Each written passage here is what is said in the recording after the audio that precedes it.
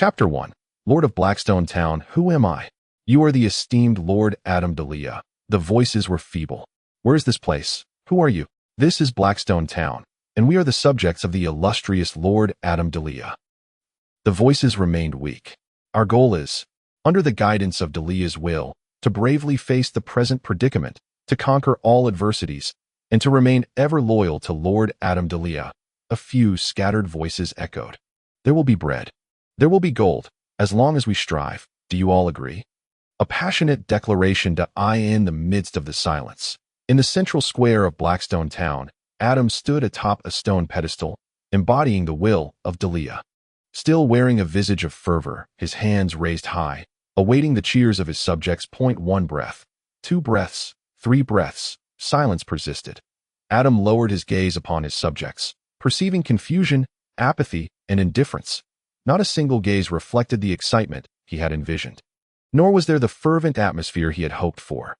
It appeared that no one believed in him. The will of deia felt a tinge of embarrassment. His hands, raised in fervor, were now uncertain whether to remain aloft or descend. The morning sun cast a soft glow upon Adam, evoking a sense of haziness, rendering him akin to a solitary statue, the crowd's silence accentuating the sculpture's sorrow, observing the somewhat helpless Adam above. Eston felt a pang of sympathy for these ignorant souls. Clenching his fists, Eston raised his voice in a rallying cry. The will of deia bathes us. It was at this moment that the surrounding crowd began to respond with a chorus of agreement. Adam, standing on the pedestal, cast a grateful glance towards Eston, feeling the warmth of that gaze, and Eston, in turn, felt his emotions swell, convinced that he ought to do something for deia, the annual tradition of Blackstone Town. The Lord's address had concluded.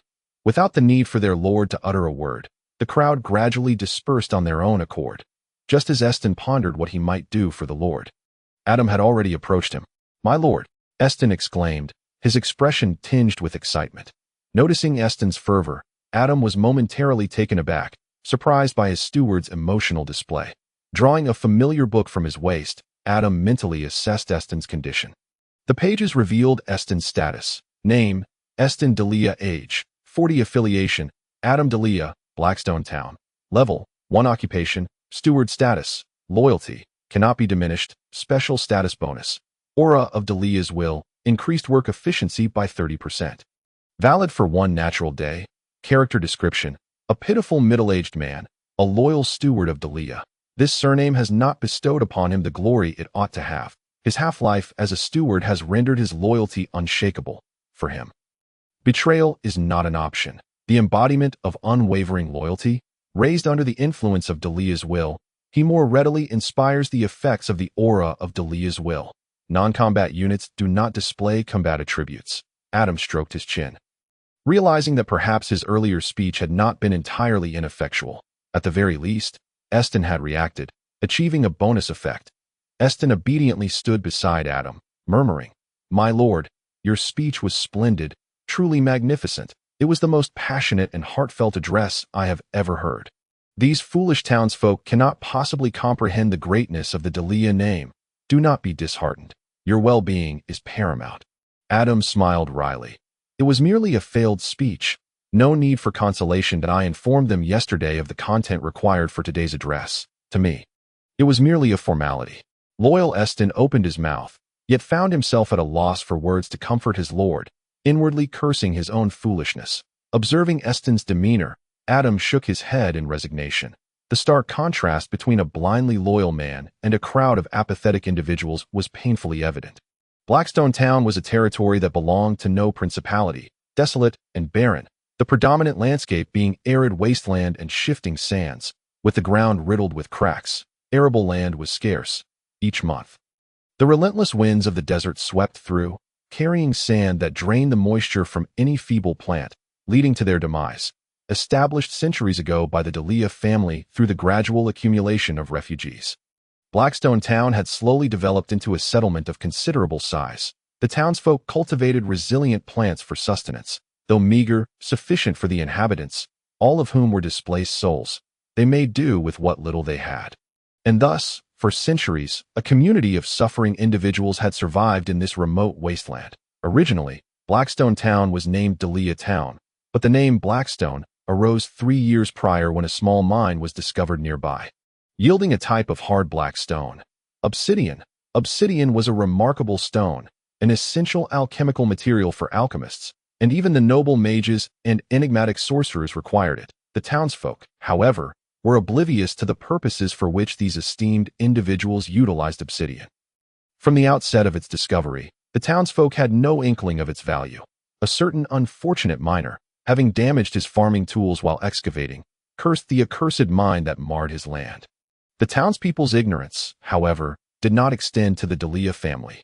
Curiously, after arriving in this place, the deia family's population dwindled annually, with deaths far outnumbering births, resulting in the family being forced into a single-line succession, merely maintaining the continuity of their bloodline. The sole remaining bearer of the deia name, young Adam, had perused the family tomes, grasping the characteristics of obsidian and comprehending its significance, despite recognizing obsidian as a treasure. Adam pondered where to find buyers for such a commodity in this remote locale, engulfed in a complex mix of emotions regarding the treasure found in a poverty-stricken land. He resolved to rename the town Blackstone, hoping that the discovery of the obsidian mine might transform the town's dire circumstances. Recently, a group of individuals, specifically a band of warriors, had brought about certain changes, or rather, unfavorable changes to Blackstone Town. Once, Blackstone Town had been home to a few warriors, originally brought by the deia family, skilled soldiers.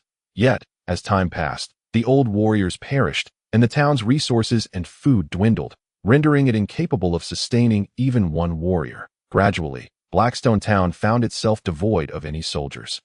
Not even a militia. To those unfamiliar and unacquainted with the town, a Blackstone town without warriors appeared as a defenseless weakling. When Adam proudly introduced the obsidian mine and earnestly requested their assistance in opening up trade routes, the image of Blackstone Town transformed from that of a destitute underdog into a naked, vulnerable entity.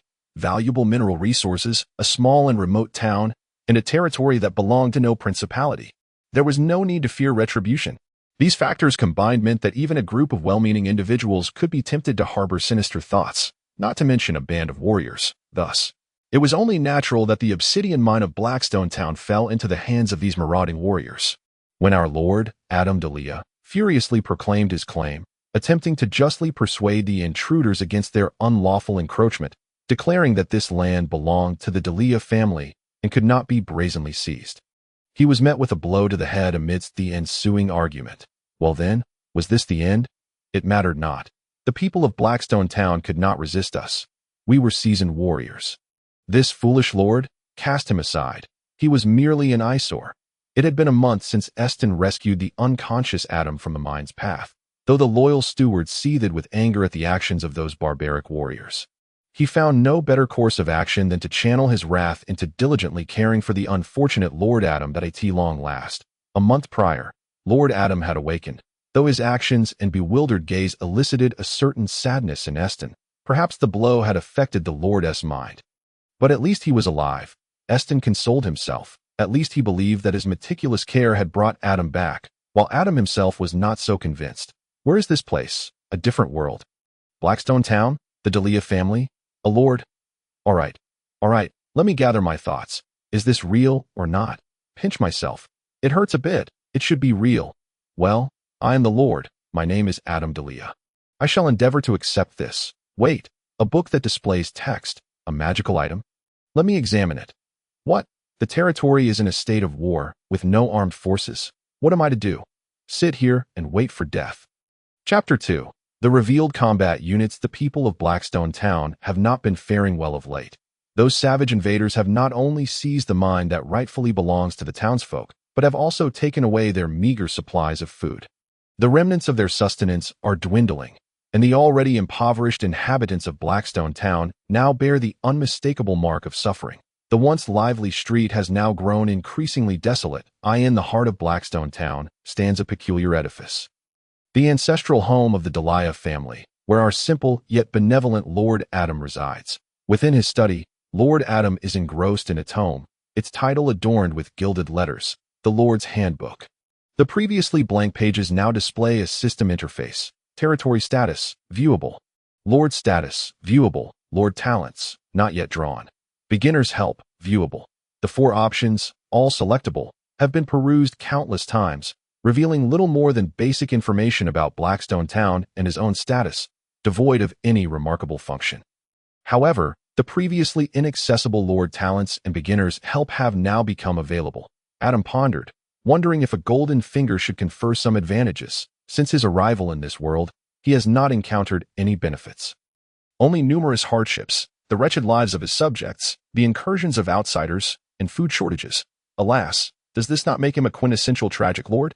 The only discernible difference seems to be an inexplicable influence that has rendered his territory data-driven or gamified. A strategy for territory development? Could this be considered a form of benefit? Although he is yet to perceive the might of the invaders, Adam remains proactive in his preparations for impending crises. He has resolved that if the golden finger fails to offer solutions, he may have no choice but to flee, abandoning his responsibilities without a backward glance. As for the territory, whoever desires it may take it. The Lord can choose whoever he wishes to assume that role. Ultimately, Adam feels no pressure. He can merely extend his apologies to the unfortunate denizens of Blackstone Town. Lost in thought, he clicked on the Lord Talents option within the book, Talent Extraction in Progress. The Lord's Handbook emanated a soft glow, its light gently undulating around the pages, illuminating the content within. As the radiance gradually dimmed, the text came into focus for Adam. Acquiring Lord Talent. Lord Summon. Active Talent. Intrigued yet uncertain, Adam solemnly tapped the text, causing the talent extraction interface to vanish. The screen transitioned back to the previous options. Upon selecting Lord Talents, he found the recently obtained Lord Summon among them, while the other talent extraction options faded into non-selectable obscurity. Lord Summon. Active Talent. Randomly summon a subject, with the subject's level equal to that of the territory. Cooldown time. 1 natural month. Subjects are the foundation of a territory. Treating your people well is tantamount to nurturing your wealth. A character lottery. Let us give it a try. Adam chose to activate the talent, entering the cooldown period as a soft glow illuminated the scene. When the light faded, a character card materialized on the page. A mature male, appearing to be in his 30s, with a rugged visage, a robust physique, and a long spear firmly gripped in his hands. Spearman. Combat unit name. Alan Delia. Affiliation. Adam Delia. Occupation. Spearman. Guardian level. 0 status. Loyalty. 100 combat attributes. Lord level insufficient. Unable to view. Combat skills. Loyal Guardian. Passive skill. Loyal Guardian. Within the territory, immune to all physical and magical damage. Outside the territory, all combat attributes are reduced by 50%, while in a guarding state. All combat attributes increase by 30%. This is a loyal spearman who has forsaken his freedom to safeguard the territory's security, sacrificing his life and wielding his spear to uphold the Lord's honor. A combat unit. Adam's eyes sparkled with excitement. At last, he had a combat unit. He understood well that falling behind invited disaster. Without a combat unit, a leader's authority would be compromised. With a sense of reverence, he eagerly tapped on the character within the book, awaiting a response. Nothing happened? Is it frozen? He tapped again. Still no reaction. In his excitement, Adam found himself bewildered. What was happening? After days of diligent study of the Lord's Handbook, he had followed its mysterious guidance without fail. Why had it suddenly malfunctioned today? Perplexed, he contemplated the issue, flipping through the pages and continuing to tap in various places. If the Lord Talents option was unresponsive, he would try the territory status. Territory status. Blackstone Town territory area. 10 square kilometers in modern measurement. Territory owner. Adam Delia. Territory level. 0 territory status. Subjects 861 1000. Combat units 1000. Combat units and subjects share the unit cap. Public sentiment 21,000. If public sentiment falls below 0, the territory will be lost. Buildings none. Current upgrade requirement 1,000 public sentiment. Upon leveling up, reward random lottery pack 1. A pitiful territory confronted by a negligent lord. Let us pray for the people of Blackstone Town. It was the same formula as yesterday. The same familiar interface. Adam scrutinized it carefully and found nothing amiss, moving on to the next option. As for evaluations, Adam chose to ignore them. He was thrust into this role without preparation. Having never held an official position in his previous life, becoming a lord in this one left him entirely in the dark. Onward to the next. Lord status. Name. Adam Delia. Territory. Blackstone Town age, 23 occupation, Lord level, 0 attributes, leadership, 5. Command, 5, wisdom, 6, charisma. For skills, Delia's will, passive skill, trigger conditions unknown, effects random. Your people are beset by hunger, disease, and war. The invaders have not only brought oppression, but have also caused you to lose significant public sentiment. Still no additional options available. Aside from the fact that the territory status now included an extra combat unit, there was nothing particularly noteworthy. How does this work? Is this talent merely a card to satisfy my curiosity? Adam muttered to himself, tapping the book and shaking it, questioning why the spearman could only exist within its pages. He felt a wave of discouragement. It seemed a dead end. Even someone with 0 leadership experience like himself understood that a territory without armed forces could not be sustained. The people needed protection. They longed for safeguarding. My spearman, come forth, he implored. Was he to flee before he had even begun his tenure as lord? Frustrated, Adam shook the lord's handbook, and with a rustling sound, a page fluttered down. The very page containing the spearman. The light flickered, and a mysterious aura filled the study. Adam gaped, dumbfounded by the scene before him, murmuring, "It truly worked. It truly worked. Such a unique entrance. Only possible through a shake." As the glow settled, a powerful spearman appeared before Adam, his spear gleaming menacingly, an embodiment of formidable strength. His upper body, muscular and glistening with a bronze sheen, exuded explosive power. Declaring the might of its owner, clad in burlap trousers and strapped with leg bindings, the spearman's gaze was profound and his expression serious. Upon materializing, he knelt on one knee. "Esteemed lord, I am your loyal warrior, Alan Delia. Where your gaze falls, there shall my spear conquer." Meanwhile, Lord Adam remained in a state of bewilderment. Every year brought peculiarities, and this year was particularly unique. Reading could summon a warrior. Adam stared vacantly at the muscular figure before him, nodding stiffly. What a formidable man. Chapter 3. Public sentiment and the spearman days have passed since Alan's summoning. Now possessing a combat unit, Adam felt an unwavering confidence, especially considering Alan's invulnerable attribute, rendering him immune to all harm within the territory, an attribute that appeared promising. Following Alan's summoning, Adam entrusted him to Eston, who professionally outfitted Alan with a complete set of clothing. Unfortunately, Blackstone Town had no armed forces and lacked standardized equipment, so Alan had to don the butler's attire. Eston assigned him the task of patrolling Blackstone Town daily to soothe the townsfolk's anxieties, hoping the spearman would instill a sense of security among the populace. The butler inquired several times about Alan's status, but Adam deflected with various excuses. The question was difficult to answer. After all, he could not divulge that he carried a golden finger that summoned this combat unit, although Eston was astonished at the sudden appearance of a spearman. He had the discretion befitting a Delia butler. Since the lord was unwilling to elaborate, he refrained from pressing further. In the ensuing days of uninterrupted study, Adam diligently explored the functionalities of the lord's handbook, including the beginner's help option. Upon opening it, numerous selectable options appeared. Suggestions on territory taxation, the 10,000 whys of subjects, civil administration and military structure, the art of lordly conduct, and so forth. After several days of reading, reflecting, and pondering, Adam began to grasp the nobility and depth of the lordly profession. Well, this certainly seemed a promising vocation.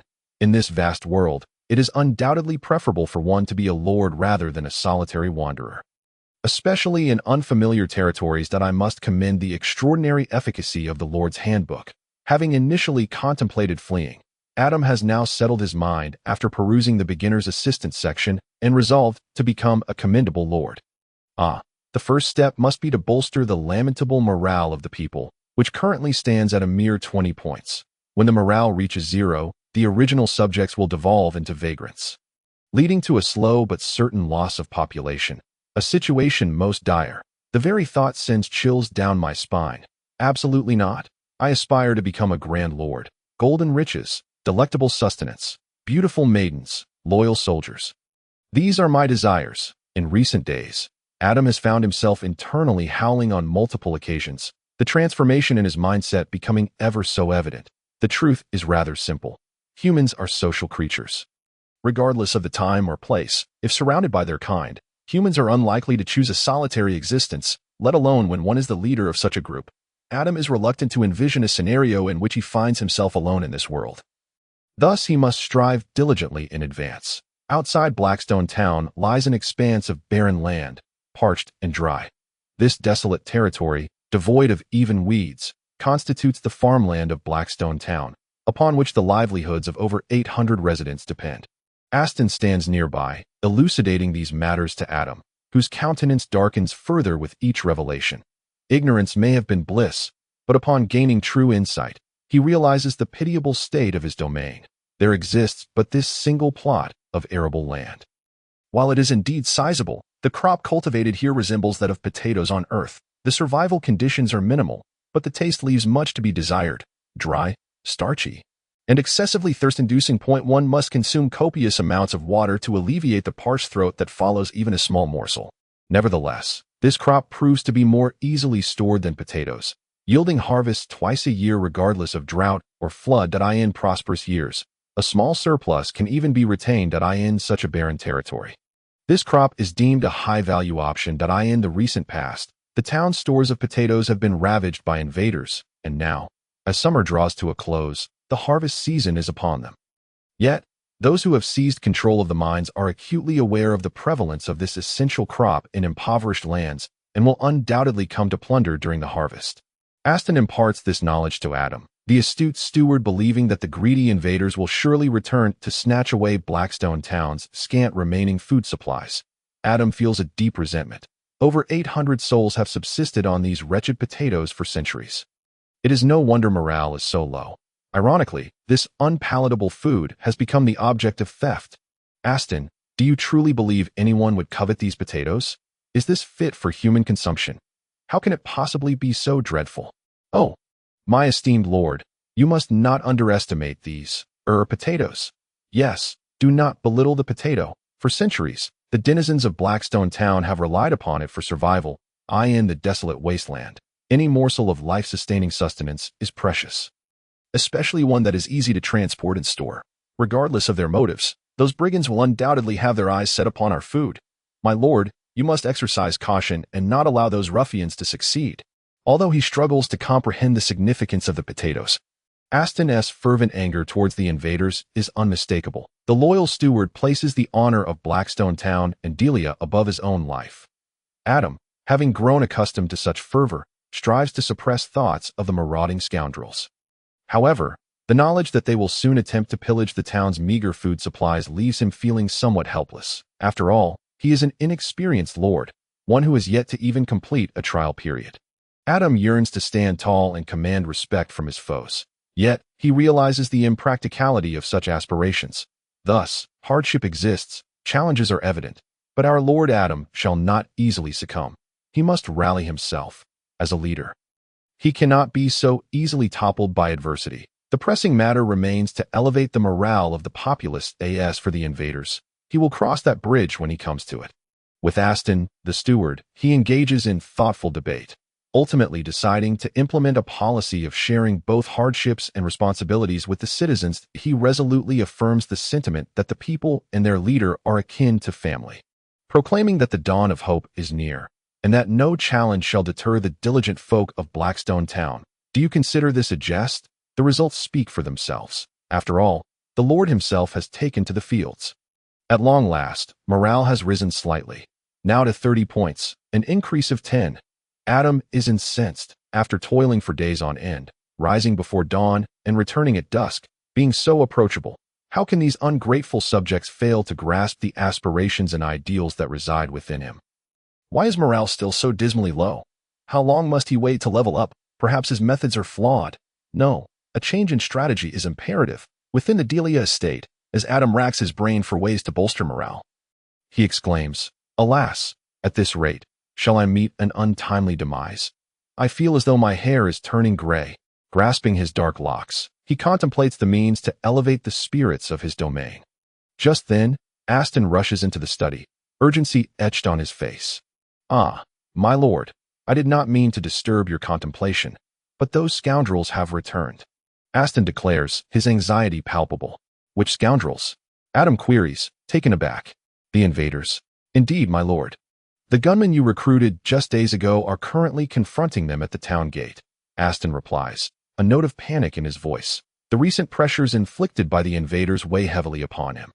The overwhelming might of the attackers leaves Blackstone town defenseless, and Adam had been gravely injured, bedridden for nearly a month. The poor steward has never ventured beyond the town's borders and has never encountered such formidable warriors.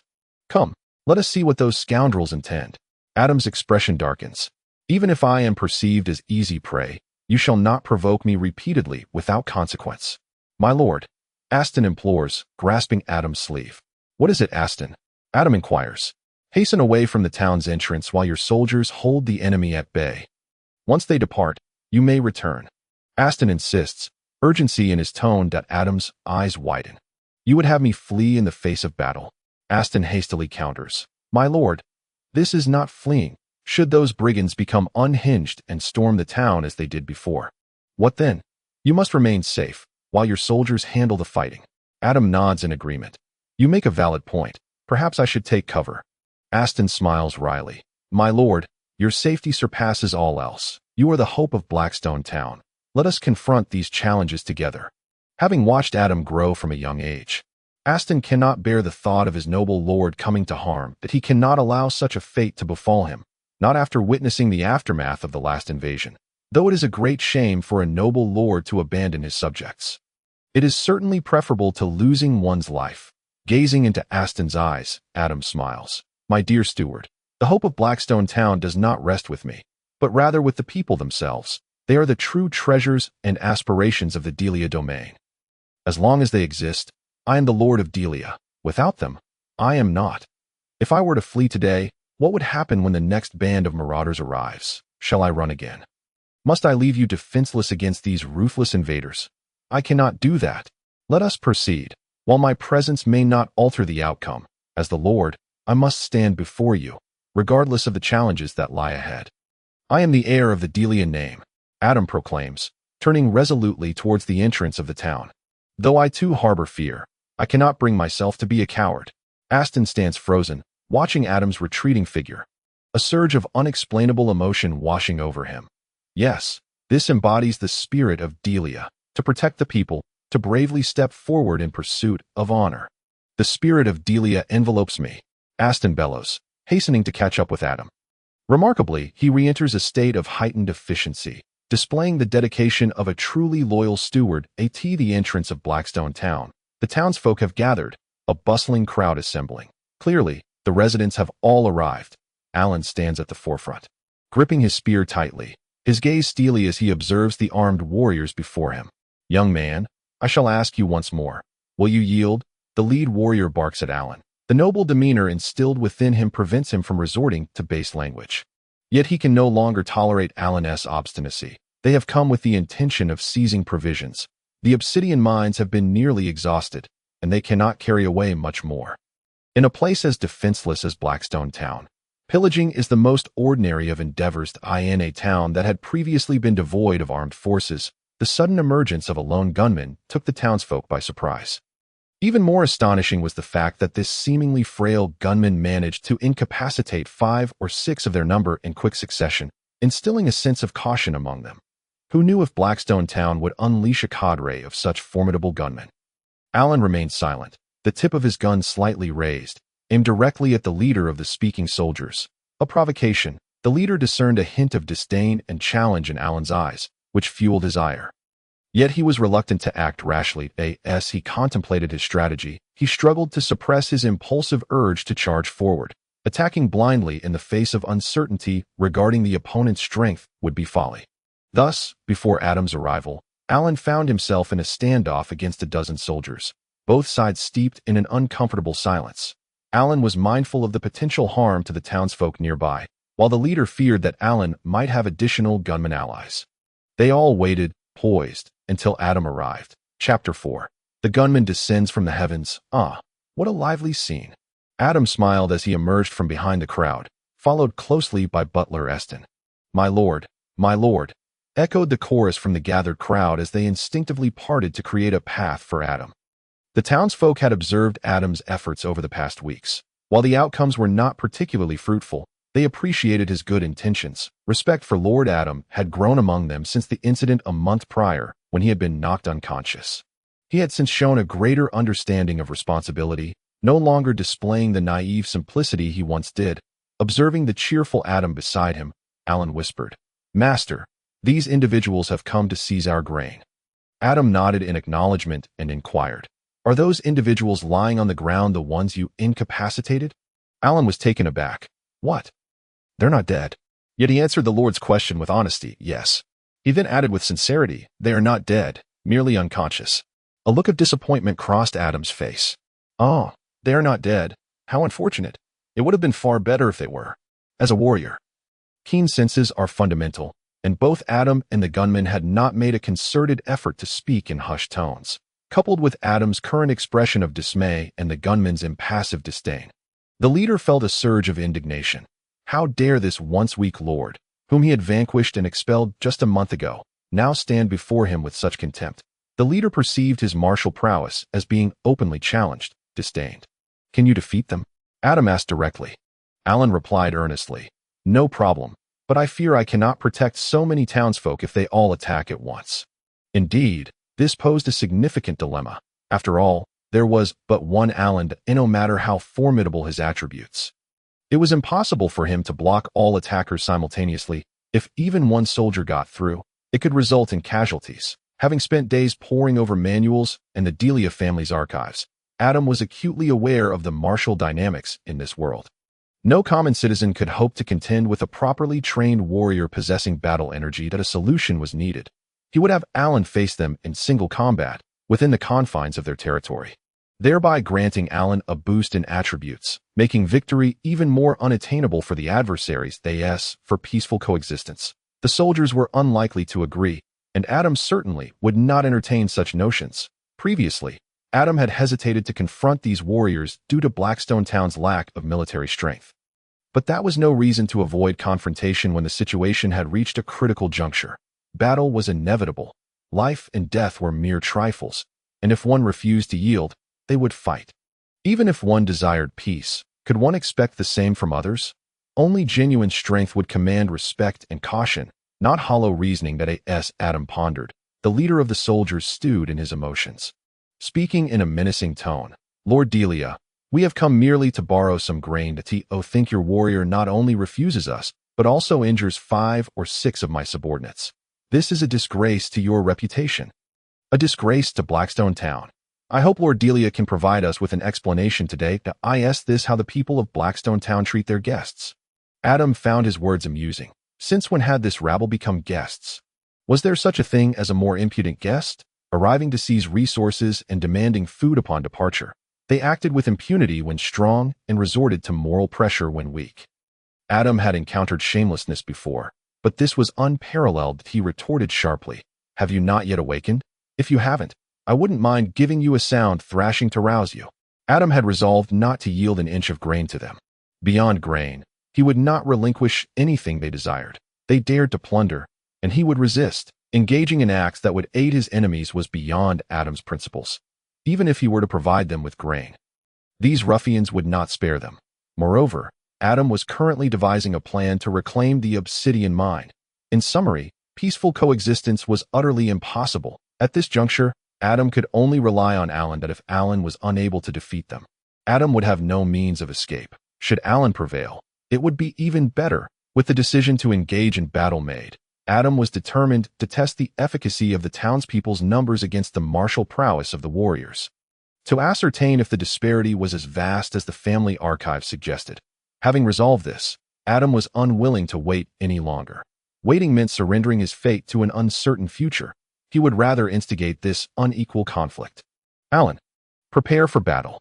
Adam smiled as he spoke. That moment, he instinctively clenched his fists, striving to suppress the tremors of his legs. Was this feeling one of excitement or fear?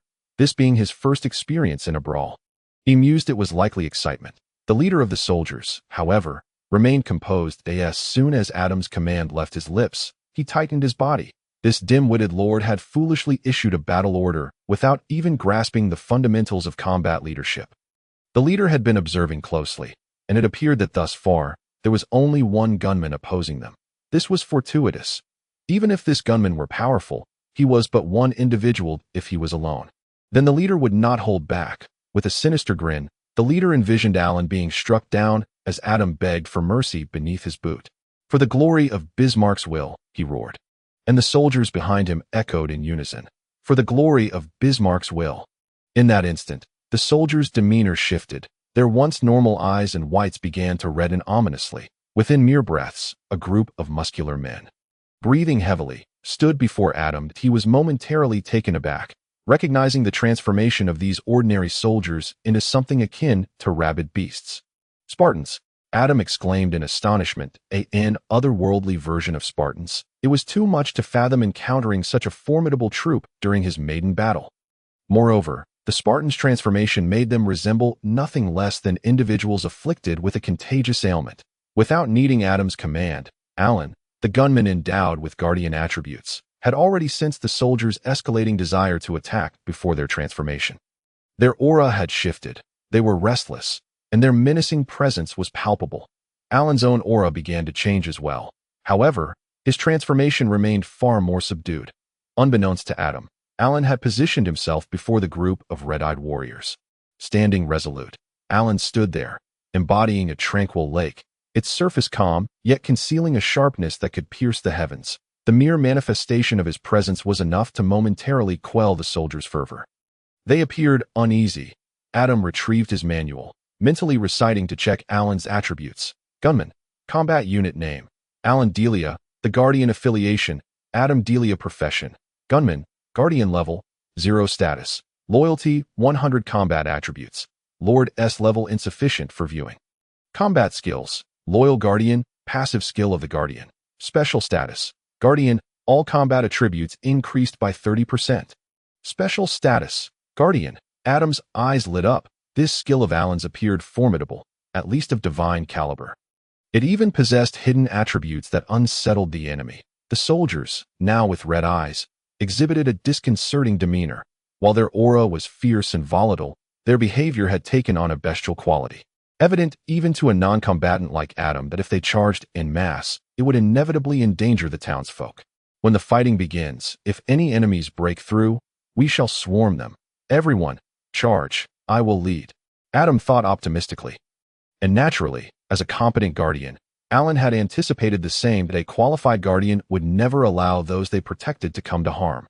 As the tip of the spear gently descended toward the ground, it struck softly, capturing the attention of all present. In Alan's gaze, which had once held a sense of caution, there now lingered an unmistakable hint of disdain that required no further disguise. The warriors opposite him keenly sensed the unfiltered mockery emanating from Alan. A mere glance conveyed an attitude rife with contempt and derision. Just then, Alan, with a single hand gripping the long spear, pointed it resolutely at the warriors while offering them a smile. That he smiled. In an instant, it was as if a bucket of water had been thrown into a pot of hot oil. The atmosphere erupted.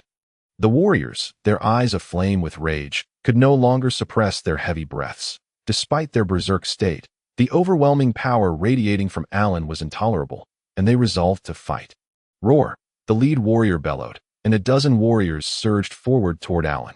Their heavy breaths and imposing presence palpable even from 10 meters away, causing Adam, a non-combatant lord, to feel a twinge of discomfort. Alan did not retreat. Instead, he advanced, accelerating toward them with a speed that rendered Adam unable to comprehend. The spear arcing with a blur of motion, obscuring its technique. The once mighty lead warrior collided with Alan, akin to crashing into a speeding train, propelled back with even greater speed than before. Combat requires little in the way of words, even as the lead warrior fell. The others rushed in to encircle Alan. They hailed from families and nations steeped in strict discipline and formidable power. While they might not understand the phrase, "victory belongs to the brave," they were acutely aware that in small unit combat, success hinged not on artistry in command, but on sheer courage. With a unified effort, they aimed to overwhelm the enemy, eschewing intricate formations and excessive tactics. Wheel warfare? Ambush. I strike from the front, you stab from behind.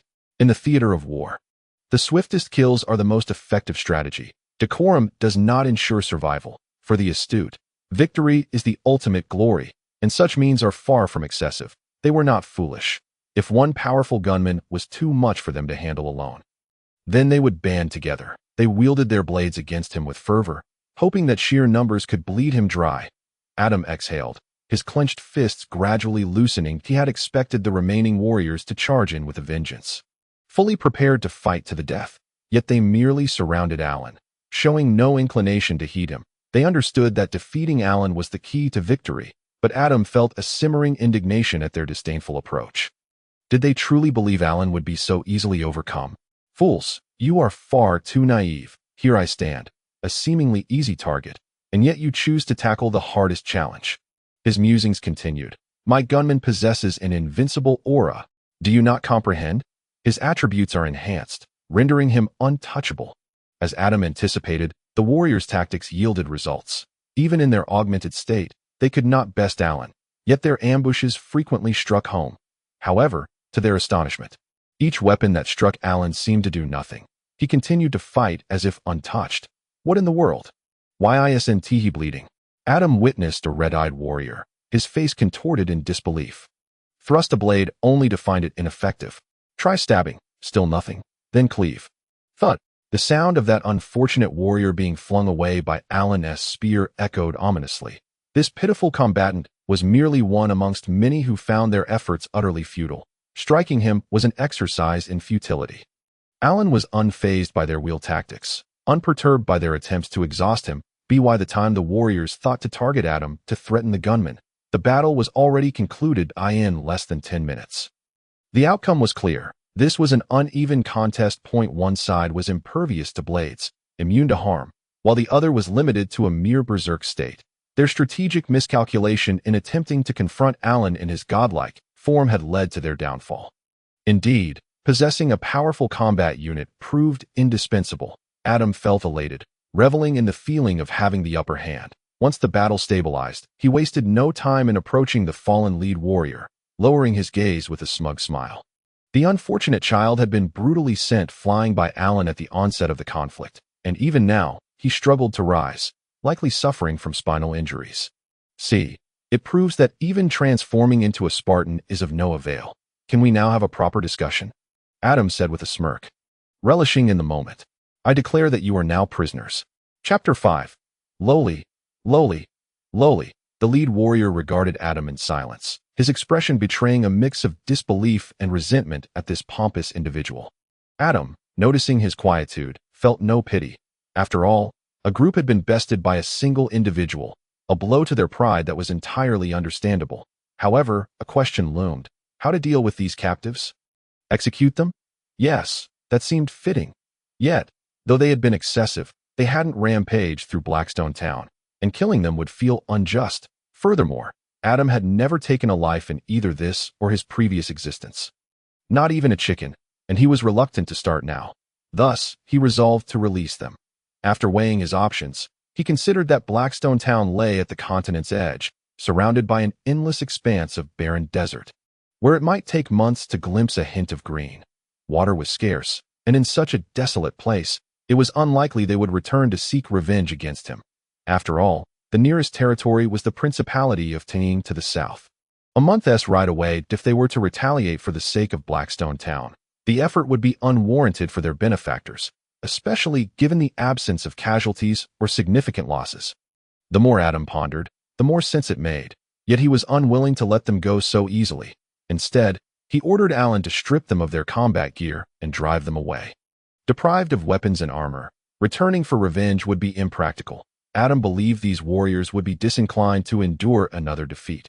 Following the battle, Adam was pleased to discover that the people's morale had risen by 200 points, affirming that protecting their homeland and securing their property was an effective means of winning their hearts. Moreover, after this skirmish, the miners had vanished, leaving behind a trove of unmined obsidian that it appeared that Bismarck's warriors had departed in haste.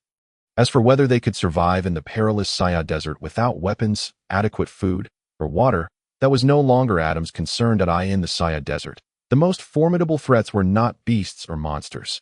These creatures were exceedingly rare. Instead, the greatest danger lay in the swift depletion of moisture and stamina, the ultimate menace to any living being. Their lives or deaths mattered little to him. Adam reasoned that sparing them was the greatest mercy he, as a lord, could extend. Over the following month, the diligent citizens of Blackstone town welcomed their bountiful harvest season. Although the potatoes from this foreign realm lacked flavor, our noble Adam loathed the taste. Yet with only this crop available, he had no choice but to endure it alongside his people. One day, after toiling in the fields to gather potatoes, Adam, feeling utterly exhausted, sat in his chamber, fantasizing about the bliss of having a maid to massage his legs and shoulders. Why did other lords enjoy the service of beautiful maids while he, the esteemed patriarch of the Delia family, was left without even one? He could only massage his own legs to alleviate the soreness. Adam lamented. Ever since experiencing the massage techniques of Eston and Alan, he concluded that self-massage was preferable. Better to endure a little fatigue than to face their torturous methods again. Yet, despite the weariness, it was all worth it. Ever since the Bismarck warriors were driven off by Alan, he had been dedicating his days to harvesting alongside the townsfolk, assisting the elderly across the street, and returning children who strayed too far with 2 potatoes in hand. These small acts accumulated, gradually increasing Adam's popularity to 291 points, tantalizingly close to the 300-point mark. With continued effort, an upgrade was within reach. The flourishing development of his territory was now clearly visible. Coughing to regain focus, Adam curbed his aimless daydreaming and turned his attention to the pressing challenges ahead. Firstly, once the harvest concluded, there would be no reason to endure hardships alongside the people. Would this affect the increase in their morale? He pondered deeply. Furthermore, Eston had mentioned today that 1/3 of the harvested potatoes should be reserved as seeds for the second half of the year, a practice known as seed retention. However, if 1/3 was set aside, there would not be enough potatoes left for consumption. Yet, if they did not reserve seeds, what would they eat in the latter half of the year? Thus, seeds must indeed be retained. In search of new sources of sustenance, Adam pondered earnestly for an extended period, almost racking his brain in vain, yet failing to devise a satisfactory solution. Perhaps I am inherently unfit to be a leader, he mused, feeling despondent. I am so weary. I long for slumber, yet I cannot shake the nagging feeling that I have forgotten something. What could it be? Yes, it has already been a month since the harvest. My lordly talent should have recharged by now. It might even have surpassed the cooldown period by several days. How foolish of me to squander that time. The sooner I utilize it, the sooner it will refresh. This is a divine ability. With a slap to his forehead, Adam sprang into action, not quite sitting up, but rather crawling from his bed. As no one was watching, he retrieved the manual he always kept at hand, even during sleep, and opened the Lord's development system, only to discover that the summoning talent was indeed fully recharged. The last summoned ally, Alan, had proven his formidable strength beyond doubt. This ability was undoubtedly extraordinary. What could he summon this time? A mighty warrior, an astute administrator, or perhaps a beautiful maid? With excitement coursing through him, Adam confirmed the summoning, and a soft glow began to shimmer, enveloping the room in an air of mystery. Adam's lips moved as he chanted, I desire a lowly. I desire a maid. I desire a lowly. I desire a maid. I want. A radiant character card materialized within the pages, clad in a pristine white dress, with a cherubic smile and delicate arms cradling a handful of fine plant seeds. Adam found himself momentarily speechless. Truly, she is a lowly. Tears welled in his eyes, overwhelmed by the realization. What did I say? I am a time traveler. Indeed, my wishes have come to fruition. Such swift rewards. A gentle and delicate lowly maid. Here I come. In stark contrast to his affable and magnanimous demeanor before the townsfolk, Adam now appeared decidedly lecherous, as his mind wandered to less virtuous thoughts. Aha, he exclaimed, shaking the book. I knew this was the correct method. As he watched the card drift down, the light illuminated a pair of emerald green eyes gazing innocently at Adam, a faint dimple appearing on her left cheek, her hands delicately clasped before her chest, a plant-themed lowly, with her adorably naive expression and pure smile. Adam felt his heart melting. She even arrived bearing seeds. This was truly a plant-themed lowly. His eyes widened in astonishment. Previously not one to be particularly enamored with lowlis, he now found himself an ardent devotee, utterly captivated by the angelic beauty of this little girl. Esteemed Lord, I am Sophia Drelia. Your surname is the light that shields me. Her soft voice broke through Adam's stupor, awakening him from his daze. He realized this year he had spent more time in a daze than he had the entire previous year. Her voice was simply enchanting. Adam discovered yet another virtue of the little lowly. Indeed, He should address her as Sophia. Little Sophia. He opened the manual to examine her attributes, curious to confirm her profession as a maid, agricultural officer, non-combat unit name. Sophia Drelia affiliation, Adam Drelia profession, agricultural officer. Whisperer level, 0 status. Loyalty, 100 talent skill. Whisperer's affinity, a passive skill that allows innate communication with flora and fauna, with increasing skill strength as her level rises. She is an angel of the gods, with a natural affinity for plants and animals, making her a friend of nature by birth, and her adept agricultural skills render her an invaluable aid to any lord. So she is not a maid. Chapter 6. The Dawn of Agriculture in Blackstone Town. Part 1. Since she is not a professional maid, she ought to be placed in her rightful position.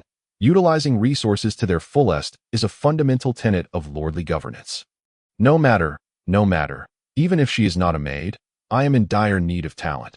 I require skilled individuals, not mere ornamental bed warmers. Adam consoled his wounded spirit, rationalizing that, in idle moments, she could still serve as a source of warmth, perhaps.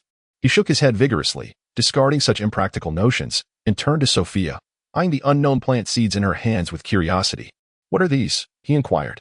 Sophia replied gently. These are seeds, my lord. She was bewildered that her lord could not distinguish plant seeds. Adam sheepishly rubbed his nose. You can just call me Brother Adam. There's no need for the formalities. It makes me feel bashful. That cheeky little minx. Sophia blinked her large, sparkling eyes. Is it really okay to call you Big Brother, my lord? Adam replied grandly. No problem at all. Call me whatever you like. If you think brother sounds odd, feel free to choose another title. No one shall judge you. Sophia nodded softly. Brother. Oh, my heart. Adam's inner self clutched at his heart, enchanted by the delightful sound of her voice, so clear and sweet, akin to the chiming of little bells. By the way, what is the purpose of these seeds? Adam asked. Sophia smiled. They are for eating. Adam was taken aback. You usually eat seeds? You don't eat regular food? Sophia's face flushed a deep crimson. No, these are seeds that grow into edible plants. I would never eat seeds.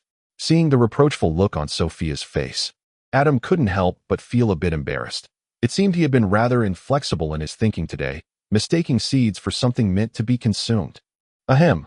So, are the things grown from these seeds tasty? How much can you cultivate? With just what you have in your hand, I doubt it would suffice. I mean, the kind meant to be planted to yield food. Adam added, feeling that his explanation was somewhat convoluted. Unsure if little Sophia would grasp his meaning, Sophia looked at him quizzically. Just a little? That's an enormous amount. One seed can produce countless crops. I have 3 different kinds of seeds here. If all are planted, there will be in abundance. She gestured, drawing a large circle in the air to emphasize her point. Adam sighed inwardly. Very well. If she couldn't even quantify how much that abundance would be. Could such a little girl truly serve as my agricultural officer? Sighing deeply, he resolved to temper his expectations. After all, she was merely a child. The tea was already quite late, and it was time to retire for the night. Adam gently addressed Sophia. It's all right. Even if we can't cultivate anything, I will have the steward prepare a room for you that you've just arrived and have no place to sleep. You must believe me. I can indeed grow a great many. Sophia insisted. Her face flushed with urgency. How could her lord not believe in her abilities? Seeing little Sophia's anxious expression, Adam felt a twinge of guilt. Was he really being unfair to a child? All right. I believe you. You are so adorable. You must certainly be able to cultivate in abundance, he reassured her, opening the door and calling out to the outside. Old AI. Eston Drelia. Can you hear me? Come quickly. What does my lord require? Eston, the steward of the Drelia estate, had been absent of servants until now. To accommodate his lord, Eston's chambers were conveniently close to Adam's. Having a light sleep, he promptly appeared at Adam's door, ready for duty. Noticing the slight wrinkles in Eston's attire, Adam felt a mix of guilt and gratitude as he approached and tidied his clothes, gesturing towards Sophia. This little lady needs a room. She will be residing with us from now on. Just like Alan. Not too far, close to my room. Eston appeared touched. My lord. So by adjusting your attire, you will soon enter the realm of glory again, will you? Working fervently during the day was one thing. But now at night too. Adam felt a headache coming on. Quickly.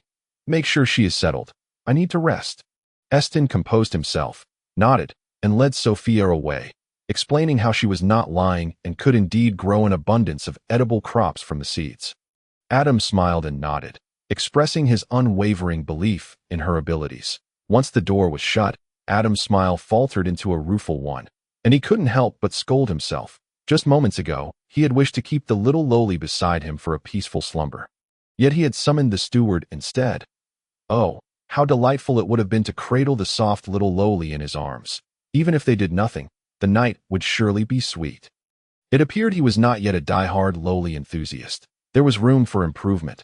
Lying in bed, he reflected on the recent events and noticed an intriguing pattern. Did the characters summoned by his lordly talent come with their own items? The last time he summoned Alan, aside from his attire, he had brought along a remarkably sharp spear, which Adam had borrowed for a few days and found to be exceptionally keen. Did the seeds that Sophia brought carry any special attributes as well? As these thoughts swirled in his mind, Adam gradually drifted into a peaceful slumber. The sun hung high in the sky as Adam indulged in a leisurely slumber, sprawled across his bed and stretching his limbs, involuntarily uttering sounds deemed inappropriate for children. What bliss! Sleeping in is the privilege of a lord. After lounging for a while, Adam, feeling it must be nearly noon, lazily rose from his bed for the past few days. In an effort to win the hearts of the people, he had risen early each day, exhausting himself in the process. That it was a rare pleasure to have such a restful sleep today. It was decided, from now on, he would enjoy a late morning every day. Adam believed that indulging in such sloth was the most basic respect for his position as lord. After his slumber, he would be dressed by a lovely maid, partake in a sumptuous meal, and afterwards take a leisurely stroll or inspect his territory, basking in the adoring gazes of his subjects. Oh, wasn't that just the dream he had last night? Alas, the day had already brightened, yet he still lingered in that dream. Adam found himself grinning foolishly as he donned his clothes, suddenly pausing at the thought of the word maid. Speaking of which, it seemed he had summoned a little lowly yesterday. With the busy farming season over, it was time to relax and nurture his relationship with the little lowly. As for the matter of potato seeds, he would leave that to the professionals. As a lord, how could he spend every day among the fields? That would be beneath his dignity. Naturally, Adam excitedly set out to find Eston, eager to inquire where the little lowly was staying and whether she had risen yet. He scoured the deia estate but found no sign of Eston. How peculiar! Typically, Eston would wait for him to awaken and attend to him.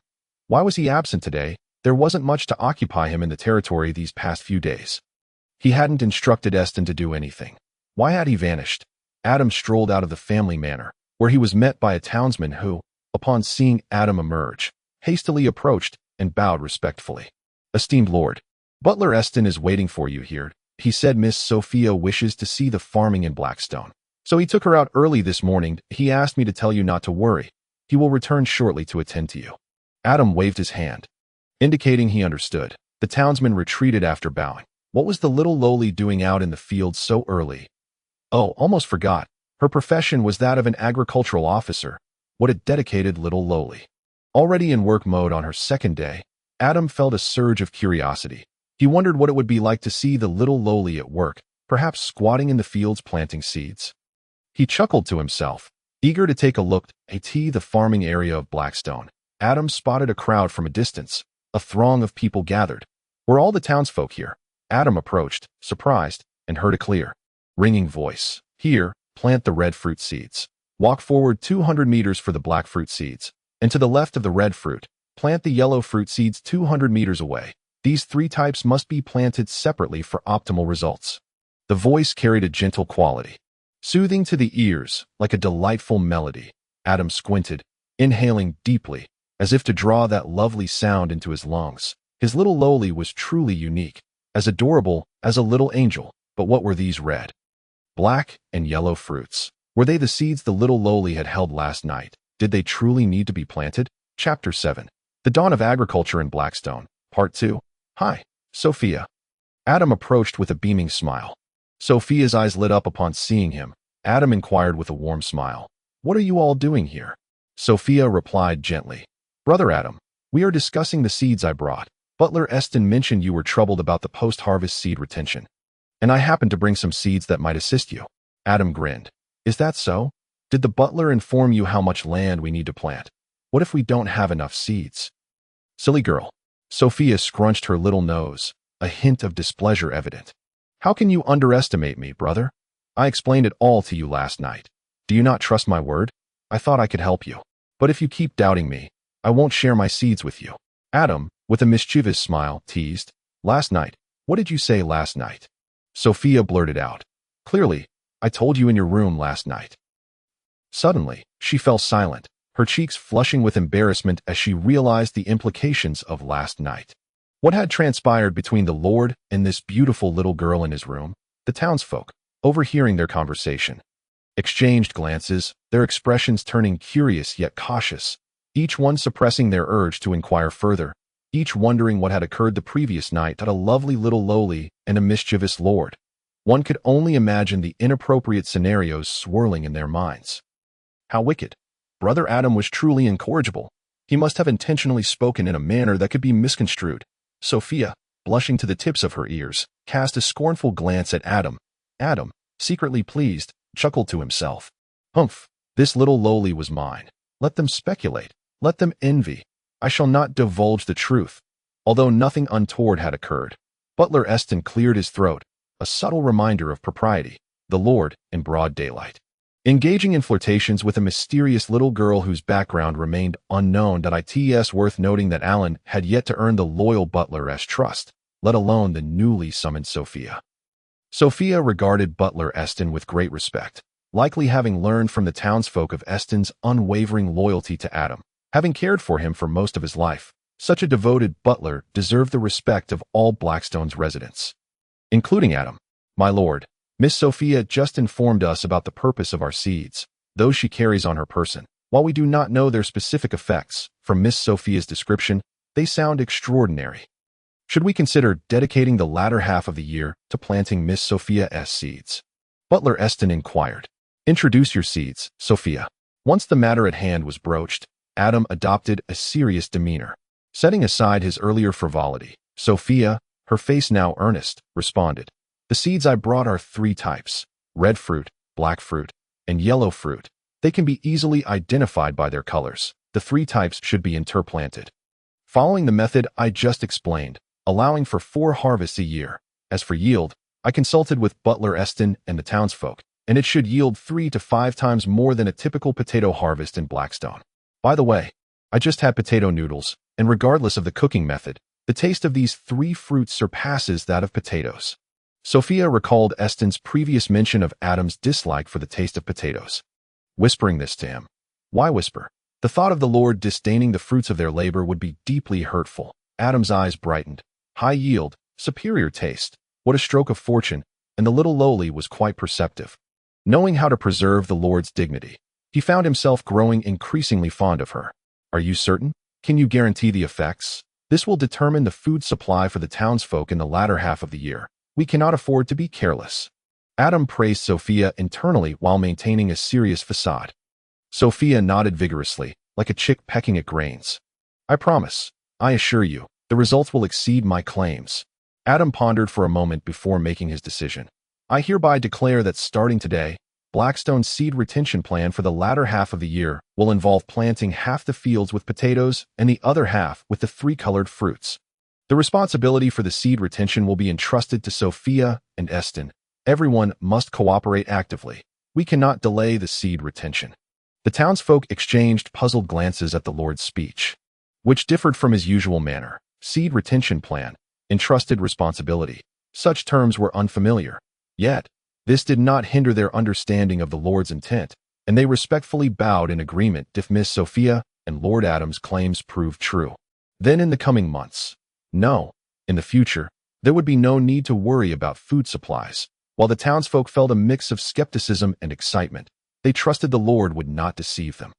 The prospect of full bellies filled them with renewed vigor. They smiled genuinely, envisioning a brighter future, pouring their enthusiasm into the agricultural endeavors of Blackstone. Only Sophia stood there, pouting. What was this? Half her fruits and half potatoes. Did that not imply a lack of trust in her? Noticing Sophia's discontent, Adam sighed internally. Recognizing her youth, the crowd dispersed to obtain the 3 colored fruit seeds from Eston. Adam gently pulled Sophia aside to comfort her. Do you feel I do not believe in you? Sophia nodded. Looking forlorn, Adam smiled, stroking her hair. Silly girl, even if all the land were planted with potatoes, it might not suffice for the town's food supply in the latter half of the year. After all, our arable land is limited. Sophia queried. If planting all potatoes won't suffice, then why not plant only my seeds? That way, there would be more than enough food, and plenty left over.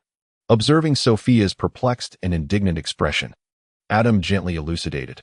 It is for the sake of the townsfolk's peace of mind. Consider this. If I were to cultivate only the tricolor fruits, the villagers would undoubtedly succumb to panic. They are unfamiliar with you and the effects of the seeds you bring. After all, they have yet to witness the results firsthand. Were I to mandate everyone to plant, they would comply, but I can assure you that this would breed discontent towards you, Sophia, with your remarkable talents. I wish to entrust all matters of cultivation in the territory to you. How could I allow any resentment to fester among the people? Adam spoke in a tone reminiscent of soothing a child. Sophia's demeanor shifted from despondent to elated as she exclaimed, Really? This means I can interact with seeds and plants every day. Adam was momentarily taken aback, nearly forgetting that this little one was a whisperer by nature, an innate druid. No less, it is well known that druids have an affinity for flora and fauna. Shaking off his distractions, Adam continued. Indeed, so you must put forth your utmost effort. Furthermore, Blackstone Town must continue to cultivate additional arable land. After all, food is the foundation of any territory. I am relying on you. Dear sister, I have faith that Sophia will excel. With a determined smile, Sophia promised, I will ensure the task is completed. She then dashed off to join the seed distribution effort. Adam, with a fond shake of his head, reflected on an aspect he had not voiced. Should Sophia's seeds yield no results or fall short of expectations, the remaining potatoes from the usual plots would provide a buffer against immediate food shortages, allowing him time to consider alternative paths. But if that were the case, what would those alternatives be? Leaving this desolate region, a flicker of thought crossed Adam's mind. He quickly dismissed the impractical notion. It was not yet the time to abandon the wasteland, especially when the territory's economy, military, agriculture, and civil governance were still so underdeveloped. Though Adam yearned to escape this barren land, he pondered whether early encounters with other factions would leave the people of Blackstone Town vulnerable to exploitation. With so many concerns weighing on him, particularly as the lives of over 800 souls rested in his hands, he could not afford to act recklessly. As he surveyed the bustling atmosphere around him, Adam rubbed his nose, realizing that a wise lord delegates tasks to lighten their own burdens, thereby allowing for a more strategic use of resources. Not laziness, but rather resource management.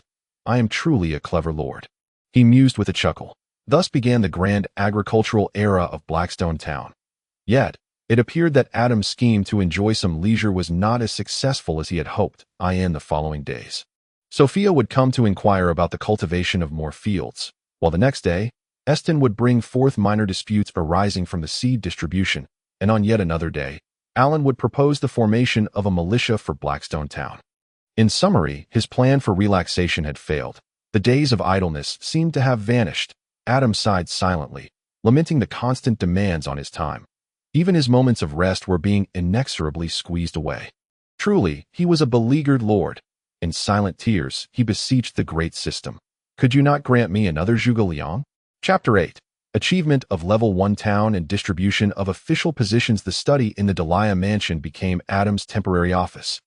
Amidst the flurry of the agricultural revolution, he found it challenging to execute his leisurely scheme that in fact, as the lord, he was busier than anyone else, meticulously verifying the seeds distributed by Sophia and ensuring equitable allocation, while also mediating the inevitable friction among the townsfolk arising from their labors. Ordinarily, this would fall to the steward, but with the steward and Sophia preoccupied with planting, Adam had to take charge, estimating the area of newly cultivated land in Blackstone Town, among other tasks. Thankfully, with the occasional assistance from Eston and Sophia, despite the overwhelming workload, everything proceeded smoothly. However, Adam found himself increasingly vexed by Alan, who, perhaps influenced by the recent incursion of the Bismarck warriors, proposed the reformation of a soldiers' regiment for Blackstone Town. Observing Alan's resolute demeanor, Adam felt a headache brewing.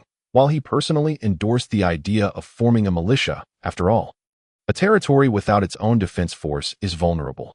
He was acutely aware that a competent soldier is not something an ordinary villager can easily become in the wilderness of the continent. The basic requirement for any soldier is the ability to wield fighting spirit, thus being a warrior of rank. The inhabitants of Blackstone Town, even if they formed a regiment, would merely be a collection of ordinary folk, entirely unreliable in actual combat, akin to mere cannon fodder. Unable to withstand Alan's persistent entreaties, Adam begrudgingly approved a contingent of 50 men, commending him verbally while providing Alan with the equipment captured from the previous Bismarck warriors for him to use as he saw fit. To allocate these 50 able-bodied individuals, Adam endured a barrage of complaints from both Eston and Sophia. Given that Blackstone Town's population was already scant and coinciding with the onset of agricultural expansion, manpower was exceedingly scarce at this moment. Adam chuckled wryly as he navigated the conversation with Sophia and Eston. After all, Blackstone Town desperately needed a semblance of armed forces, even if only as a fade. To lay the groundwork, nevertheless, Adam cautioned Alan to temper the intensity of training, considering they were mere commoners. Moreover, the town's diet remained rather monotonous, lacking in nutrition. No matter how proficiently they trained, they would be no match for a soldier's regiment equipped with fighting spirit. If personnel were to be lost in training, it would prove a significant setback. Following his authorization to form the soldiers' regiment, Alan appeared invigorated, his typically stoic demeanor infused with a hint of enthusiasm as he embraced this opportunity. Treasuring the 50-inch townsfolk soldiers he had been granted in the realm of burdensome matters, there were also sources of joy and anticipation. While the situation with Alan was now addressed, another gratifying development emerged. The morale of the populace had finally surpassed the 900 mark. To upgrade to a level 1 town, 1,000 points of morale were required as it stood. Blackstone Town remained classified as a level 0 town, languishing in a state of scarcity, barely meeting basic needs, thus making the urgent upgrade to a level 1 town a priority for Adam. Fortunately, after Sophia introduced the tricolor fruits, the effects were unmistakable, with daily morale increases remaining relatively steady. Fluctuating minimally. It is worth noting how morale is accrued, as Adam understood. Each point of morale reflects the gratitude, admiration, or affection of a villager towards him throughout the day. Since the commencement of agricultural reforms in Blackstone Town, morale had been fluctuating between 100 and 200 points daily, indicating that over 100 individuals were frequently expressing their appreciation for Adam. Having embarked on this cultivation endeavor for less than a week, it was evident that they were approaching their goal. Calculating the timeline, Adam realized that the planting season was nearly at an end, yet this posed no hindrance, as morale had been nearly fully amassed. Within my jurisdiction, Blackstone Town has met the criteria for upgrading to a level 1 town. On this day, while immersed in his work at the desk, Adam received this notification. Momentarily stunned, he swiftly opened the ever-present manual, and indeed, the morale had reached 1,000, displaying morale 1167 1000, town upgrade available. Adam could not help but smile faintly. After such prolonged diligence and anticipation, he had finally awaited this day. One must remark on the comprehensive functions of this manual. It even provided notifications. Was it a voice prompt or a telepathic communication? He pondered whether others could hear the notification sound just now. As he clicked to confirm the upgrade, he mused further. The process for upgrading to a level 1 town was remarkably simple. Upon confirming the upgrade, all of the town's attributes within the manual transformed, revealing new elements previously absent. Territory status: Blackstone Town territory area, 10 square kilometers. Territory ownership: Adam Delia. Territory level 1. Population: residents 862, 1000. Combat units 1000. Non-combat units 860, 1000, including Sophia and Eston. Morale 167. 10,000 buildings. Non-constructible buildings. Level 1 Administrative Hall. Construction cost 100 morale. Level 1 Potential Altar. Construction cost 100 morale. Prerequisite: construct Administrative Hall. Efforts are always rewarded. Congratulations on achieving Level 1 town. However, should you find satisfaction in merely being a Level 1 town, then you remain a mediocre lord. Oh, this increasingly felt like a game. Adam mused as he stroked his chin, observing the remaining 167 points of morale and opted to construct the administrative hall. Please select the building to which the administrative hall will be anchored. Upon reading this prompt and gazing at the aerial view of Blackstone Town displayed in the manual, realization dawned upon him. He had initially assumed it was akin to a game, where clicking to construct would instantaneously yield a building. However, that was not the case. It required anchoring to an already constructed building. Adam pondered for a moment and chose to rely on the deia family's estate. For the past few days, he had been working in the study of the estate, which, in a sense, could be considered a legitimate administrative hall. However, there was no grand construction scene as Adam had envisioned, nor were there any towering iconic buildings. It merely added another official position to the manual.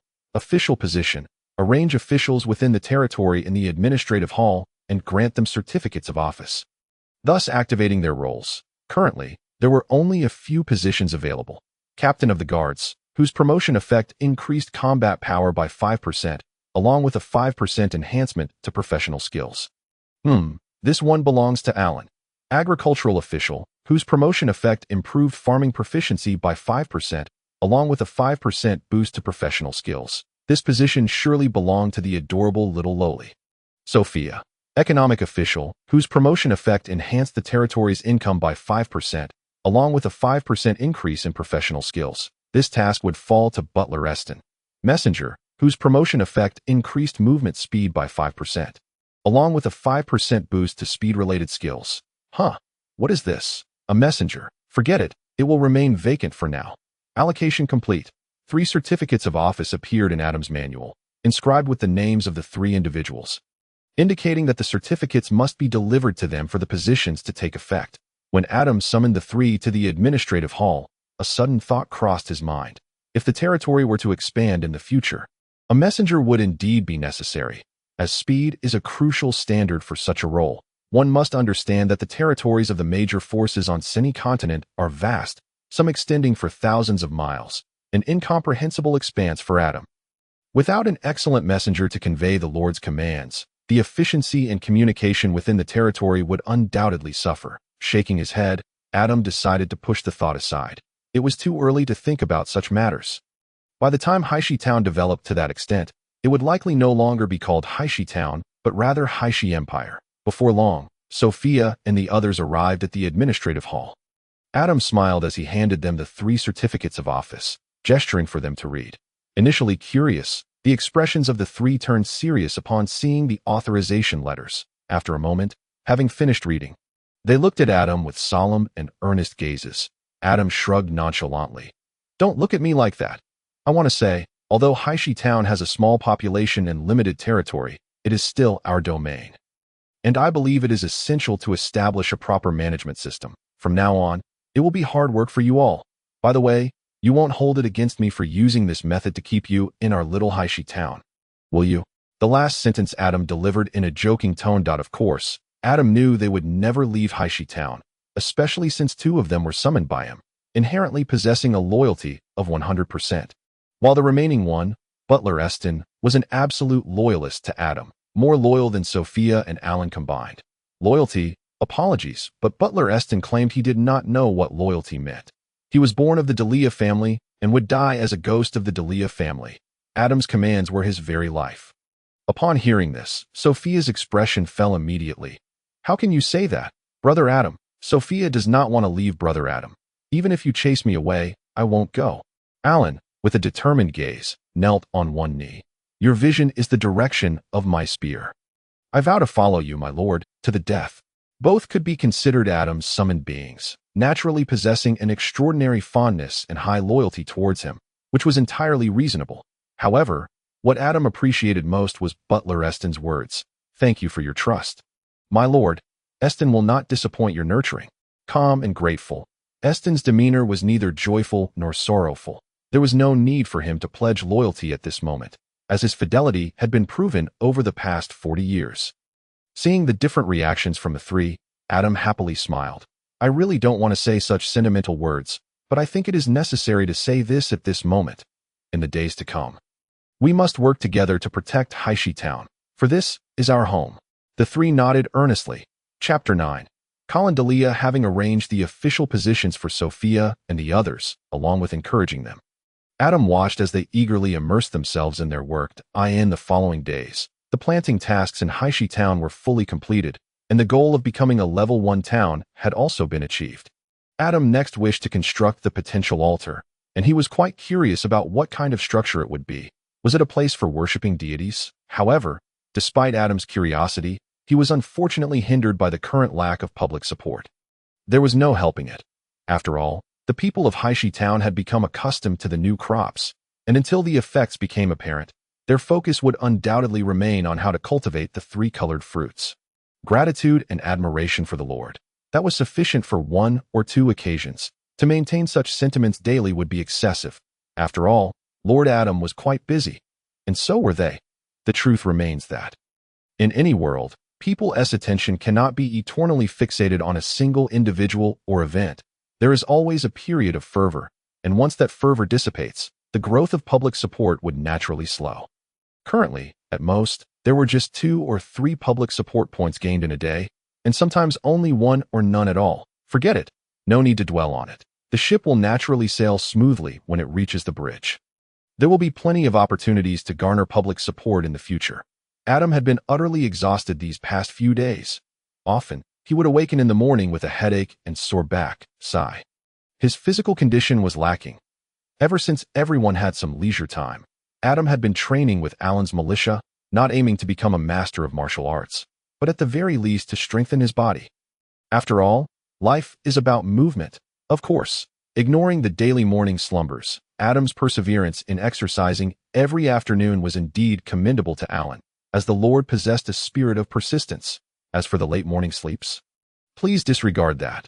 Brother, who would dare to comment on the Lord's indulgent slumber? This was the Lord's privilege. Every morning, even when there was no pressing matter, everyone had grown accustomed to rising early. While the Lord remained ensconced in sleep, with no urgent affairs able to rouse him from his bed, Adam's days had been quite fulfilling. He would sleep in during the mornings, train with Alan in the afternoons, and share private dinners with Sophia in the evenings. The 3-colored fruits had yet to mature, and potatoes remained the staple food.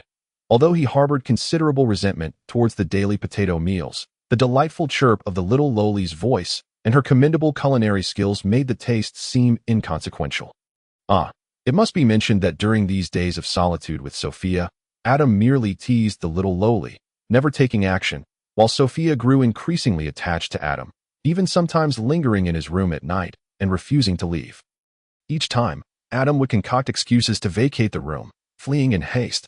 This left Sophia quite despondent. Was she not pretty enough? The little lowly harbored great affection for Adam, although she was unclear about the special meaning of sharing a bed. She simply did not wish to part from Adam's side, trailing behind him after work each day and reluctant to leave at night, eagerly anticipating the chance to share a bed with Adam once. Adam, on the other hand, expressed strong disdain for his behavior. He had initially been quite enamored with the little lowly, but when the opportunity arose, he found himself too timid to act. Such self-loathing. Well, perhaps this could be construed as protecting a minor, safeguarding the future blossom of Haishi Town. Adam habitually reassured himself. In contrast to Adam's leisurely days, Butler Estons were far less pleasant. The people of Haishi Town, aside from the 50 youths training daily with Alan, found themselves idle after the planting season ended. With nothing to do, their excess energy had to find an outlet, leading to fights, brawls, and other mischief.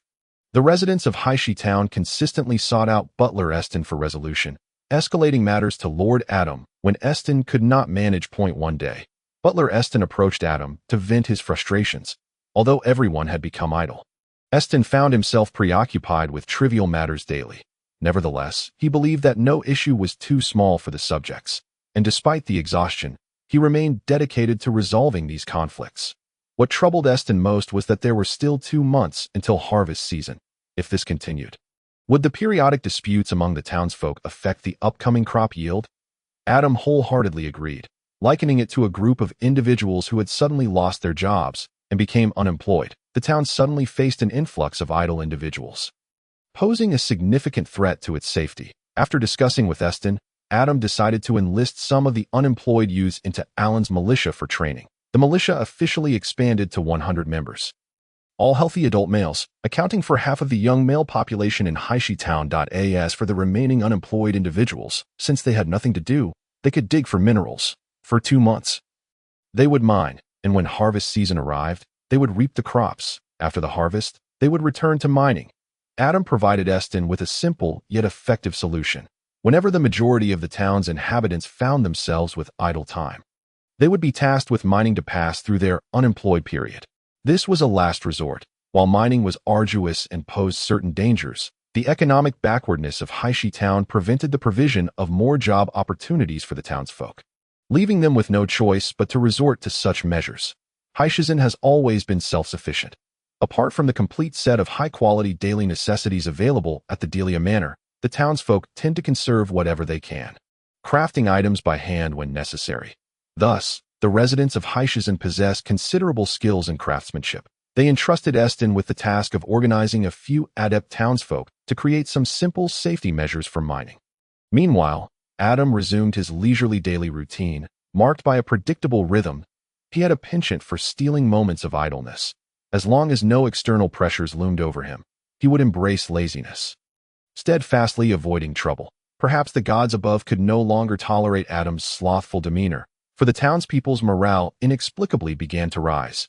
Each day saw a notable increase, leaving Adam astounded. Was it possible that the residents were spending their idle hours at home singing his praises? Who would have such time on their hands? Adam, unassuming as he was, did not consider himself a lord of great merit or charity, nor did he believe there was any reason for the populace to express gratitude daily. This was indeed perplexing.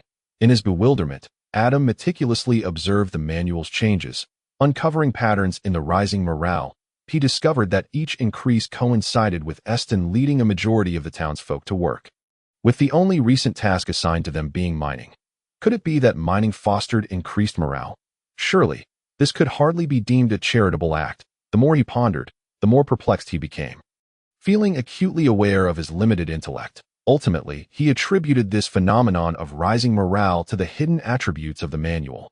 Unbeknownst to him, his conjecture was indeed correct. The Lordship Development Manual possessed numerous concealed functionalities. When Haishizan attained level 1 as a territory, the morale would increase as long as the populace was engaged in work. However, this increase was markedly slower than the surge in morale experienced during moments of heartfelt gratitude towards their lord. Approximately 1 unit of morale for every 10 townsfolk working throughout the day. Given that Eston was leading hundreds in continuous mining, the rise in morale was both stable and swift. In just a few days, the morale had accumulated sufficiently to meet the conditions for constructing a potential altar. Torn by indecision, Adam contemplated the prospect of erecting the altar simply to satisfy his curiosity about its appearance. However, his compulsive nature compelled him to act. Upon seeing the morale reach 100, he felt an insatiable itch akin to a restless monkey. Sighing, he decided to wait a few more days. Once the morale exceeded 300, he resolved to construct the potential altar without hesitation. Fortunately, he still had the foresight to retain a portion of the morale. He dared not deplete it entirely, for the prospect of losing his populace due to zero morale was too daunting, especially given the already sparse population of Haishizan. Returning to the main issue, having decided to build the potential altar, Adam sought a suitable location. Reflecting on his experiences in strategy games like Red Alert and Warcraft, he considered the distribution of buildings within the territory. Yet, he remained uncertain about the nature of the potential altar. Constructing it too close to the town's entrance would be unwise. Should it be a military barracks, any external invasion would render it the first casualty, much to his dismay. Ideally, it should be situated near the administrative hall. That is, the Delia Manor, but not too close, as future superior structures might arise. Should the potential altar be a lackluster edifice, he would lament wasting such a prime location. With excitement akin to a game enthusiast, Adam deliberated, ultimately deciding to place it adjacent to the manor, reasoning that a structure named the potential altar must possess significance. Generally, edifices with such a name are not to be trifled with. This decision was influenced by his gaming experiences. If others were to learn of Adam's reasoning, they would likely shake their heads in dismay, foreseeing a bleak future for Haishizan. Fortunately, there were several uninhabited buildings nearby, once occupied by warriors of the Delia family. Given the current circumstances in Haishizan, the Delia family had long since lost their armed forces, leaving many houses vacant. The town itself had few residents, having lost some to prior famines, resulting in an abundance of empty dwellings. Furthermore, the populace was reluctant to reside under the watchful eye of their lord, with the decision made to construct the potential altar. The manual updated to include a branch option for the altar. It is worth noting that upon reaching level 1 territory, the Lordship Development Manual had transformed into 5 major options, with an additional building option, viewable, which included the Administrative Hall, official roles, and the potential altar activation. Bingo! The newly added branch option was indeed related to the altar's construction functionality. Upon reviewing the potential altar's description, Adam found the following. Activation. Unleashes the potential of the subordinate populace. Developing their talents. Usage limit. 1 per person per day. Consumption. 100 morale and 10 resources. First activation results in a 100 potential increase. Unleashing potential. Cultivating talent, perhaps? Adam pondered, eager to test it out. Yet, what were these resources? He had seen no option for such a unit. Confused, he accessed the beginner's help section, searching for answers. After some inquiry, he discovered a line. In the absence of market buildings, the Lord may exchange valuable items for resources. With the exchange ratios determined by the system, Adam frowned, recognizing this as a typical one-sided clause. Alas, there was no remedy. Being a compulsive individual, he felt a deep-seated urge to see the outcome. The sun was still high, indicating it was early afternoon. Adam hastily instructed Eston to arrange for someone to accompany him, while also reminding him to bring several pounds of raw obsidian that in Heishizen. Valuable items were scarce, and after much deliberation, Adam concluded that raw obsidian was the only viable option. After all, obsidian was a coveted item among wizards and sorcerers of high esteem, in the underdeveloped Heishizen. There were no precise clocks. The townsfolk relied on the sun to dictate their daily routines. By the time Adam gathered everything and arrived at the potential altar, Eston was already there with another individual. The young man stood at about 1.7 meters tall, with bright eyes and a healthy physique. Adam was quite pleased with this specimen. He instructed Eston to wait outside while he led the young man inside. Upon entering, Adam was astonished. The original layout had vanished, replaced by a spacious room. The previously dusty chamber was now pristine, and at its center stood an altar, hexagonal in shape, approximately 3 to 4 meters across. It exuded an air of solemnity as he approached. A profound sense of dignity and mystery enveloped him. The young man trailing behind Adam appeared somewhat anxious upon seeing the altar, although the residents of Heishizen generally had limited exposure. They were not without sense. Such a mysterious and serious place was clearly not meant for an ordinary townsfolk, and his nervousness was entirely understandable. Adam was mindful of the young man's feelings. For with so few subjects, it was crucial to be attuned to their sentiments. He patted the young man on the shoulder, offering reassurance. Do not be nervous. I have summoned you for a good purpose. This altar is a divine gift bestowed upon us by the gods above, meant to benefit us. Have faith in your Lord. Startled by the pat on his shoulder, the young man replied, No, no, no. Whatever you command. My lord, I shall obey. My mother instructed me before I came here to heed your every word. I am not afraid. Truly, not at all. Adam chuckled. See, you claim to be unafraid, yet you are visibly tense. Take a deep breath. Yes, exhale.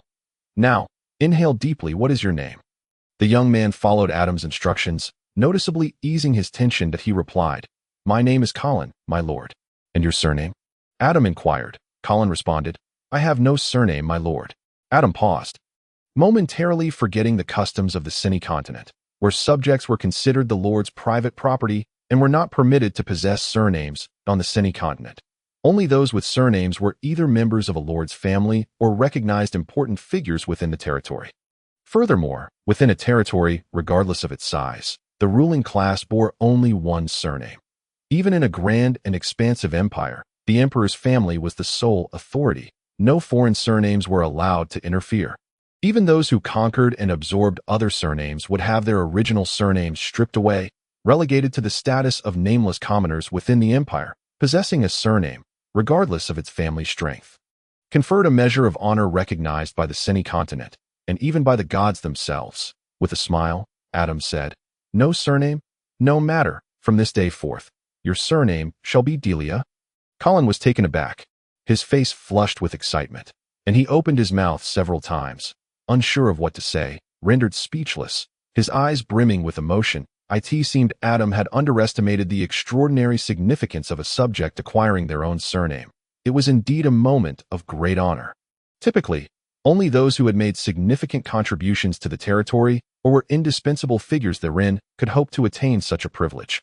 Otherwise, for a commoner to gain a surname was akin to reaching for the stars. Those without surnames are merely subjects or wanderers wherever they go, and even their descendants remain so.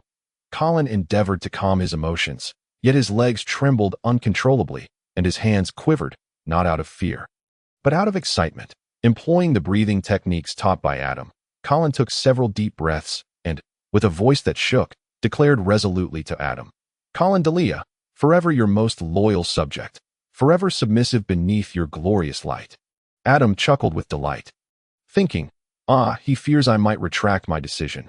How eagerly he adopts the deia surname in his pledge of loyalty. Nevertheless, the feeling of being pledged to is rather gratifying. No wonder so many are captivated by the allure of power. This young man shows promise. I have high hopes for him. Adam cast a look of appreciation at Colin, who was beside himself with excitement.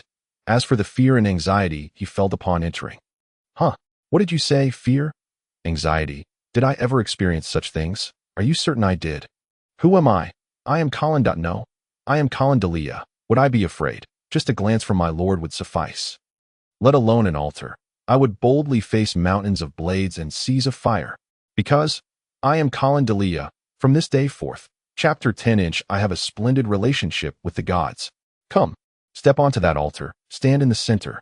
Adam instructed Colin. Colin nodded gravely and walked heavily to the center of the altar, although he was enveloped in the immense surprise of being granted a surname by his lord.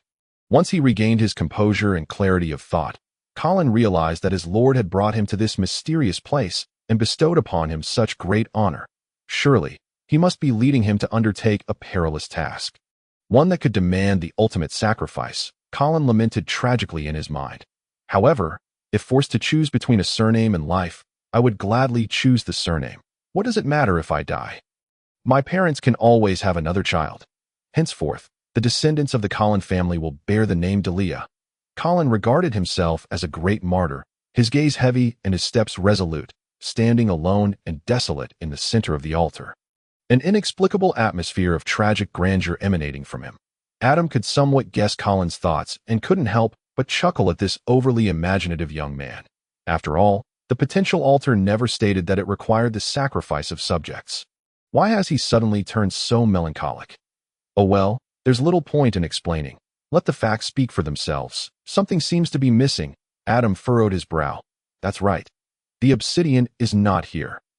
Adam hurried outside to retrieve the obsidian from Eston, shutting the door before Eston could utter a word, leaving the butler to shake his head and sigh, wondering what the lord was so mysteriously up to. The obsidian weighed approximately 10 pounds, a rather hefty load. Placing the obsidian beside Colin, Adam positioned himself directly opposite the altar and, with an air of theatrics, began to recite, "O great gods, your faithful servant Adam deia prays to you. May the people of Blackstone Town remain forever healthy. May the crops of Blackstone Town flourish with timely rains." Colin looked at Adam with confusion as he uttered these nonsensical prayers. Adam felt a flush of embarrassment. After all, he had to uphold the lie he had just spun, and it was impossible to directly explain the existence of the system. Even if he did, Colin would not comprehend it. After mumbling a few lines of prayer, he tapped the activation option in the manual. Cost of public sentiment. 100. The 10 pounds of obsidian is just enough. Adam noted this, as he could continue to utilize the 10 pounds of obsidian for the potential altar. A radiant light began to rise from the altar, gradually enveloping Colin. Colin fought against the urge to flee, standing motionless on the altar, locking eyes with Adam with a gaze imbued with the valor of one facing death. Thinking, I hope my lord remembers that there was a martyr today named Colin. I hope my lord will fulfill his promise, and the Colin family shall henceforth bear the name deia. Adam observed Colin's demeanor, shrugged, and cast a reassuring glance his way, indifferent to whether he would grasp the significance of it, patiently awaiting the results of the altar. After what felt like an eternity of over 10 minutes, Adam began to feel it was taking too long. The light gradually dimmed, revealing Colin's form, which appeared unchanged. Adam hastily pulled out the manual to check. Name, Colin deia. Affiliation, Adam deia. Age, 21. Profession, warrior, possesses fighting spirit. Level, 1. Status, loyalty 100. Combat attributes, attack 10, defense 8. Combat skill, war instinct, passive skill, war instinct. When commanding in battle, affiliated warriors exhibit high morale and unwavering will, immune to any negative mental magic effects. During combat, the combat attributes of affiliated warriors increase by 1. This is a steadfast supporter of the deia surname. His unwavering faith makes him immune to any negative effects of mental magic. And this steadfastness can influence his comrades. To fight alongside him is a stroke of luck. To possess him as a lord is equally fortunate. Excellent. The initial activation unlocked a 100 potential enhancement effect, which pleased Adam considerably. This combat attribute is only slightly lower than Alan's. Since reaching level 1, he could now view combat attributes that were previously hidden. To Alan's combat attributes are attack 11, defense 12. The defense is slightly higher. After all, he is a guardian. Sophia also possesses attributes, but they are termed profession attributes, specifically intelligence 10, charisma 15. Tsk. Indeed, her charisma points are unmatched, far surpassing Adam. Eston's attributes are intelligence 7, charisma 6. This attribute offered Adam some consolation, as it was not much higher than his own. As for Adam's attributes, after the territory's upgrade, all attributes increased slightly. This will not be reiterated. He beckoned Colin down and inquired, "You are now a warrior of the deia clan. How do you feel? Any particular sensations?" Colin appeared utterly bewildered. Was that it? As he descended from the altar and heard Adam's inquiry, he replied foolishly, "I feel perfectly fine. It's as if I possess boundless strength." "My lord." Adam nodded in satisfaction. Indeed, as Colin approached, Adam could sense the distinct aura of a warrior. The pressure emanating from the fighting spirit within him felt oppressive to ordinary folk. This was an uncontrollable sensation for Colin. Perhaps best described as the innate aura of a strong person exerting pressure on the weak. Adam encouragingly patted Colin's shoulder, signaling for him to follow. Eston, upon seeing them emerge, approached, clearly feeling the change in Colin. Before entering, he was a cheerful, neighborly young man, but now he seemed transformed. Eston perceived Colin as a warrior, just like when he faced the warriors of Bismarck. The formidable aura made Eston momentarily breathless.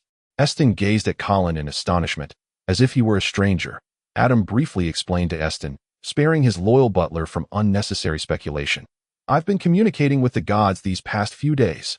The moment Adam spoke, Eston's attention was captured. Communicating with the gods. My heavens, what a challenging and glorious endeavor. The Lord can actually communicate with the gods. Eston looked at Adam with a mixture of shock and skepticism. And Adam felt his face flush. Only his old caretaker could regard him this way. Had it been anyone else, Adam would have long since reprimanded them. Adam continued.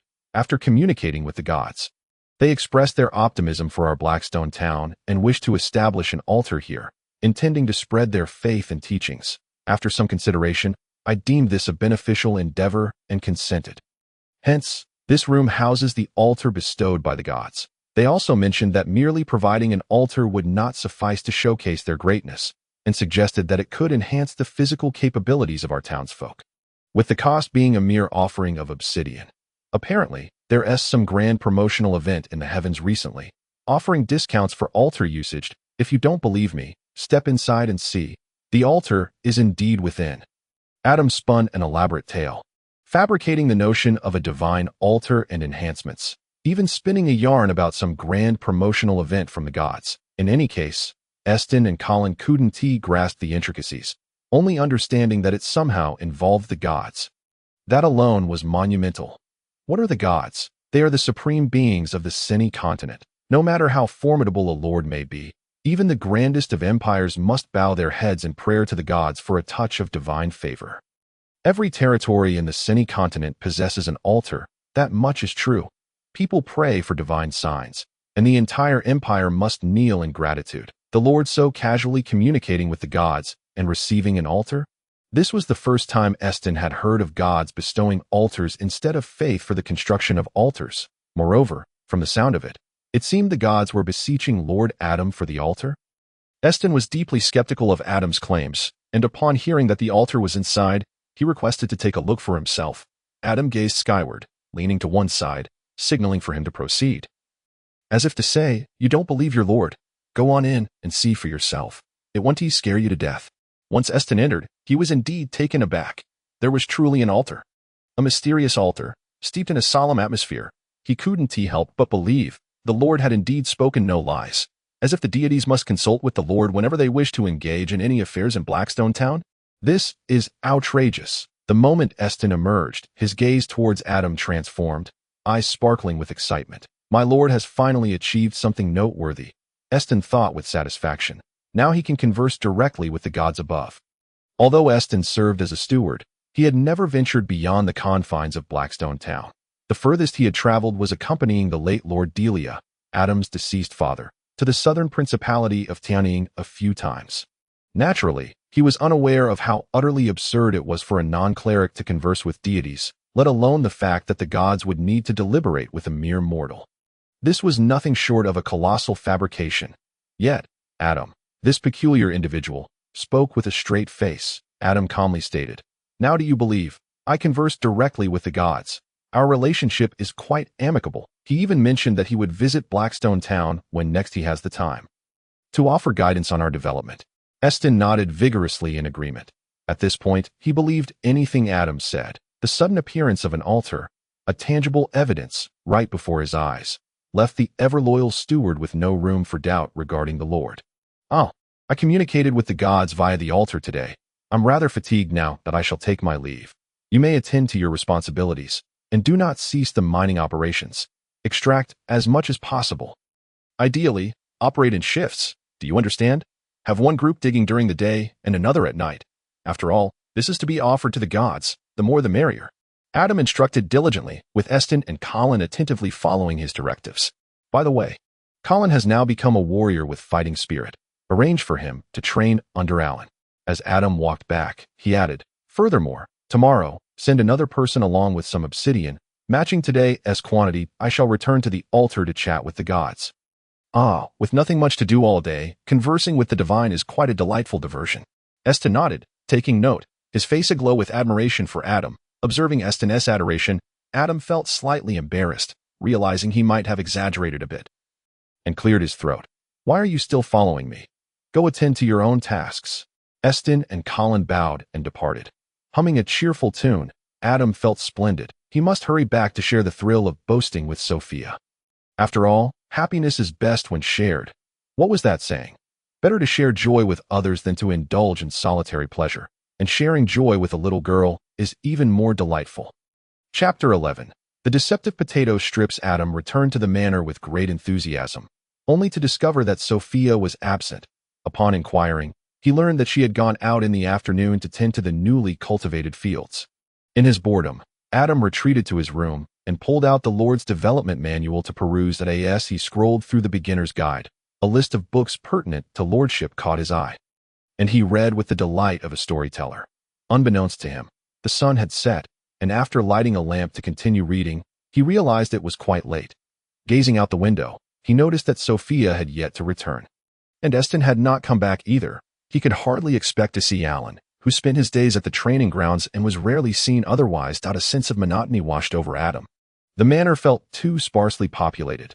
Typically, Eston prepared the meals, but since Sophia had moved in, she had taken over the cooking duties. The once dreaded potatoes, transformed by Sophia's culinary skills, had made Adam develop a newfound love for dining.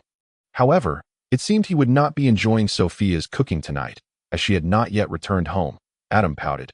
If she wasn't coming back, so be it. He could manage on his own.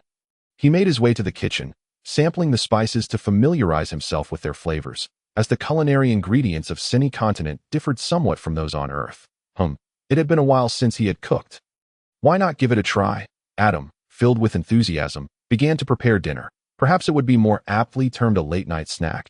How about some potato strips? With the thought in mind, he proceeded. The potatoes of any continent were twice the size of those from his previous life, making one sufficient. Adam sliced the potato into strips and sequentially tossed the spices and potato strips into the pan, beginning to stir. Fried as he cooked, he muttered to himself about Sophia's negligence. This girl became so engrossed in her work that she forgot about her esteemed lord, leaving him to cook for himself. Upon her return, she would surely need to be reprimanded. Perhaps a little spanking would suffice? Lost in thought while cooking, Adam was quite adept at adjusting his mood. Unlike other lords, he did not carry an air of superiority or adhere to cumbersome protocols. If no one was there to serve him, he would simply do it himself. After all, he was a capable individual. And a day without assistance wouldn't be the end of the world. Perhaps this mindset stemmed from his past life experiences. Within his territory, Adam treated everyone with a sense of equality. Regardless of rank, years of education could not simply be discarded. Life is a novel. Deeply ingrained habits are not easily altered. Once the meal was prepared, he heard Sophia returning. Upon hearing the commotion, Adam hurriedly grasped a plate of food and emerged just in time to encounter Sophia, who was about to enter the kitchen. Spotting Adam with a plate of food, Sophia quickly took it with concern, exclaiming, "Why is my brother cooking for himself? Wasn't he supposed to send someone to assist? He mentioned you were in the kitchen when I returned. I'm so sorry, Adam, for being so late." After speaking, Sophia gazed at Adam with her beautiful, large eyes filled with remorse, as if failing to prepare his meal on time was a great sin. Adam quickly reassured her, "It's nothing. It's just a meal. I am quite capable. This is a piece of cake for me. As for that person Eston sent, who says I, a dignified man, should share a room with another man, I sent him to stand outside as a punishment." Upon hearing this, Sophia replied softly, "Does my brother wish for other women to serve him? Tomorrow, I can ask Eston to find the most beautiful daughter from a nearby family to assist you. I want to return and will move out like Brother Allen." Adam, realizing that his little girl was feeling jealous, quickly pulled her down to sit, placing the food on the table, and reassured her, "No one in town can compare to you, Sophia. You're so adorable. If you don't come back, I'll be heartbroken." Adam feigned a pitiful expression, causing Sophia to giggle. "You look so silly, Adam. Since you don't want me to move out, I want tea." Sophia spoke with a hint of playful arrogance, making Adam even more fond of her. He quickly added, Come, try the dish I made. It might not be worse than yours. By the way, why were you so busy today? You usually return earlier." Sophia sighed. "The fields outside the town are too barren. There's hardly any moisture. The little arable land we cultivated recently is unusable for planting. I pondered all night without a solution. Based on my experience, the best way to resolve this is to build a temple, harnessing the power of the gods to alter the surrounding land environment to cultivate new arable land." Seeing Sophia's distressed expression, Adam comforted her. "There will always be a solution. Don't overexert yourself. I am already quite pleased with how dedicated you are, Sophia." Hearing Adam's praise, Sophia proudly wrinkled her little nose and smiled. "Of course, as you say, this is my forte." Adam laughed heartily and continued, "All right, tomorrow, we shall construct a temple, and I'll negotiate with the gods to send someone down to improve the land in town. Let us eat now before it cools." Sophia, upon hearing this, began to eat while laughing. "Oh, brother, you're bragging again. As if you could negotiate with the gods. How shameless, haha." Adam, thick-skinned, merely smiled in response. Bragging was just bragging. After all, Sophia was speaking the truth.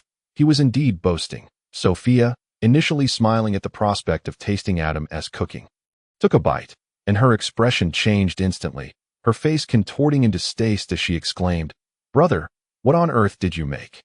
Adam, puzzled, replied, "Potato strips. Aren't they delicious? It's my specialty." Sophia, initially concerned for Adam's feelings, tried to swallow but could no longer hold back. She spat it out and said, "Oh dear, brother, let me go cook something else. Wait for me." She hurried back to the kitchen. Sophia did not comment on the taste, leaving Adam even more puzzled. From her expression, it seemed that his dish was quite unpalatable. However, when he lived alone on Earth, he had always cooked for himself and never thought it was that bad. Adam took a bite of the potato strips on the table, and his face immediately twisted in horror. His expression turned ghastly. Trying to chew, his face contorted further, attempting to swallow. His face went through a dramatic transformation. He could take it no longer. This was utterly inedible. Ugh! Who made this? It's atrocious. What is this? Cooking? This is nothing short of a scheme to extort money and endanger lives. Adam bellowed in a fit of righteous indignation. Yet, as soon as the words left his lips, he realized something was amiss. These shredded potatoes seemed to have been prepared by none other than himself. Although he was alone, The realization filled Adam with an acute sense of embarrassment. When did his culinary skills become so abysmal? At that moment, he began to deeply question his cooking abilities. The disparity in taste was staggering. It certainly hadn't tasted this dreadful when he had made it. It must be that the world had changed. And so had the spices, Adam muttered to himself, searching for excuses for his lamentable cooking skills that I in the kitchen. Sophia clearly heard Adam's furious tirade against himself, and a melodious laugh, like the chime of silver bells, erupted from her. Hearing her laughter, Adam's face flushed with renewed embarrassment. The night was enchanting, and under the bright moonlight, the Delia residence resonated with joyous laughter and merriment. Chapter 12. The Provoked Mario, Part 1. After the debacle with the shredded potatoes the previous night, Adam's questionable culinary endeavor had led Sophia to resolve that, no matter how busy she became, she would return home each day to cook for Adam, lest he accidentally poison himself with his own cooking. Naturally, Adam found Sophia's remarks somewhat unjust, as it was the complexity of the spices in this otherworldly realm that had stymied him. It was only natural that he could not produce gourmet dishes. To claim he was poisoning himself was an exaggeration.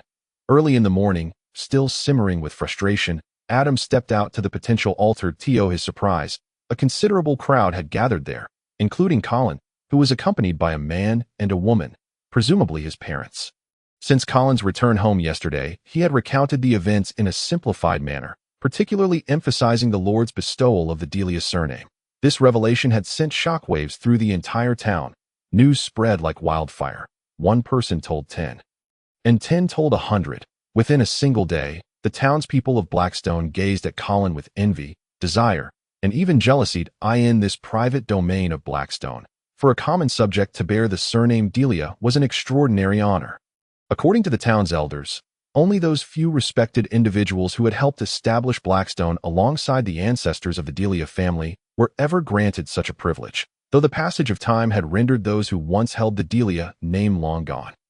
The honor it represented remained firmly entrenched in the hearts of their descendants. Notably, several families that had previously been at odds with Colin's family came knocking at their door that very night.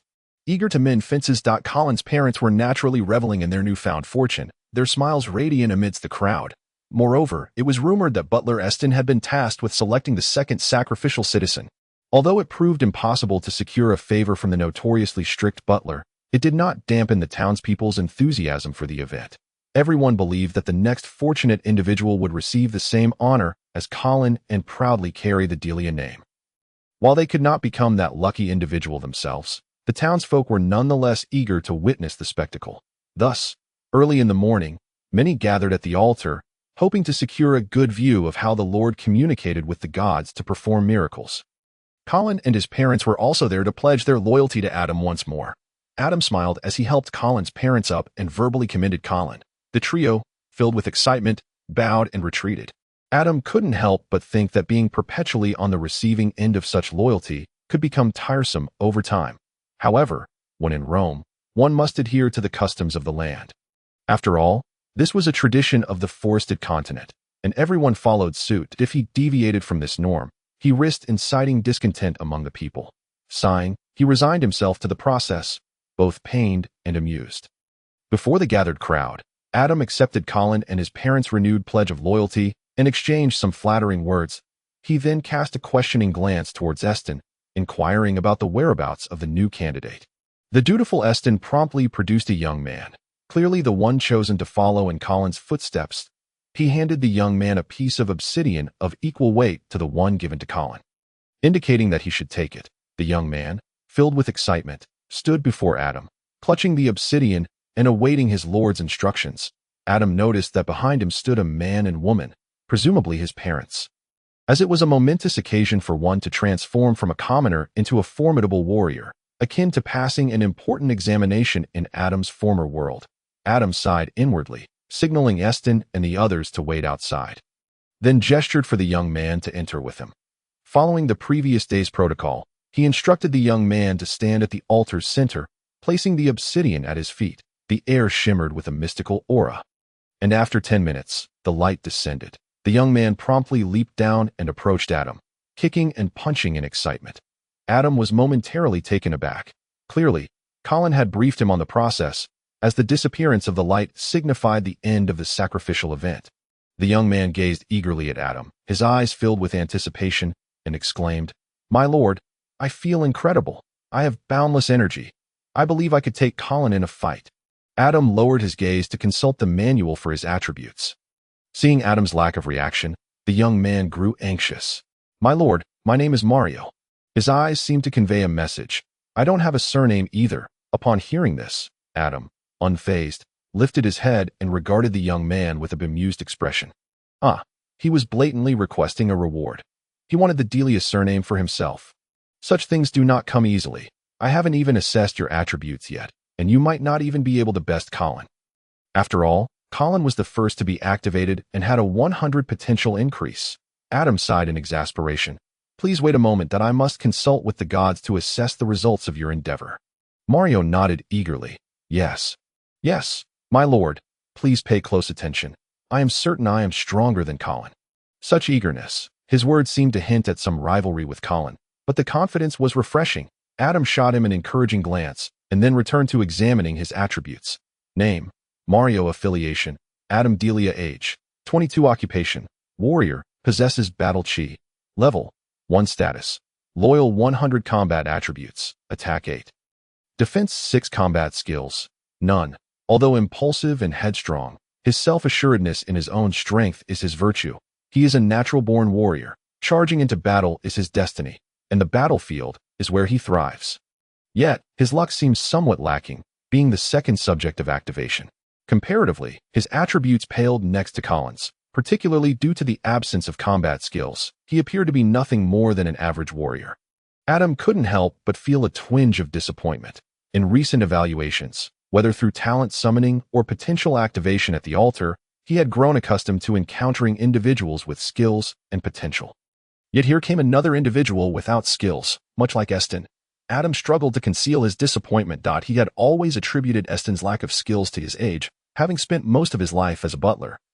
Caring for Adam like a guardian, this alone placed him beyond Mario's capabilities. Mario, perceptive enough to sense Adam's disappointment, saw his earlier enthusiasm waned. He felt somewhat embarrassed for having assumed he could surpass Colin, believing he too could earn the honor of carrying the delia surname.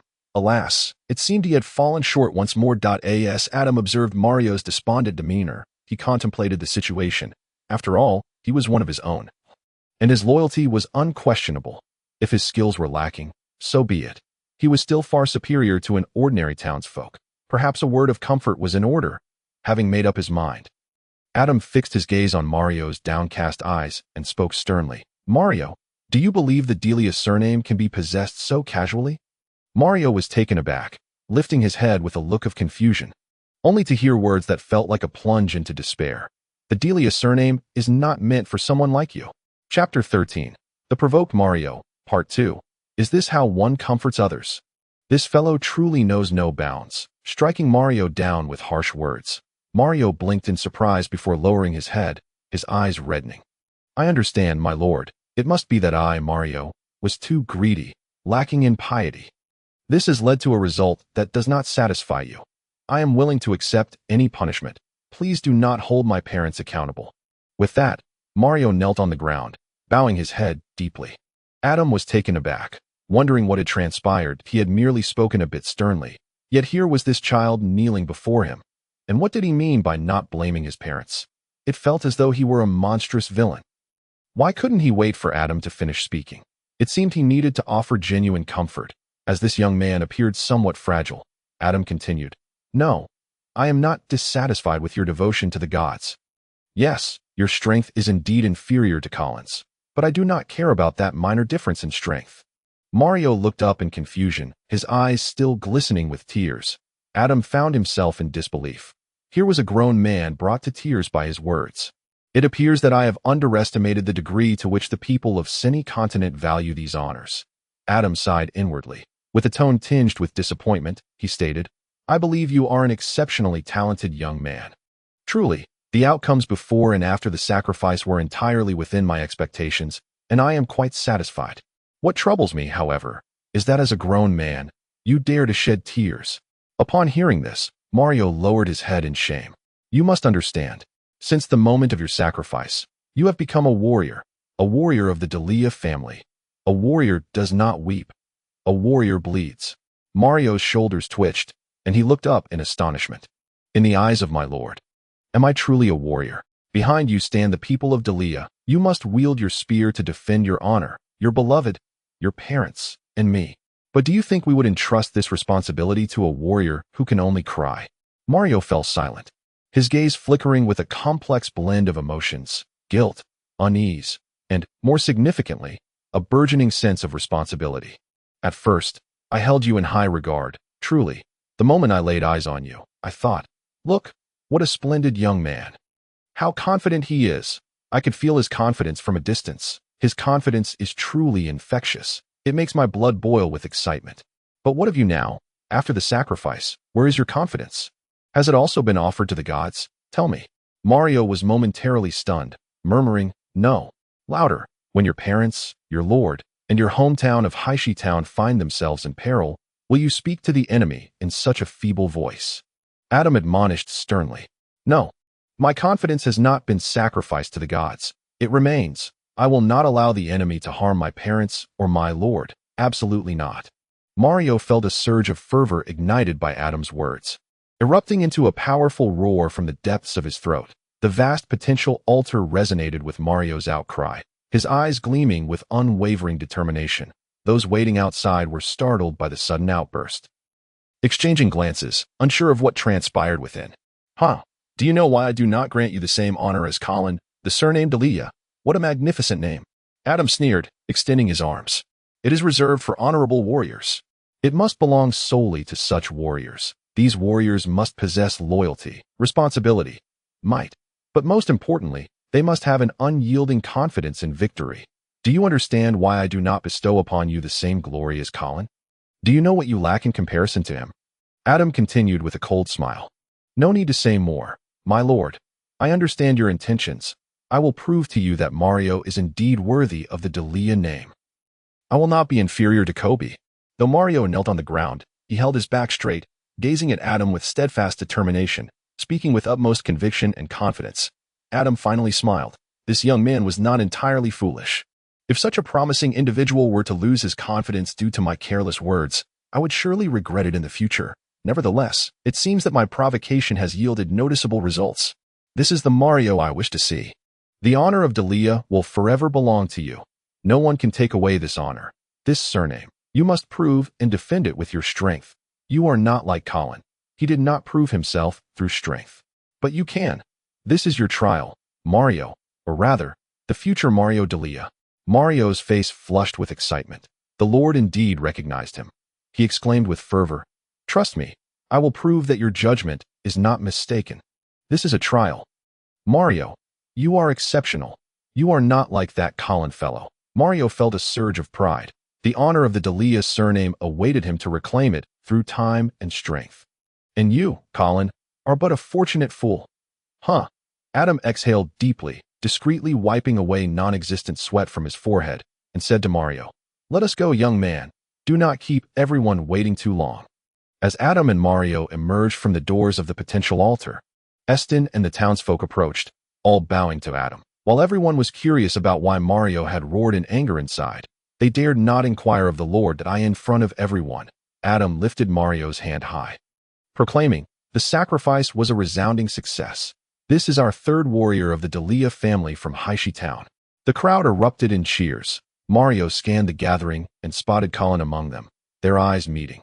Mario, as always, shot Colin a provocative glare. Colin wondered, why does this guy seem even more confident now than before?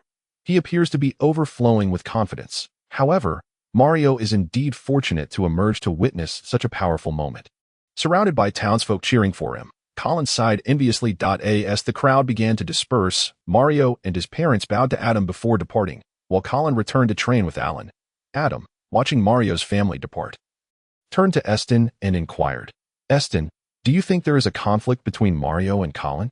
Eston, taken aback, was puzzled by the Lord's question but answered honestly, there isn't a significant conflict between them. Just some minor disagreements. Everyone in town is aware that Mario and Colin's families have been rivals since childhood. Both young men are quite similar, with comparable physical attributes, but Colin always seems to excel a bit more than Mario, leading to a continuous rivalry. Adam raised an eyebrow. So it was a competitive relationship, and no wonder a few harsh words could bring Mario to tears. No wonder he looked despondent at the thought of not receiving the same honor as Colin. Young men of this age often enjoy competing. If you have it, I must have it too. I cannot be without it. Adam shook his head, sighing at the immaturity of youth, mentally critiquing them with an air of presumed wisdom, entirely forgetting that he was still a young man himself. However, this kind of healthy competition is beneficial. It drives Haishi Town to grow stronger. Eston. Ah, my lord, you have a command. Go back to your duties and do not linger around me unnecessarily. Yes, call me if needed. Eston. The moment Eston began to walk away, he quickly returned to attention. Adam smiled and said, Remember, do not neglect the mining duties. Eston replied respectfully, As you wish, my lord. Good. After a while, just as Eston was about to leave Adam's sight, he called out, Eston. Yes, my lord. Adam grinned. I just remembered. Arrange for someone to come to the potential altar with obsidian every other day, and if I forget about it, remind me. We need to communicate with the gods regarding the sacrifices in the coming days. Adam's intention to space out the sacrifices was to allow for a buffer period for the town's morale, ensuring that the hard-earned goodwill was not depleted immediately. Understood, my lord. Eston replied respectfully. Silence. Why are you still following me around? Go attend to your own matters. Adam said. Eston, at a loss for words, replied, My lord, do you have any other matters? No, just go back to your tasks. Is there really nothing else, my lord? Really?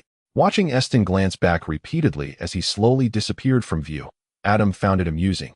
It was Eston who insisted on being called if there was work. In truth, there was something else I forgot to mention, but now it feels awkward to call him back. Adam shook his head, sighing helplessly. Chapter 14. I hear you have a close relationship with me. Part 1. Ever since Mario's sacrifice to become a Chi warrior, the news spread throughout Haishi Town, and everyone became aware of it. Now, curious townsfolk occasionally peek into the potential altar, which Eston noticed several times, concerned that the ignorant townsfolk might disturb the god's abode. The steward consulted Adam and requested over a dozen individuals from Alan to guard the altar comprehensively. Notably, Alan was also aware of this matter and had incorporated Mario and Colin into his training team. Seeking Adam's approval to prioritize the training team members for the sacrifice, Alan's reasoning was sound. The training team was composed of robust townsfolk, and in terms of individual combat prowess, they could not be compared to the Chi warriors post-sacrifice. A town's armed forces must be strong, which was the essence of Alan's argument.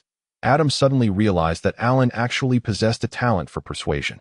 Although he usually remained silent and focused on training, he demonstrated a keen sensitivity to matters like this. Adam waved his hand in agreement with Alan's request, prioritizing the sacrifice for the training team. Once the training team members became qualified warriors, he would assess the situation to determine whether to continue utilizing the altar. After all, the strength of a territory is not solely represented by martial power. A territory's might encompasses various aspects: economy, culture, faith is indeed indispensable. The warriors serve as the guardians of the territory's safety, dedicating their days to rigorous training and patrolling the town of Blackstone, ever prepared for combat. Yet, no matter how formidable the warriors of Blackstone become under Alan's tutelage, it cannot alter the fundamental truth that warriors do not engage in production. The advancement of the territory is inextricably linked to production. If Blackstone were to be solely inhabited by warriors, who would cultivate the crops? Who would forge the tools? Who would nurture the spiritual and cultural fabric of the territory? After all, Adam, having been lord for so long, is acutely aware of this reality. For now, it has been decided to allow Alan's training regiment to utilize the altar for sacrifices, maintaining an optimal ratio between warriors and townsfolk, thus minimally impacting the development of Blackstone. With this resolution, Adam has devoted the last few days to assisting Alan's followers with the sacrifices. However, he has encountered a slight disappointment. Aside from Colin's initial sacrifice, which produced an increase in potential, the subsequent results of the warriors' sacrifices have been rather unsatisfactory. No extraordinary skills have emerged, and even their combat attributes fall slightly short compared to Mario, with only 1 or 2 warriors matching Mario's statistics. The prospect of surpassing Colin and Alan's combat abilities seems even more distant. Nevertheless, Adam remains unfazed. Overall, Upon completion of the sacrifices, the training regiment's strength will undoubtedly ascend to a new echelon. Even without combat skills, 100 warriors imbued with fighting spirit possess considerable combat prowess. However, Adam has also realized that the potential altar does not function as he initially envisioned, failing to evoke different attributes based on an individual's potential, such as those of non-combatants. Thus far, he has not identified anyone who has awakened non-combatant attributes. Possibly due to the nature of the sacrifices being exclusive to the training regiment. To test his hypothesis, Adam deliberately selected 2 individuals outside the training regiment, specifically choosing weaker women from the town for the sacrifices. The outcome remained consistent, combat attributes even inferior to those of the training regiment, resulting in combat capabilities barely exceeding those of an ordinary adult male. It appears that the potential altar can only elicit combat attributes at this juncture. After conducting the tests, Adam reached a definitive conclusion. However, how should he handle the 2 young women? Should he send them back? Or perhaps place them in Alan's training regiment? Adam feels uneasy about casting 2 fragile women into a group of men who are solely focused on military drills. Fortunately, Butler Eston made the decision for Adam, assigning both women to his household as maids, attending to Adam's daily needs. Adam expressed immense satisfaction with this arrangement, reflecting, "Eston truly understands me." The thought of finally having his own maids as the Lord of Blackstone fills Adam with an inexplicable excitement. However, he knows he must not display this enthusiasm in front of Sophia, lest the jealous Sophia truly consider leaving home. Adam even pretended to reprimand Eston in Sophia's presence, reluctantly accepting Eston's decision. His reasoning was that since the women had undergone divine sacrifices, he could not simply send them away. Otherwise, they might think they had done something to displease the divine or the Lord. After all, why would others be retained while these 2 were dismissed? This could potentially lead to their disgrace within the town. Thus, the compassionate Lord Adam decided to take in these unfortunate young women, reasoning that the understanding Sophia should not feel envious over such trivial matters. The clever Sophia found herself outmaneuvered by Adam's shamelessness. Despite sensing something amiss, she was at a loss for a rebuttal and could only acquiesce to the presence of the 2 young women. With the addition of maids, Adam felt a semblance of the dignity befitting a lord, not because he coveted the maiden's beauty. After all, Sophia far surpassed them in both figure and appearance, but rather because the townsfolk acknowledged the maid's attractiveness. Yet, in Adam's daily encounters with Sophia, they barely registered as anything more than unremarkable. Each day, he was attended to by his maids for grooming and meals, followed by afternoon sacrifices at the altar. On days devoid of sacrifices, he would accompany Sophia in her agricultural endeavors, cherishing the sight of her adorably furrowed brow in contemplation. Adam felt his life was fulfilling, as if his routine had returned to a predictable rhythm. Of course, had certain events not transpired today, it would still be regarded as a fulfilling day for Lord Adam. The potential altar, after sending the newly imbued fighting spirit warriors back to report to Alan. Adam plopped down upon the altar. A singular thought swirled in his mind. Could he also perform a sacrifice at the potential altar? Inspired by this sudden revelation, Adam instructed the maid standing outside to retrieve some raw obsidian ore from Eston at the obsidian mine. Subsequently, Adam positioned himself on the altar, placing the obsidian at his feet, extracting the manual, and confirming the activation. Silence. Nothing happened. How strange. Why did it not work for me? Must I recite a prayer? Isn't this the very tool I use to mask my fabrications? Adam felt a surge of frustration. The manual seemed to discriminate against him as the Lord. If you won't let me activate it, then I shall activate it regardless. I shall attempt the prayer. Changing his approach, Adam's hopes began to dwindle, especially after the initial attempt yielded no results, leading him to suspect that a lord could not utilize the potential altar. Chapter 15. I heard you have a good relationship with me. Part 2. Oh, great deities, your faithful follower Adam Delia prays to you. May the people of Blackstone enjoy eternal health. May the crops of Blackstone thrive with abundant harvests. Adam could hardly be bothered to alter his words. He had been reciting this same prayer for days on end. Whether or not the deities could hear him, Adam simply regarded it as a prayer for Blackstone. After all, this world does indeed have deities. Who knows, perhaps one day they might manifest in response to his hopes. It is uncertain, is it not? People often say that spirits dwell 3 feet above our heads, let alone in a world where divine beings are indeed present. Adam's thoughts wandered as he continued to speak. then lowered his gaze to the altar. Still no response. There was not even a flicker of light. Adam couldn't help but feel a twinge of disappointment. Shouldn't the altar emit light at this stage of the ritual? Frustrated, Adam retorted, "What nonsense light? This is discrimination. Discrimination against me as a lord. I am quite upset. Minister, withdraw at once. Do not bother me." "Wait, who spoke just now?" Adam casually responded, only to suddenly realize something was amiss. He glanced around, but there was no one. Who had just spoken? Was it a ghost? Or was it merely auditory hallucination? Adam felt his body tense involuntarily, gripping the manual tightly, his body taut with apprehension. His eyes darted about. What am I? And what is a minister? Discrimination implies disdain, does it not? Such an amusing term, haha. The peculiar voice echoed again. It was impossible to discern whether it was male or female. Nor could he pinpoint its origin. It seemed to emanate from all directions. Adam felt the hairs on his body stand on end. A bead of cold sweat trickled down his forehead. Not responding, he sought an opportunity to flee. This place is far too eerie. You seem anxious, little one. There's no need to be. I shall not harm you, haha. Adam remained silent, recalling the old adage that if one encounters a ghost speaking to them, they must never engage in conversation, for ghostly words cannot be trusted. He must run as far as possible. Adam cautiously shifted his feet, feigning an attempt to locate the source of the voice while covertly eyeing the distance to the exit. Ready to bolt at any moment. Are you contemplating escape, little one? You wish to run in the face of me? The strange voice seemed to find amusement in this revelation and continued. Haven't you been summoning me for days? Why, upon my arrival, do you appear so frightened? Shouldn't you show me respect? Other humans do so. Summon you? Other humans respect you. Adam paused, taken aback. Have I summoned you recently? What reason would I have to summon a ghost? Am I to summon someone merely to frighten myself? Wait a minute. The recent invocations, could it be that it is a deity? Adam's mind raced. He quickly connected the dots. He had indeed been reciting prayers frequently. And numerous texts within this world explicitly documented the existence of deities. Had he truly summoned a deity? Cold sweat cascaded down Adam's face. He had inadvertently escalated the situation. This entity was far superior to a mere ghost.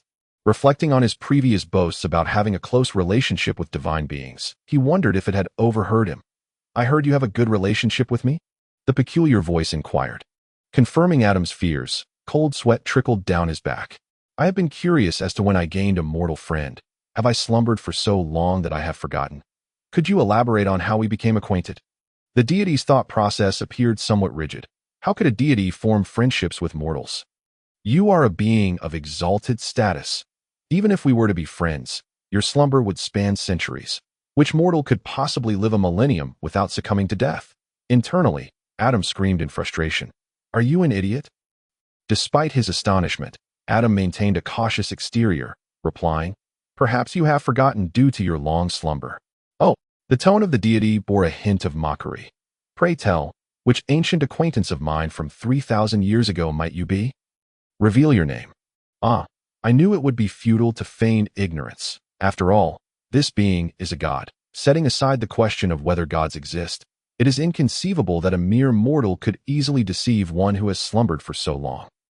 Adam forced a smile, addressing the void with honesty. Great deity, I am Adam Delia. I was unaware that you had been observing me these past days, nor do I comprehend what aspect of Blackstone town might have captured your attention. If my prayers inadvertently summoned you, I sincerely apologize for invoking your name. That is hardly the case. I merely claimed a cordial relationship with the gods, without specifying any particular affinity with you. Furthermore, I am not even aware of your divine identity, so there is no question of borrowing your name to display my prowess. Though Adam maintained a respectful demeanor, a flicker of pride simmered in his eyes. Yes, I may have boasted of my connections with the gods, but I never claimed to have a rapport with you. Moreover, I did not summon you. My prayers were directed at the pantheon, not specifying any particular deity. If you insist on taking offense, that is your own doing. Should you choose to wield your divine power against me, I shall have no choice but to resist. Though the likelihood of success is exceedingly slim, this was Adam's inner monologue. This little one is quite articulate. I find myself at a loss for a retort, the deity praised, though it was unclear whether the compliment was sincere. The deity, seemingly unfazed by Adam's words, continued. I have only just awakened. Yet I hear your prayers. I am curious how you believe such disjointed prayers could summon the gods. However, your mannerisms and expressions are rather peculiar. Some of your vocabulary is so profound that I do not recognize it. I am intrigued by the changes humanity has undergone over these 3 millennia. The deity rambled on, perhaps due to the loneliness of their long slumber, seizing upon Adam as a conversational partner. You have yet to answer my previous question. What does your excellency mean? And what of my lord? The deity inquired. It seems this god is not so difficult to converse with. The text had exaggerated the need for utmost reverence, depicting a necessity for unwavering faith and total sacrifice for the divine. What utter nonsense. Adam perceived this deity as remarkably generous, unconcerned with trifles, and more curious about the unusual terms he had used. Pondering the situation, Adam decided to avoid confrontation. There was no benefit in challenging a god directly. He replied, "Well, your excellency refers to oneself. It denotes self-identity. As for my lord, it is a term used to address another or to refer to someone else."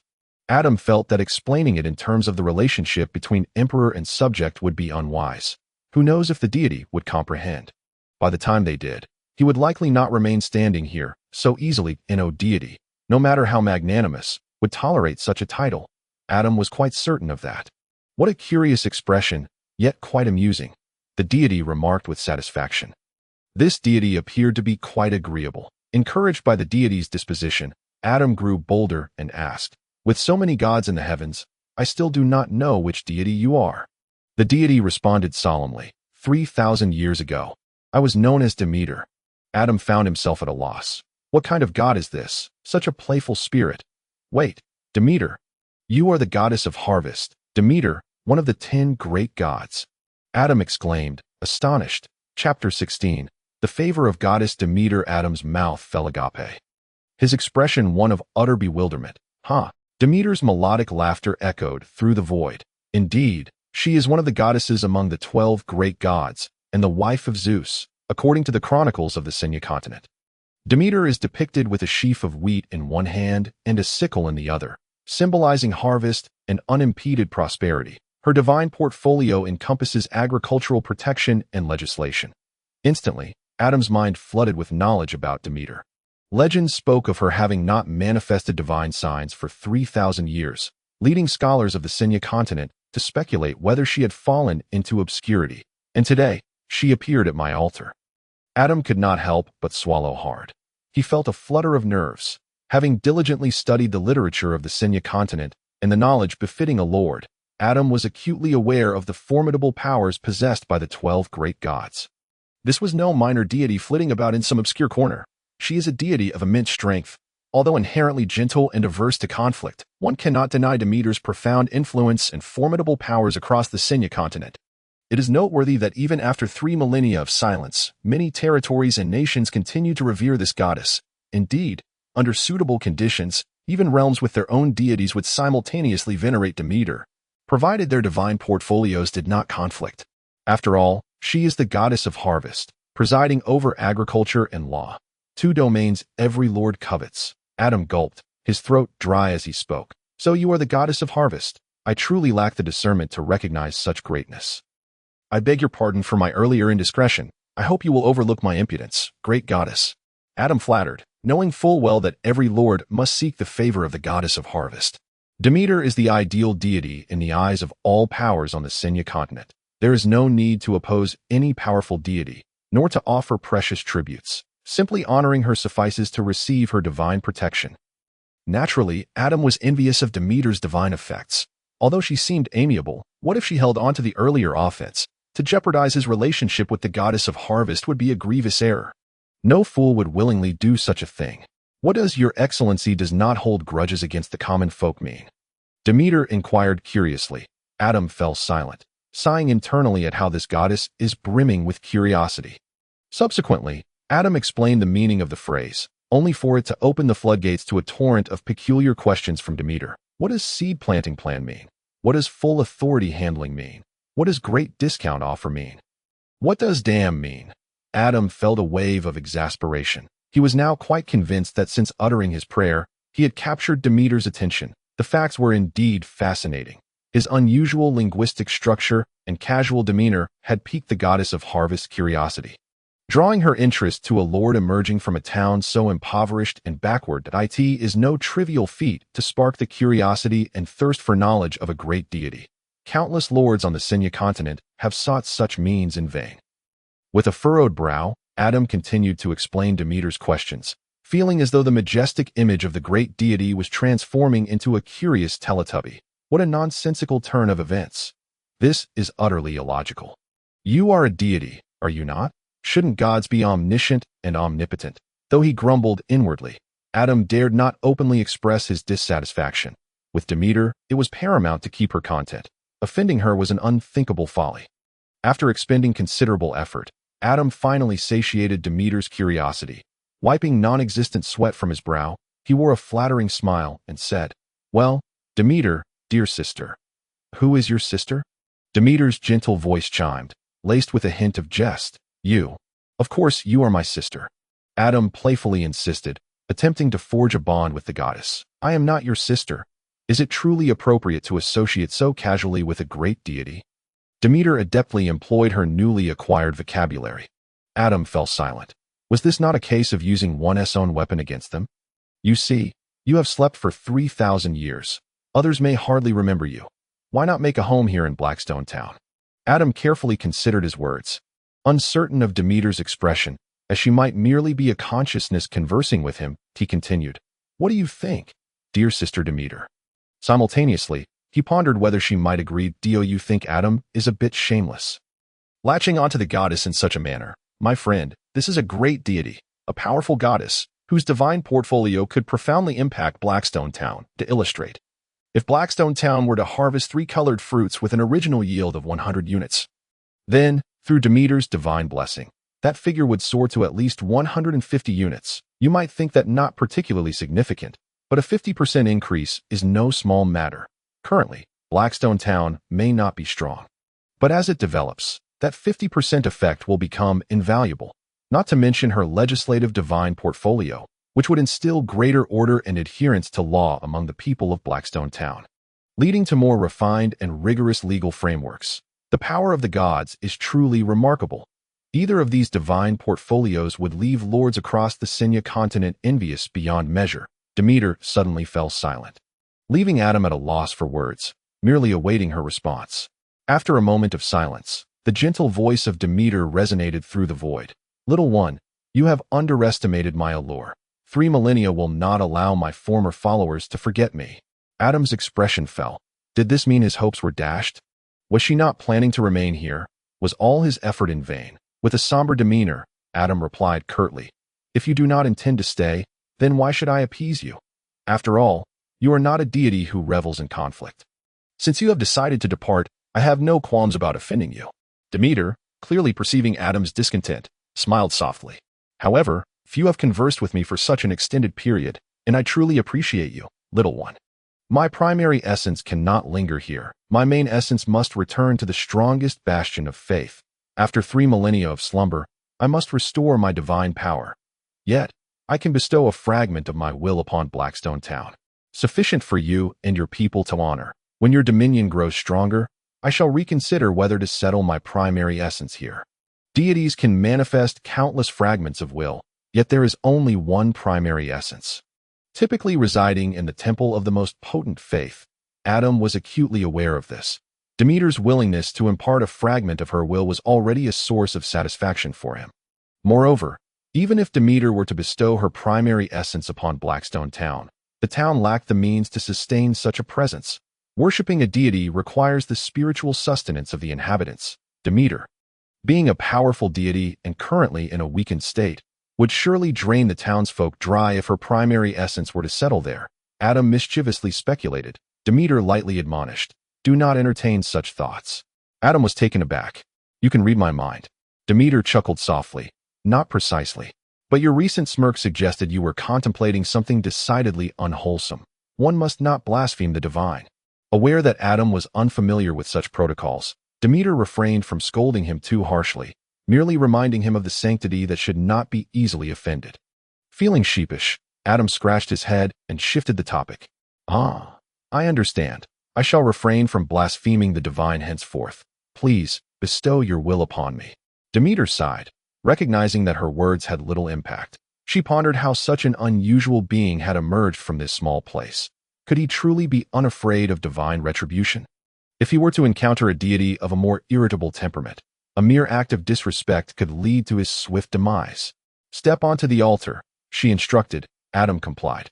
Immediately, a soft murmur filled the void, and a golden light cascaded from the ether onto the potential altar. The golden radiance enveloped both the altar and Adam, swirling and gradually splitting into two streams, one merging with the altar, the other with Adam himself. Was that it? Adam wondered, perplexed by how simple this seemed. "Indeed, it is done. What more do you desire?" Demeter's gentle voice echoed in his mind. Startled, Adam exclaimed, "You know what I'm thinking." Demeter continued in her soothing tone, "From this moment forth, I shall know your thoughts, for my will has merged with yours."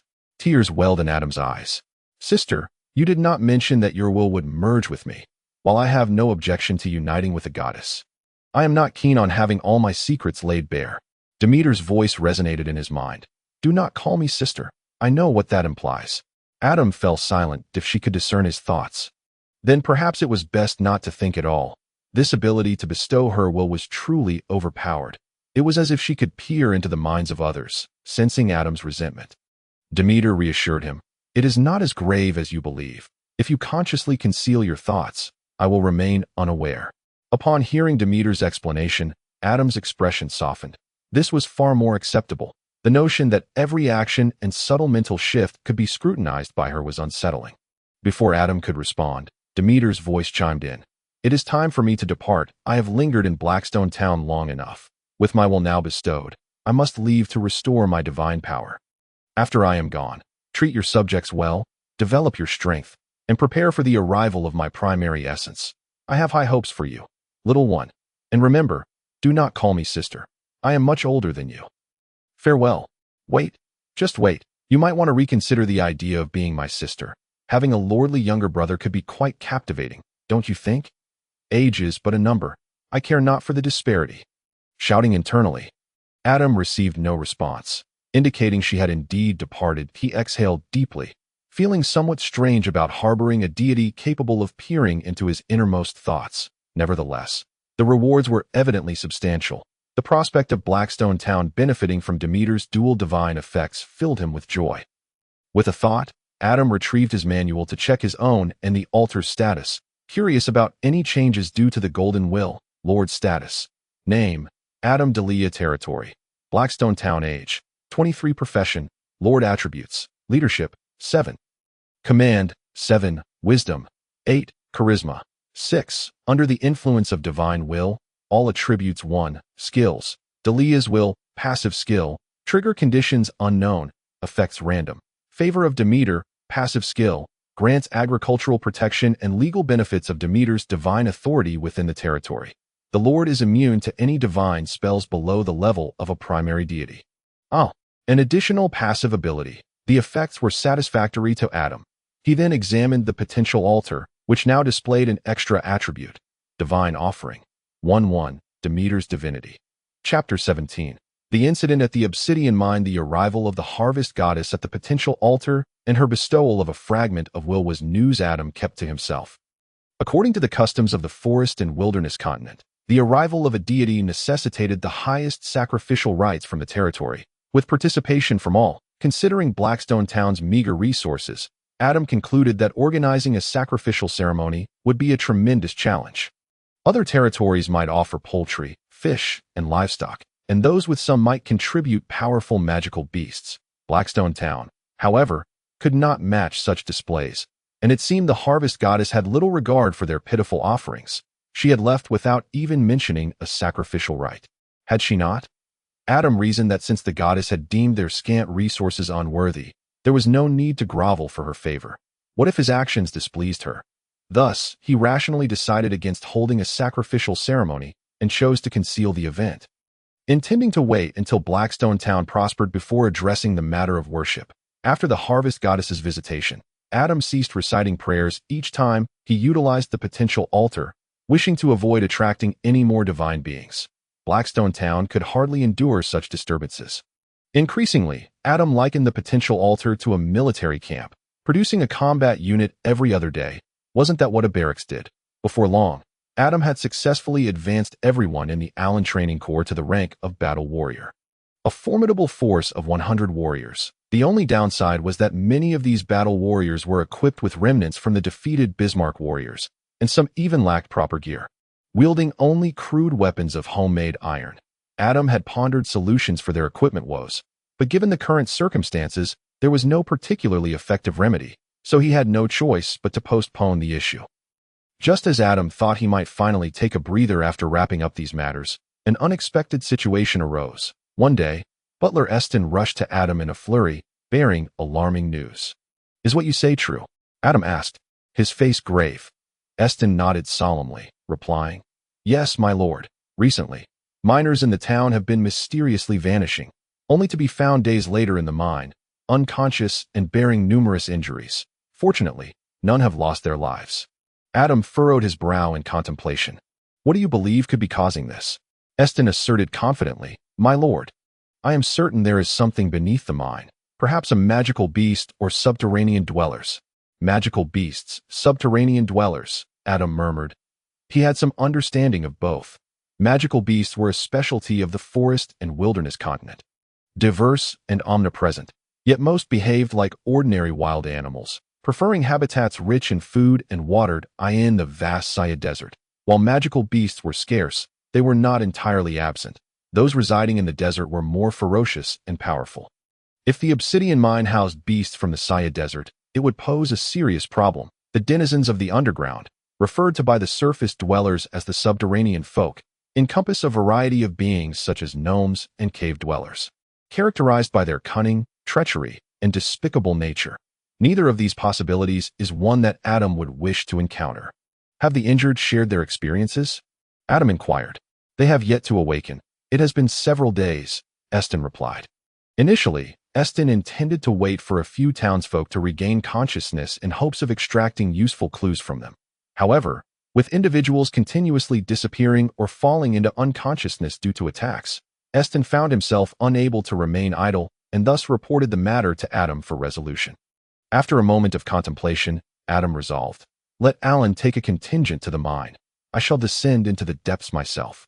Eston acknowledged the command and withdrew. The mysterious disappearances at the obsidian mine culminated days later in the grim discovery of bloodied companions. The situation had escalated, with reports of individuals succumbing to attacks by enigmatic creatures even in broad daylight. Such a small place as Blackstone could not conceal such occurrences. The whispers of the assault were validated by the survivors, thus inciting widespread panic regarding the obsidian mine. Only when Allen arrived with a dozen fully armed warriors did the townsfolk feel a semblance of reassurance. After all, the presence of formidable warriors and their gleaming, sharp weaponry instilled a sense of security. Adam, upon reaching the obsidian mine, exchanged greetings with Allen before instructing Eston to lead the way to the site of the incidents. Eston nodded and took the lead. Guiding them into the mine as they traversed deeper, Adam silently observed his surroundings. Though the excavation appeared profound, the safety measures were commendably executed. Numerous areas were supported by load-bearing columns and other unfamiliar safety protocols, indicating that Eston had indeed adhered to his prior directives. "It is here, my lord." Eston pointed to a location not far ahead. Adam gazed down. They had reached the mine's inner depths, encountering several branching paths along the way. Without Eston's guidance, Adam would have been oblivious to how deep they had delved. Had he ventured alone, he surely would have succumbed to disorientation. Dark crimson bloodstains marred the ground, pooling ominously in the surrounding darkness, which seemed impenetrable even to the flickering torches. Adam furrowed his brow and instructed Eston, "Let us examine the next location." Eston nodded and led the way. Adam, shielded by Allen and the dozen armed warriors, cautiously retreated. Midway through their return, Adam suddenly turned to glance into the engulfing shadows. Frowning, he quickly resumed his retreat. Having inspected several sites of the incidents, all exhibited a similar state, save for the remnants of dried blood on the ground. No other pertinent information was to be gleaned. Along the way, Adam posed several relevant queries to Eston, such as the location of the first incident, whether the first victim had awakened, and the site of the most recent occurrence. Eston also noted the issue of air circulation. Logically, one would expect the air quality to deteriorate deeper within the mine, yet for reasons unknown, the obsidian mine maintained a remarkable airflow even at its depths, suggesting the presence of additional ventilation shafts. At the last site of the incident, Adam pondered deeply under the protection of the warriors. His clues were scant, yet Adam had formed a general hypothesis in his mind. The atmosphere grew tense, despite the numerous torches lit around them. They failed to alleviate the oppressive darkness, especially in the depths of the cavern ahead. The dense blackness exuded a palpable sense of dread, being at such a considerable depth beneath the surface. Should any peril arise, even a hasty escape would likely consume a significant amount of time. Contemplating this dilemma, Adam prepared to caution Alan regarding their safety. However, before he could utter a word, darkness inexplicably descended. Adam found it increasingly difficult to discern the warriors and Alan beside him, while Eston appeared flustered, having inexplicably extinguished his torch. Moments ago it had flickered brightly, yet now it was snuffed out without the influence of wind or any mishap on Eston's part. As if the flame had extinguished of its own accord, the surrounding torches similarly succumbed to the darkness. At that moment, ominous sounds emanated from the depths of the cavern. Chapter 18. The attack of the gnomes. Protect the Lord. Alan bellowed. While Adam remained steadfast, trusting in Alan's capabilities, the warriors, initially thrown into disarray by the sudden onset of darkness, regained their composure at Alan's fierce command. Although obscured from one another's view, their positions remained unchanged. With their lord still safeguarded in their midst, Alan had always emphasized the importance of remaining calm in the face of danger during training. The warriors' response filled both Adam and Alan with satisfaction. Through Adam's careful selection and Alan's rigorous training, instilling the concepts of loyalty and honor, the warriors of Blackstone prioritized their lord's safety above all else. As the crisis loomed, they stood vigilant, ready to confront the unexpected. The rustling sounds drew nearer, an unknown entity approaching, yet Adam could not discern the number of foes from the auditory cues alone. "What is that?" Alan exclaimed, alerting the group. Immediately thereafter, the clashing of steel rang out, intermingled with the sounds of weapons piercing flesh. Nearby, the muffled groans of warriors and the cries of the assailants echoed through the darkness, though visibility was hindered. Adam understood that a fierce skirmish was underway, brief yet intense. The suddenness of the conflict gave way to its swift conclusion, indicating that the assailing creatures were not numerous. As visibility returned, the sight that greeted Adam was that of several diminutive corpses, alongside others groaning on the ground. Upon closer inspection, he discerned that the attackers were gnomes. Gnomes, a humanoid species, are diminutive in stature, inherently cunning and vile, proficient in the use and development of technological magic. Once a proud race on the surface, the gnome population had dwindled significantly following their participation in the last planar defense against the infernal invasion. Those who remained either sought refuge under the protection of the dwarves in Ironforge or retreated underground to evade the dominance and attrition imposed by stronger races. Although gnomes had once been esteemed allies in the great wars of the past, centuries of evasion had diminished their standing among the races, rendering them no longer recognized as a civilized people by the major factions. Now, gnomes consorted with beasts and contended with even more despicable cave dwellers and kobolds for survival. Adam had read of such a race in the tomes of the Del Rio estate and had some understanding of their plight. He had entertained a notion of the attacker's identity, yet he had not anticipated that the perpetrators would be gnomes. Previously, Adam had suspected some other vile subterranean creature, perhaps a kobold or cave dweller. He was taken aback. Despite their decline over the millennia, gnomes remained formidable. The technological magic wielded by the gnome race was not something that Alan and his dozen warriors could easily withstand. Yet here they lay, having slain 7 or 8, with the remainder sustaining various injuries, a testament to the gnomes' waning prowess. Simultaneously, Adam felt a profound curiosity regarding their technology. Throughout the conflict, he had not witnessed the gnomes employing any of their technological might, aside from the abrupt onset of darkness, which he surmised to be a manifestation of dark magic. It was not surprising that a subterranean race might possess such arcane abilities. However, what of their technology? How could they claim to be gnomes without deploying technological firearms or similar devices? Influenced by his past life, Adam held a keen interest in the so-called technological systems of this other world. longing to witness for himself the famed technological weaponry of the gnomes and how it compared to the firearms of his previous existence. Adam cautiously approached one of the injured gnomes, intrigued. The gnome wailed in agony while furtively observing the human before him. This must be the leader of the humans. If captured, the remaining gnomes could leverage him to threaten the human warriors and secure their escape. Moreover, capturing this leader might offer a chance for redemption. The gnome continued to moan in pain, yet his eyes gleamed with a cunning and malevolent light. Foolish human, soon you shall witness my cruelty. I will take you back to our territory, flay your skin, and torment you relentlessly. I shall avenge my kin. Adam surveyed the gnome with bemusement, reflecting on the adage, those who associate with the wicked become wicked themselves. Considering the gnome's former glory and the power of their technological magic that once instilled fear in countless races, he wondered how they had descended into such folly after millennia. Adam pondered, why would this gnome regard him with such overt malevolence, as though he were some naive simpleton? Had their prolonged conflict with the lowly kobolds and cave dwellers dulled their wits? Could such diminished intellect still conceive of technological magic? It was no wonder that in their recent skirmish, they had not utilized any representative gnome magic, but resorted to a rudimentary dark spell. The darkness descends. Even upon realizing the gnome's nefarious intentions, Adam felt no trepidation regarding his own safety. The gnome lunged, swift and vicious, perhaps the evolution or devolution over millennia had rendered its hands claw-like, sharp and ready to strike at Adam's throat. Ideals are often splendid. Adam began to speak. Alan raised his hand, the sharp tip of the spear piercing the gnome's hands mercilessly into the ground.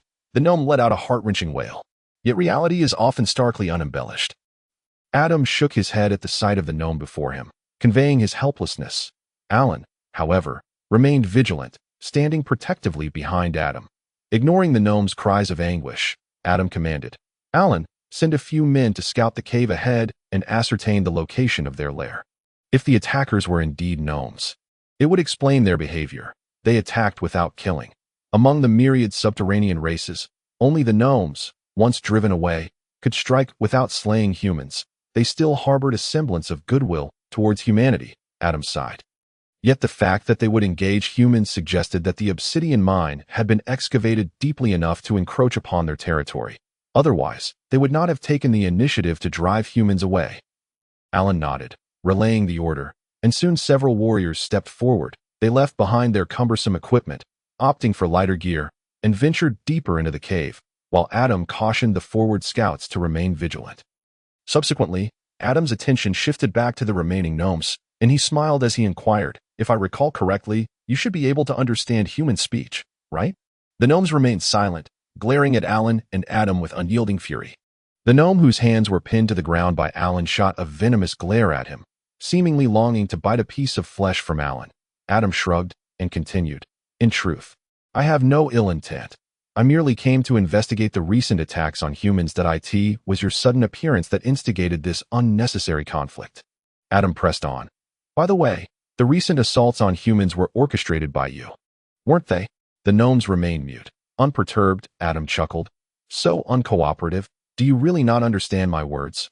Allow me to pose another question. Do you have a territory nearby? Observing the gnomes' continued silence and seething glares, Adam became convinced of their inability to comprehend human language. That he lamented. It seems that the passage of millennia has rendered you forgetful of the most fundamental things. The once polyglot gnomes are no longer present among you. Adam shook his head and directed his words to Alan. Since they cannot grasp my words, they serve no purpose. Eliminate the remainder. We shall await news from those who have ventured inside. Alan nodded in acknowledgement. Yes, my lord. Alan withdrew the spear from the gnome's hands, eliciting a scream of agony. He flicked the blood from the spear's tip and signaled two warriors to approach the remaining gnomes. Wait, great human lord. I can understand human speech. A hoarse voice rang out, dry yet high-pitched and urgent, articulating the not-so-fluent human language. Chapter 19. Capturing a prince. Upon hearing this voice, Adam's face lit up with delight. That I knew you wretched creatures would not yield without a firm hand. Adam feigned ignorance of the gnome's words and addressed Alan. What are you standing there for? Are you waiting for your demise? Move quickly. Uh-oh. Alan was momentarily stunned, believing Adam would want him to pause and listen to the gnome. But the Lord was unyielding, intent on executing the gnomes, though puzzled. Alan, as a soldier, understood that he need not question the reason. He simply had to follow orders. Please wait. Wait, my lord. The gnome's voice grew louder, sharp and frantic. Adam turned with a cold smirk. Huh. Just moments ago. I inquired nicely, yet you refused to speak. Now, what more do you have to say? Do you think I have time to spare? Do you believe I will tolerate such fickleness? The onlookers behind Adam silently thought, My lord, are you not busy? No. No. It is all our fault. We hope the great lord can forgive us poor, humble gnomes. Great human lord, you must be a kind and enlightened ruler. We beg for another chance. Please.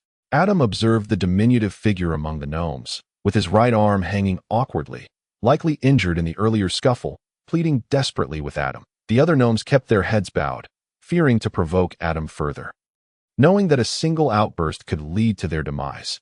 After all, a miserable existence is better than death, and survival is the most desirable outcome. Only the gnome whose hands were pierced by Alan continued to glare with malice, furiously berating the pleading gnome in human tongue. You cowardly wretch, scoundrel! How dare you plead for mercy from the slayer of our kin? We must resist to the bitter end. You traitor, surrendering to this cruel and cunning human. The pleading gnome ignored the vitriol from his fellow gnome, persistently beseeching Adam for clemency. Adam watched with interest. From his perspective, he saw nothing wrong with the gnome's plea for mercy. Rather, it was the one still spewing insults who appeared most foolish. It was evident that he was projecting his own suffering and misfortune onto Adam and Alan's alleged ruthlessness. He even sought to incite his kin to join him in rebellion. Yet he failed to consider that had they not ambushed Adam in the first place, their kin would not have met such a fate. That if he had not attempted to attack Adam after being captured, he would not have been left with pierced hands. His survival alone indicated that Adam was, relatively speaking, a merciful lord. Adam waved his hand at Alan, finding the gnome's incessant noise unbearable and foolish. Alan understood Adam's intent and swung his spear, striking the foul-mouthed gnome across the face with a resounding crack. The gnome spat a mouthful of blood, along with teeth and other debris, glaring resentfully at Adam and Alan, yet daring not to utter another word. You were too noisy. This is much more peaceful. Adam smiled, then turned his attention back to the still pleading gnome. That he interrupted the gnome's entreaties, stating, Time is of the essence. I will ask a question, and you shall provide an answer. Answer incorrectly or fail to satisfy me, and your fate will remain death. The gnome's expression darkened. He realized that their previous indifference and uncooperativeness had provoked the human lord, and he could only nod in resignation. What is your name? My name is Colby. My lord, the gnome replied respectfully. Surname? Short gnome. How many gnomes remain in your territory? Colby hesitated. Alan. Here, my lord. Execute him. Understood, my lord. Colby's face turned ashen. What kind of people were they? Ready to kill over a mere disagreement. Wait. My lord, I'll tell you. There are over 1,000 gnomes left. How many over 1,000? I am not certain of the exact number, only a rough estimate. Alan, execute him. Yes, my lord. Colby's face turned a sickly hue. What kind of situation was this? A mere disagreement could cost him his life. Please, my lord. I truly do not know the exact count. We migrated here just 10 years ago. Originally, there were 5,000 of us. But some perished during the journey, and after arriving, many have died due to starvation over the past decade. We are left with only this many. Colby wailed. He was on the verge of tears, feeling as though he were walking a tightrope, the thrill almost unbearable. Adam hummed thoughtfully, nodding to continue his inquiries. Why did you attack us earlier? It was all Morris's idea. He insisted on attacking the lord. Who is Morris? Colby pointed to the gnome, bloodied from Alan's earlier strike. Adam nodded. This Morris was indeed a foolish ally, clearly aware that they faced a stronger enemy, yet still eager to engage in combat. The deaths of these gnomes could be laid squarely at Morris's feet for his lack of intelligence. How far is your territory from here? Colby cautiously replied. Approximately 50 miles. For ease of reading, modern measurements are used. Colby feared that this answer would further displease Adam. Indeed, Colby watched as the human lord shouted once more, Alan, here, my lord. Do not execute him. Do not execute him. Please, my lord, spare us. Colby's small face contorted in distress, threatening to burst into tears. Adam cast a disapproving glance at Colby. This coward. Did I appear bloodthirsty? He then instructed Alan. Prepare yourself. We shall visit the gnome territory. He then turned to Eston, directing him to arrange for the remaining warriors above to descend, as Adam felt uneasy with such a small group. Lead the way, coward. Adam approached and kicked Colby. Colby was momentarily stunned. They were not going to execute him. He quickly wiped away his tears and snot, straightened himself, and eagerly nodded. Very well. Follow me, great lord. Once Colby stood, Adam realized just how short the gnomes truly were, barely reaching a meter in height, just about level with a human's waist. Alan commanded the warriors to keep the remaining gnomes in check, and they all followed Adam, who trailed behind Colby, as they ventured deeper into the cave. After walking for a while, Aston arrived with the warriors trailing behind. Reuniting with Adam and the others, Colby, who was leading the way, stole a glance back and was taken aback. Good heavens, there must be around 100 formidable human warriors. Whether taking them back would be a blessing or a curse was uncertain. Adam kicked Colby playfully on the rear, saying, Behave yourself. You look as shifty as a thief while leading. Aren't you afraid of death? Colby, unfazed by Adam's reprimand, wore a flattering smile and said to Adam, My lord, with so many of us being taken back, I am curious about how you plan to deal with us short gnomes. Might I suggest avoiding violence? I assure you, I will persuade my kin to submit to your authority. Adam raised an eyebrow. I had no idea you possessed such persuasive skills. Can you really convince over 1,000 gnomes to bow to me? Colby replied respectfully. I am the Grand Prince of the Short Gnomes. Capturing a prince as a prisoner. Chapter 20. Father, save me. Oh, you are a prince, are you? Adam looked at Colby with a peculiar expression. Could there truly be such a timid and cowardly prince? Colby, understanding the insinuation behind Adam's gaze, felt his face flush with embarrassment. Although the cave was dimly lit, he could still sense the heat on his cheeks. Feeling utterly ashamed, Adam, however, paid no heed to Colby's feelings. What did shame matter if one dared not resist? You claim to be the Grand Prince. So where is the second prince? Is he currently in the territory? Adam inquired. Colby answered, The second prince is Morris. Adam was taken aback. Splendid. Now they had captured 2 gnome princes. Curiously, he asked, And what of the third prince? Adam's gaze shifted to the gnomes being restrained by the warriors. Surely the third prince couldn't have been captured as well. Colby, sensing Adam's gaze, sheepishly replied, There is no third prince. We short gnomes have only 2 princes. Alas, 2 princes captured. While the hope of seizing a third was dashed if there were a third, it too would likely meet the same fate. Colby felt a profound sense of disgrace, believing today to be the most embarrassing of his life. Urging Colby to continue leading, Adam pressed on, while Colby could only obediently move forward, inwardly praying that these humans would not commit any egregious acts upon reaching their territory. The path within the cave was rugged and difficult to traverse. After some time, they encountered the warriors returning with news. According to their reconnaissance, there indeed lay a gnome territory not far ahead. With an estimated population exceeding 1,000, the visibility for humans within the cave was somewhat impaired. Although the warriors could mitigate this effect to some extent, they could not eliminate it entirely. Having roughly gauged the numbers, the warriors returned, coincidentally meeting Adam and his group. Adam instructed the warriors to regroup, and, after a brief rest, they set off once more. The warriors' stamina was unquestionable. The pause was merely for Adam, the lord devoid of combat prowess. After approximately half an hour of continued travel, they arrived at an exceedingly open area where the outlines of the gnome territory became visible as they approached. Adam directed Colby, Go and make contact. Inform your kin that we bear no ill will. The gnomes before them mostly donned tattered garments, with some barely covered by a few rags that a glance revealed an assembly of diminutive gnome men and women, all standing less than half a human's height, evoking in Adam a peculiar sensation akin to visiting a kindergarten. Upon noticing the newcomers, the gnomes began to stir uneasily. Humans! A group of humans had arrived. An atmosphere of fear and confusion spread among the gnomes. Colby stepped forward, presenting himself before his kin. Faced with their prince, the gnomes appeared bewildered, questioning why he stood alongside humans. Were they foes or allies? The crowd was momentarily at a loss. From the back of the gnome assembly came a commotion, and gradually the throng parted to reveal an elderly gnome. Colby approached, offering a peculiar gesture of respect to the elder, and began to converse rapidly. Adam stroked his chin, observing their animated exchange, pondering that the gnome language was considerably more intricate than human speech. Meanwhile, Alan and the warriors behind him remained vigilant, as the safety of their lord was always paramount in the hearts of the Blackstone warriors.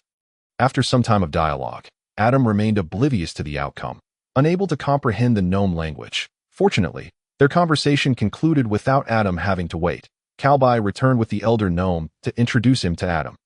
"Esteemed lord, this is my father, Levi Short," Calby respectfully presented. Levi bowed to Adam, performing a human-style greeting. "You must be Lord Adam of the humans. It is a pleasure to meet you. Welcome to the territory of the short gnomes." The diminutive figure's mannerisms were precise, exuding a sense of earnestness and humility. Adam nodded in satisfaction. As a noble, one must maintain strict standards regarding details, particularly in matters of etiquette, and he expected the same from others. Levi's greeting left no room for criticism, as every gesture radiated noble grace, his elderliness accentuating rather than detracting from his dignified presence. Most notably, Levi had greeted Adam in the human manner, a rarity that indicated the cultural continuity of the short gnomes, who were both proficient in human language and etiquette. Just as Adam prepared to speak, a rather untimely voice rang out. "Gigi Gijalala." Without turning, Adam could easily guess who was bellowing with a voice akin to a broken gong. Frowning, Adam thought, "Your appearance is not your fault, but the torment of your voice is indeed your own doing. If I were in your shoes, I would have been too ashamed to show my face again after such a display. Yet you still dare to shout? Most importantly, you choose to utter gibberish that I cannot comprehend." Adam turned to glance back, confirming his suspicion. It was Morris, the second prince of the gnomes, wailing pathetically at his father Levi while struggling vehemently against the grasp of the human warriors behind him. Levi looked awkwardly at Morris, feeling a twinge of annoyance. Why must this child be so impatient? Adam kicked Calby lightly, casting a questioning glance. Calby shot Adam a reproachful look, as if to say, "My father is right here, and you still kick me," displaying no noble demeanor at all. "What is he saying?" "Translate," Adam whispered. "He says, 'Father, save me. I have been captured by these brutal and cruel humans, and they have slain many of our kin.'" Calby translated in a hushed tone. Adam shook his head, remarking, "It seems this child is not merely foolish." Had Adam understood the gnome language, Morris's loud proclamation would certainly have jeopardized the tenuous peace being established between humans and gnomes. In a situation where the humans were strong and the gnomes were weak, to carelessly utter such words was truly a foolish act that would endanger both his kin and himself. Calby nodded in agreement, affirming Adam's assessment.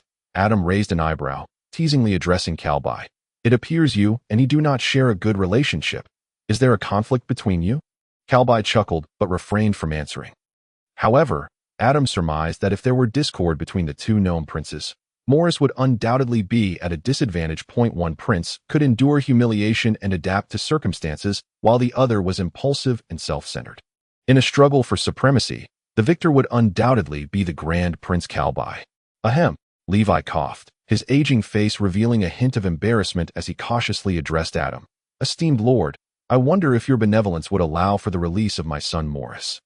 If he has offended you in any way, I sincerely apologize on his behalf and implore your forgiveness." Adam nodded. Since the elder had gone to such lengths, it was only right to grant the request. He gestured to Alan. "Release him." "Yes." The warriors holding Morris loosened their grip, and he limped towards Levi, who, in his eagerness, stumbled and fell face first into the dirt. Levi's face flushed crimson, and the embarrassment deepened. Adam distinctly noticed Calby's lips twitching, struggling to suppress laughter. Upon reaching Levi, Morris opened his mouth to speak, but Levi swiftly slapped his head, scolding, "Hurry back. Look at you. You are more despicable than a goblin." Morris hung his head in silence. Disappearing into the crowd of gnomes, Levi sighed.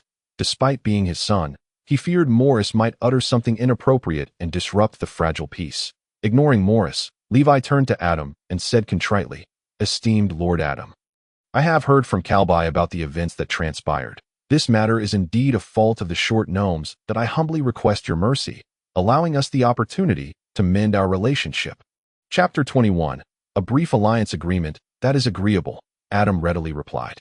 Subsequently, Levi invited Adam and his companions into the gnome territory. As they walked, Adam and his entourage observed their surroundings. Upon entering, It became evident that although the short gnomes appeared to be even more impoverished than Blackstone Town, their overall presentation was remarkably orderly. The scattered stone houses and the ubiquitous stone tools showcased a level of craftsmanship that left Adam astounded, truly befitting a race inheriting the legacy of technological magic.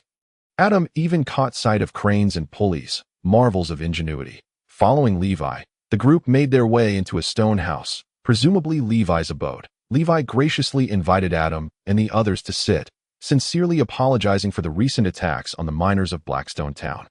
To which Adam expressed his understanding. The two engaged in a pleasant conversation, with Levi praising Adam's benevolence and the martial strength of Blackstone Town, that in turn, Adam reciprocated, expressing admiration for the short gnome's politeness and humility. A stark contrast to the cunning and despicable image often held by humanity. Meanwhile, in Morris's stone dwelling, he sat alone on a stone bed, caressing his bandaged hands that a malevolent glint shone in his eyes. Harboring resentment towards Adam and Alan, yet feeling powerless against his father's goodwill towards these humans, poor Morris could only seethe in silence within the confines of his home, that in Levi's residence. Adam and Levi had reached a mutually satisfying agreement. Levi inquired about the basic conditions of Blackstone Town, proposing to establish some commercial activities between their two communities for mutual benefit. Adam, intrigued by the tools produced by the short gnomes, learned through their discussions that they still possessed some ancestral designs for technological magic. Indicating no issues with craftsmanship, only a lack of raw materials, a thought struck Adam, prompting him to ask Levi whether raw obsidian could be utilized for crafting technological magic items. Levi confirmed that their migration to this location was indeed due to the presence of obsidian mines, a primary material for constructing technological magic items, capable of producing the majority of such creations. However, they were hindered by the absence of magical beast cores and mining technology, which had stalled their progress. Realizing the implications, the two engaged in vigorous discussions, ultimately reaching a consensus. They would establish a peaceful alliance, pledging mutual protection and cooperation while adhering to a non-aggression pact. Levi, wary of Adam's 100-strong warrior brigade, and Adam, concerned about the gnomes' numbers and their inherent advantage underground, understood that escalating tensions would be detrimental to both parties. Blackstone Town would sell a portion of its grain to the short gnomes in exchange for their provision of common tools and craftsmen to assist in reinforcing the town's defenses. Adam, coveting the technological magic items of the short gnomes, proposed to aid in their manufacture and trade, but Levi diplomatically declined, citing current limitations in production, suggesting they revisit the collaboration once the items could be created. Though the agreement was succinct, it was the most suitable arrangement for both parties at present, and both Adam and Levi felt content. Adam then instructed Eston and Alan to prepare for their return journey. Levi and the Crown Prince, Call, rose to see Adam and his companions off, having arranged details for the exchange of goods before bidding each other farewell. As Adam contemplated the discussions on the way back, he found it hard to believe Levi's claim of lacking mining technology to extract obsidian. After all, according to their account, they had arrived in this area a decade ago, with a geographical advantage over Blackstone Town.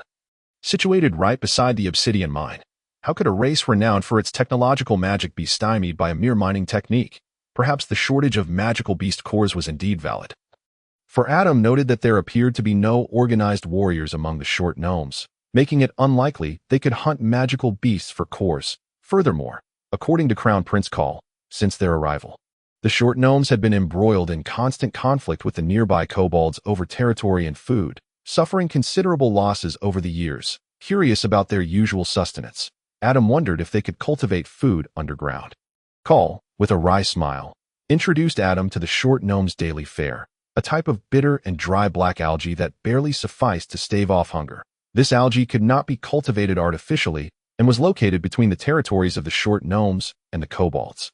Explaining the frequent skirmishes over its possession, it became clear that the short gnomes had long been plagued by food shortages, struggling to maintain their ancestral legacy, let alone aspire to the grandeur of their forebears. When one is barely subsisting, who has the luxury to concern themselves with esoteric diagrams? Call further revealed that many of the younger generation among the short gnomes were disillusioned with studying their ancestors' technological magic, deeming it a futile endeavor when it could not even fill their bellies. Adam pondered this and resolved to strictly control the volume of trade with the short gnomes. wary of allowing too much grain to flow into their hands. For they were not kin. Should they find themselves well-fed and capable of advancing their technological magic, they might very well turn their attention against Blackstone Town. On the journey, Adam inquired with Eston regarding the grain situation in Blackstone Town. The current season was approaching the harvest of the three-colored fruit. According to Eston's report, the crops were thriving splendidly. Sophia had already begun organizing the townsfolk for the harvest. Adam nodded as they emerged onto the surface. Noticing that twilight had begun to settle, upon their exit, the townspeople collectively exhaled a sigh of relief, their anxieties alleviated with the Lord finally returning. Spotting Sophia amidst the crowd, Adam beckoned her over, instructing Eston and Alan to disperse the gathering and prepare for the forthcoming negotiations with the short gnomes. Given the differences in their two territories and races, a single exchange would undoubtedly be insufficient to establish a lasting diplomatic relationship. Thus, it was imperative for Eston and Sophia to make the journey the following day, as Adam arranged for Alan to protect them while they discussed the initial batch of grain and the volume of tools to be exchanged. As for the obsidian mine, both Levi and Adam had been careful to avoid the topic. While obsidian was essential for creating technological magic items, the short gnomes had their own mining channels, a fact Adam was keenly aware of. Thus, neither party included the obsidian mine in their list of trade items, while Adam maintained that the obsidian mine was the private property of Blackstone Town. With Levi agreeing on this point, there was no need to linger on a contentious issue, as it would benefit both sides that in any case, the mine would not be exhausted in the short term. And Adam preferred to turn a blind eye to the matter, treating it as if he were unaware. Chapter 22. The gnome goddess Sophia. News of the discovery of a gnome tribe within the obsidian mine spread through Blackstone Town.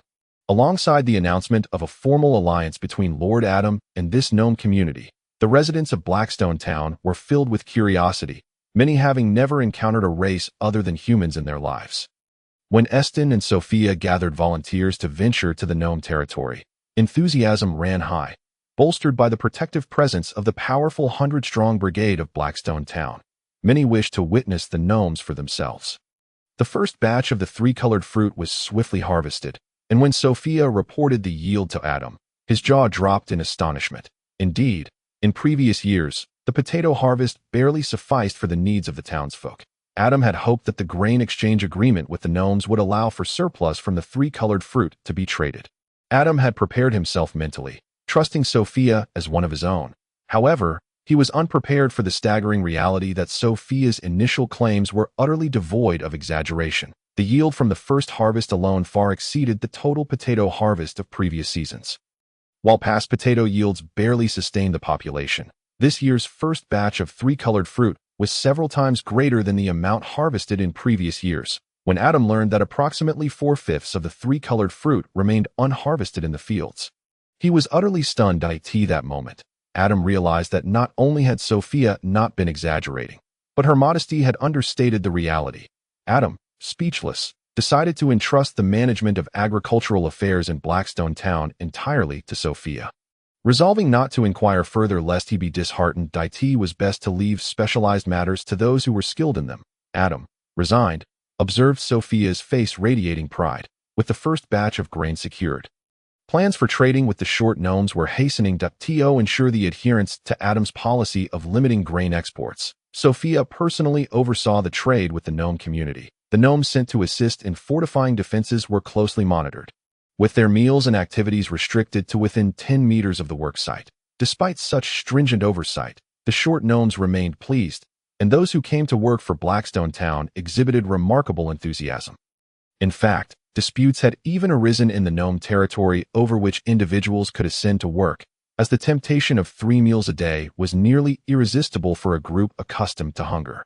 Fortunately, Sophia's timely initiation of grain trade alleviated the tensions arising from the gnomes vying for positions in Blackstone Town, providing some relief for Crown Prince Call. Indeed, the town of Blackstone dispatched Sophia and Alan to conduct trade, while the short gnomes sent their Grand Prince, Corby, to oversee the related affairs. For the elder patriarch, Levi, he was responsible for selecting the gnomes who would travel to Blackstone for work. In recent days, the short gnomes and the people of Blackstone have coexisted harmoniously, with the gnomes exemplifying the courtesy expected of a once great race. starkly contrasting with the despicable and cunning image often portrayed in literature. To this end, Adam even inquired with Keorbi, who responded that those gnomes deemed sly and contemptible by humans could hardly be considered gnomes in the strictest sense. They had lost the legacy of their ancestors.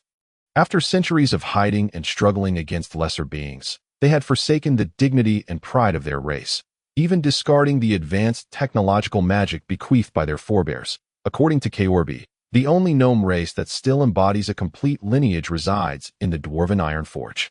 Reputed to possess the capacity to create and restore the formidable technologies and magics of their ancestors, at that moment, Adam patted Keorbi on the shoulder, as it was evident to all that envy glimmered in the boy's eyes. Amidst the majority of gnomes who had abandoned their racial glory, a small faction remained steadfast, yearning for the day they could revive their ancestors' splendor. The gnomes of Ironforge were undoubtedly successful, while the short gnomes still needed to strive for improvement. "This box is overweight. Please bring another one," Sophia commanded from within the dimly lit cave. Where a large cart behind her was filled with wooden crates containing tricolored fruits, several townsfolk of Blackstone, under Sophia's direction, began unloading and weighing the boxes. "Hey, wait! Don't rush to take it back," Keorbi exclaimed as he noticed a Blackstone resident attempting to return an excessively heavy crate. He quickly turned to the weighing Sophia, attempting to curry favor. "Miss Sophia, we've been trading for days now, and most of the provisions you deem heavy have been returned. Surely this crate need not be exchanged. I believe one more heavy box is inconsequential." Without lifting her gaze, Sophia continued weighing and replied, "Your Highness, the weight standards are set by Lord, and I am merely fulfilling his instructions as a humble weighmaster. I dare not deceive those above me." She then addressed the townsfolk. "This box is also heavy. We must exchange it." Sophia made a gesture of helplessness towards Keorbi. Keorbi felt a mix of despair and frustration. Was it truly necessary for her to be so stringent? How could he not perceive that this box was not overweight? Keorbi was exasperated. This petite girl, who was only slightly taller than him, had caused him no small amount of annoyance in recent days, yet he could not afford to offend her, especially since she oversaw Blackstone's grain trade with the short gnomes. Moreover, she was flanked by several fully armed warriors from Blackstone, who did not seem to be pushovers. That moment, a gnome rushed over to Keorbi, stating, "Your Highness, Lord Adam is at the mine entrance and may be descending shortly." Keorbi nodded.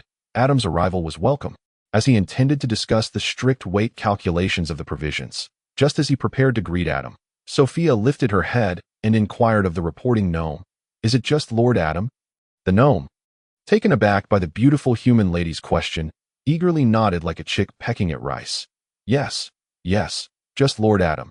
Sophia, only slightly taller than the gnomes, appeared to them as a goddess. Her lovely face, melodious voice, and sparkling eyes, coupled with her height, had led many young short gnomes to volunteer for labor during the grain trade, merely to be in close proximity to the divine figure. Of course, her height was only significant in comparison to the diminutive gnomes. Sophia furrowed her delicate brows in thought and said to her companion, "Alan, Brother Alan, please go and escort Lord Adam. It is not entirely safe for him to descend alone." Being perceptive, Sophia had gathered from Adam's grain restriction policies that the relationship between the short gnomes and Blackstone was not as amicable as it appeared. They likely maintained a mutually exploitative relationship. Hence, Sophia feared for Adam's safety. Should a group of resentful gnomes ambush him, the unarmed and defenseless lord would be in peril. Alan, upon hearing this, nodded and instructed two nearby warriors to accompany him to meet Lord Adam. However, Sophia interrupted him, saying, "Brother Alan, you should all go. I am uneasy with so few." Alan was taken aback. If they all went, what would happen to her? Before he could voice his concern, Sophia understood his thoughts and smiled, saying, "It's all right. You will return soon. Besides, I have plenty of townsfolk to accompany me." Alan conceded, reminding her to stay safe. As they were in unfamiliar territory, he then cast a stern glance at the surrounding gnomes, who promptly lowered their heads, avoiding eye contact, before coldly stating to Keorbi, "Let us proceed." Keorbi awkwardly nodded. The circumstances were beyond his control. The short gnomes, despite their numbers, lacked formidable individual combat prowess, causing them to feel intimidated by the human warriors. As they walked, Keorbi donned a conciliatory smile, attempting to ingratiate himself with Alan. However, Alan, with an expression as stoic as a corpse, ignored Corby's attempts at conversation, focused solely on leading the two warriors forward.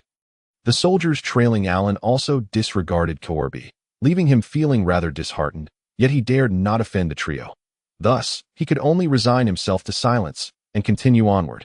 Meanwhile, Sophia, who remained behind in the gnome territory, became increasingly brazen in executing Adam's grain export restrictions once the gnome prince had departed, determined to minimize the provisions as much as possible.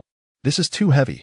Remove some," she directed the townsfolk as they handled the crates filled with tricolored fruits, insisting that a substantial portion be extracted from each box before relinquishing them. The gnomes assisting with the transport could only watch in dismay. This lady was indeed ruthless. Was it true that the more beautiful the human, the darker their heart? At this rate, what was the point of trading? They might as well work for free.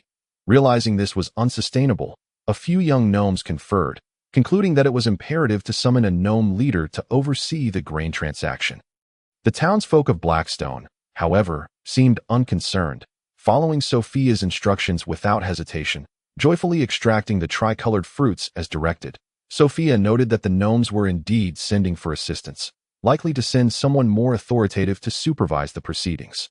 Adam had instructed that, without offending them, they should deduct as much grain as possible. Seizing the opportunity before reinforcements arrived, Sophia rallied all the townsfolk to work together, swiftly emptying the cart of its contents. The gnomes, clearly unwilling to cooperate, simply stood by, watching. Sophia, undeterred, directed the townsfolk to move the diminished boxes toward the gnomes. Remarkably, with the combined efforts of all the townsfolk, the speed of their work increased significantly. And soon the cart was nearly emptied. Sophia suppressed a smile, contemplating how she might impress Adam with her performance. Just then, a gnome approached from a distance, hands wrapped in tattered cloth, unmistakably the gnome's second prince. Morris had previously abstained from participating in the exchanges between the short gnomes and Blackstone, as Elder Patriarch Levi was aware of his disdain for humans and had refrained from assigning him duties, allowing him to recuperate in his stone abode. Upon hearing reports of the humans' blatant malfeasance in the grain trade, Morris was incensed.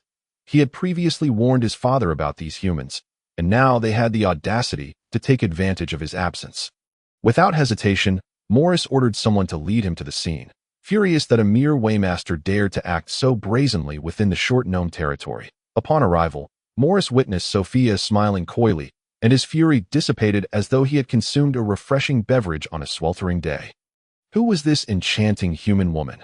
Morris gazed at Sophia, momentarily entranced, while a nearby gnome, recognizing the urgency, interjected, "Your Highness, the woman before you is the human waymaster. She has been skimming off our provisions. Look, she has taken so much from this cart." The gnome's tone was desperate. Provisions were vital to their survival. Is it really her? Morris, momentarily dazed, nodded in affirmation, suddenly realizing the gravity of the situation, that I must put a stop to her. Such actions are utterly inappropriate. Of course, this cannot simply be overlooked. Morris slightly adjusted his tangled hair and tidied the tattered rags adorning his body, all the while sporting a smile as he approached Sophia with an air of self-assured swagger. Sophia regarded the approaching dwarf with perplexity. He wore a lewd grin and tattered clothing, exuding an ostentatious aura of self-importance. As Morris stood before Sophia, he executed a half-bow with what he perceived to be elegance, saying, "Greetings, fair human maiden. I am Morris Short, the second prince of the short dwarfs. You may call me Morris. May I inquire your esteemed name, beautiful lady?" Sophia furrowed her brow, noting that his hands were entwined with tattered cloth, faint traces of dried blood evident upon them. The unpleasant odor wafting from him was unmistakable. It was evident he had not changed in quite some time. Out of courtesy, Sophia replied, "Greetings, your highness. I am Sophia deia, the appointed waymaster for this grain transaction." Ah, what a melodious voice. Morris thought to himself, his satisfaction evident. He felt as though the gods had placed such a delightful angel in his path. Convinced she was destined to be his bride. "I have come to verify certain actions of yours that were deemed inappropriate by my subordinates," he continued, attempting to temper his words to appear less eager. Yet, Sophia could not help but notice the deep yearning and fervent desire reflected in his gaze, causing her to frown even more intensely. Stepping back a couple of paces, Sophia responded, "I believe you are mistaken. Your Highness, I am merely weighing the grain according to the specifications set forth by my lord. There is absolutely no question of any shortcuts being taken. If you are concerned, you are welcome to stay and supervise. Stay to supervise. Morris's smile faltered. With the transaction nearly complete, what purpose would that serve? Anger simmered within him. How could humanity be so shameless as to speak such blatant lies? He wrestled with his rising fury and replied, Dearest Miss Sophia, I assure you, my understanding is not mistaken. Given the presence of so many dwarves, why not do this? You may reweigh the portion you have set aside, and I shall consider this incident as if it never occurred. In return, I would extend an invitation for dinner. With that, Morris awaited Sophia's astonished response, as if he had conferred upon her a monumental honor. However, Sophia appeared far from impressed. Calmly, she replied, I appreciate your kind offer, Your Highness, but it is unsuitable to reclaim the grain that has already been traded. Such actions would not align with my lord's directives, and I hope for your understanding. Moreover, we have not cut any corners, she firmly asserted. Refusing to acknowledge any wrongdoing or accept Morris's dinner invitation, Sophia's resolute tone ignited Morris's ire, and he stepped forward menacingly. Miss Sophia, should you persist in this manner, I shall have no choice but to inform Lord Adam. Are you not afraid of his wrath? Do you wish to bear the consequences of angering him? If the short dwarves sever their alliance with Blackstone due to this, can you shoulder that responsibility? Sophia raised an eyebrow. Falling silent, Morris, convinced his threat had struck a chord, advanced another step, leaning in closer to her. Perhaps we can both concede a little. If you agree to dine with me, I shall let this matter slide. His insistent tone made Sophia's brows knit tightly together, and she took another step back, contemplating the ramifications of her refusal. Would it truly jeopardize the alliance between the short dwarves and Blackstone? Would it disrupt Adam's plans? Morris, reveling in his perceived advantage, took another step closer. Do you truly believe a mere grain weighmaster dares to offend a prince of the short dwarves? Are you unaware of the current cordial relations between the short dwarves and the humans of Blackstone? Do you not fear the Lord's ire? As Morris extended his rag-wrapped, blood-stained hand towards Sophia, he declared, Beautiful human woman, should you agree to dine with me, this matter shall be forgotten if you can satisfy me this evening. I may even elevate you to the status of my princess. Such a union would be welcomed by both humans and dwarves, drawing our relations even closer. Your contributions will not be overlooked by my lord, and you shall become the second princess of the short dwarves. What a splendid opportunity. Sophia gazed at his repugnant hands, instinctively wanting to retreat, yet hesitating momentarily, pondering whether it might be wiser to placate him until Adam arrived. The notion of becoming a princess held no allure for her. Her primary concern was the potential impact on the alliance with the dwarves. Unsure of her next move, she stood in indecision as Morris's lascivious grin threatened to fully manifest. Just as her thoughts swirled in uncertainty, a voice, cold as the frost of the Arctic, sliced through the air. Do you wish to die? Startled, Morris whirled around to find a pair of eyes, as merciless as death itself, fixed upon him. In an instant, a flash of cold steel struck, and Morris's body was propelled away, crashing into the stone wall a dozen meters distant with a resounding thud, before sliding down to the ground. Sophia turned in surprise to see Alan still gripping his long spear, accompanied by Adam, whose expression was one of chilling fury. Who gave you the audacity to lay a hand on my woman? Chapter 24. Dispose of him. Why are you here? Morris stammered in terror. Realizing the gravity of the situation, the two short dwarves who had summoned him suddenly felt a twinge of regret. They had forgotten to inform their prince that Lord Adam was on his way. Adam's face was a mask of displeasure as he approached Morris step by step, with Alan trailing closely behind, equally displeased. How dare he lay hands on Sophia? Adam halted before Morris, who wore an expression of near loss of control. Disgust surged within Adam, and he had no desire to exchange words with Morris. He gestured to Alan, mimicking a throat-cutting motion, before turning to Sophia.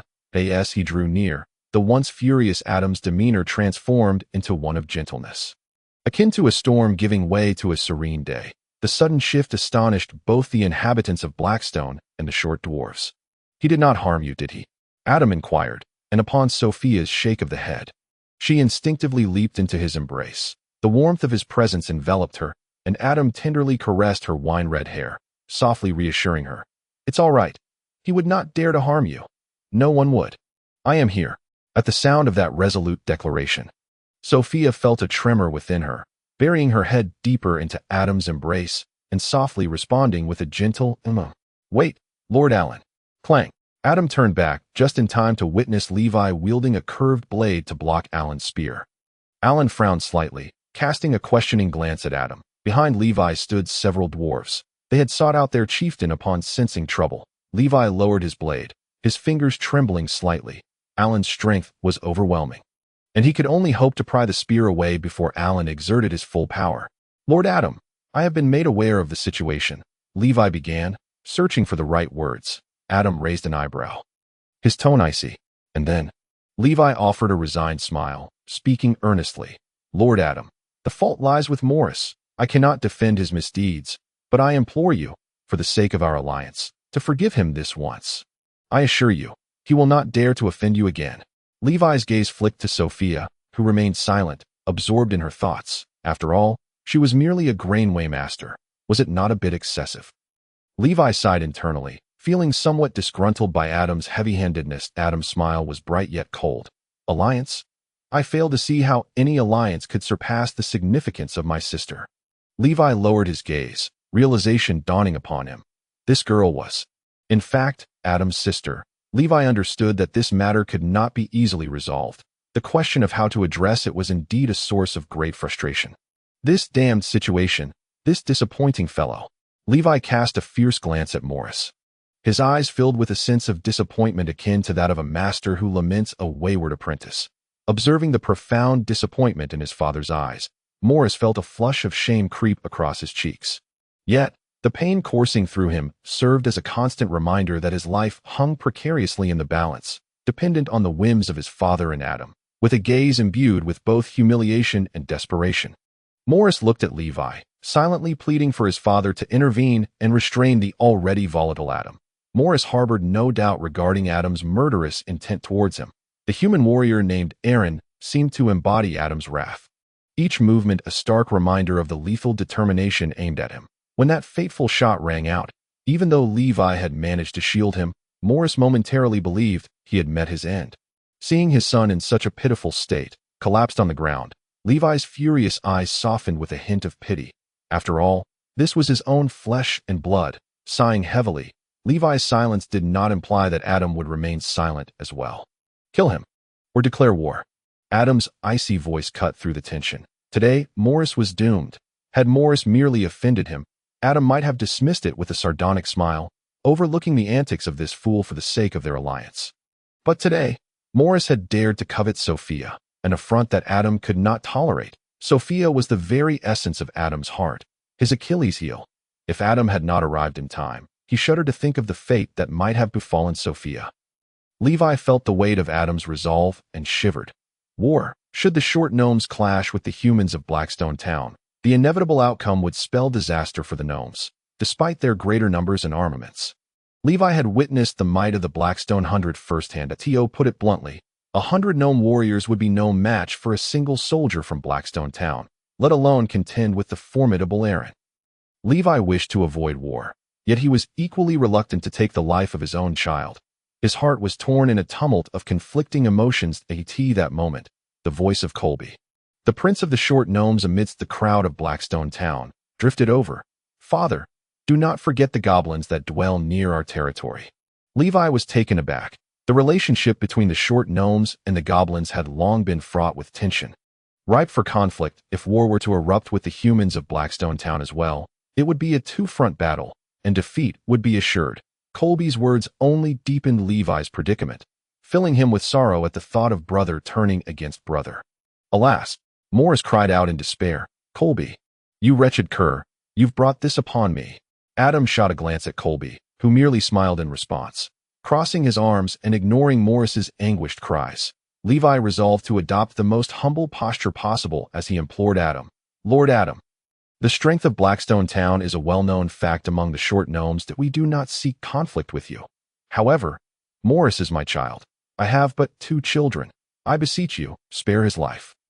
As long as you do not take his life, you may deal with him as you see fit. Please, let this be a father's plea to you." Levi's earnest entreaty to Adam, who was significantly younger than him, was delivered with an almost subservient demeanor, his aged face etched with desperation. Adam, holding Sophia, maintained a stoic expression, his thoughts inscrutable. Sophia, nestled in Adam's embrace, played with her hair, feeling a flicker of sympathy for Levi. Yet unwaveringly supportive of Adam's every decision, unwilling to interfere, the atmosphere grew tense. Morris attempted to discreetly shift his position, only to be startled by Aaron's weapon, which glimmered ominously at his nose. Paralyzed with fear, Morris dared not move. The air was thick with anticipation, all eyes awaiting Adam's response. Levi's gaze was fraught with anxiety. "Child, your father has done his utmost. Why must you be so disappointing?" Colby bowed respectfully to Adam, adhering to the customs of humans acknowledging their lord. "Lord Adam, I implore you, consider the efforts of the short gnomes in aiding Blackstone town's fortifications. Please grant my brother his life." Adam surveyed the scene, noting the anger of the Blackstone folk at Morris's disgraceful actions and the anxious expressions of the short gnomes as they looked to him for mercy. Levi's supplication, Aaron's cold demeanor, Colby's feigned respect, and Morris's abject terror painted a vivid tableau of fear regarding a potential conflict with the humans of Blackstone town. Adam remained silent, weighing his options, to spare him or to let blood flow. "Aaron," Adam finally spoke, his tone measured. "My lord." Aaron responded, "Incapacitate him, but leave him alive." Adam's expression remained impassive as he issued his command. Aaron, upon hearing this, swiftly executed his task, the spear slicing through the air before Levi could intervene. In an instant, Morris was left in agony, a gruesome scene unfolding as blood sprayed forth, and he screamed in pain before losing consciousness. Sophia, witnessing the carnage, turned away in disgust, burying her face in Adam's chest, inhaling his comforting scent and finding solace. Brother is the best, his embrace is the warmest. Sophia yearned to be held by her brother forever. Adam, still cradling Sophia, turned his back on the short gnomes and walked away, leaving behind a casual remark, "Do not allow him to appear before me again. The grain trade is cancelled, and as for the alliance, let it remain for now. Thank you, Lord Adam, for sparing his life." Levi sighed in relief. Bowing to Adam's retreating figure, he quickly turned to issue orders, "Take the second prince back to tend to his wounds." Watching Adam and his entourage vanish into the distance, Levi couldn't help but sigh softly. This human youth was no simple character, he wielded both kindness and menace. Expertly controlling his emotions to eye in the future, the forest continent might well find a place for him. Chapter 25. The gnome's plea for help. For the first time, Sophia found herself nestled in Adam's embrace. Refusing to leave his side, Adam spoke softly to comfort her, and Sophia responded with occasional playful remarks, stubbornly keeping her head buried against him. Adam could only watch her with a mix of exasperation and affection. Realizing that today's events might have frightened her, he resolved to indulge her whims. That moment, Aaron approached, speaking in hushed tones. "My lord, Colby is following us. He wishes to speak with you." Adam raised an eyebrow, surprised that Colby dared to approach after everything. Did he not fear Adam's wrath? Should Aaron simply pierce him through with a spear? Adam gestured with his chin, instructing, "Let him come. I am curious to hear what he has to say." Aaron nodded and stepped back, allowing Colby to approach with a sycophantic smile plastered across his face. "What brings you here?" Adam asked, his tone indifferent. Colby, with a smirk that bordered on obsequiousness, approached and performed an exaggerated bow, exclaiming, "Colby has come to express my gratitude." "My lord." Adam raised an eyebrow, intrigued. Gratitude for what? Did he wish to thank him for not unleashing a massacre today? Colby beamed. "Of course, I am here to thank you for today's actions." Amused, Adam replied, "Thank me? For incapacitating your brother?" Colby's grin widened. "Brother? No. You are mistaken. My lord, my father has but one son." Colby short. "From this day forth, my father shall have only me as his son." Adam realized the absurdity of Colby's claim. How could a son exist in name when the other had been rendered incapable? This was truly a case of a small man reveling in his newfound power, coming forward to express gratitude, seemingly unafraid of the repercussions from his brother or father. Adam recalled Colby's earlier words and inquired, "Why did you plead for Morris then? Did you not wish for his demise?" Colby nodded, as if it were the most natural thing in the world. "Indeed, I had hoped for his death. The sooner the better. He causes me nothing but trouble. However, being a member of the short gnomes, if I did not publicly declare my stance at the time, my kin would surely reject me, jeopardizing my future claim to the chieftaincy." Adam was left speechless. Colby displayed an air of confidence as though the chieftaincy were already his for the taking. Yet, he was not entirely foolish. Adam nodded. Is there something else? He wished to dismiss Colby, eager to avoid further interaction with the short gnomes, as it dampened his spirits. Colby perceived Adam's subtle reluctance and lamented that his efforts to forge a connection had been thwarted by Morris's foolishness. With a sincere demeanor, he addressed Adam. Lord Adam, I have come to seek your support and hope you will not hold Morris's actions against the short gnomes. Adam raised an eyebrow, non-committal. Support your claim to chieftain. Is that even necessary? Colby smiled. Regardless of the circumstances, you shall always be my pillar of strength. Whether I become chieftain or not, my respect for Lord Adam remains unwavering. A shiver ran down Adam's spine, and he felt a wave of goosebumps at Colby's exaggerated loyalty. What was he so worried about? Given Adam's perspective, he would not hold any grudges against Colby should he ascend to the chieftaincy. As for Morris, it was highly likely that he would face dire consequences once Colby assumed power. What was truly troubling Colby? Adam was perplexed as Kirby offered a faint smile. Kirby will always hold Lord Adam in his heart. He then bowed and withdrew. Adam gazed silently at the departing Kirby, his mind filled with questions. Something about this fellow seemed off today. Throughout their acquaintance, Kirby had always struck Adam as timid and sycophantic, yet today he exuded an unusual air, leading Adam to suspect that Kirby was far more complex than he appeared. Indeed, Kirby was not merely simple. At the very least, his discerning gaze was anything but ordinary, from the moment he laid eyes on Adam until the very end. His eyes had been darting covertly, scrutinizing the inhabitants of Blackstone town. The formidable presence of Alan and the armed forces of the 100-man brigade, coupled with the admiration and genuine respect emanating from the laborers towards their lord, elevated Adam's stature in Kirby's eyes significantly. Despite Kirby's inability to gain Adam's trust and penetrate the inner circle of Blackstone town, today he could no longer contain his impatience and subtly hinted at his loyalty. Adam sensed Kirby's confusion. But why? It was not that Kirby couldn't articulate it, but rather that the reasons were difficult to express, and he himself was uncertain. Nevertheless, he was accustomed to seeking an escape route from potential dangers, and his only recourse was Adam.as for Sophia. Kirby had not once seen the little girl peek out from Adam's embrace. She seemed utterly oblivious to the outside world, completely absorbed in her affection for Adam. Merely a sister? Kirby regarded this notion with skepticism. Adam shook his head, choosing not to ponder further. Even if Kirby harbored some unknown scheme, it would be futile in the face of absolute power.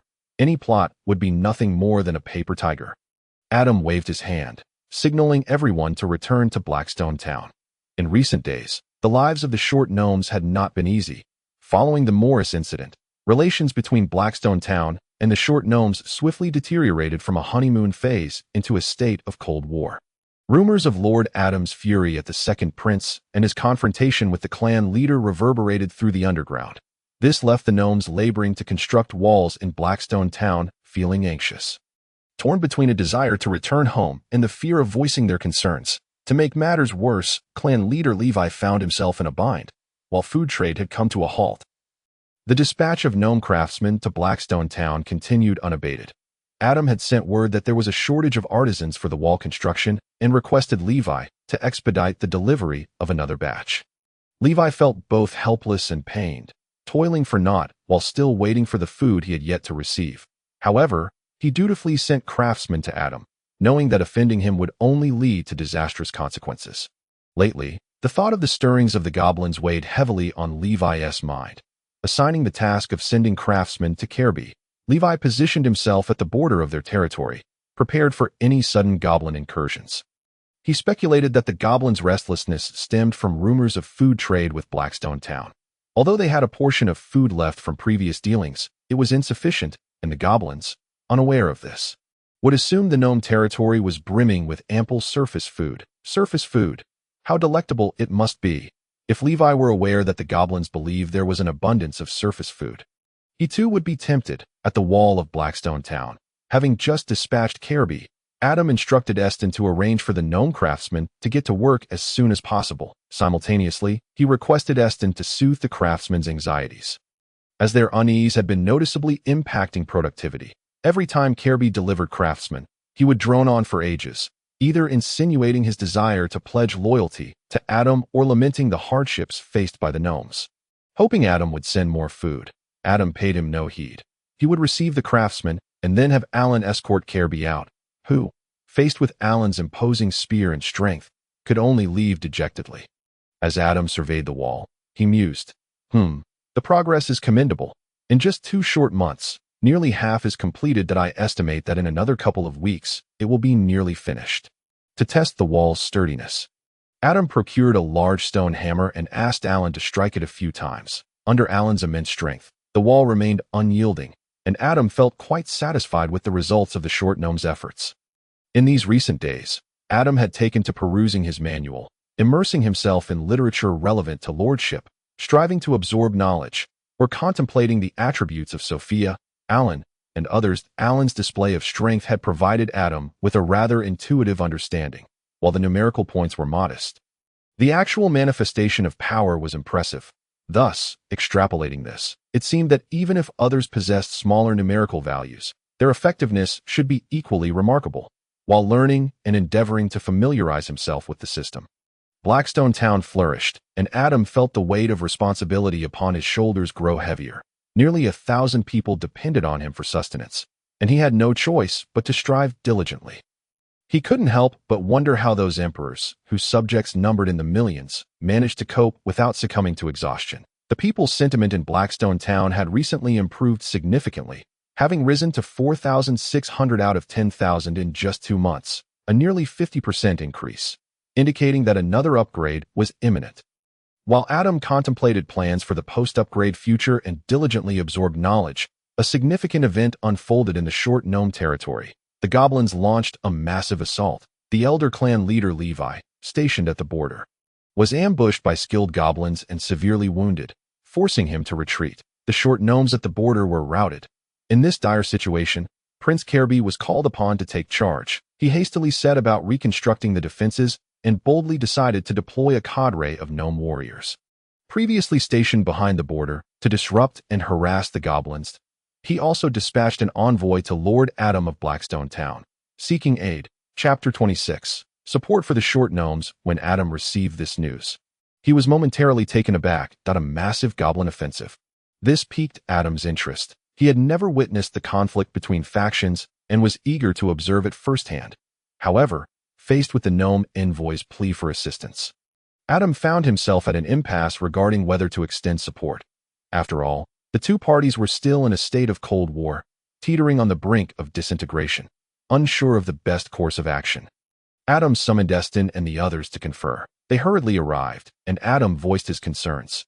Eston, noticing the anxious gnome envoy fidgeting nearby, offered his perspective. However, Eston's suggestion was to withhold support, reasoning that the conflict between the goblins and the gnomes did not concern Blackstone Town.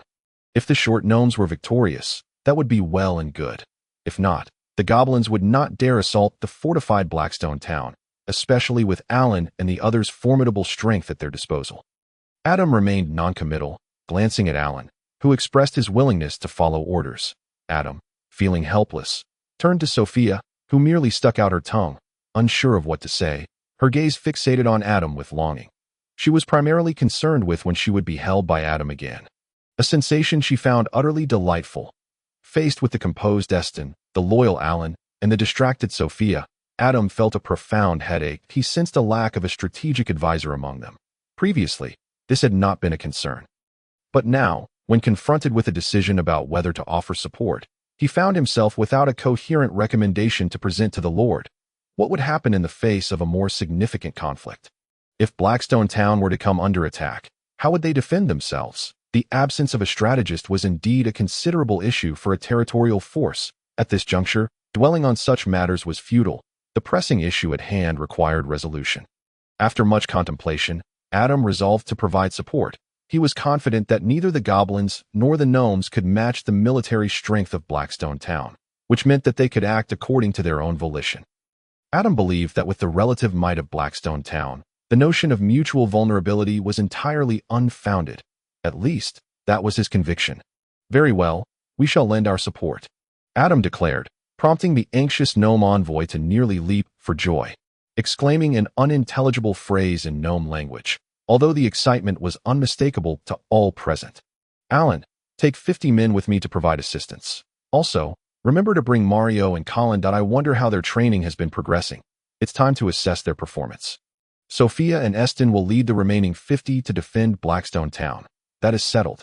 Adam, motivated by the prospect of military training, instructed Alan to accompany him with 50 men to assess the situation.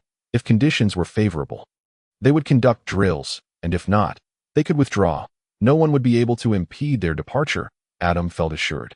Understood, my lord. The three responded, departing to make their arrangements. As Sophia left, she cast a lingering glance at Adam, acutely aware that he would not be taking her along. A fact that weighed heavily on her heart after the previous incident had left Adam feeling apprehensive. Yet, she could not help but feel reluctant. Now, even a brief separation from Adam made her yearn for his presence. She had become even more clingy than before. Deep within the obsidian mine, amidst the goblin forces, a throng of over 1,000 goblins, armed with an array of weapons, standard long knives, rusted spears, and hefty wooden clubs, moved as one. Though not entirely unarmed, their overwhelming desire to attack was palpable. With their blood-red eyes, they panted and drooled, encircling a small contingent of gnomes. Eager to engage, they bared their teeth at the gnomes. At the forefront stood a towering figure, clad in full armor, muscular and significantly taller than his goblin companions, and even above the average human height. Let alone dwarfing the diminutive gnomes, the imposing stature, coupled with a robust physique and light armor, instilled a sense of despair among the gnomes. This fellow is the lord of over 1,000 goblins. Known as Hyli sneered menacingly at the mere 20-odd gnomes before him, raising his long blade and cruelly licking it. The coarse tongue of the goblin glided across the sharp edge of the sword, leaving a faint trace of blood.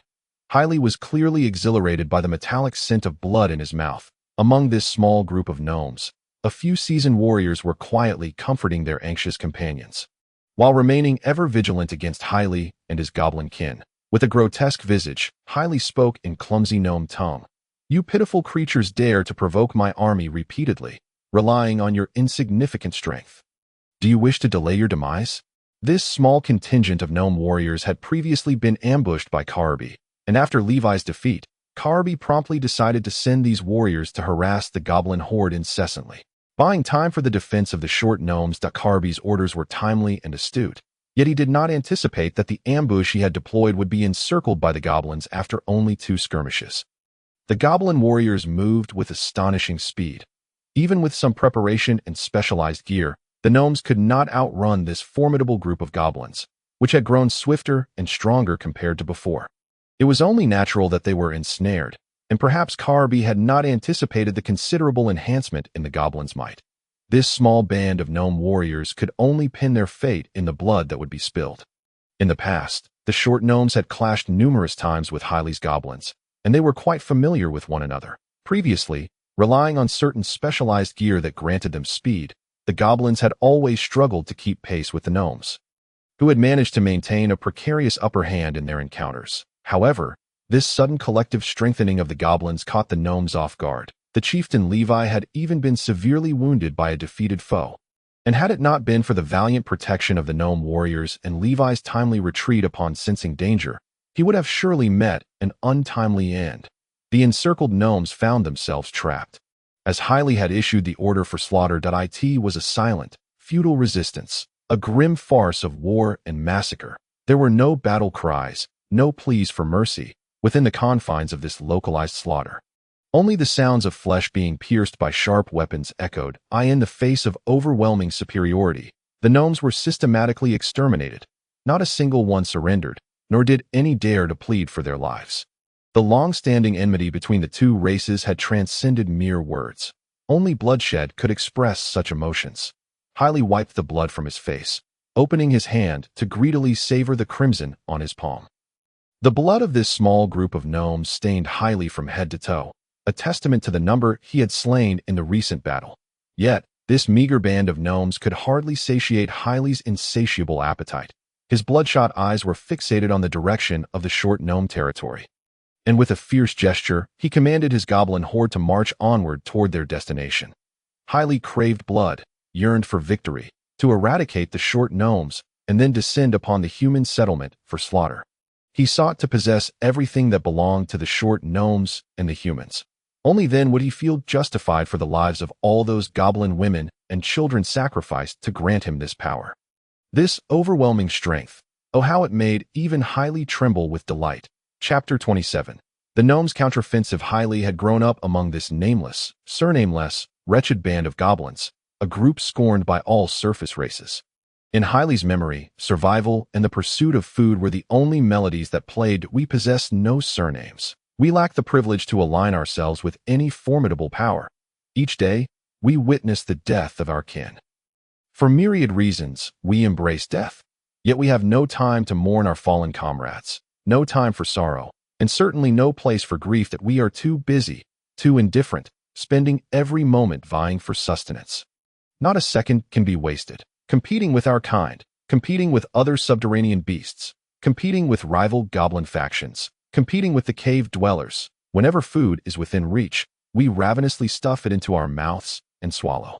Quickly, we must swallow fast. Others will come to snatch the morsels from our jaws. We consume anything, weeds, carrion, the very soil beneath our feet. Oh, heavens! What is that? A delectable beast carcass, when hunger strikes and food is scarce. I would even resort to eating my own kind. Goblin flesh may be unpalatable, yet it can still fill the belly and provide greater strength than before. That it is simple. One need only ambush a solitary kin, slay them, and stealthily partake of their flesh. No one would care if a goblin went missing. All goblins are equally indifferent and starved. The weak goblin pups cannot compete with their stronger adult kin for food.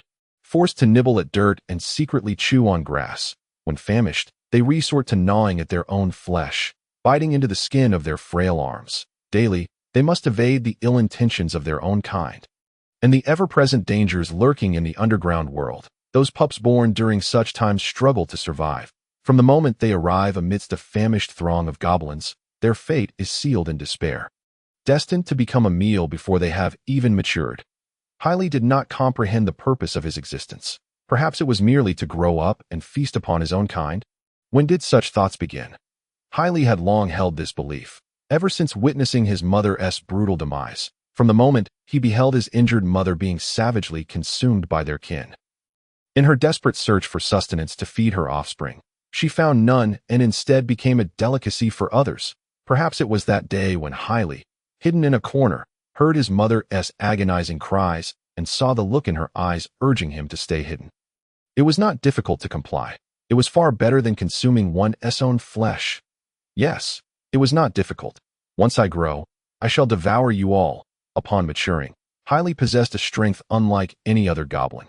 Easily seizing the position of goblin chieftain, the disordered and ungoverned goblins found a temporary unity under his rule. Though Hylie ruthlessly slaughtered many of his kin, this goblin faction gradually grew stronger.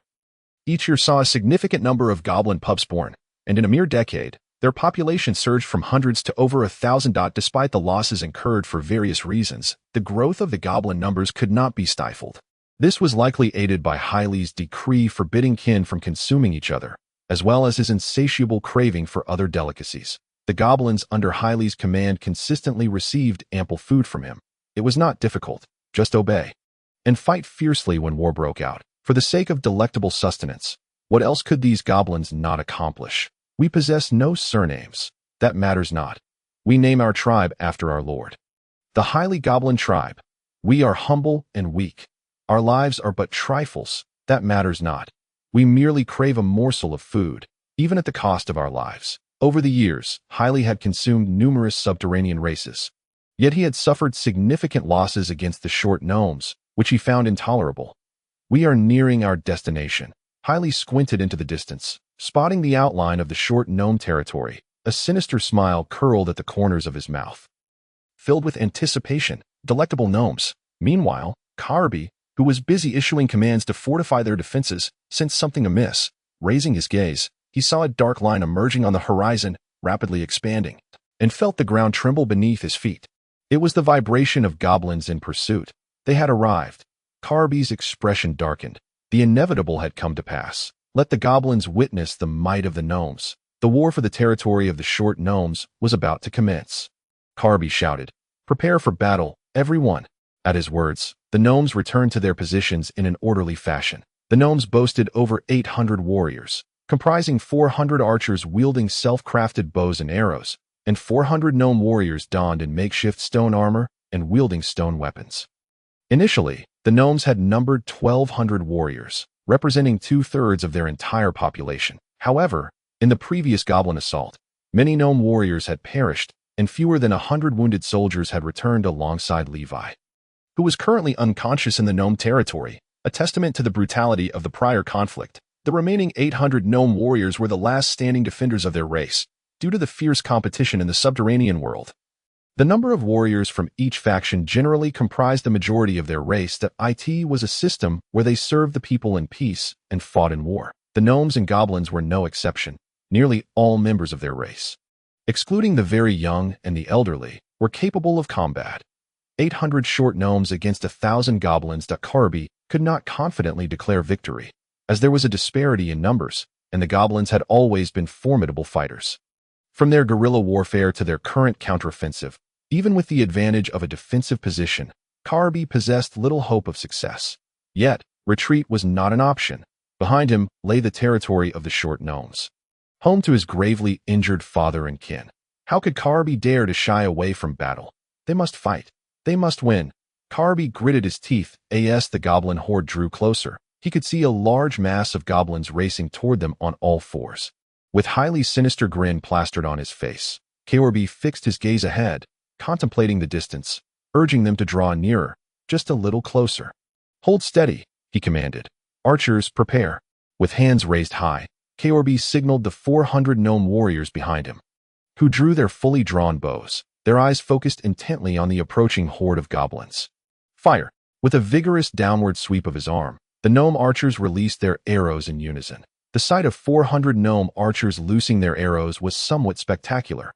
A dense cloud of projectiles momentarily obscured a portion of the sky, arcing through the air and descending upon the swiftly advancing goblins. Highly observed the rain of arrows with a sneered to Kirby's utter disbelief. The 400 arrows were evaded by the charging goblins, who dodged in various ways. Some leaped, others rolled, while a few simply braced themselves, the arrows merely grazing their bodies and bouncing off, leaving only shallow wounds. Kirby stood dumbfounded, realizing that these goblins had become quicker and stronger than before. Arrows that once inflicted significant damage had now proven ineffective. Gritting his teeth, Kirby bellowed instructions to the archers behind him. "Adjust angles, fire in 3 volleys, then free fire." There was no other option.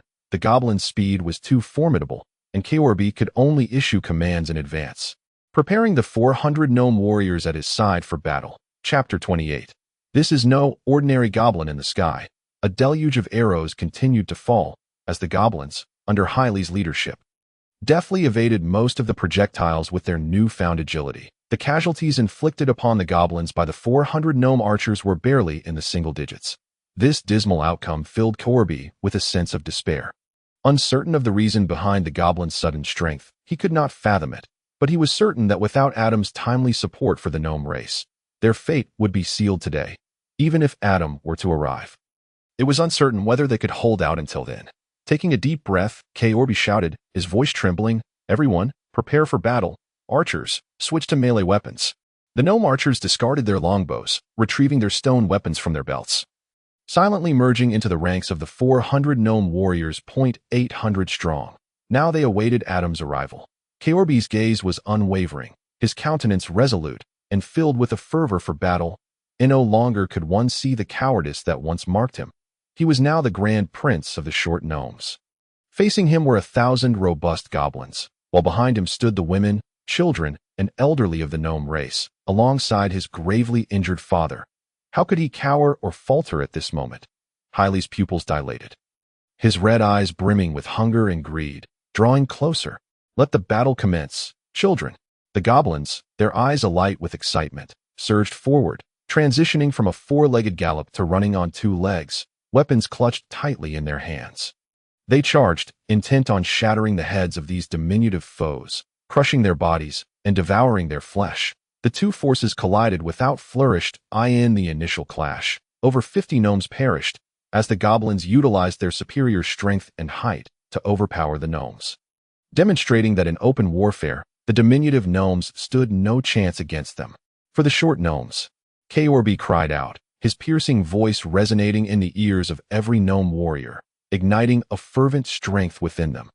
For the short gnomes, we charge. The honor of their lineage transformed into an inexplicable power coursing through each gnome warrior's body, as their small, frail forms staunchly defended their kin behind them, refusing to retreat. For every gnome that fell, another would take their place. Yet, no matter how strong their convictions were, they could not alter the inherent disadvantages they faced in this conflict. The absolute disparity in numbers and strength loomed like an insurmountable chasm. Korb ceased glancing towards the cave entrance. He did not know if Adam would arrive or when. Fully immersing himself in the battle, with each passing moment, gnomes continued to fall, an average of 20 gnome warriors lost for every goblin life claimed. This staggering exchange left a pall of despair hanging over the gnome ranks. Ha! A goblin loomed before Korb, tongue lolling, one hand pressing him down with a wooden club while drawing another from its belt. Muscles bulging with malice as it fixed a cruel gaze upon him. Struggling against the goblin's club, Korb could only watch as the second club was raised, poised to crush his skull. The anguished cries of his fallen kin echoed around him. Would he perish like his comrades? Korb pondered silently that he had surrendered to despair. The goblin's power was overwhelming, leaving him at a loss for how to resist. Would this war be destined for failure? Would the legacy of the short gnomes meet a dismal end? Korb's eyes, filled with confusion and despair, watched as the goblin's club descended. Whoosh! A sharp sound pierced the air as an arrow struck the goblin, sending it stumbling back several paces before crashing to the ground. A stone arrow embedded in its forehead, save for the fletching, which protruded from its skull. Such power in a single arrow. Korb's eyes widened, and he turned to the cave entrance. Indeed, standing at the cave's mouth were Adam and the others. The archer who had loosed the shot was a soldier from Blackstone town, clad in white armor. Having just lowered his bow, crafted specially for them by the short gnomes. Seeing Korb's expression of surprise, Adam smiled and flashed a victorious V sign, praising Colin beside Ellen. Well done, well done. That was quite the shot. Colin sheepishly tucked away his bow, scratching his head, feeling pleased with himself. All the hard work of recent days had finally paid off. Receiving praise from the Lord made all the effort worthwhile. Mario, standing behind Colin, scoffed. What's the big deal? I could have done that too. Korb's glance towards the cave entrance drew the attention of many. Both gnomes and goblins noted the emergence of human warriors. The gnomes were filled with elation, while the goblins appeared wary. Highly released the lifeless body of a gnome warrior, his gaze shifting to the approaching humans, a glimmer of amusement in his eyes. Initially, he had intended to eliminate the gnomes before pursuing them. But now they had come to him, saving him the trouble of seeking them out. Owl highly howled, drawing the attention of Adam and his companions, licking the blood from his hands, his dog-like face replete with provocation. Adam scrutinized highly, noting his significantly more robust physique compared to typical goblins, taller as well. Judging by his muscular build, Hailey possessed greater strength than other goblins. Reflecting on Hailey's earlier howl, Adam solemnly assessed, I believe this is no ordinary goblin. It is likely a wolf goblin. Ellen and the others were puzzled. What was a wolf goblin? They wished to inquire, but Adam had already issued the command to engage in battle, leaving them no choice but to suppress their curiosity and charge towards the central battlefield. 50 soldiers from Blackstone town, led by Colin and the eager Mario, surged onto the battlefield, while Ellen and the remaining warriors flanked Adam, ensuring his safety as they moved to the rear of the short gnomes. Adam surveyed the battlefield. Much of the outer defenses of the short gnomes' territory had been thoroughly breached by the goblins, leaving only the residences within the territory somewhat intact. By the time Adam arrived, the goblins had already encroached upon the gnomes' land. Had he delayed even slightly longer, it was likely the goblins would have begun a massacre within the territory. Unfortunately, he could not inspect the territory's attributes, as any unit or territory not belonging to him remained inaccessible for attribute assessment. In the brief skirmish thus far, nearly half of the 800 gnome warriors had been lost. Observing the comparative strength of the goblins, Adam could not help but marvel at their might. Of course, this strength was measured against the short gnomes, who were not naturally suited for close combat. Their advantages lay in technological magic research and the crafting of advanced equipment. In the cataclysmic war thousands of years ago, when the gnomes were a dominant terrestrial race, Their weapons and equipment had dealt incalculable damage to the denizens of the hellish plains, serving as the foundation for victory in that conflict. However, without the gnomes, even if the forces of the wild continent had emerged victorious, it would have been a Pyrrhic victory with heavy casualties on all sides. Yet, it was precisely the formidable nature of their technological advancements that had sparked a sense of latent threat among the other races. Thus, following the conclusion of that war, the severely weakened gnomes received no support from the other terrestrial races, instead facing a concerted effort to expel and capture them, resulting in the lamentable plight they now endured. Today, the once mighty gnomes were compelled to engage in a brutal melee with the barbaric subterranean races, a clash devoid of tactics or technology, which was undeniably unfavorable for them, even against these lowly goblins. Chapter 29. Are you a wolf dog? The arrival of 40 warriors from Blackstone town significantly alleviated the pressure faced by the gnome fighters, the formidable human martial artists, when pitted against mere brute force goblins. Exhibited an overwhelming superiority, even more pronounced than the goblins' oppression of the gnomes. If the goblins dispatched the gnomes one by one with a brief pause for breath, these 40 human warriors could eliminate their foes in rapid succession without so much as a moment's respite. Indeed, it was a veritable slaughter. This brought to Adam's mind the skewers of lamb he had consumed in a past life, where he had often suspected that the vendors were peddling dog meat.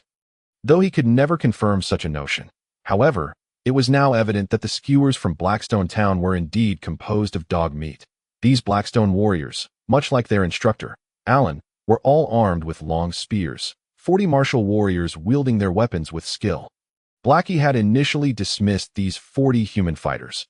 Although experience told him that human soldiers were formidable adversaries, the numerical disparity was simply too great. With only 40 human spearmen, could the tide of battle truly shift? Preposterous. He commanded 1,000 goblin warriors, and they were stronger than ever before. Yet, witnessing the unfolding scene, Blackie began to question whether fate was playing a cruel jest upon him, in the brief time since these warriors had joined the fray. He had already witnessed the demise of over 100 of his goblin soldiers, 1/10 of his forces obliterated in such a short span. Blackie could not help but gape in disbelief.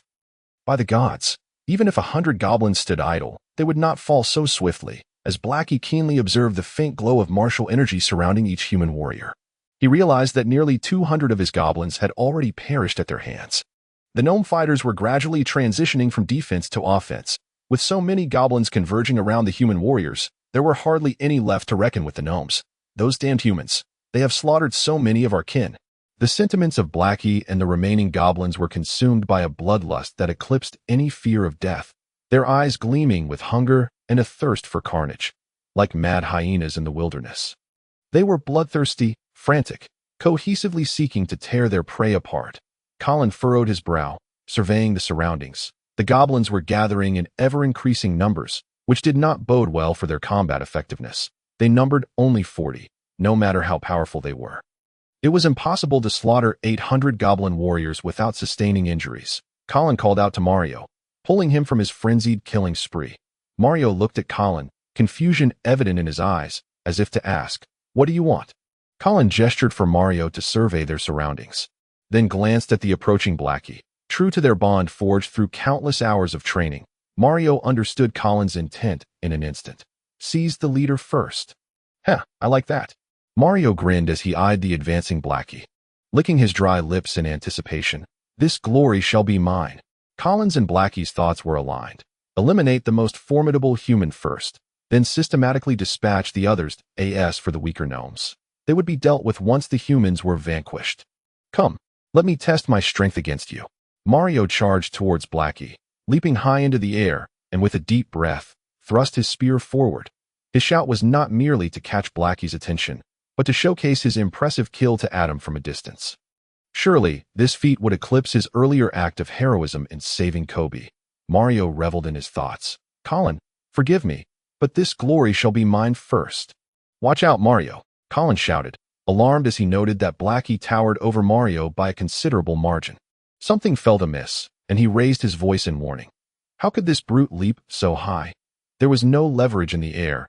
Had he forgotten all of Instructor Allen's teachings? Was he merely seeking to show off? Blackie, gazing upon the flickering energy at the spear's tip, felt a twinge of disdain. Was this the proud martial power of humanity? Smack! With a powerful swing of his massive hand, Blackie struck Mario and his spear down to the ground, producing a resounding crash. Cough, cough. Dust billowed forth as Mario spat blood, staining his breastplate crimson. Even the standard-issue armor left by the Bismarck warriors could not fully withstand such force, and Mario bore severe injuries. Damn it. Mario! Colin roared in a fit of rage, charging forward with his spear aimed at Blackie's feet. Blackie did not even flinch, absorbing the blow with only a slight sway, shifting his attention from Mario to Colin. Blackie smirked cruelly, another fool seeking death. Colin gripped his spear tightly, his pupils constricting slightly. This creature's strength and defense were terrifying. One blow had severely injured Mario. Having taken my full force strike, he remained unfazed. Mario's weak voice came from the ground. Colin, I can't beat him. He's too strong. You need to run. Colin's head remained steady, his gaze locked on Blackie, neither answering nor retreating. He moved. Colin's eyes darted as he deftly evaded Blackie's palm. Pivoting to deliver a vicious stab to Blackie's elbow, Blackie let out a pained howl, but Colin's strike merely left a faint red mark. It barely pierced the skin. Blackie drew a massive club from his waist, his weapon far larger and heavier than that of the average goblin. These damned human insects shall perish. Having long been aware of the situation unfolding with Colin, Alan had sought Adam's permission before swiftly making his way over.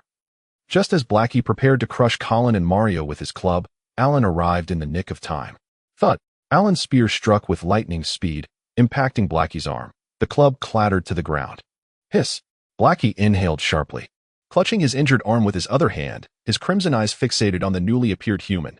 Standing beside Colin, Alan regarded Blackie with an indifferent gaze as he commanded, "Take Mario back to the Lord. I will handle things here." Colin nodded, stowing his spear as he assisted Mario to his feet. Mario looked up at Alan with a pained yet ashamed expression. Alan did not meet his gaze. His focus solely on Blackie. Feeling a pang of disappointment, Mario lamented his arrogance that had drawn Colin into this peril. Surely, Instructor Alan must be displeased with him. Alan's calm gaze remained fixed on Blackie as he gestured toward the fallen club. Pick it up. Blackie silently regarded Alan. This human was far more powerful than the previous two, having injured him with a single strike, compelling him to abandon his earlier scornful attitude. That he retrieved the club, noting that the wound on his arm had stopped bleeding. He tested the mobility of his arm. Fortunately, it was not significantly impacted. After his transformation, his body exhibited remarkable recuperative abilities. Noticing that the wound he had sustained was healing rapidly, Alan mimicked Adam's demeanor, raising an eyebrow as he asked, "Before we engage, I have a question for you. Are you a wolf dog?" Chapter 30. The Evolved Blackie Roar. Blackie froze at this question, then erupted in a furious roar, baring his teeth and unleashing a foul stench. "Human, I am no wolf dog. I am the mightiest goblin warrior, Lord Blackie." Blackie interpreted Alan's words as an insult, perceiving himself as a mere creature of a lesser species known as a wolf dog, even though he was unaware of what a wolf dog truly was. Alan raised a hand to his nose. The stench was overwhelming. He was not curious as to why Blackie spoke human language, for in the forested continent, human language had become the lingua franca among various races. Goblins, despite their backwardness and insignificance, were still a race, and it was exceedingly rare for a goblin lord to be unable to speak human language. Alan shrugged, indicating his indifference to the matter, since Blackie was ignorant of it. Let them fight. Alan swiftly thrust his spear forward, the glimmering energy radiating from its tip far surpassing that of Colin or Mario. The speed. Blackie's eyes widened as he fixated on Alan's movements. Barely managing to raise his club in time to block the spear, a faint smile curled on Alan's lips. Blocked? Alan accelerated the speed and frequency of his strikes. Can you withstand this? Blackie's defenses grew increasingly strained. Alan's assault was relentless, leaving Blackie with no opportunity to counterattack. The rhythm of the battle was firmly in Alan's control. That a seemingly ordinary spear in Alan's grasp danced with the grace of an elf. Imbued with a unique rhythm and a sharp essence, a palpable thread of death entwining around Blackie. Before long, Blackie's body was riddled with small wounds. Alan focused all his strength on the rapid motions of his spear, while each strike lacked the power to severely injure Blackie. They each inflicted wounds, creating a multitude of cuts, each one uniform in depth, even with Blackie's remarkable healing speed, where a small injury could heal in under a minute. The accumulation of wounds began to overwhelm his regenerative abilities. Gradually, the recovery rate of Hailey could not keep pace with the increasing severity of his wounds. Under the swift onslaught of Alan's gunfire, the club highly used for defense had long since been torn into tiny fragments. With no means to block the attacks, Haile was left to flail his arms in a futile attempt to shield himself, and the scars on his arms multiplied. The persistent pain coursing through his limbs only deepened his agitation, engendering a growing sense of frustration as he could only endure the blows without retaliating. With a fierce swing of his arms, Haile attempted to dislodge Alan's spear, but Alan, with a smirk, deftly retracted his weapon and ducked away. Haile, unable to halt his momentum, slammed his hands into the ground, causing his body to tilt awkwardly. Lifting his gaze, he found Alan standing composed at a distance, a look of disdain etched across his face. Reminiscent of how Haile had previously mocked Colin and the others. So weak. Haile could distinctly see those words reflected in Alan's eyes, igniting a surge of rage within him. "You damn little pest. I will see you dead." Ah! Haile roared, his voice hoarse and frantic, brimming with fury. How could Haile, the great warrior, be toyed with by such a feeble human? Damn it. I will kill him. I will devour him. A dark aura surged from within Haile, gradually enveloping him, intensifying his malevolent presence. The surrounding gnome warriors and goblins gazed at him in terror, feeling as though a demon from the depths of hell stood before them. In that moment, Haile appeared as if he had transformed into a hellish fiend. Shrouded in a thick, inky mist, Alan's expression grew grave. He could sense Haile's burgeoning power, not merely in his aura, but also in the palpable threat emanating from him. Meanwhile, Haile's stature and muscular physique seemed to swell with each passing moment. This cannot continue. He must be interrupted. Alan tightened his grip on his spear, momentarily halting his advance, twisting his waist to channel his entire being into a focused strike aimed directly at Haile's chest. The brilliant beam of light from his spear collided forcefully with the dark aura surrounding Haile. Boom! A thunderous sound echoed as the concentrated energy of Alan's strike dissipated, taking with it the dark aura that had cloaked Haile. Amidst the reverberation, Alan staggered back a half-step to absorb the recoil, while Haile remained steadfast, emitting a chilling, sinister laugh. "Though you interrupted me, it matters not. The sensation I feel now is indescribably exquisite. Let us continue, little insect." As the black mist receded, Haile's form became more imposing, towering over Alan, who found himself barely reaching Haile's waist. With his heightened stature and bulging muscles, Haile now resembled a small giant. The evolved Haile had made his grand entrance. Alan, his expression solemn, remained silent and resolute, seizing the initiative. One must always act first. He would not squander the opportunity with unnecessary words. After exchanging several blows, Alan realized that his previous weakening strategy was no longer effective. Despite Haile's reduced speed, his defensive and regenerative capabilities had evidently strengthened, rendering Alan unable to inflict significant wounds. In that case, let us attempt to decisively strike him. Alan feigned a retreat, taking a deep breath, twisting his hips, and unleashing a full-force attack. An even more radiant spear beam surged forth. Haile, cackling with glee, chose not to evade but instead raised his arms to block. Following a resounding impact, Alan stumbled back 3 steps to absorb the recoil, while Haile also retreated, a deep gash appearing on his arm. Haile licked the wound, savoring the taste of his own blood, which visibly healed at an astonishing rate. How to contend with this? Alan furrowed his brow.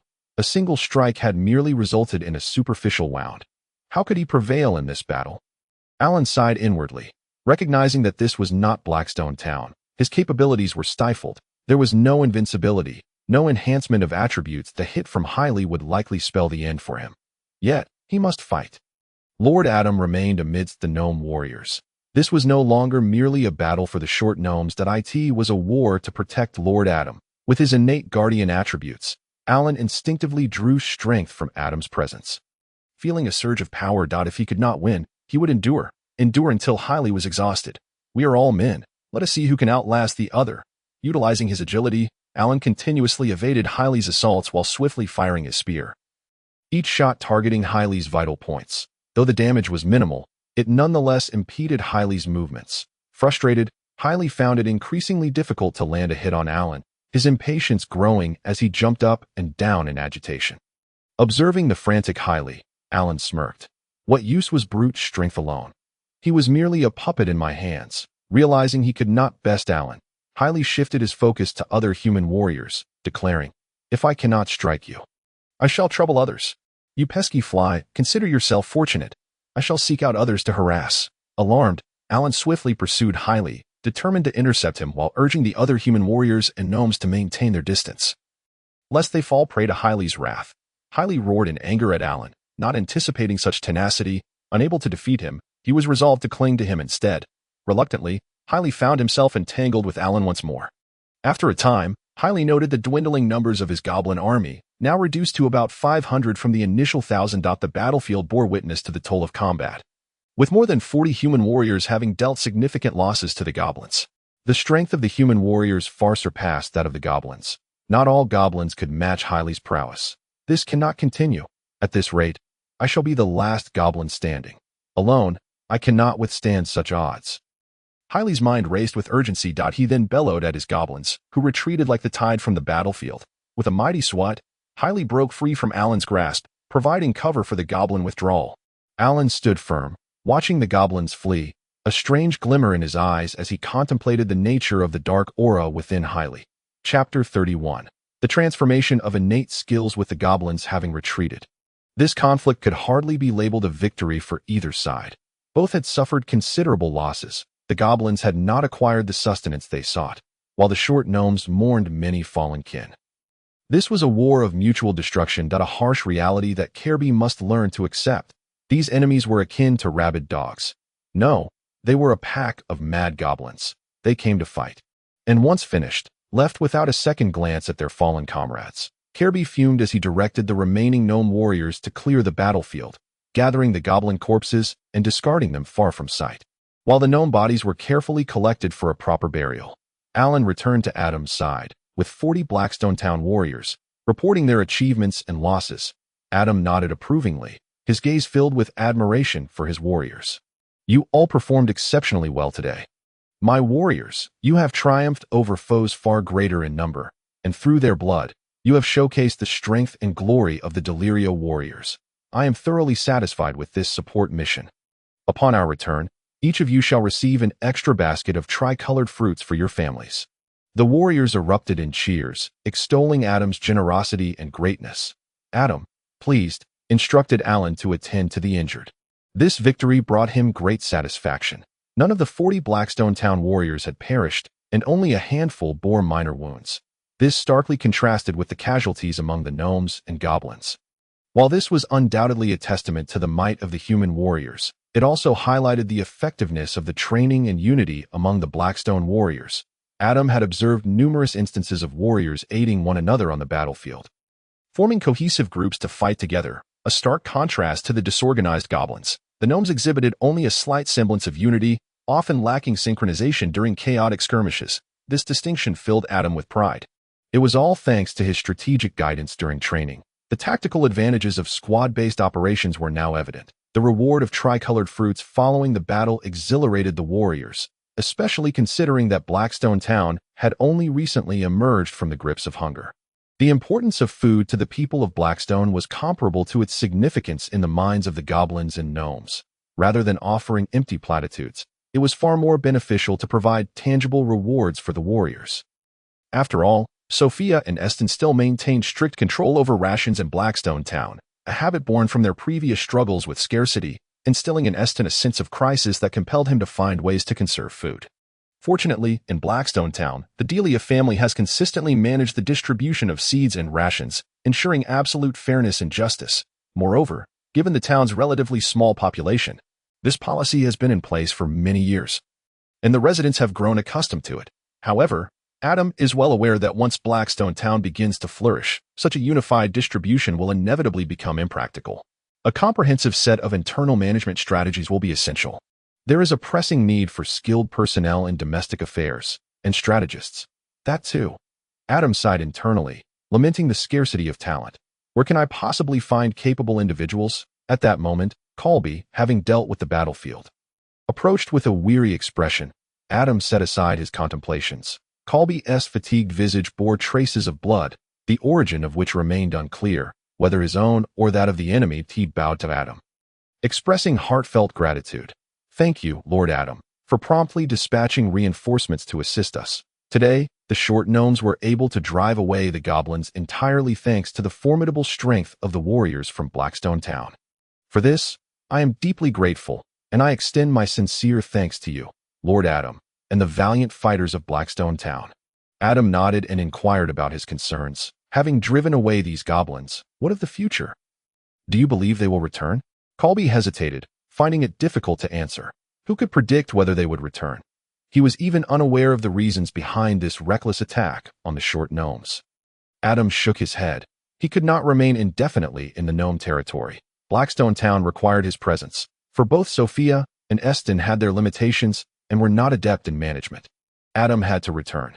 After a moment of contemplation, he instructed Alan to escort him and the injured Mario back to Blackstone Town, while leaving behind 50 warriors and Colin to guard against any potential return of the goblins.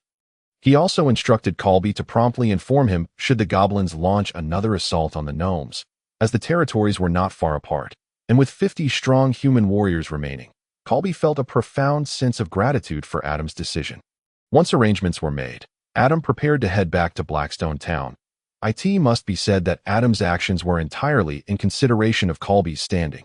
The impression that the gnome's Grand Prince had left on him was quite favorable, and there were hints of a desire for allegiance. It would be untrue to say that Adam was not tempted, though many matters awaited the test of time in times of crisis.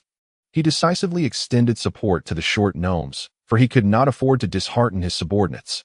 Adam regarded Colby as a prospective subordinate. Upon returning to his estate in Blackstone Town, Adam waved away 2 maidservants and settled into his study to ponder, contemplating Colby's concerns regarding the goblins' intentions behind their attack. Furthermore, he recalled Colby mentioning the significant increase in the goblins' overall strength after the battle.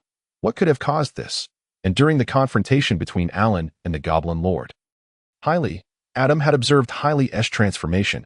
What was that dark aura? This series of questions remained unanswered, and Adam had limited clues regarding this inexplicable war from its inception to its conclusion.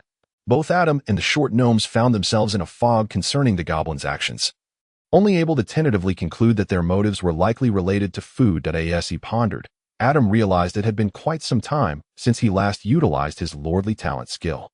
He slapped his forehead in frustration, cursing, "Damn it! I forgot all about the talent skill again. My memory, truly concerning." Adam opened the manual to review the information regarding his talent skills and discovered that there had been new developments. Lordly talent, Lord's summon, active talent. 5/10. Why is there a fraction of 5/10? What does that mean? Adam silently calculated. Since summoning Sophia until now, he had not used the Lord's summon, considering the activities he had engaged in planting tricolor fruits, unlocking the potential of 100 warriors, forging an alliance with the gnomes, constructing walls, and supporting the war for the short gnomes. He had been quite busy, and approximately 6 months had passed, deducting the 1-month cooldown for the Lord's summon. It had indeed been over 5 months since he last used the skill. Could the surplus of 5 months be the reason behind the 5/10 displayed? A thought crossed Adam's mind.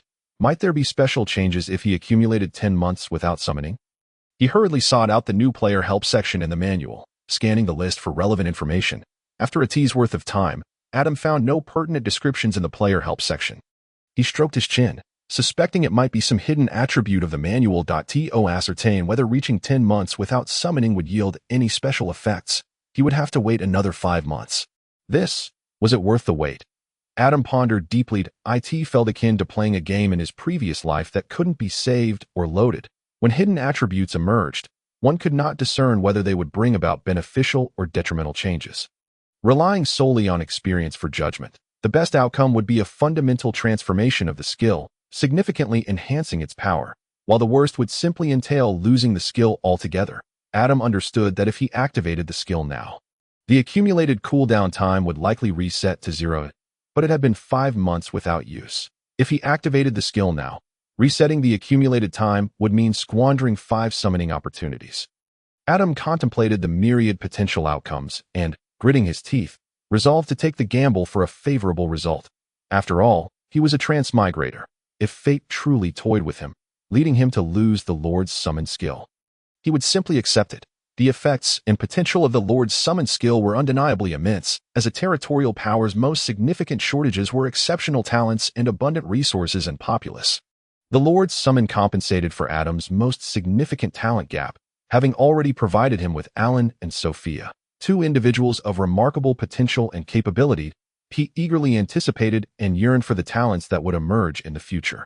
If he were to lose the Lord's summon skill, Adam would have to resort to another method, taking his own life to see if he could transmigrate back. That it must be noted that Adam possessed a slight gambler's disposition at his core, the greater the issue. The more decisive he became. With a hint of risk in his resolve, he proclaimed, "I shall wager that the skill will evolve favorably. I shall refrain from using it. I aim to accumulate 10 months. I want to go for broke."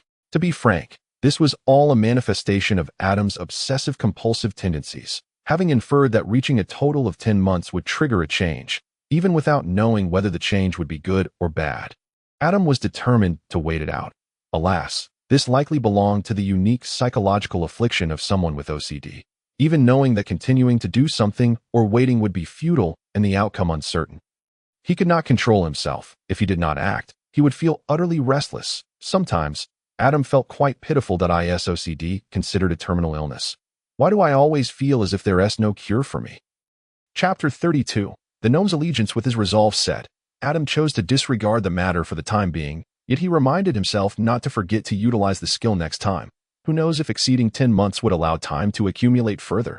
If Adam forgot again, the accumulation could continue, and he feared this would drive him mad. After witnessing the war between the short gnomes and the goblins, although Adam did not actively participate, the tension of observing the rapidly changing battlefield left him mentally fatigued. Upon returning to the estate, Sophia had yet to return. Unable to wait any longer, he staggered back to his room, weary and heavy-eyed, and fell into a deep sleep. The next morning, while Adam was still lost in slumber, Sophia roused him to as. She shook him awake. Adam groggily opened his eyes, confused by her presence. Sophia delivered shocking news. The leader of the gnomes passed away last night. Adam was taken aback. Passed away? Who died? Sophia emphasized. The leader of the short gnomes. Levi Short. He has died. Now Adam comprehended. Levi had died last night. Who killed him? Adam's immediate thought was whether the goblins had attacked again. The gnomes sent word that he succumbed to his injuries and passed away in a coma last night.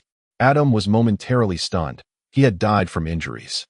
He hastily got out of bed, preparing to head to the gnome territory to assess the situation. The perceptive Sophia had anticipated Adam's reaction upon learning the news, so she had already arranged for 10 warriors from Blackstone town to wait at the estate's entrance to escort him to the gnome territory.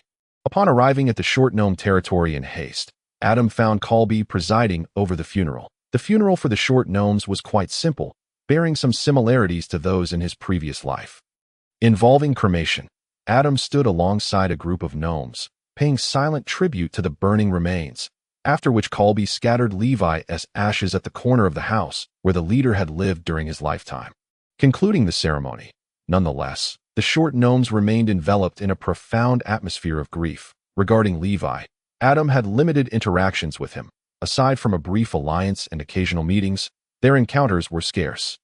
The most striking impression Levi left on Adam was that of a devoted father and a responsible patriarch, who was fervently intent on leading the short gnomes to reclaim their former glory.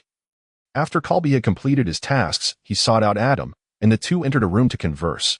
Adam, straightforward as ever, inquired of Colby, "Your father has passed away. What are your plans moving forward? Who will lead the clan now?" Colby cast a deep glance at Adam and replied, "According to the traditions of the forested continent, as the eldest prince, I inherit the position of patriarch. Since my father's demise yesterday, I am now the leader of the short gnomes." Colby did not immediately address Adam's initial question, which left Adam feeling somewhat awkward and resentful. "Well, who was to blame for the hints you had dropped earlier about aligning with Blackstone town upon becoming the patriarch?" "It was not my impatience. It was your own words." Sensing Adam's dissatisfaction, Colby lowered his head and respectfully stated, "My lord, rest assured. What Colby has promised will be honored, now that I have assumed the role of patriarch. For the future of our clan, the short gnomes have decided to pledge allegiance to you. I will announce this to our people shortly. However, I hope you will allow the short gnomes to retain their surname." Adam pondered for a moment. Traditionally, in the forested continent, subjugated clans were typically required to abandon their surnames in favor of that of their lord, as a sign of the lord's honor and might. However, Adam was not particularly keen on such traditions. He understood that for races different from humans, imposing such demands could likely lead to adverse effects that it would be more prudent to allow them to keep their nominal surname, provided he maintained firm control over the short gnomes and other aspects. Gradually assimilating them, Adam nodded in agreement, which relieved Colby. He had initially feared Adam would reject his proposal, potentially putting both of them in a difficult position or even leading to conflict. Although Colby acknowledged his request was somewhat excessive, he understood that a surname represented more than just a label. It held significant meaning in terms of legacy that proved that Colby had not misjudged Adam. Indeed, Adam was magnanimous, disregarding Colby's unreasonable demand, which filled Colby with immense gratitude and respect. The Lord was truly a person of great ambition, unconcerned with trivial matters. Adam then inquired about Morris. Will Morris's actions affect your position as patriarch following your father's death? Colby responded with a confident smile. Rest easy, my lord. In terms of legacy and capability, Morris cannot compete with me. His reputation among the gnomes is dismal, especially after the incident involving your sister. The clan is utterly disappointed in him. He is entirely incapable of contesting my claim. As he mentioned Sophia, Colby discreetly glanced at Adam's expression. Adam appeared unfazed, nodding for him to continue. Colby felt reassured. At least on the surface, it seemed Adam harbored no discontent regarding his remarks about Morris, as discussing the Lord's woman in his presence was a significant taboo. Pausing briefly, Colby continued. Moreover, he is currently incapacitated and bedridden, still recuperating. With my father just passing, I cannot take further action against him at this time. Once I have resolved my immediate matters, I will deal with him. Colby presumed Adam was subtly hinting at when to eliminate Morris. Adam smiled knowingly, choosing not to elaborate. If I wish to eliminate Morris, would I need to hint at it to you? I was merely showing leniency out of respect for your father. After all, as a lord, one must keep their word and not take action against a man whose father has just died. Nonetheless, Adam was quite pleased with Colby's sensibility. If fraternal strife were to lead to Morris's demise, that would be of no concern to Adam. The two then deliberated on the details regarding the short gnome's allegiance. Adam decided that aside from announcing this allegiance, everything else would remain unchanged. The short gnomes would not immediately relocate to Blackstone Town, nor would the inhabitants of Blackstone Town move to the short gnomes' territory. All management would continue as before, with the short gnomes nominally under the jurisdiction of Blackstone Town. The two sides would exchange resources, with Blackstone Town providing food at no cost, while the short gnomes would increase their efforts to develop Blackstone Town, including plans to expand the town's outer walls. According to Adam, it was essential to allow both sides some time to adjust. However, relocation would eventually be necessary, and during this adjustment period, they should establish essential infrastructure within the territory, such as expanding gnome housing. Colby expressed profound gratitude for Adam's trust, swearing an oath of loyalty for life. Adam smiled faintly, displaying his magnanimity. Adam had his own considerations. Currently, the population of Blackstone Town was significantly lower than that of the gnomes. If all of the over 1,000 gnomes were to suddenly influx into Blackstone Town, it would be uncertain who would assimilate whom. Thus, maintaining the status quo was essential. Once the population of Blackstone Town increased, the gnomes could be relocated. Moreover, Adam believed that under the absolute military deterrence of Blackstone Town and the allure of food supplies, even if the gnomes harbored ulterior motives, they would be unlikely to rebel or depart in the short term. But if, during this period, Adam, with all these advantages, could not win the gnomes' loyalty, then he would have failed as a lord. Chapter 33. The clever Colby and Adam emerged to announce the allegiance of the short gnomes to Lord Adam of Blackstone Town. The gnomes did not exhibit significant resentment. After all, they had recently assisted in driving away the goblins, so many understood and supported the new patriarch's decision to align with Adam. However, Adam believed this was primarily due to the overwhelming temptation of Blackstone Town's abundant food supplies. Adam promptly declared the provision of food at no cost and the military support for the short gnomes, prompting cheers of approval from many gnomes. Food and military assurance were two tangible benefits that greatly satisfied the short gnomes. These were indeed substantial advantages. The gnomes, already feeling grateful towards Adam, displayed even more submissive attitudes. Wherever Adam went, gnomes greeted him with respect. At last, Adam could access information regarding the territory of the short gnomes. Territory name: Short Gnome Territory. Territory area: 5 square kilometers. Territory owner: Adam Delia. Territory level: 1 territory population, 1,281 10,000. Combat units, 632 10,000. Public sentiment. Recorded in the main territory, Blackstone Town. Attribute list.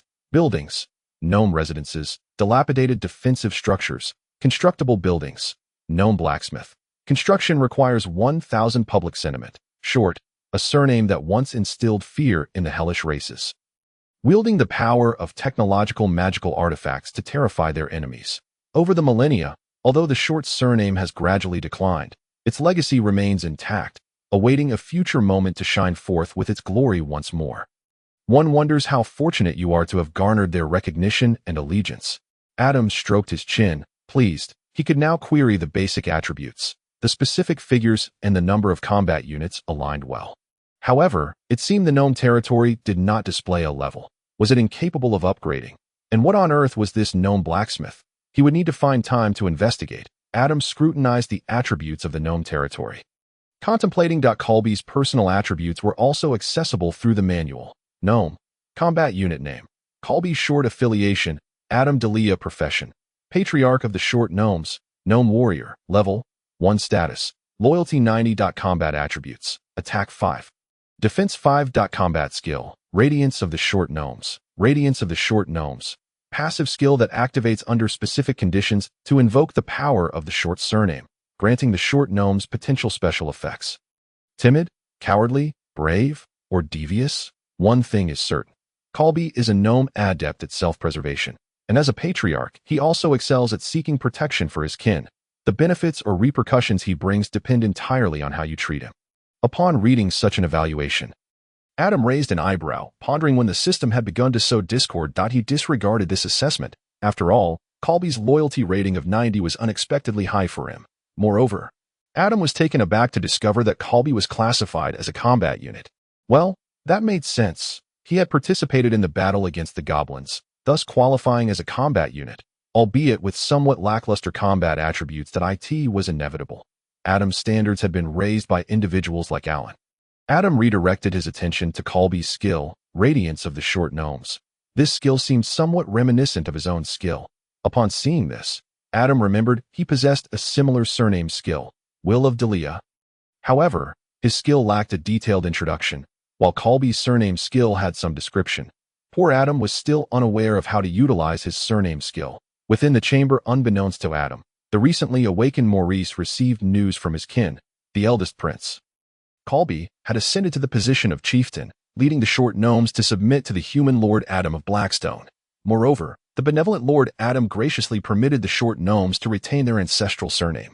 Upon hearing this news, Maurice felt a tumult of emotions, suffocated, astonished, fearful, and enraged, all intertwined, causing him to cough up blood and succumb to unconsciousness once more.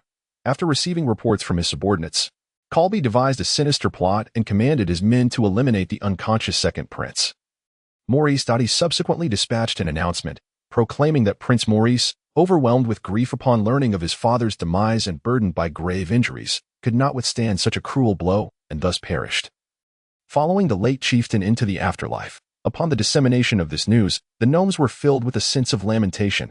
Although Prince Maurice had failed to win the hearts of many, it could not be denied that he was a devoted son, unable to bear the harsh reality of his father's death, leading to his own demise on the sickbed. Upon hearing the detailed report from Colby, Adam, having grasped the truth, was filled with dissatisfaction, casting a cold glance at Colby and remarking, "Do not presume to be clever in the future," before departing. Realizing the implications of Adam's words, Colby suddenly understood the gravity of his actions. Indeed, with the old chieftain's recent death and the eldest prince's ascension, the second prince's death on the sickbed would be hard for anyone of sound mind to accept as an act of filial piety. The machinations behind this were glaringly apparent. His self-congratulatory nature had led him to believe he had outsmarted Adam. Fortunately, due to the unconditional support from Blackstone for Colby's ascension, coupled with Maurice's unpopularity, the populace was more willing to accept this turn of events. Otherwise, the glaring inconsistencies in this fratricidal tragedy would have left Colby with no face to continue as the chieftain of the short gnomes. Adam was also greatly displeased with Colby's presumptuousness to act first and report later. This was the crux of Adam's dissatisfaction with Colby. who had become somewhat intoxicated with his newfound power shortly after assuming the chieftaincy. Only recently had he pledged fealty to Adam, yet he had already begun to exercise the powers of chieftainship as if Adam were merely a passive observer. Adam's discontent stemmed not from Colby's foolish actions, but from his failure to communicate. Executing his brother in silence, Colby, drenched in cold sweat, hurried after Adam, softly explaining himself and imploring Adam's forgiveness while chastising his own folly. Adam remained noncommittal, silent as he continued onward, intending to let Colby stew in reflection for a couple of days. Hoping he would not be overwhelmed by the intoxicating allure of power so quickly acquired, Colby lamented his fate, wondering what calamity he had unleashed, initially intending to assist Lord Adam by dealing with Maurice and simultaneously eliminating his own source of concern.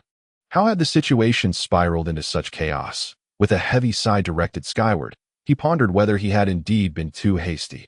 Ignoring the woeful visage of Colby trailing behind, Adam returned to Blackstone accompanied by 10 warriors and Colin, while Alan remained with 50 warriors in the Gnome territory to assist the newly appointed chieftain Colby and to monitor him, deterring any potential unrest among the gnomes. This was not merely an over-anxious precaution on Adam's part. As a lord, he had to consider various factors. Many situations could not be remedied post-factum.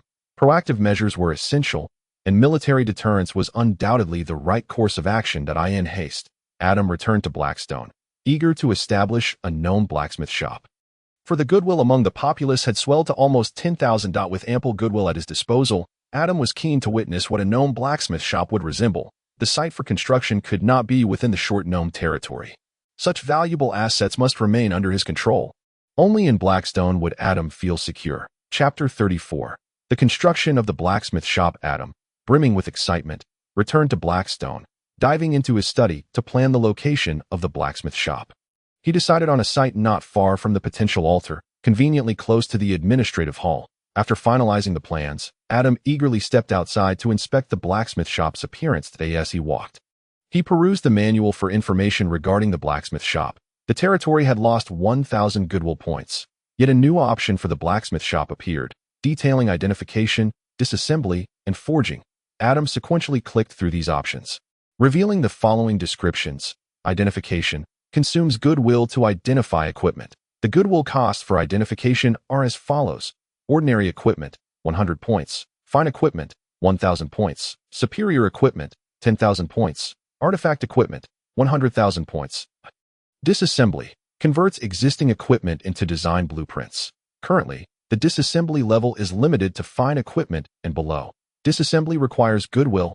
Ordinary equipment, 100 points. Fine equipment, 1,000 points. Superior equipment, 10,000 points. Artifact equipment, 100,000 points. Forging utilizes design blueprints and corresponding materials to forge the appropriate equipment, requiring ordinary equipment, 100 points of goodwill 1 ordinary material. Fine equipment, 1,000 points of goodwill 10 fine materials. Superior equipment, 10,000 points of goodwill 100 superior materials. Artifact equipment, 100,000 points of goodwill 1,000 artifact materials. The material levels correspond to equipment levels, all categorized into 4 tiers, given your lack of resources. The costs for identifying material levels are waived. Upon reading this concluding note in the manual, Adam could not help but scoff internally. Nonetheless, it was indeed a fact that, given the meager resources of Blackstone, every little saving counted.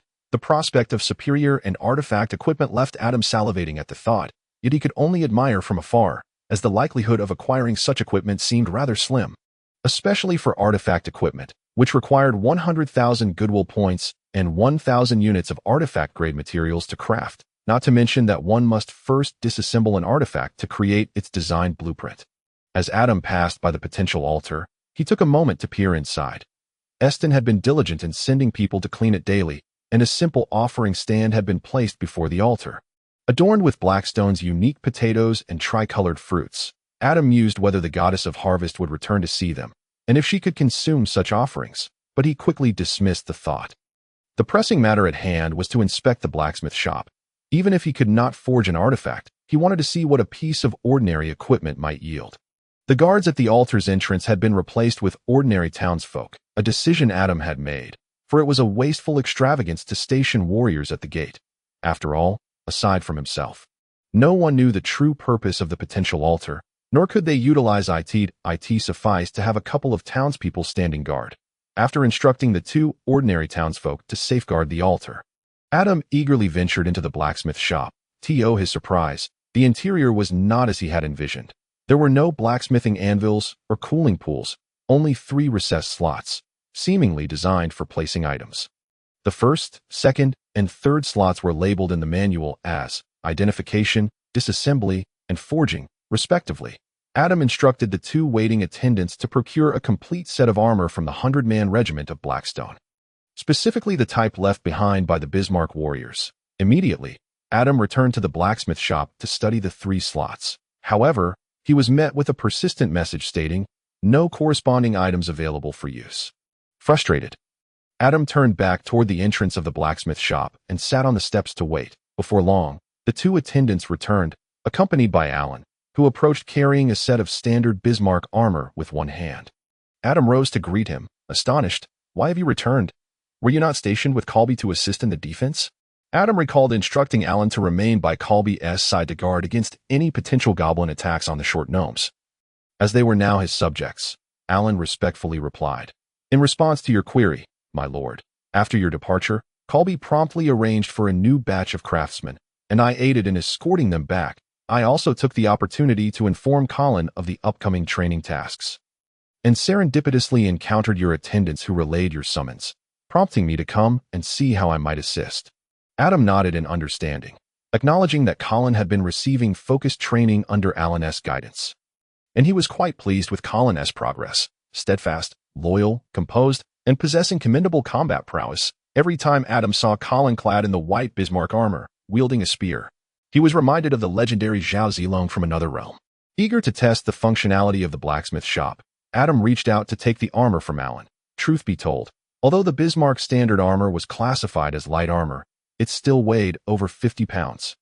Specifically crafted for the warriors, while such weight was negligible for a warrior, it proved quite burdensome for Adam, who was unaccustomed to such labor. Upon accepting the armor, Adam strained to lift it, only to falter after just a few steps. His face flushing with embarrassment as he lamented his inherent unsuitability for such arduous tasks, he quickly instructed Alan to carry the armor closer to him, while the 2 attendants waited outside. Alan complied, bringing the armor into the blacksmith shop alongside Adam. Adam then instructed Alan to place the armor into the first slot for identification. Identification, not classified as equipment. Adam was left utterly astonished. Suddenly, it occurred to him that all members of the 100-man team wielded long spears. However, these spears were not solely sourced from the Bismarck warriors. A significant portion had been crafted later with the assistance of the short gnomes, who fashioned stone-made spears. Weapons fashioned from stone certainly could not be regarded as conventional armaments. Realizing this, Adam instructed Alan to don a different piece of armor and place it in the first slot.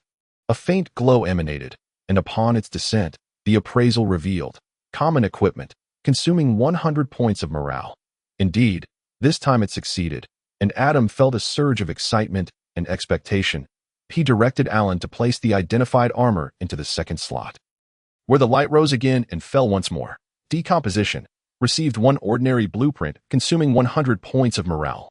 At that moment, the armor had vanished, replaced by a thin sheet of paper adorned with intricate symbols and lines that Adam could not comprehend. Devoid of any patterns in his hand, it displayed ordinary equipment blueprint.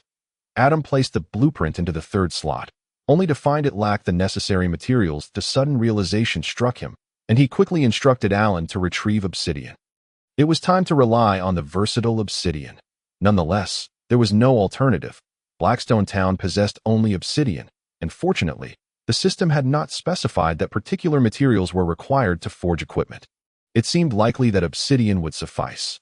Now, it remained to be seen whether obsidian could be classified as a material of ordinary caliber. Upon Alan's return, he witnessed the wondrous transformations unfolding under Adam's command with a calm demeanor. Entirely composed as Adam's summoned unit, Alan had some knowledge of Adam's greatest secret, the Lord's development manual, and thus was neither surprised nor inclined to speak of it outside, for his loyalty was quite apparent. With a loyalty of 100 points, one might as well be considered a die-hard follower. Of course, the blind loyalty of Eston, who did not display such loyalty, was an exception. Upon hearing Adam's command, Alan nodded and swiftly dashed out. Clearly a perceptive subordinate who understood his lord's urgency in acquiring the obsidian. One must commend Alan's speed. It was not long before he returned bearing a large bundle of obsidian. Adam instructed him to place a piece of obsidian into the first slot for identification, pondering whether Alan's rapid pace might be attributed to the doubled attributes within their territory. Identification displayed. Obsidian, excellent material. Adam felt a thrill of joy. If one piece of obsidian was classified as excellent, could it be that a single piece would allow the crafting of 10 ordinary pieces of equipment? Chapter 35. The Manual of the Family Tree. Adam mused as he directed Alan to place the blueprint and a piece of obsidian together. The manual indicated that the requirements for forging were barely met.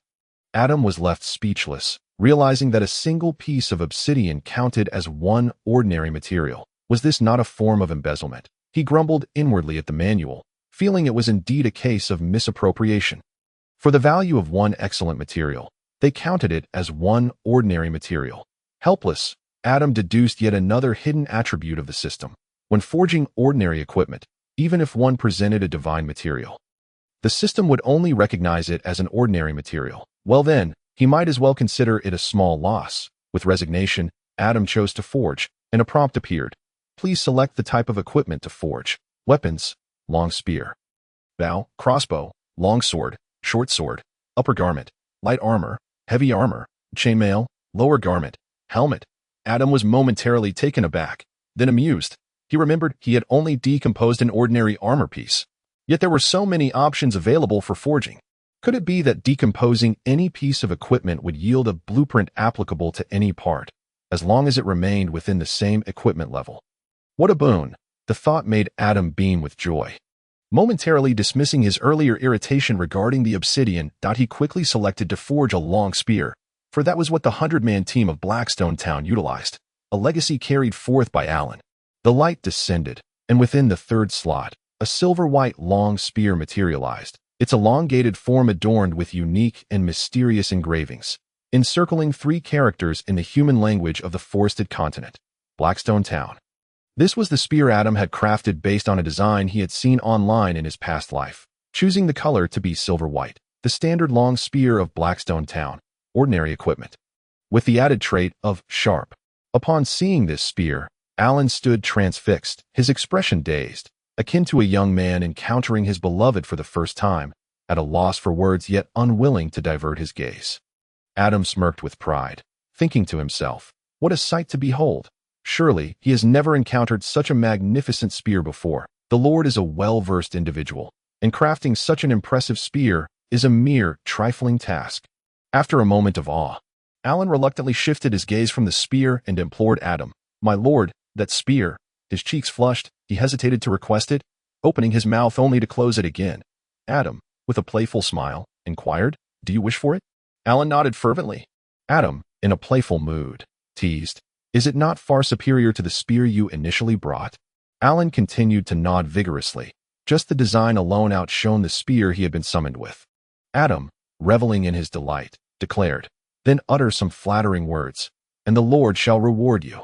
Alan pondered deeply, racking his brain yet unable to formulate a single compliment, remaining stationary in contemplation. After a moment, he blurted out, "My lord is truly remarkable."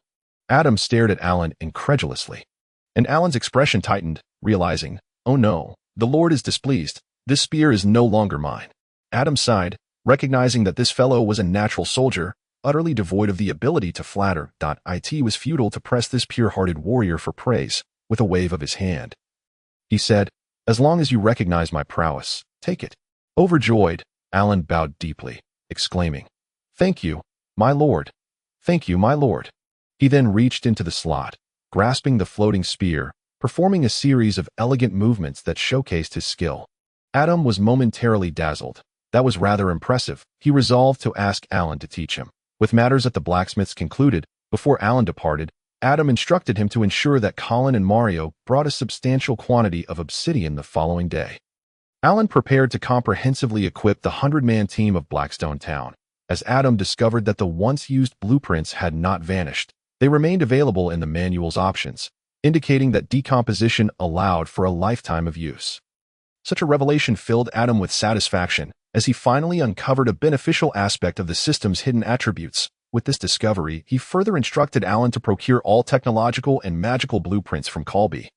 As Adam had not forgotten that the short gnomes possessed intact blueprints, he merely wondered if they could be utilized at the blacksmiths. Alan accepted the order, and Adam returned to his estate. Upon his return, night had just fallen, and Sophia had returned early. Busy preparing dinner for Adam in the kitchen, he ventured into the kitchen to commend the little lady for her diligence, playfully teasing Sophia until her cheeks flushed and she stomped her foot in mock anger. At which point Adam hastily retreated to his study to read. In truth, Adam was quite diligent. Since his arrival in this world, he seized every opportunity to immerse himself in the books left behind by the deia family, seeking to deepen his understanding of the forested continent and how to be an effective lord. Today, within the study, Adam perused a tome, an account of the deia family's genealogy, chronicling the significant figures and history of the family. The origins of the deia family were shrouded in mystery, spanning hundreds, if not thousands, of years. They had nearly faced a break in their lineage due to a past calamity that rendered these records incomplete. Nonetheless, Adam could glean from the book that the deia family possessed a rich historical legacy, as one of their recorded eminent ancestors had established a small principality, which, though extinguished a century later by a rival nation, showcased the family's formidable heritage. Otherwise, how could they have founded a principality? Yet, it was precisely due to the downfall of this principality that Adam's direct lineage was forced to lead a handful of subjects and servants into the Saya Desert to establish a new familial stronghold, all to evade the scrutiny of their enemies. Initially, Adam found the genealogy quite intriguing, but as he delved deeper, it grew increasingly tedious. The book primarily recounted the historical relationships and accomplishments of the deia family, inundated with repetitive laudatory phrases that rendered it rather dull. Adam speculated with some malice that the individual responsible for penning this book must have possessed a rather limited education. Nonetheless, it was essential to familiarize himself with the affairs of the deia family, despite its apparent dryness. He was now Adam Delia, the Lord of Blackstone Town, a beacon of hope for the people. Adam pursed his lips, reflecting that responsible lords like himself were indeed a rarity. Had any other lord in the forested continent experienced the circumstances of Blackstone Town, they would likely have abandoned their subjects and fled long ago. Adam wandered in thought within the study. Sophia called for him to come to dinner. Snapping him back to reality, he responded loudly, carelessly placing the genealogy upon the desk, inadvertently pressing down on the manual to at that moment. A stunning scene unfolded before Adam's eyes. The genealogy began to descend gradually, merging. No, it should be described as fusing. Slowly, it integrated into the manual. Such a statement is rather inappropriate. It should rather be expressed as the manual has gradually consumed the family tree. Adam is bewildered. What is happening? Are you actually devouring the book? Just as Adam reaches out to snatch back what is rightfully his, it is already too late. Although it appears to be a slow affair, in the briefest of moments, while Adam is momentarily stunned, the family tree has been entirely absorbed into the manual. Adam can only grasp the manual, and he is left in despair, exclaiming, "Return my family tree." Frantically shaking the manual, the pages rustle loudly, and Adam wonders if perhaps the family tree might be shaken free. But to his dismay, all he hears is the sound of turning pages. The family tree has indeed been consumed. Adam's emotions are beyond expression. He has been striving to integrate himself into this new life, to embrace the singular lineage and legacy of the deia family, to shoulder the burdens that rightfully belong to the true Adam, including his responsibilities to Blackstone Town and the deia name. Perhaps it is a sense of disappointment from a past life, or perhaps the relentless passage of time, but nonetheless, Adam has indeed made strides, or is on the verge of doing so, in assimilating into this new identity. He had discovered the family tree early on, but refrained from examining it, clinging to the hope that one day he might return to his former existence. As the people around him slowly emerged, Alan, Sophia, Colin, Mario, and others, he began to forge deep friendships and bonds, from reclaiming the gnome of Shote to the gnome's fear and gratitude towards him, and the admiration and esteem from the townsfolk of Blackstone. All these factors contributed to his gradual acceptance of this new reality. Yet, today, as he reached for the family tree to affirm his identity as the heir of deia, that damned manual, of all the misfortunes, it had consumed the family tree. What the hell are you doing consuming the family tree? Don't tell me you, a mere manual, need to study too. Do you think you're a model student? While others read. You devour books, and besides, there are no awards for excellence here in the forested continent. Return my family tree. Please, return it to me. In a fit of rage, Adam snatched a book from the shelf and slammed it onto the manual, shouting, "Eat this instead. Why aren't you consuming it? Are you deliberately trying to provoke me?" Alone, Adam toiled in silence for a long while, yet he dared not act against the manual. After all, establishing himself in this world necessitated the manual's presence. Feeling fatigued, he leaned on the desk, closed his eyes, and murmured to the manual, "Brother, do you have any idea how hard it is for me to hold this in? Why consume my family tree of all things?" Despite Adam's seemingly carefree demeanor, he harbored a plethora of negative emotions without an outlet. He is not a deity. He is merely a chaotic yet kind-hearted human lord. In this unfamiliar realm, separated from the world he knew, how could Adam not feel trepidation? Forcing himself every night to quickly familiarize himself with the language and script of this world, was he truly at ease? Whenever he found a moment, he endeavored to learn about the culture and background of this new world. Did he genuinely enjoy studying? He did not know if he would ever return. And he feared that one day he might become accustomed to his current circumstances, only to be whisked away by an unknown force to another world. He dreaded this might be a scientific experiment, a divine game, a conspiracy of which he was unaware. Frequently, he found himself ruminating on various inexplicable matters, frightening himself, yet ultimately offering silent consolation to himself, often laughing bitterly at his own plight. In his past life, he had no one to accompany him, and in this life, he remained solitary and alone. Adam has never been one to keep secrets well, yet at this moment, he is compelled to guard his greatest secret, the truth of his crossing over, the possession of his soul, even the mysteries of the manual system. Strange, absurd. I can only passively accept it. I can only roar in silence, just like the injustices he faced in his past life. Even now, he finds himself still accepting everything just as he did before, to acquiesce, to passively agree. Even regarding the Lord's manual at the outset, Adam harbored a tinge of disdain. He was reluctant to accept it and even less inclined to confront the manual system. At that time, he regarded everything around him with suspicion, questioning the existence of all things. I desperately wish to cast off this burden. Do you believe this is something everyone envies? Crossing over, a system, a lord, the privileges of a protagonist from a novel. Yet I do not desire it. What I yearn for is freedom, unfettered freedom, freedom ungoverned. I long for my family, even though I had nothing in my past life. I crave my phone and computer.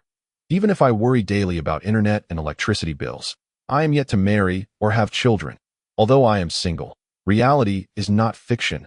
Witnessing the hopeful gazes of the townsfolk of Blackstone, seeing the expectant look in Butler Eston's eyes, what can I do? This is not my responsibility. I want to scream at them. I am not your lord. Go find someone else to provide for you. Bismarck warriors, or whatever. Even if you all perish, I do not wish to concern myself. As long as I do not starve, what does it matter to me? I wish I could tell them this. But can I truly? Can I really? They all claim I am the lord, the sole leader of Blackstone town, the only heir of the Delia family. Should I feel proud and honored? I do not think so. I see it as a burden heavier than a mountain. Each of them is a living, breathing person. I keep telling myself to look at this manual, to regard this bizarre world as merely a game, and not to take it too seriously. Adam. Yet, I cannot do it. These are all living beings. This is a world that truly exists. 2,143 souls depend on me for their livelihood. Do you know that I cannot bear the weight of others' reliance on me? So you make me the Lord. You know I am easily manipulated, don't you? You force upon me this burden, don't you? You cast me into this world without considering my feelings. I did not wish to come to the forested continent. Those unknown entities, do you or your kind know? Have you ever heard the cries of my heart each night? At some point, Adam found himself leaning on the desk, his eyes glistening with unshed tears. Having been in this world for half a year, all the fears, confusion, unease, and longing that he had hidden within himself erupted at this moment. A silent explosion. He gritted his teeth, his shoulders trembling uncontrollably. He dared not cry out loud. There were maids outside, and he bit down hard, yet the tears flowed relentlessly, his heart screaming warnings at him. I am a man. How can I possibly cry? It turns out that his usual laughter, anger, and nonchalance were merely instinctive FAAs. Strangely enough, A song from his past life echoed in Adam's mind. "Men, cry if you must. It is not a crime." Adam found it amusing, realizing he was suddenly reminded of this song. It was quite comical. And yet he couldn't muster a laugh. It turns out that holding back laughter is painful, but holding back tears is equally tormenting. Perhaps it would be better to weep. It would spare him the suffering. Adam forced a smile, stretching his muscles to produce a semblance of happiness. He thought of himself as quite optimistic, at least capable of offering himself solace, even if it was merely an excuse for his own weakness. Can I console myself in this manner? I am merely 22 years old. I am still young. In my past life, at 22, I dined alone, studied alone, graduated alone, and searched for jobs alone, concealing all my grievances and hardships from my family. Striving for my dreams. I in this life.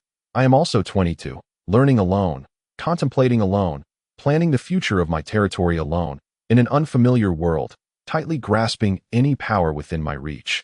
I am simply a bit fearful. Adam silently pondered. The more he thought, the further his mind wandered. Outside, Sophia's concerned voice interrupted. "Brother, why haven't you come out yet? Is something the matter? Are you unwell?"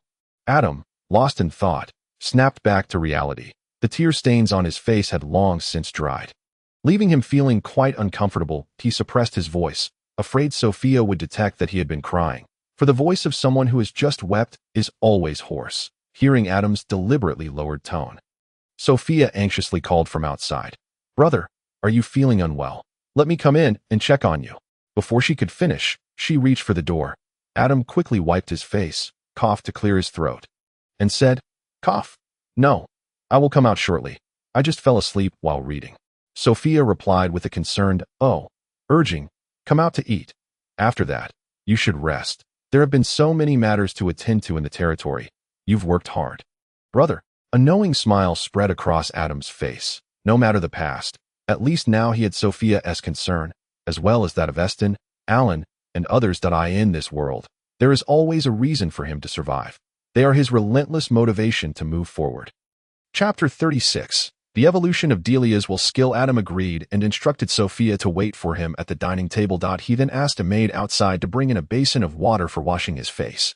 Moments later, the maid entered with a basin of water, and Adam vigorously washed his face, wiping away the tear stains. With this simple act of tidying up, he felt refreshed. Once he had composed himself, the maid bowed her head, holding the basin, preparing to leave. Adam's gentle voice called out from behind, "If you wish to see tomorrow's sun and your family, do not speak of what you have witnessed tonight." The maid shuddered, quickly kneeling in response. Adam waved her off, and the young girl had been stealing glances at his face while he washed. He knew she had noticed that he had been crying. Adam issued a subtle warning, lest she spread rumors outside, for explaining the situation to Sophia and others would undoubtedly prove troublesome. After tidying his desk, Adam ventured out for dinner at the dining table. Sophia playfully chided Adam for being so engrossed in his reading that he had emerged only now for the meal. Adam smiled, soothing her as they dined, following a recent bout of silent venting. He felt considerably lighter and had come to terms with many matters. Since he could not dictate his life or identity, he resolved to cherish the days he had and treasure all that he possessed. Sophia included deia. If sensing Adam's fervent gaze, Sophia's cheeks flushed involuntarily, a rosy hue spreading across her ears and neck, rendering her exceedingly adorable.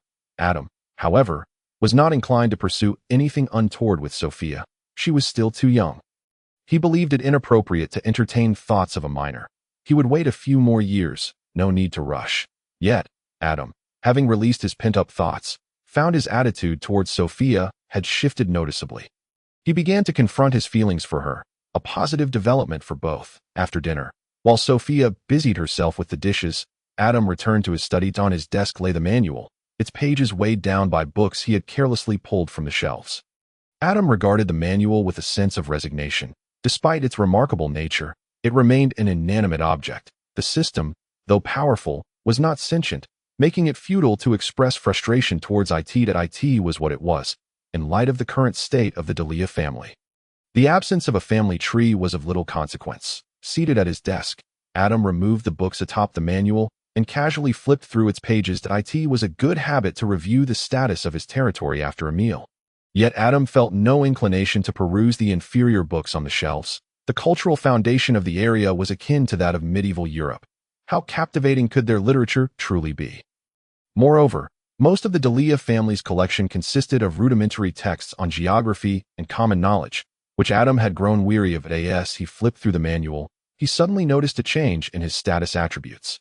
Lord status. Name, Adam deia. Territory, Blackstone Town. Age, 23. Profession, Lord. Attributes, leadership, 7, command, 7, wisdom, 8, charm, 6, all attributes 1 due to divine influence. Blackstone Town. Upgrade 1, skills, deia's will, passive skill. Combat units under the Lord's command have a chance to trigger deia's battle while during combat, randomly increasing all combat attributes by 5-100. Other triggering conditions and effects remain unclear. Demeter's favor, passive skill. The territory benefits from the agricultural protection and legal authority of the goddess Demeter, and the Lord is immune to any divine influence below the level of a major deity. The addition of a chance to trigger deia's battle will, enhancing the combat attributes of his units, piqued Adam's interest. However, the randomness of the effect seemed excessive, 5-100. Not only was the effectiveness shrouded in uncertainty, but the probability of triggering the skill was equally unpredictable. Nevertheless, possessing a skill was better than having none at all. With this thought in mind, Adam glanced over the information, for the manual did not specify how to activate the skill. Had deia's will been an active skill, Adam would have regarded it with significant importance. A lucky trigger could result in a doubling of combat attributes. The distinction between a single soldier's attributes doubling and an entire platoon's doubling was immense. However, for now, it appeared to be merely a passive or a skill rife with uncertainty. Continuing to peruse the manual, Adam found no further changes in his attributes. As for the state of his territory, public sentiment was steadily increasing daily, particularly after the investment of over 1,000 points in morale for the construction of a blacksmith shop. Remarkably, morale had not only stabilized, but had improved even further.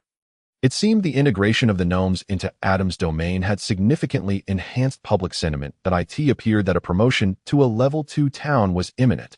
After careful consideration, Adam decided to use the accumulated morale to upgrade the weapons of the 100-man unit first, postponing the town upgrade for the time being. After mentally mapping out his forthcoming tasks, he closed the manual and prepared to seek out Sophia. Initially, Adam set the manual down, but after pondering, he shook his head and tucked it away. The manual was not cumbersome, and he had previously instructed Eston to tailor some garments with pockets specifically designed to hold it. Given its significance, it was prudent to carry the manual at all times. What if he mislaid it? Thus, Adam exited and made his way to the kitchen in search of Sophia. Peering through the kitchen door, he was surprised to find everything already tidied up. Where had she gone? He soon found himself at Sophia's room. Knocking gently and calling, "Sophia, are you in there?" "I'm here, brother. The door's unlocked. Come in." Sophia's voice echoed from within, and Adam pushed the door open, having entered her room before. Upon entering, he discovered Sophia seated at the edge of her bed, fiddling with several pieces of fabric. Her chamber was simple yet immaculate, imbued with the faint sweetness of 3-colored fruits, and her unique, refreshing fragrance. Sophia's room mirrored Adam's in its simplicity. A bed, a wooden table, a few chairs, and some tea utensils, nothing extravagant to adorn the space, a reflection of the ongoing poverty in Blackstone Town.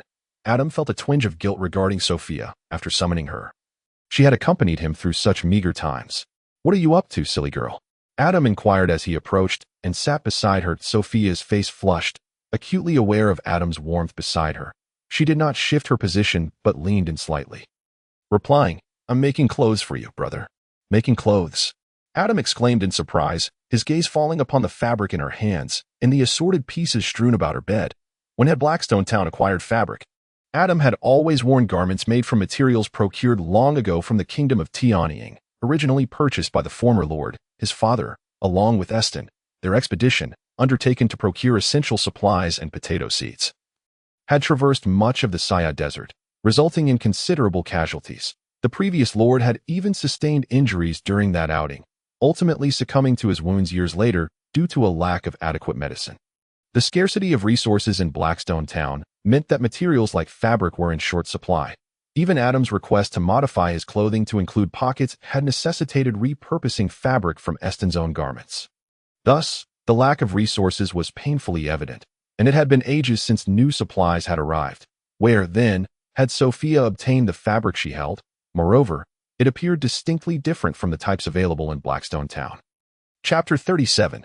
Fabric, Clothing, and Livelihood. Furrowing his brow in confusion, Adam picked up a piece of fabric lying on the bed and, with a serious tone, asked Sophia, "Where did you get this?" Sophia, who had been focused on her fabric, holding a small stone needle crafted by gnomes, looked up at Adam's serious demeanor. Was her brother upset? Panic set in as she bit her lip, unsure of what she had done wrong. These are the skins of 3 colored fruits. After drying them in the sun and soaking them in water, following these steps for about 3 days, you can obtain this material, which can be used to make clothing, blankets, and other everyday items, she explained timidly. Unintentionally, Adam's mouth fell open in astonishment. Wait, you can do that? The skins of 3 colored fruits have such remarkable utility. After Sophia finished speaking, Adam anxiously inquired, "Do you have more of those skins?" With a shy glance downwards, Sophia replied softly, "Yes, I asked some people to collect the skins from the townsfolk, and they're stored in the warehouse.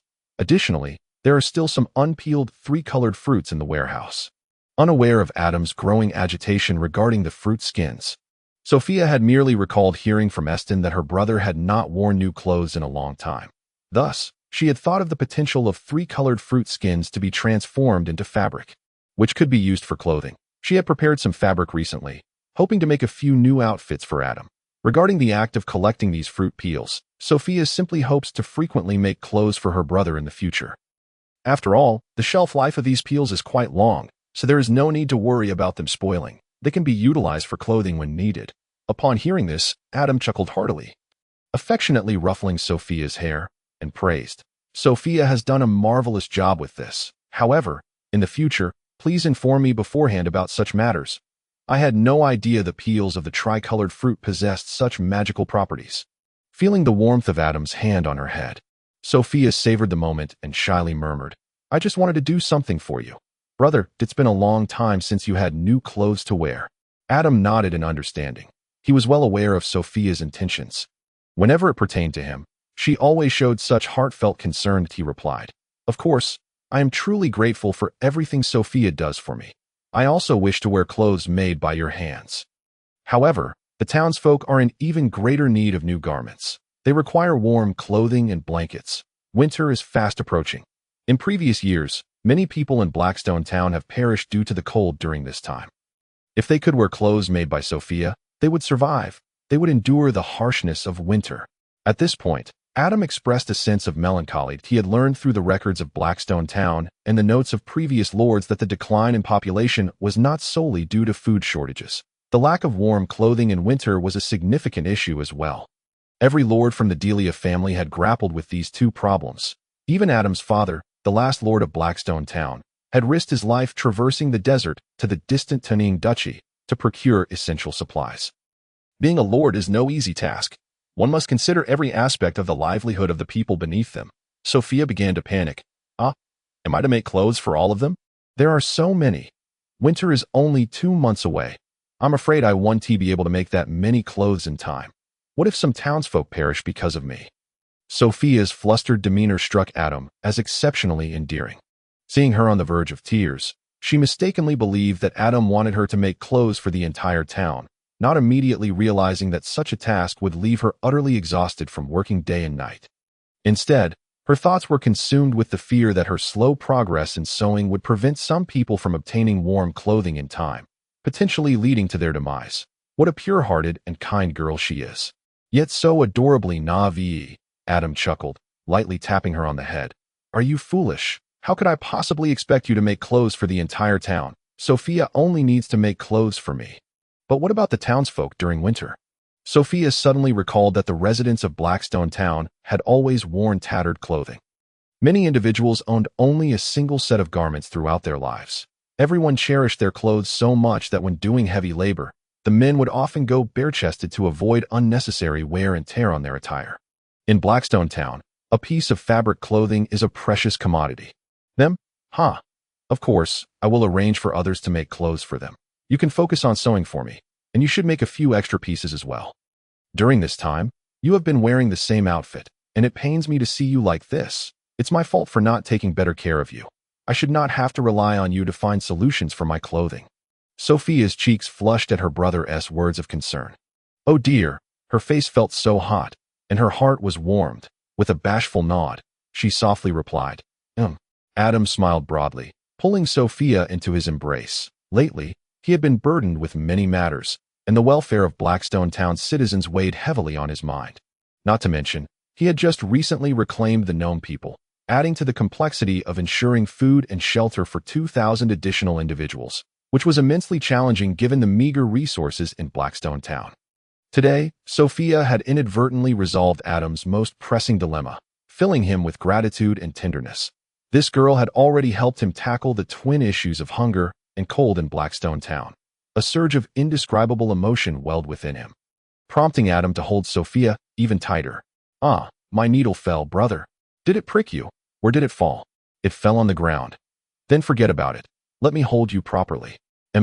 Sophia clutched Adam's sleeve tightly, burying her head in his embrace, secretly inhaling his scent with a mix of greed and infatuation, like a greedy little kitten. Adam caressed Sophia's wine-red hair, reveling in its silky texture and the warmth emanating from her body. Feeling an overwhelming sense of contentment, the two of them held each other closely as the room filled with a cozy atmosphere, both drawing warmth from one another while generously sharing their affection. Sophia. May I sleep here tonight? Sophia beamed with joy. Her brother had finally accepted her. If she had known it would lead to this, she would have informed him about the fabric much sooner. Adam casually tossed the fabric on the floor, rolling onto the bed with Sophia. The fabric that fell was strewn carelessly about, and that night, Sophia was filled with anticipation. Brother, the lamp. Don't mind it. We're going to sleep. Brother, Sophia whined playfully. All right, I'll extinguish the lamp. Adam jumped off the bed, swiftly crossing to the table to blow out the candle, then returned to the bed. The soft rustling of clothes being removed filled the dark room. Suddenly, Sophia recalled the discussion she had overheard from the older women in town, and her face flushed. Thankfully, the darkness concealed her embarrassment. She timidly said, Brother, I'm afraid it will hurt. Could you be gentle? What are you thinking about? Just go to sleep.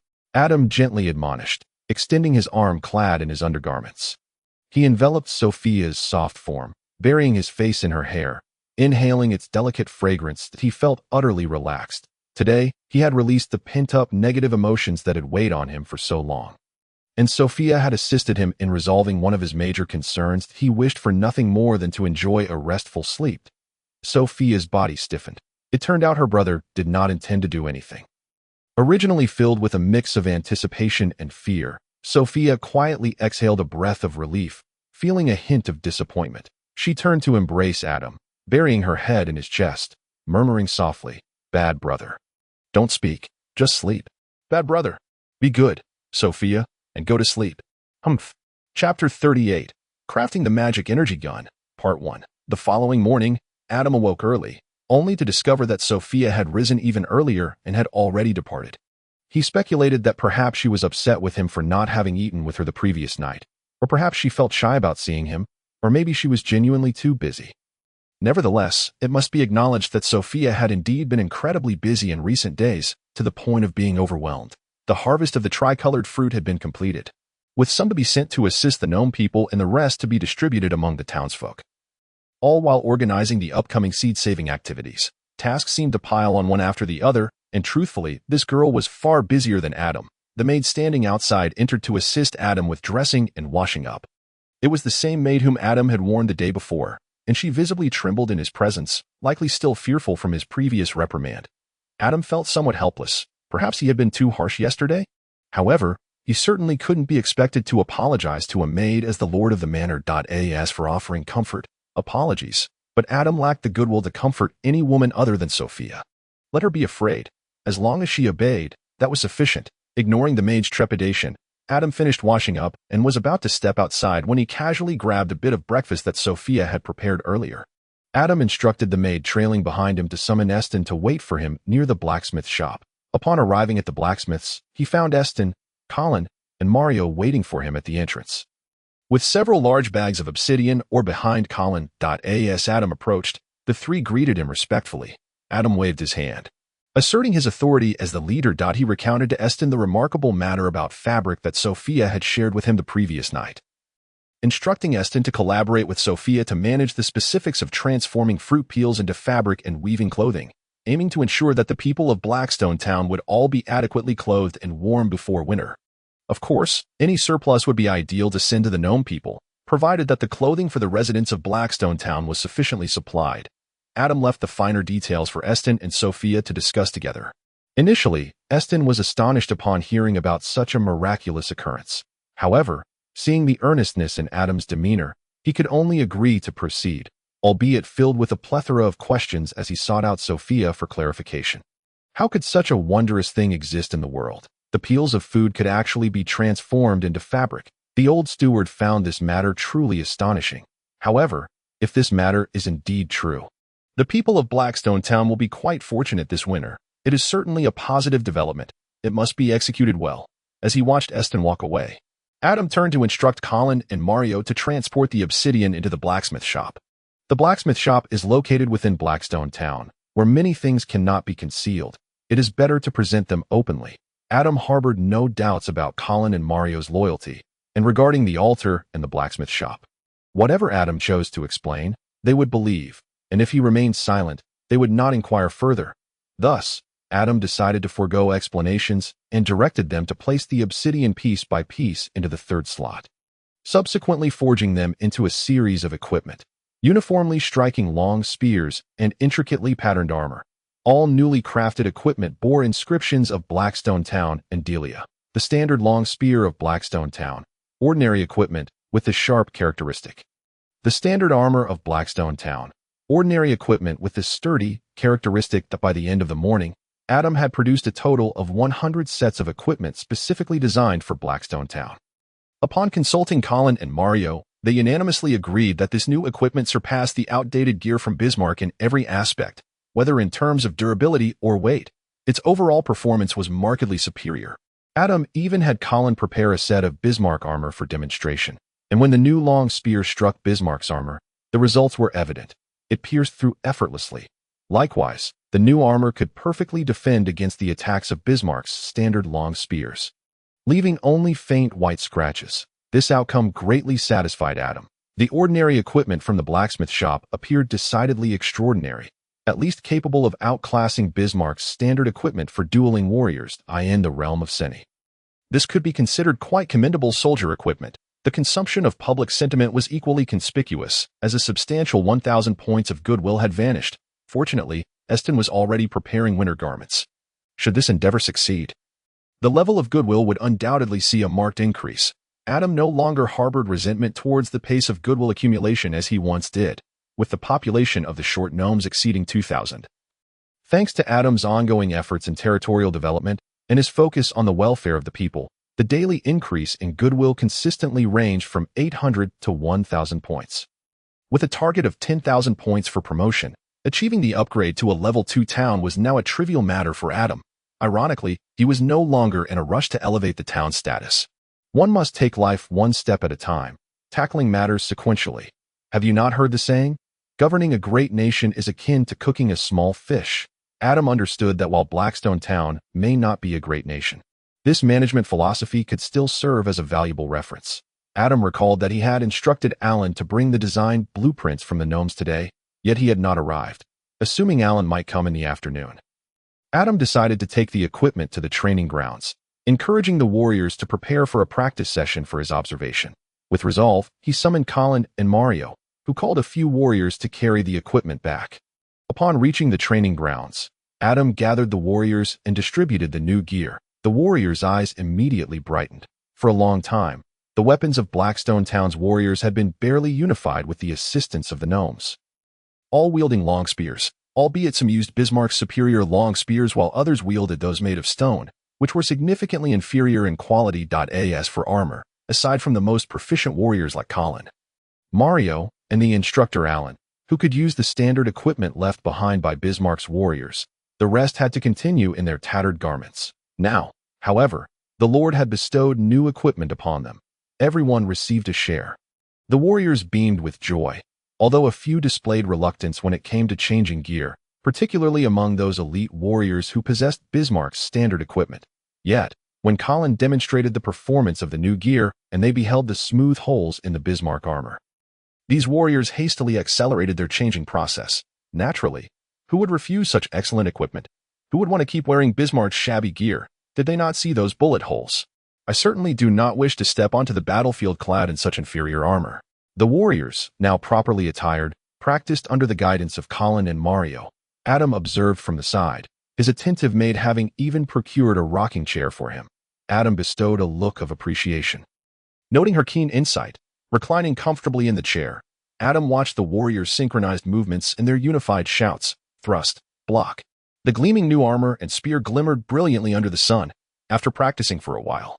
It was time for lunch. Adam shared a meal with the warriors, fostering camaraderie and endearing himself to them, further cultivating their loyalty. Though these individuals were already at 100% loyalty, there was little room for growth. Shortly after lunch, Alan and Corby arrived at the training grounds, and the maid gently roused Adam from his sunlit slumber. Adam wiped the corner of his mouth, feeling a twinge of embarrassment. Some people do tend to drool in their sleep. He hoped no one had noticed. He instructed Colin and Mario to continue training, beckoning Corby and Alan to follow him. Stepping outside, Adam inquired, "What brings you here today? Have you resolved the matters of the territory?" This question was directed at Corby. Corby respectfully answered from behind Adam, "In response to your lordship, the affairs concerning the gnomes' territory have been managed. Alan mentioned you required design blueprints, so I followed him to see if there was any way I could assist." Adam cast a glance at Corby, thinking, "Oh, so you've come to help, have you? I suspect you're more concerned about whether I might mishandle your precious blueprints." However, one could hardly blame Corby. Adam had requested all of the short gnomes' technological and magical equipment blueprints in one go. Could Corby not worry? It is not a matter of Corby lacking loyalty. It is simply human nature. After all, like Corby's late father, Levi, he harbored dreams of restoring the gnomes' former glory. And the technological and magical design blueprints were of utmost importance, as they determined whether the short gnomes could rise again. The distinction lay in Levi's desire to revive their race through his own efforts, while Corby placed his hopes on Adam, seeking to improve the gnomes' circumstances with Adam's assistance. As for the revival of their race, no gnome had risen in thousands of years. Corby understood that such things could not be rushed. In Corby's eyes, Adam remained an outsider when it came to scientific and technical prowess. Humans could not compare to the short gnomes. Thus, Corby naturally worried that Adam might mishandle the blueprints, opting to follow along to see for himself. Should Adam indeed mismanage the blueprints, Corby could offer some counsel, a plan of his own. Adam had no intention of explaining, for even if he did, Corby would not comprehend. How could these little folk possibly grasp the wonders that he possessed? He would soon open their eyes, of course. This was contingent upon the blacksmith shop's ability to construct the technological and magical designs of the gnomes. Chapter 39. The creation of magical energy guns. Part 2. Before long, the group arrived at the blacksmith shop, where several warriors from Blackstone town awaited, carrying large bags filled with obsidian. Adam instructed Alan to take the obsidian and follow him inside, while Corby remained at the entrance. "You doubted that I might mishandle the blueprints. Thus, you shall stand outside in the sun as a penalty." Upon entering, Adam asked Alan, "Where are the blueprints?" Alan produced a somewhat worn stack of blueprints from his pocket and handed them to Adam. Adam accepted them and casually flipped through the pages. They appeared dirty and aged, yet each page was well preserved, without any damage. However, he still could not decipher the strange symbols on these designs. No matter. After all, he had a fully automated and intelligent blacksmith shop. No understanding was necessary. Adam extracted one blueprint and placed it into the third slot of the blacksmith shop, receiving the prompt, "Excellent equipment design blueprint. Cannot be forged." The blueprint was ejected, and Adam hastily caught it. "Oh my, an excellent level design blueprint. A marvelous item. Let's not drop it." Adam carefully stored the design, deeming it prudent to keep it safe for future use. An excellent level technological magical device promised great power. He then drew another blueprint and placed it into the third slot, prompting the message, "Artifact equipment design blueprint cannot be forged." The blueprint was ejected, fluttering away in the breeze. Oh goodness, do not let the wind carry it away. Adam quickly grasped the ejected design, his eyes gleaming with excitement. An artifact design blueprint. Finally, it had arrived. How could a distinguished time traveler like himself lack a few artifacts? It turns out they were right here. Must keep it safe. It will be immensely useful in the future. Continuing, he pulled out another blueprint, placing it in the slot, only to receive the message, "Fine equipment design blueprint cannot be forged." The blueprint was ejected, and Adam stored it away. Proceeding. Fine equipment design blueprint cannot be forged. Excellent equipment design blueprint cannot be forged. Fine equipment design blueprint cannot be forged. The series of prompt sounds left Adam in silence, realizing that not a single one of these numerous blueprints could be forged. Was this some sort of jest? Deeply frustrated, Adam lamented. What happened to the technological devices that were promised? The unique technological and magical prowess of the short gnomes, as documented in numerous tomes, provoked a profound sense of envy within Adam. He yearned to craft a device to test this marvel himself. Yet, before him lay a stack of blueprints, none of which seemed viable. Undeterred, Adam gritted his teeth. He still possessed several schematics, and he refused to believe that none were usable. With each repeated notification, Adam's expression grew increasingly somber. Finally, upon inserting the last blueprint, a distinct sound resonated. Successfully inserted one ordinary technological magical blueprint. Tears of joy welled in Adam's eyes. At last, he had something functional. He had feared that even the final sheet would be futile. Filled with anticipation, Adam retrieved the manual and accessed the forging interface. Cannons, airplanes, here I come. No magic energy gun. Consumes 100 points of public goodwill, 1 unit of ordinary material. What, just a handgun? What happened to the promised latent attributes? Shouldn't an ordinary blueprint allow for the forging of any standard-grade equipment? Could it be that the ordinary-grade technological magical equipment of the gnomes is limited to this singular item? Or perhaps the gnomes' blueprints are treated differently by the system, restricting the creation of equipment to the specific blueprints used. Adam was left speechless, feeling as though the system had played him once more. Regardless, the reality was clear. He could only forge this magic energy gun for the time being. With a slight sigh, he gazed at the manual displaying a firearm resembling a flintlock pistol. A handgun is better than nothing at all. Confirming the manufacture, a mysterious light emanated from the slot, and upon settling, a flintlock pistol materialized. No magic energy gun. Ordinary technological magical equipment, possessing the explosive trait. Ammunition count, 0. This one even has an explosive effect. Could it launch explosive rounds? Adam lifted the magic energy gun from the slot, inspecting it closely. There was a chamber atop the gun, which, based on previous discussions with Levi, should accommodate magical beast cores or similar items. Is this the magazine? Adam pondered, unsure if obsidian could serve as a substitute. He had come to treat the obsidian deposits in Blackstone town as a universal resource, thinking of it for any requirement. Acting on impulse, Adam began to sift through the several bags of obsidian on the ground, selecting the larger pieces. Smaller ones were nowhere to be found. What to do now?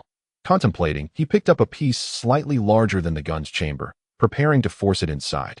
Just as he pressed the obsidian into the slot, something miraculous occurred. The obsidian transformed into a stream of luminous energy, flowing into the magic energy gun's chamber. In the blink of an eye, the flowing light filled the chamber, circulating endlessly. Adam blinked, glancing down at the status of the magic energy gun in the manual. No magic energy gun. Ordinary technological magical equipment, possessing the explosive trait. Ammunition count, 51,100. The status of the ammunition count had changed. The previous piece of obsidian had filled half of the gun's capacity. Adam was astonished. Was it really that simple and pleasant to achieve? Was obsidian truly this versatile? However, upon reflection, Adam deduced the underlying reason. The issue lay with the system. Certain operations required corresponding energy. And obsidian, being rich in mysterious energy, was perfectly suited for this purpose. It was well known that in the forested continent, obsidian was highly sought after among mages and alchemists. Realizing this crucial point, he decided to continue experimenting. This time, Adam selected a piece of obsidian twice the size of the previous one. As the mineral neared the edge of the magic energy gun's chamber, it transformed into a stream of light again. Although this time the obsidian did not vanish entirely, it shrank to about half its original size. Returning the remaining obsidian to its place, Adam noticed that the magic energy gun's ammunition count was now full, 100. What to do now that the bullets are full? Let's find a place to test its power, Adam thought, leaving the leftover obsidian for the moment, and set off with Alan to meet Corby, leading the two of them directly outside the town. Along the way, Corby kept his beady little eyes fixated on the flintlock pistol in Adam's hand, increasingly convinced that it resembled the magic energy guns of the gnomes. As they walked, Adam waved the magic energy gun in front of Corby, noticing the latter's eyes following the movement intently. Adam smugly lifted his chin, thinking, "See, this is what an extraordinary lord can accomplish." While you short gnomes struggle to gather materials to craft such technological magical devices, I have conjured one with ease. Unable to contain himself, Corby finally asked, "My lord, is that a magic energy gun?" Adam cast a sidelong glance at Corby and grunted, posing with a touch of arrogance. He nonetheless conveyed his meaning to Corby. "So, it truly is a magic energy gun." Corby's eyes sparkled with excitement, darting between the gun and Adam, eager to inquire about the process behind its creation but hesitant to do so. After all, it was undoubtedly a complex endeavor, evidenced by the short gnome's years of hardship without crafting a single firearm. Surely, the Lord's creation of a magic energy gun was no simple task, likely involving secrets best left unasked. Corby resolved to refrain from probing too deeply for now, wishing to avoid displeasing Adam. Throughout their journey, Corby's spirits soared. The revival of tradition in Adam's hands signified something profound that indicated the brilliance of his own foresight. From the moment he laid eyes on Adam, he had recognized that this lord was no ordinary figure. His initial instinct had proven correct. Reality affirmed that Corby's insight surpassed that of his fellow gnomes, whether it was due to the influence of greatness. Corby found himself growing increasingly smug, almost as if he were the one who had created the technological magical device. Chapter 40. 100 magic energy guns for you. The trio continued their journey, quickly leaving the town behind as they approached the desolate expanse. The sand and soil outside the town remained untouched by human hands, yielding softly and clinging to their feet. Before them lay vast stretches of yellow sand and gravel, with the scorching wind whipping about. Before long, Adam and Corby found themselves parched, while Alan remained unfazed. Winter was fast approaching, and this was the last wave of oppressive heat in a month's time. The Saya Desert would be swept by the bone-chilling winds of winter. The Saya Desert was peculiar. Unlike the outside world, spring and autumn were barely discernible, creating an impression of only summer and winter. It was either unbearably hot, leaving one parched, or so cold that it pierced to the bone. Adam and Corby enviously regarded Alan, who remained unbothered by the heat, thanks to his fighting spirit. Sensing Adam's envious gaze, Alan stepped in front of him, summoning his internal energy. With a whoosh, a thin layer of energy enveloped Adam, effectively blocking the oncoming heat. Alan's energy exuded a refreshing coolness, and Adam felt an immediate sense of relief. Casting an appreciative glance at Alan, this young man demonstrated great insight. Impressive indeed. This lord appreciates your abilities. Corby trailed behind Adam, nearly panting, looking more pitiful than a defeated goblin, enviously watching Adam enjoy the comfort of his companion's protection. Those in service certainly had their advantages, while he, as a subordinate, could only endure the elements that in truth. Their journey was not lengthy. After walking a bit further, Adam halted, spotting Blackstone town in the distance. Raising the magic energy gun in his hand, he experienced a fleeting sensation reminiscent of his past life. This technological marvel instilled within him a sense of exhilaration. Aim, pull the trigger. A small burst of energy shot forth from the magic energy gun, striking a distant sand dune. Boom! A faint explosion echoed, scattering sand in all directions, leaving behind a modest crater where the dune once stood. Adam nodded slightly. This power eclipsed that of handguns from his previous life. Akin to that of a small cannon, he continued firing, alternating between close and distant targets, reveling in the experience. Much to Corby's growing envy, the ancestors did not deceive him. The technological magical weapons of the short gnomes were indeed formidable. This seemingly humble magic energy gun exhibited remarkable effects, making him wonder about the even more powerful weapons spoken of by the elders. This surpassed Corby's wildest imaginations. While Adam indulged in his amusement, he remained mindful of gathering essential data for future reference, ensuring he had a comprehensive understanding of the results. Ultimately, he discovered that the magic energy gun could fire effectively at a distance of approximately 500 meters, with its optimal range falling between 100 to 200 meters. Adam was thoroughly satisfied with this data.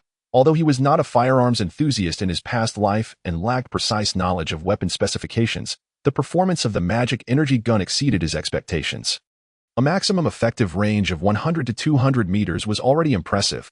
Ordinary warriors with bows had a maximum effective range of 100 meters, and their optimal range was certainly not more than 50 meters. Recalling the battle between the short gnomes and the goblins, the rapid-fire orders issued by Corby indicated that they could only manage 3 shots before closing in on the enemy at a distance of 100 meters.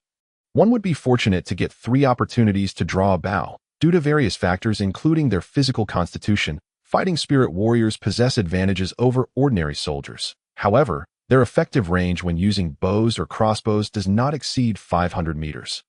The potency of their ranged attacks depends greatly on the individual's strength. Formidable fighting spirit warriors can unleash their maximum power within this distance, while effectiveness diminishes beyond 500 meters. Those of lesser capability find that arrows lose their maximum impact beyond 200 meters. You inquire about fighting spirit warriors of the caliber of sword saints or blade gods. Indeed, such warriors exist in the semi-continent. Yet, the question remains, would these individuals engage in a slow exchange of fire with ordinary bows? For them, 500 meters is but the blink of an eye. The speed of drawing a sword far surpasses that of knocking an arrow. Furthermore, on the battlefield, low-ranking fighting spirit warriors and common soldiers are prevalent. One cannot help but ponder the implications of possessing 100, 1,000, or even 10,000 magical energy guns. The resultant firepower would rival that of high-level war magic. The more Adam contemplated, the more exhilarated he became, especially considering that 100 rounds of ammunition would easily overshadow the drawbacks of drawing a bow for a single shot. Nevertheless, Adam harbored a slight regret. Unless a long-range unit could establish absolute dominance, allowing enemies to close in would spell disaster. This fundamental truth was not lost on Adam. Even if he intended to assemble a squad of magical energy gunners, he lacked a melee force capable of adequately protecting them. The spearmen of Haishi Town? No. There were far too few. Even with 100 men, each possessing fighting spirit, they would still be insufficient in number to safeguard the magical energy gunners. Adam racked his brain, exhausting his limited military knowledge, and strangely considered why the 100-man group of Haishi Town was so keen on using long spears. After all, in a battlefield with equivalent conditions, a group of spearmen always held a significant advantage over a group of swordsmen. Feeling a bit of a headache, Adam decided to set aside his thoughts for the time being. After all, there was no immediate threat to Haishi Town. He could revisit the matter later if conflict arose. Right now, the pressing issue was to return, as he felt parched after merely a short time outside. With a wave of his hand, Lord Adam, accompanied by 2 attendants, strategically redirected his path toward Haishi Town. Upon returning to the blacksmith shop, Adam prepared to delve back into the creation of magical energy guns. Regardless of the circumstances, he was determined to establish a long-range unit with magical energy guns. Who would still resort to those wretched bows? Cole, feeling he had no role in the matter, hesitated to approach Adam regarding the magical energy guns. Ultimately, he decided to take his leave and return to the territory to handle matters pertaining to the chieftain. Adam shot him a stern look. "Stay put at the door. I have tasks for you shortly." Startled, Cole complied obediently, standing at the entrance of the blacksmith shop. Once inside, the 2 maids outside regarded Cole with sympathetic glances. In response, Cole shrugged nonchalantly, acknowledging, "What can I say? I'm just a subordinate. I must heed what my superior commands."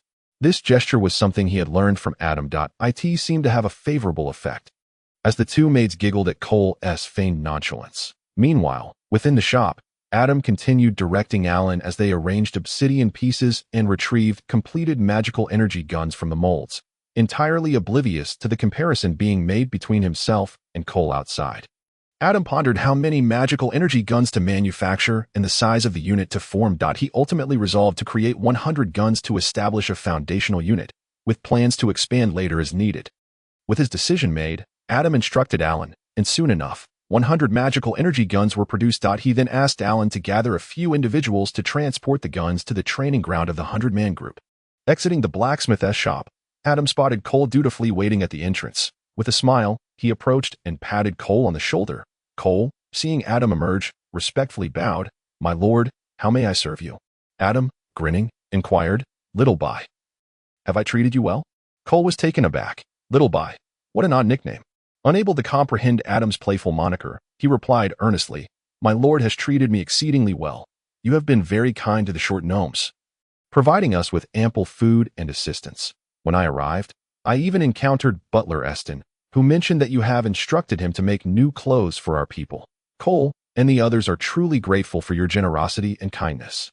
As he spoke, Cole looked up at Adam with profound gratitude and admiration in his eyes, sincerity radiating from his gaze. This adoration made Adam feel a touch bashful. After all, he was being idolized while referring to him as Little By.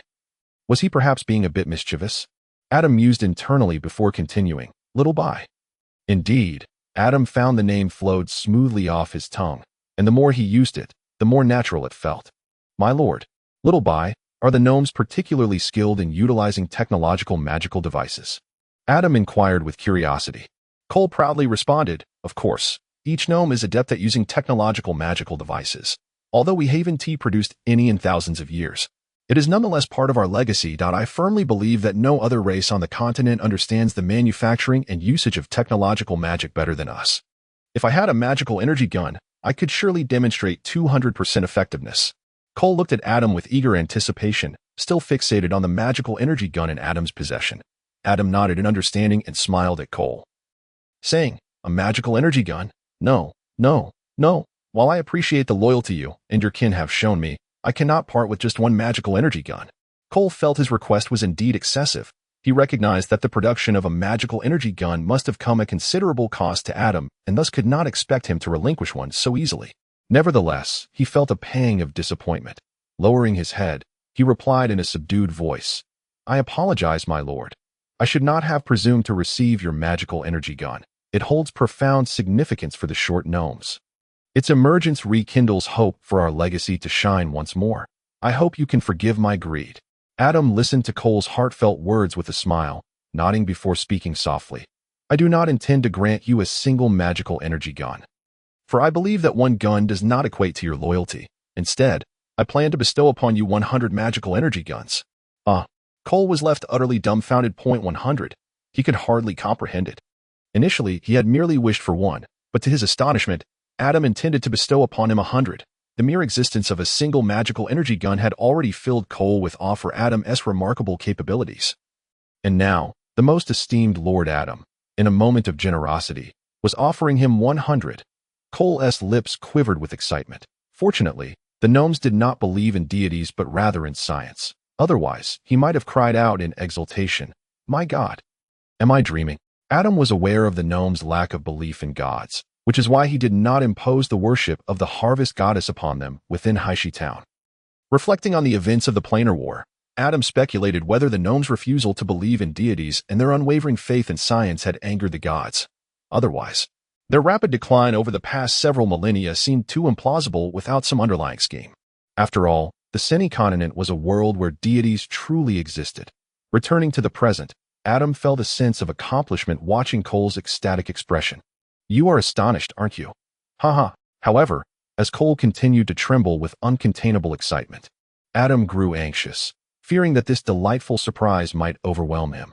Please don't pass out from shock. If you were to expire, where would I find another obedient subordinate willing to endure my scolding and playful jabs? I certainly wouldn't lay a finger on Alan or Sophia. Adam genuinely worried that the news might provoke a heart attack in Cole, despite the unlikelihood of heart conditions existing in the semi-continent. Smack! Adam raised his hand and playfully slapped Cole's cheek with vigor. Delight surged within him. The slap resonated with force. Adam's palm throbbed slightly from the impact, but thankfully, Cole seemed to snap back to reality. Once he regained his composure, Cole suddenly burst into tears. Collapsing at Adam's feet and clutching his leg, wailing pitifully. My lord, thank you for your generosity. My kin will also express their gratitude. You have been so kind to me. Wah. Cole struggled to articulate his overwhelming gratitude and loyalty. Simply crying with abandon. This reaction was understandable, as the short gnomes had awaited this day for far too long, thousands of years of anticipation. At long last, Adam instilled a glimmer of hope within them. They could reclaim their heritage. Adam was momentarily taken aback by Colby's tears. Surely this little fellow couldn't be so fragile as to weep with just a slap. However, upon hearing Colby's excited, incoherent expressions of gratitude, Adam soon felt at ease. Poor gnomes, they had awaited this day for far too long. So long, in fact, that the brilliance and glory of their kind could only be found in ancient tomes across the forest realm. The technological marvels of magic had long since ceased to reveal their terrifying might, and with the decline of such advancements, the gnomes had languished for nearly a millennium. Adam bent down, patted the little gnome on the shoulder, and said, Colby, rise. Trust that I shall restore the glory that rightfully belongs to the short gnomes. I will aid you in reclaiming your legacy. Believe me. Stand tall. How can my people weep? Colby trembled at the words, my people. Indeed. We, the short gnomes, are subjects of Lord Adam. The radiance of Deliria shall envelop the short lineage. In that moment, Ka'albi's allegiance to Adam became unequivocal. Adam's proclamation that his people should not shed tears rekindled the gnome spirit within Ka'albi, igniting a fervor that coursed through his veins, a sensation of empowerment. Wiping away his tears, Ka'albi stood and, adhering to the ancient gnome customs, bowed to Adam with a voice brimming with gratitude and excitement. My lord, the short shall forever be your most loyal subjects. Had Adam delved into gnome culture, he would have recognized that Ka'albi's gesture was the highest form of homage, dating back to the era of the gnome technological empire. And that Ka'albi's words, invoking the short surname in his pledge of loyalty, held tremendous significance. Adam smiled as he assisted Ka'albi to his feet, saying, enough of these words. I wish to see your actions. Not mere talk. The mana rifles await at the training grounds in Blackstone town. Return and select 100 individuals to join us. Let them remain at the training site to train under Alan. Adam, adopting the demeanor of a leader from his past life, offered incentives while also applying a subtle pressure, ensuring compliance. Ka'albi nodded vigorously, clearly. This native of the forest realm was unaware of the subtle manipulations common in Adam's former realm. Yet he absorbed Adam's words, transforming into an action-oriented individual. Ka'albi took his leave from Adam and hurried back to his domain, swiftly selecting the finest of his kin to accompany him to Alan's training grounds. The speed, the efficiency. Adam was astounded to learn that Ka'albi accomplished the task that very day. Alan had anticipated that Ka'albi might not arrive with recruits until the following day, planning to stay overnight in Blackstone town and return with Ka'albi later, as his responsibilities had been assigned to the short gnomes. However, everyone clearly underestimated Ka'albi's remarkable efficiency. That very evening, Alan found himself compelled to organize and arrange for 100 gnome warriors. Spurred on by Ka'albi's relentless urging, Alan felt as though Ka'albi wielded a feather as if it were a royal decree. Whenever Alan grew weary of the incessant prodding, Ka'albi would quietly remind him, the Lord said he observes our actions, not our words. What could Alan say? Reluctantly, he dedicated the night to sorting out the mana rifle squad, leaving behind brief instructions for Colin and the others regarding the new training directives, and subsequently, under Ka'albi's insistence, returned to the short territory without rest. This little gnome had returned from the Lord's presence seemingly invigorated. It was evident that upon returning to the short domain, there would be no time for respite. Alan sighed inwardly, resigning himself to work diligently, even if it meant sacrificing his sleep for the night. The next day, Adam arrived at the training grounds in Blackstone town, where the atmosphere was bustling with energy. A formation of 100 gnome mana gunners stood alongside 50 spirit gun soldiers. Amidst their well-coordinated drills, Adam felt immense satisfaction, offering encouragement to Colin and Mario. He also took a moment to emphasize that while these 100 gnome warriors had been selected from a pool of over 1,000 robust gnomes, they were still ordinary fighters, not to be compared with the seasoned warriors of Blackstone town. Training methods must be tailored accordingly. Excessive intensity could lead to dire consequences. Colin assured him that this detail had already been addressed before Alan's departure the previous day, and a simplified training regimen had been devised for the mana gunners. Adam could not help but admire Alan's attentiveness. He consistently ensured matters were handled expertly, sparing Adam from worry. Moreover, Alan seemed to possess a profound understanding of training methodologies and tactical command for smaller units. Having never displayed any shortcomings in leading troops, Sophia, too, excelled in her domain, never allowing Adam to fret over her responsibilities, which earned her high praise in Adam's heart for her innate talent. These two were consummate professionals, the kind who could execute tasks flawlessly without requiring oversight. What lord would not cherish such individuals? As Adam surveyed the warriors' drills, he identified a notable flaw: the gnome mana gunners lacked defensive gear. Observing the gleaming armor and sharp long spears adorning the Blackstone warriors, he noted the stark contrast with the gnomes, who were clad in tattered garments, save for their mana rifles. This was detrimental to their formation. Furthermore, lacking defensive equipment could lead to fatal encounters with enemy attacks. Recognizing this, Adam arranged for 100 sets of armor to be delivered to the training grounds that afternoon, ensuring the gnomes were properly equipped. Once donned, the gnomes appeared revitalized, their spirits lifted significantly. Now they truly resembled warriors. It was fortunate that Adam's recent influx of goodwill had been substantial. Ka'albi's loyalty had soared to a perfect score of 100. And the news of the mana rifles invigorated the short gnomes, deepening their gratitude towards Adam. That evening, the goodwill surged by over 2,000 points. coupled with the prior enhancements to the warrior's equipment and the news concerning Eston's preparations for winter clothing. The accumulated goodwill was just sufficient to cover the expenses of producing these 100 sets of armor. However, Adam remained unperturbed. He anticipated that the goodwill would soon replenish itself, and both Blackstone Town and the short territory were on the path of steady development. It was time to consider upgrading Blackstone Town. Chapter 42. The flourishing Blackstone Town. In the days that followed, Adam diligently monitored the fluctuations in goodwill within his territory, observing a steady increase of approximately 2,000 points daily, which brought him great satisfaction. This growth affirmed the success of his recent efforts and indicated that both Blackstone Town and the Gnome territory were undergoing positive transformations. For instance, the Gnome craftsman had completed the construction of the first city wall, which stood approximately 5 stories high. Viewed from a distance, Blackstone Town now resembled a human settlement. In recent days, gnomes had begun to settle outside the walls of Blackstone Town. The relocation of the gnomes facilitated improved communication between the humans and gnomes. And under the proactive mediation of Adam and Kalbi, their bond grew increasingly intimate. Aware that the harsh winter was fast approaching, Adam recognized the challenges posed by the cold, especially concerning the transportation of supplies. The location of the obsidian mine was a considerable distance from the town, and the winter in the Saya Desert was particularly severe, with frigid winds and frequent desert storms hindering the transport of goods. To assist the gnomes in establishing homes before the winter, Adam ensured that Blackstone Town would actively aid in constructing residences and fortifying the outer walls. This was Adam's second layer of consideration.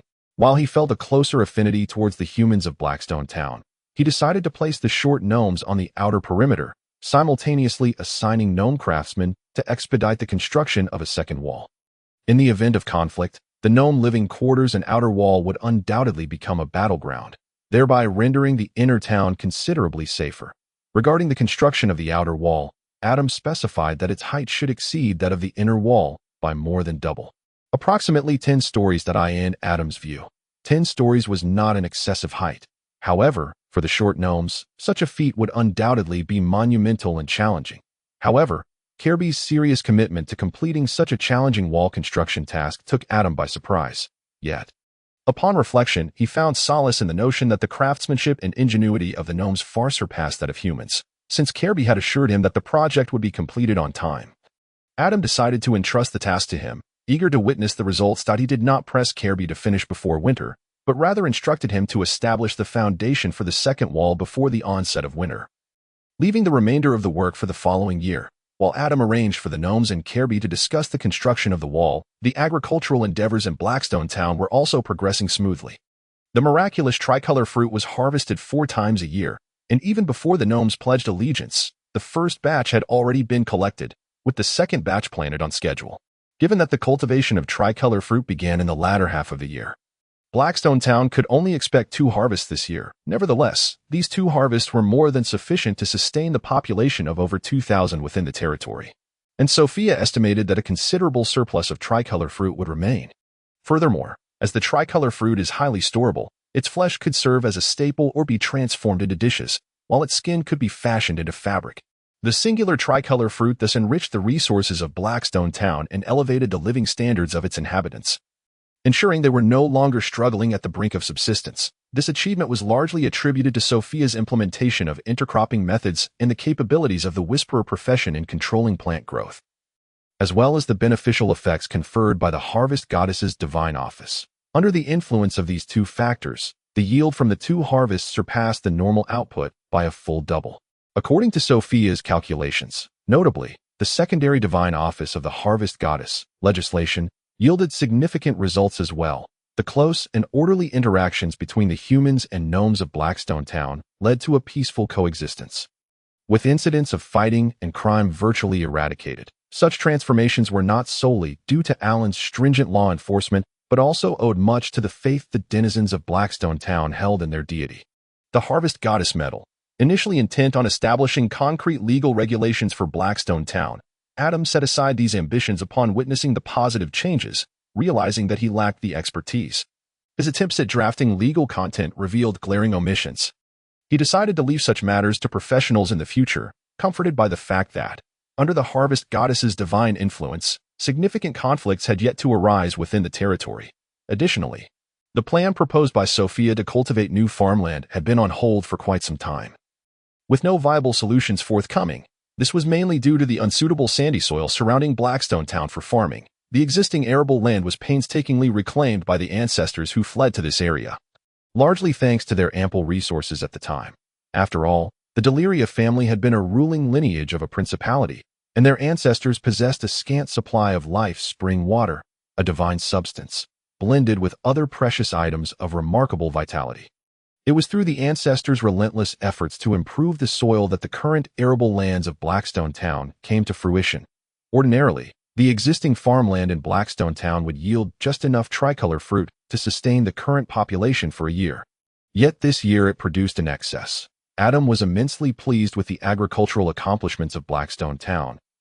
He kept a mental note of the contributions made by Eston and Sophia, though he lamented his inability to reward them materially, settling for verbal commendations for the time being. This, however, came as a disappointment to Eston, who, despite being formally appointed by Adam as the Minister of Economy, had been preoccupied solely with assisting Sophia in agricultural matters, neglecting his primary responsibilities. This was due, in part, to the dire state of Blackstone town, which could only manage self-sufficiency at present. Moreover, as Adam was aware, the Sayad Desert hosted only this solitary human settlement, with the nearest human realm being the Tianying Principality. Given the disastrous outcomes of past trade endeavors under the previous lord, Eston had refrained from mentioning external commerce to Adam, who was content to avoid the topic. For Eston, the earlier trading experience had been nothing short of catastrophic, resulting in the deaths of 2/3 of the participants, including the well-protected lord, who suffered lasting injuries. These casualties stemmed from the numerous natural disasters prevalent in the desert, such as quicksand, dust storms, and the fierce winds that could strip a person of all moisture. This clearly illustrated the perils of the Sayad Desert. Adam chose not to dwell on trade matters, believing the previous venture had been an unwise decision. Though he understood his late father had his reasons, the townsfolk were on the brink of starvation, leaving no alternative but to procure essential supplies from other human territories. However, Adam was no longer burdened by such dilemmas, so he did not plan to engage in external trade at this time. Yet, he recognized the necessity of finding an appropriate means to communicate with the outside world.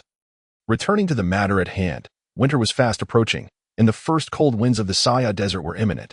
Recently, the clothing Eston had been tasked to procure had nearly all arrived, and Adam had noticed that townspeople were donning their new garments. Essential fabrics, such as quilts, were now adequately supplied, providing Adam with a sense of reassurance that, at the very least, no one in Blackstone town would perish due to harsh winter conditions this year. Moreover, there was another celebratory event in Blackstone town, the birth of its first newborn this year, hailing from a humble family of townsfolk. Upon learning of this joyous occasion from Sophia, Adam made a point to carve out time from his busy schedule to visit the family. In previous years, the arrival of a newborn often brought not joy but rather sorrow, as infants struggled to survive the dual hardships of hunger and the biting cold. However, this year was different. The series of new policies and efforts brought forth by Adam were beginning to bear fruit. Not only did Adam and his companions feel hopeful, but the common townsfolk also faced the impending winter with renewed confidence. Lord Adam has accomplished so much for us. Our lives are better now. Lord Adam assures us that any challenge is but a paper tiger before the united people of Blackstone town. As the year drew to a close, Adam summoned Alan, Eston, and Sophia to report on their progress over the past 6 months. Utilizing the script and numerals of the forested continent, combined with methods from his past life, they produced a comprehensive document detailing Blackstone town's military, agricultural, and civil affairs. The state of affairs in Blackstone town was thus rendered clear. Adam instructed Eston to transcribe 3 copies for the 3 of them. The report Adam generated garnered unanimous praise from the trio, and he directed them to submit summaries of their respective affairs based on this report once winter officially arrived. Naturally, they readily agreed. The primary reason for this was the absence of clear data in the manual regarding these matters, such as the quantity of tricolor fruit consumed, stored, the amount of peel used for clothing, and any remaining surplus. Additionally, detailed data regarding the training efficacy of Blackstone town's 2 military forces, daily equipment attrition, and similar statistics were not provided in the manual, necessitating Adam and Alan to compile these figures themselves. In recent days, Adam meticulously reviewed the current state of Blackstone town, gaining a deeper understanding of the nuanced changes within both the town and the gnomes, which would aid him in considering the next steps for development in military, civil affairs, and territorial construction. The people's morale had gradually reached full capacity amidst Adam's diligent efforts, fulfilling the requirements for upgrading to a secondary town. Chapter 43. Achieving the secondary town status today marked a momentous occasion for Blackstone Town. However, the ordinary townsfolk remained oblivious to its significance. Adam resolved to elevate Blackstone Town to the status of a secondary town. The morale had reached its peak the previous night, and once full, it could not increase further. With no other avenues available for utilizing morale, Adam naturally contemplated an upgrade on this special day, aside from the Lord of Blackstone Town feeling a surge of excitement. Everyone else maintained their composure, each attending to their own responsibilities to eye in his study. Adam solemnly clicked the upgrade option in the manual. Territory name, Blackstone Town, merged with the affiliated race of short gnomes. Abolishing the gnome territorial attribute. Territory area, 50 square kilometers, post-expansion by the gnomes. Territory owner, Adam Deliria. Territory level, 2 population, 2,143. 10,000 residents, 210,000 combat units, 1943. 10,000 non-combat units. Morale, 0 100,000, morale full for upgrade. Buildings, Level 1 Administrative Hall, Level 1 Potential Altar, Gnome Blacksmith. Buildable structures, none upgrade reward. 1 opportunity to draw a Lord's talent skill. Adam scrutinized the attributes within the manual, examining each line item. The upgraded Blackstone Town exhibited significant changes. The territory level now stood at 2, with a population cap increased to 10,000 and an upgrade limit raised to 100,000. Presently, the population of Blackstone Town barely exceeded 2,000, making the 10,000 cap more than sufficient. Glancing further down, the conditions for the next upgrade required a morale of 100,000. Upon reaching this point, Adam's eyes widened, and he could not help but mentally calculate the implications that it present. The morale income of Haishi Town hovers around 2,000 after deducting the wear and tear on the warrior's equipment. It would take approximately 2 months of morale income to upgrade to a level 3 town. Currently, the primary sources of morale increase in Haishi Town stem from 3 main endeavors: the construction of walls and houses, the cultivation and harvest of tricolor fruits, and the production of fabric from the skins of these fruits. Estimating the workload, the morale increase over the next 2 months appears to be stable. However, this is largely attributed to the substantial contributions of the gnomes in constructing the walls and houses. Adam is acutely aware that once the wall construction concludes, the daily growth rate of morale will inevitably decline significantly. Nevertheless, he remains quite satisfied with the current growth rate, as the daily fixed income of around 2,000 morale is entirely sufficient. As Adam continues to read, he comes across the upgrade rewards, talent extraction.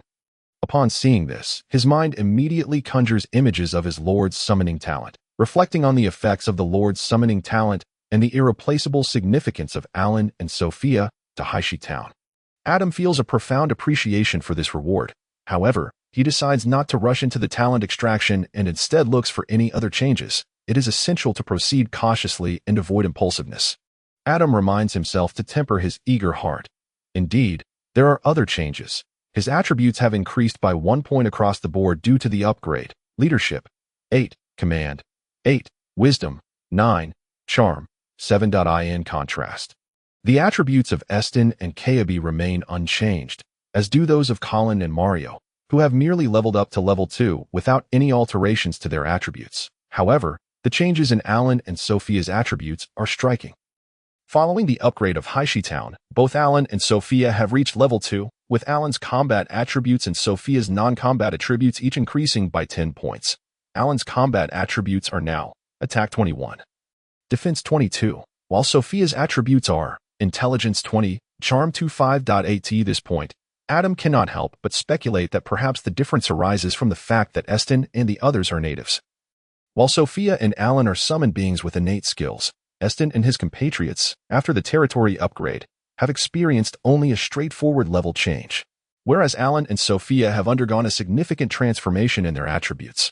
After contemplating, Adam concludes that the discrepancy lies within the manual system. When Haishi Town upgrades from level 0 to level 1, it is akin to merely scraping by, with summoned characters and natives experiencing only a level change.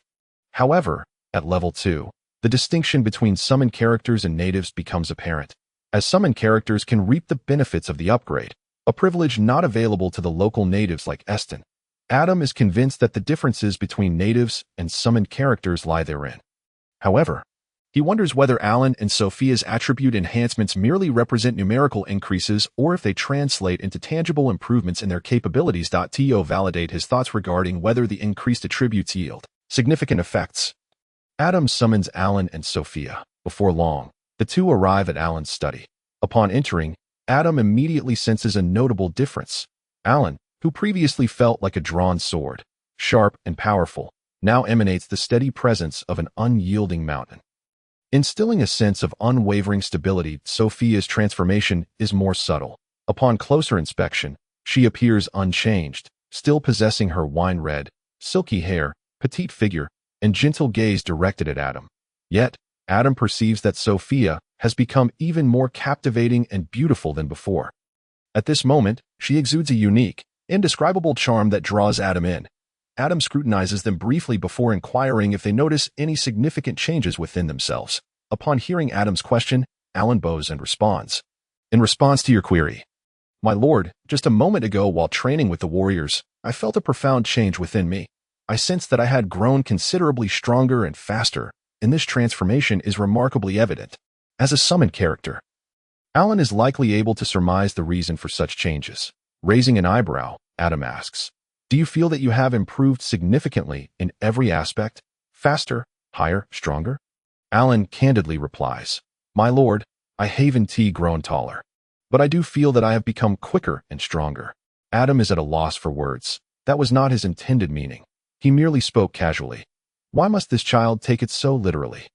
Choosing to ignore Alan, Adam turns to Sophia to inquire about her feelings. Sophia, being akin to Adam in her professionalism, maintains a clear boundary between personal and professional matters, though they have grown closer. Often sharing nights together, she remains composed and does not allow their personal relationship to affect her conduct in professional settings. Adam has observed from the outset that both regard him with a sense of reverence and familiarity. Perhaps a trait instilled by the system, Sophia replies, I find it much easier to think through problems now. There's an indescribable sense of ease. Adam queries, a sudden clarity, a sharpness of thought. Issues that once eluded your understanding now have a clear perspective.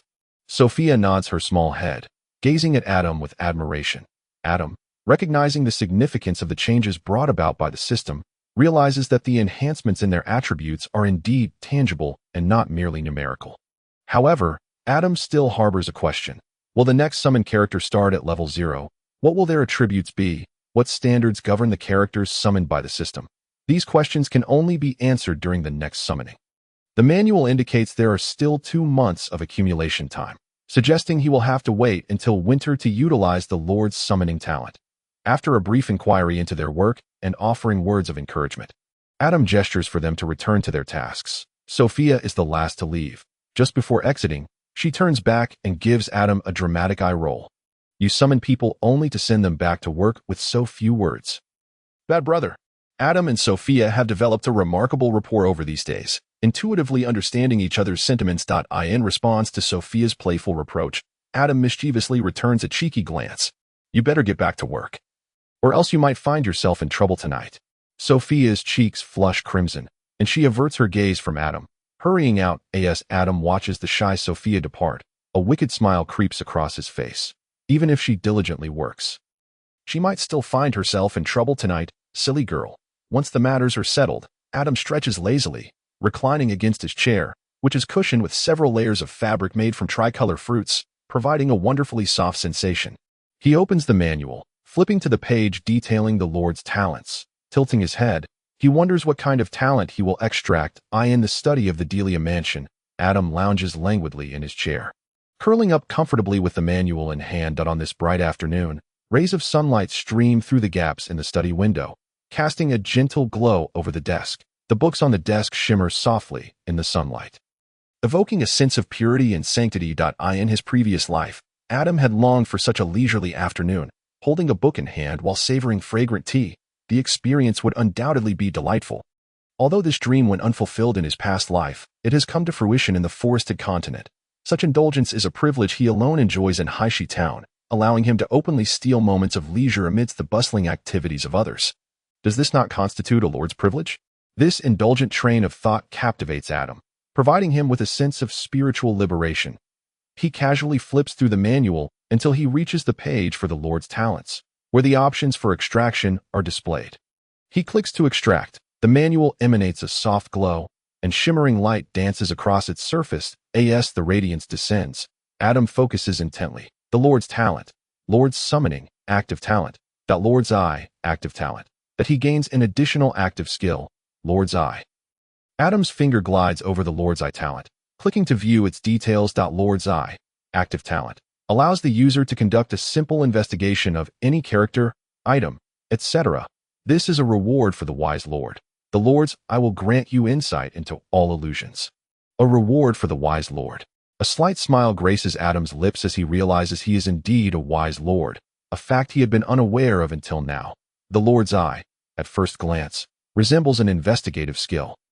The manual's peculiar commentary, indicating insight into all illusions, leads Adam to suspect that this skill possesses hidden attributes yet to be discovered. He is certain that it is not merely a basic investigative skill.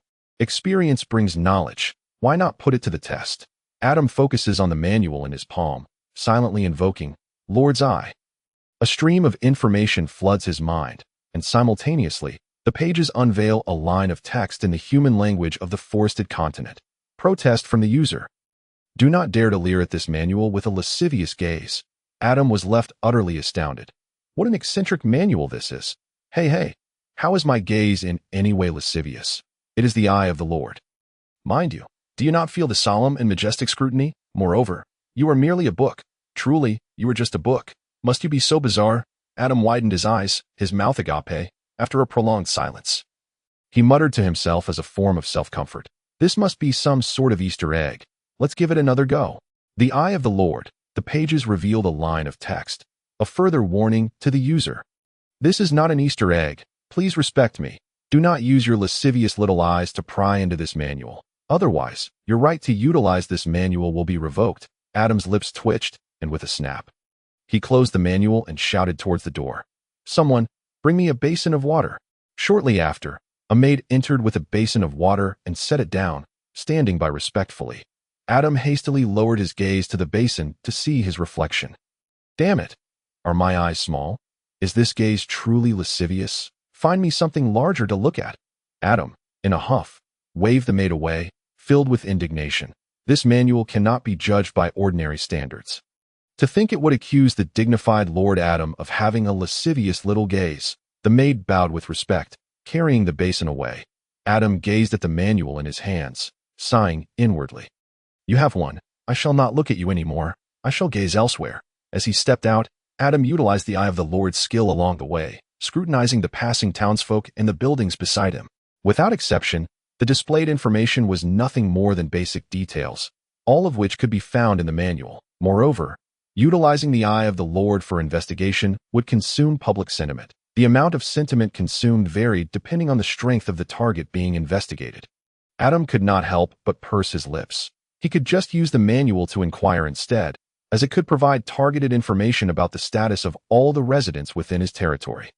He had thought he had drawn an impressive talent, only to discover it was rather useless. At least, from his perspective, this talent indeed seemed quite lackluster. Oh well, perhaps it was merely a reflection of his poor luck. He is not the illegitimate child of the goddess of fortune. After all, everyone has their share of misfortune. Adam silently reassured himself. After roughly grasping the function of the new talent, he set it aside, finding it of little use and a waste of public sentiment. Adam believed this talent wasted a splendid name. The title Eye of the Lord sounded so grand. Who would have expected its actual effectiveness to be so disappointing? Upon returning to his study, Adam had scarcely a moment of respite before Colby brought him new information that compelled Adam to temporarily set aside thoughts of the Eye of the Lord talent.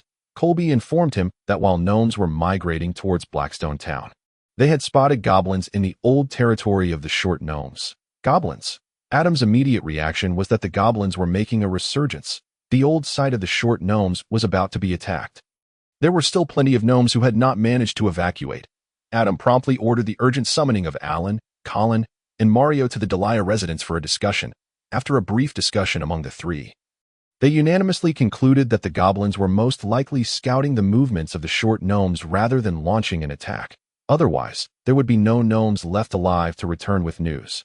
However, they did not rule out the possibility of an imminent goblin assault to prevent casualties among the personnel at the old site of the short gnomes.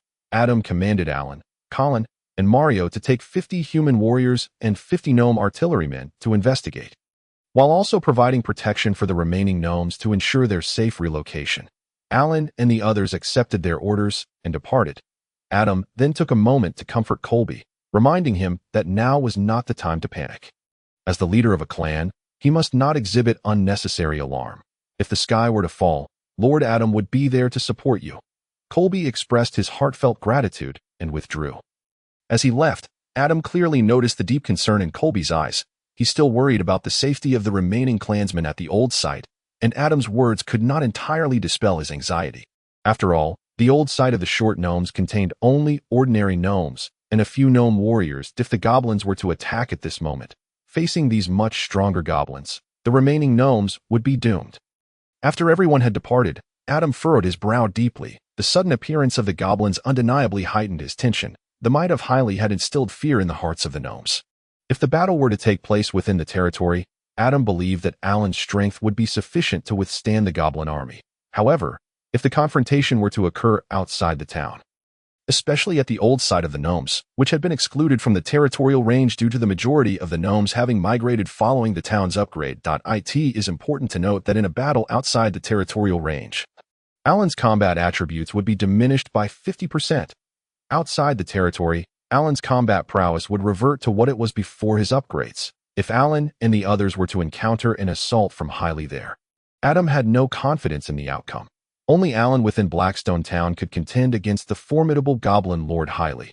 If even Alan could not hold his ground, then what fate awaited Colin, Mario, and the 100 warriors of Blackstone town, as well as the gnomes remaining at the old site? Could Alan withstand them? Chapter 45. I am not a competent lord. The more Adam pondered, the less certainty he felt, leaving him alone in the residence, fretting. How wonderful it would be to have someone nearby to consult with. Adam felt a profound sense of the importance of having a strategist within his territory. At this moment, all matters within the territory rested solely on Adam's shoulders. After all, he was merely an ordinary person, not someone with boundless intelligence. There were inevitably aspects he had not fully considered, and there would be times he doubted his own decisions, especially since Adam had only been a lord for less than a year. Deep down, Adam understood that merely discovering the goblins' movements did not signify much. After all, according to goblin customs, would subterranean races engage in cunning stratagems? Goblins are not the sly dark elves. Most races of the subterranean realm, aside from dark elves, adopt a straightforward approach to warfare, confronting their enemies head-on. No fear. But what if? What if this particular group of goblins were different? After all, this group of goblins had exhibited greater ferocity and strength, and Colby had mentioned several times before the peculiar transformations of these goblins in Adam's presence. What if they had also evolved in intellect, launching a surprise attack on Blackstone town's military forces, or perhaps encircling for support, or even a feint? A shiver ran down Adam's spine as these battle strategies raced through his mind, and he suddenly felt a chill. No, I cannot gamble.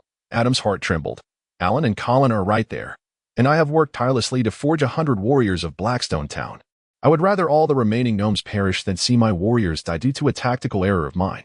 Although Adam knew that at least 99% of the time, the goblins would not launch an attack, his rational mind urged him not to frighten himself unnecessarily. Yet, he could not bring himself to risk that 1% chance. Adam considered himself an inadequate lord, indecisive, overly cautious, and filled with numerous flaws that were all too evident at this moment. Yet, at least Adam possessed one commendable quality.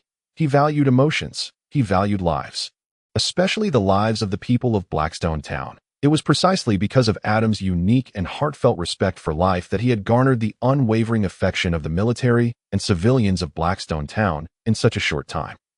Adam was not a wise lord, nor was he a powerful one. Sometimes he behaved like a child, acting casually, speaking irreverently, and often uttering things that others found incomprehensible. Yet no one could deny Adam's genuine care for the people of Blackstone town and his heartfelt respect for their lives. Thus, he felt such excitement upon learning of the survival of the fabric and the bountiful harvest of the tricolor fruits. and he treated the gnome attack on the miners of Blackstone town with utmost seriousness, even risking his own safety to investigate the mines. Blackstone town is Adam's home. It is the essence of his being. The life of every individual here deserves Adam's devoted protection. This is his responsibility. The responsibility of the Lord of Blackstone town. Adam stepped out of the study, resolved to take a look. Otherwise, he would not find peace. No one was there to discuss or analyze the purpose of the goblin's appearance. Nor did anyone tell him the wisdom of not sitting idly in a time of crisis. Adam acted purely out of instinct. If the goblins truly ambushed Alan and the others, Adam would be there to assist in their retreat. If war did not break out, it would at least bring him some peace of mind to see it for himself. Better safe than sorry. Adam reassured himself in this manner. Without delay, Adam rushed to the training grounds of Blackstone town, selecting 50 warriors to remain on guard, while leading the other 50 towards the old territory of the short gnomes, to prevent the goblins from potentially bypassing the short gnomes' territory to attack Blackstone town. Adam instructed Sophia to ensure all laborers returned to Blackstone town, halting construction work at the short gnomes site, and ordering everyone to take refuge within the city walls. 50 warriors took positions atop the city walls, ready for full defense. While the gates of Blackstone town were firmly locked, Blackstone town entered a state of heightened alert. Sophia and the old steward watched with concern as Adam led the warriors away, like the townsfolk. They were unaware of what had transpired and why the ominous atmosphere of war had inexplicably descended upon Blackstone town. The atmosphere in Blackstone town grew tense, and the townspeople began to whisper among themselves, expressing their worries about the current state of affairs. Yet, as long as they thought of Lord Adam, they remained filled with confidence. They are neither lost nor afraid. They have Adam, the Lord whose eccentricity is matched only by his unwavering sense of responsibility. In Blackstone town, they will pray for blessings, confident that their Lord will return triumphant, continuing to lead them toward an increasingly prosperous life. Yet, there are moments when I realize I am ill-suited to be a lord. Truly unfit for the role, I am not a competent lord. I lack the extraordinary wisdom to keenly analyze the enemy's situation, to foresee their moves, and to devise intricate strategies. I possess no formidable martial strength to vanquish countless foes, clad in glory, leading warriors to inevitable victory. I lack the political acumen to judiciously plan the development of the territory, rendering Blackstone town ever more formidable. As Adam journeyed onward, he cast a glance back, only to see Blackstone town reduced to a mere speck in the distance. I am but an ordinary man. An ordinary lord can only employ ordinary methods. Let this unremarkable lord, lacking in strength, bear the burdens of Blackstone town. As long as my people thrive, the 50 warriors trailing behind Adam could deeply empathize with their lord's inner turmoil. Without Adam's urging, they hastened their pace. Ironically, it was Adam who faltered first. Devoid of fighting spirit and seldom practicing, he was even less resilient than the gnome artillerymen within the ranks. The warriors instinctively slowed their pace, recognizing their lord's need for rest. Do not stop. Keep moving. Adam gasped, fearing that if he halted, he would be unable to continue. He was utterly exhausted.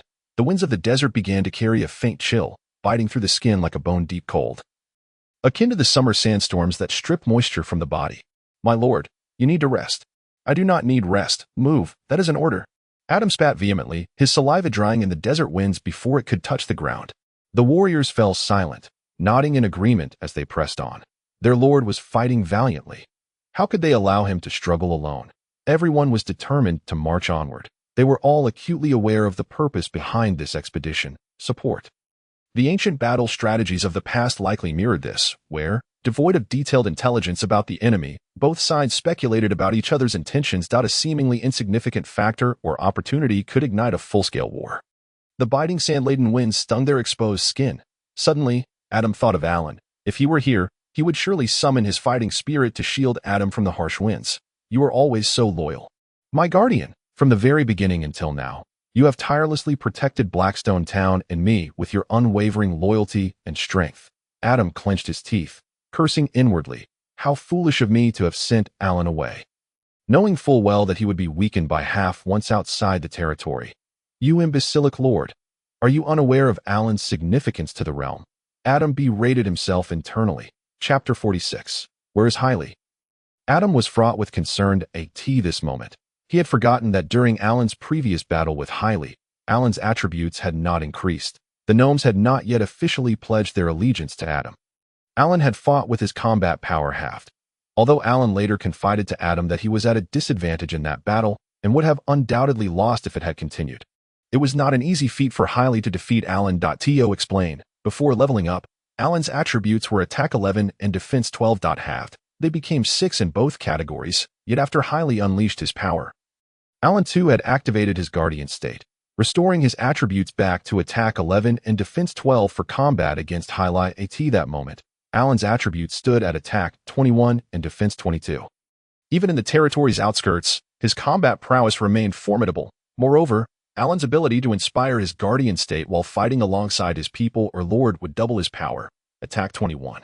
Defense 22. Coupled with Alan's guardian skill, he could easily offset the disadvantages of battling outside the territory. After his upgrade, Alan could effortlessly overpower the Gnoll Haile. Yet, Adam remained oblivious to this fact, unaware that he had made a grave mistake. Still hastening alongside the warriors, through Adam's determination, the support team from Blackstone Town swiftly reached the site of the old gnome settlement.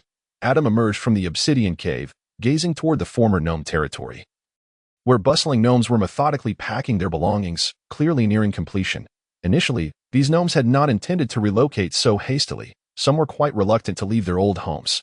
Their migration had been delayed due to this small faction's reluctance.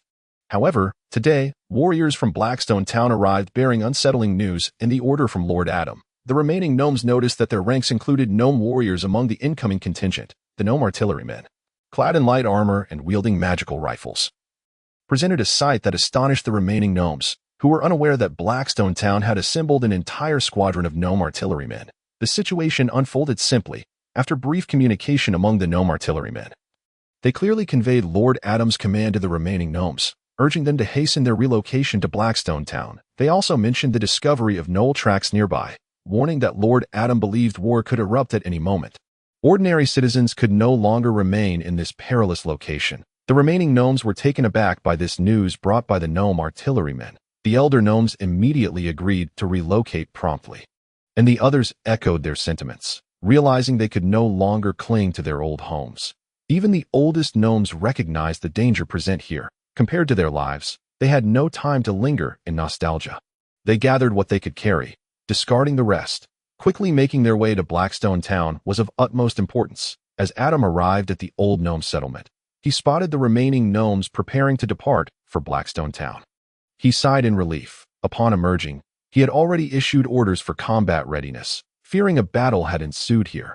Thankfully, it had not. Behind Adam, the spirited Blackstone Town contingent streamed forth, warriors gripping their lances tightly, while the gunners held their magical rifles at the ready. This scene caught the attention of Alan from a distance, momentarily stunning him. Why had the Lord come here? Alan called over to Colin, instructing him to oversee the gnomes' relocation for the time being. While he swiftly approached Adam with several warriors, Adam waved his hand, signaling the warriors to stand down from combat readiness as they approached the convoy heading to Blackstone Town. My lord, what brings you here? Alan glanced at the warriors behind Adam. Thankfully, not all the soldiers had been mobilized. He nearly feared that something had happened in Blackstone Town, prompting the Lord's personal arrival. It's nothing. I sensed something amiss and worried about you all, so I brought some people to check in. Adam replied with a smile, relieved that everything was well. Alan was momentarily taken aback, feeling an inexplicable warmth. The Lord was concerned for them. Alan bowed respectfully. My lord, everything here is normal. We have yet to detect any gnoll attacks. I have sent patrols multiple times without finding any signs of their presence that we are preparing to return. Adam nodded, impressed by the swift progress made in such a short time. As the gnomes were nearly ready to depart, the two groups merged. The gnomes were almost prepared to set forth. Adam entrusted command to Alan, who organized the troops into 2 lines, one in front and one behind, to escort the gnomes safely back to Blackstone Town. Just as everything was set, Colin suddenly called out in a low voice from the rear, "Who goes there?" Immediately, rustling sounds echoed, and both Adam and Alan clearly spotted the silhouettes of gnoll warriors emerging from either side, their eyes glowing red and tongues lolling as they breathed heavily. They had fallen into an ambush. Everyone was taken aback. Adam's expression darkened. Damn it, they had encountered the 1 in 100 chance. When had the gnolls become so cunning? They were laying ambushes now. Alan's body shifted, positioning himself protectively beside Adam, while he shouted, "All units, assume defensive positions.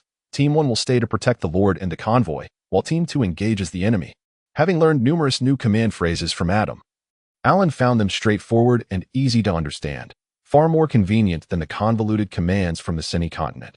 Both Team 1 and Team 2 comprised a mixed unit of fighting spirit gunmen and magical riflemen.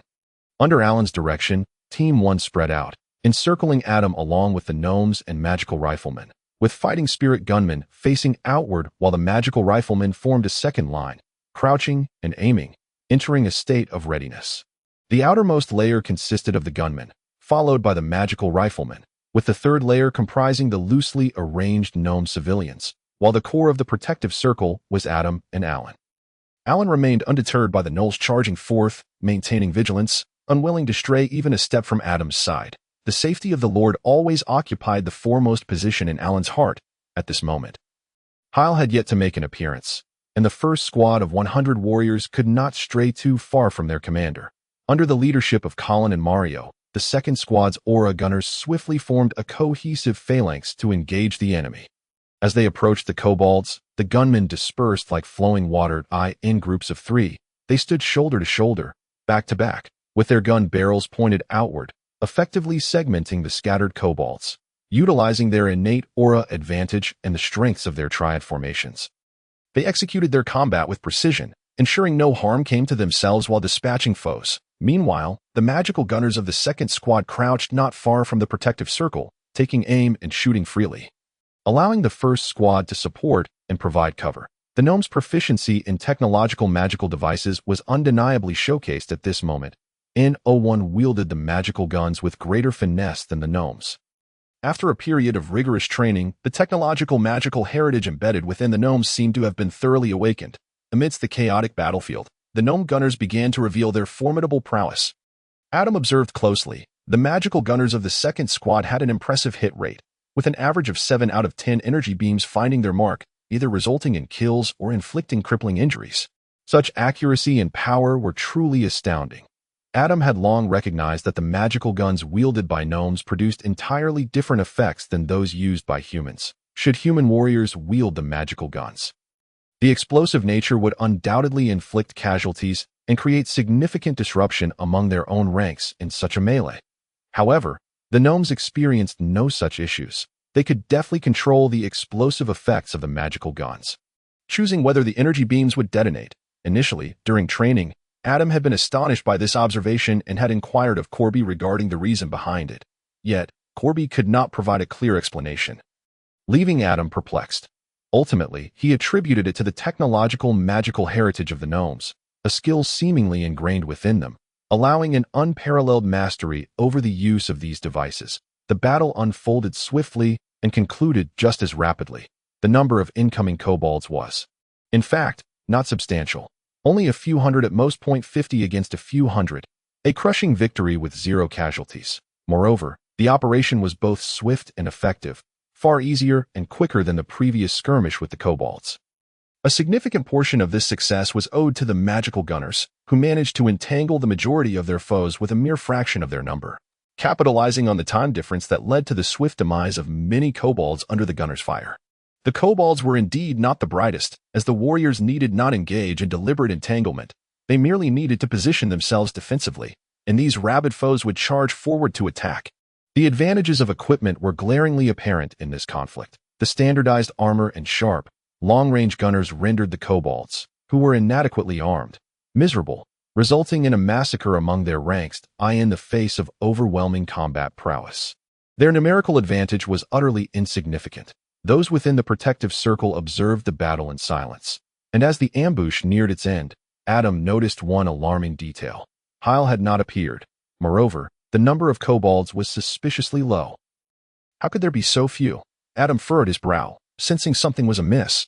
Could it be that the kobolds were feigning a diversion, with a small unit stalling for time while a larger force attacked Blackstone town? Adam instructed Colin to capture a few alive. Colin acknowledged from a distance. Subsequently, the second squad surrounded the remaining kobolds, whose numbers had dwindled to fewer than 100, the rest having perished in battle. Adam, concerned for the safety of Blackstone town, intended to glean information about Hyle's whereabouts from the captured kobolds. With no time to waste, Adam approached, standing outside the encirclement, and called out to the trapped kobolds. "Is there anyone here who speaks the human tongue?" Upon hearing Adam's words, Several of the kobolds turned to look, yet none spoke up, leaving Adam uncertain as to whether they understood him. Frustration mounted within Adam. He had no time to squander with these vermin.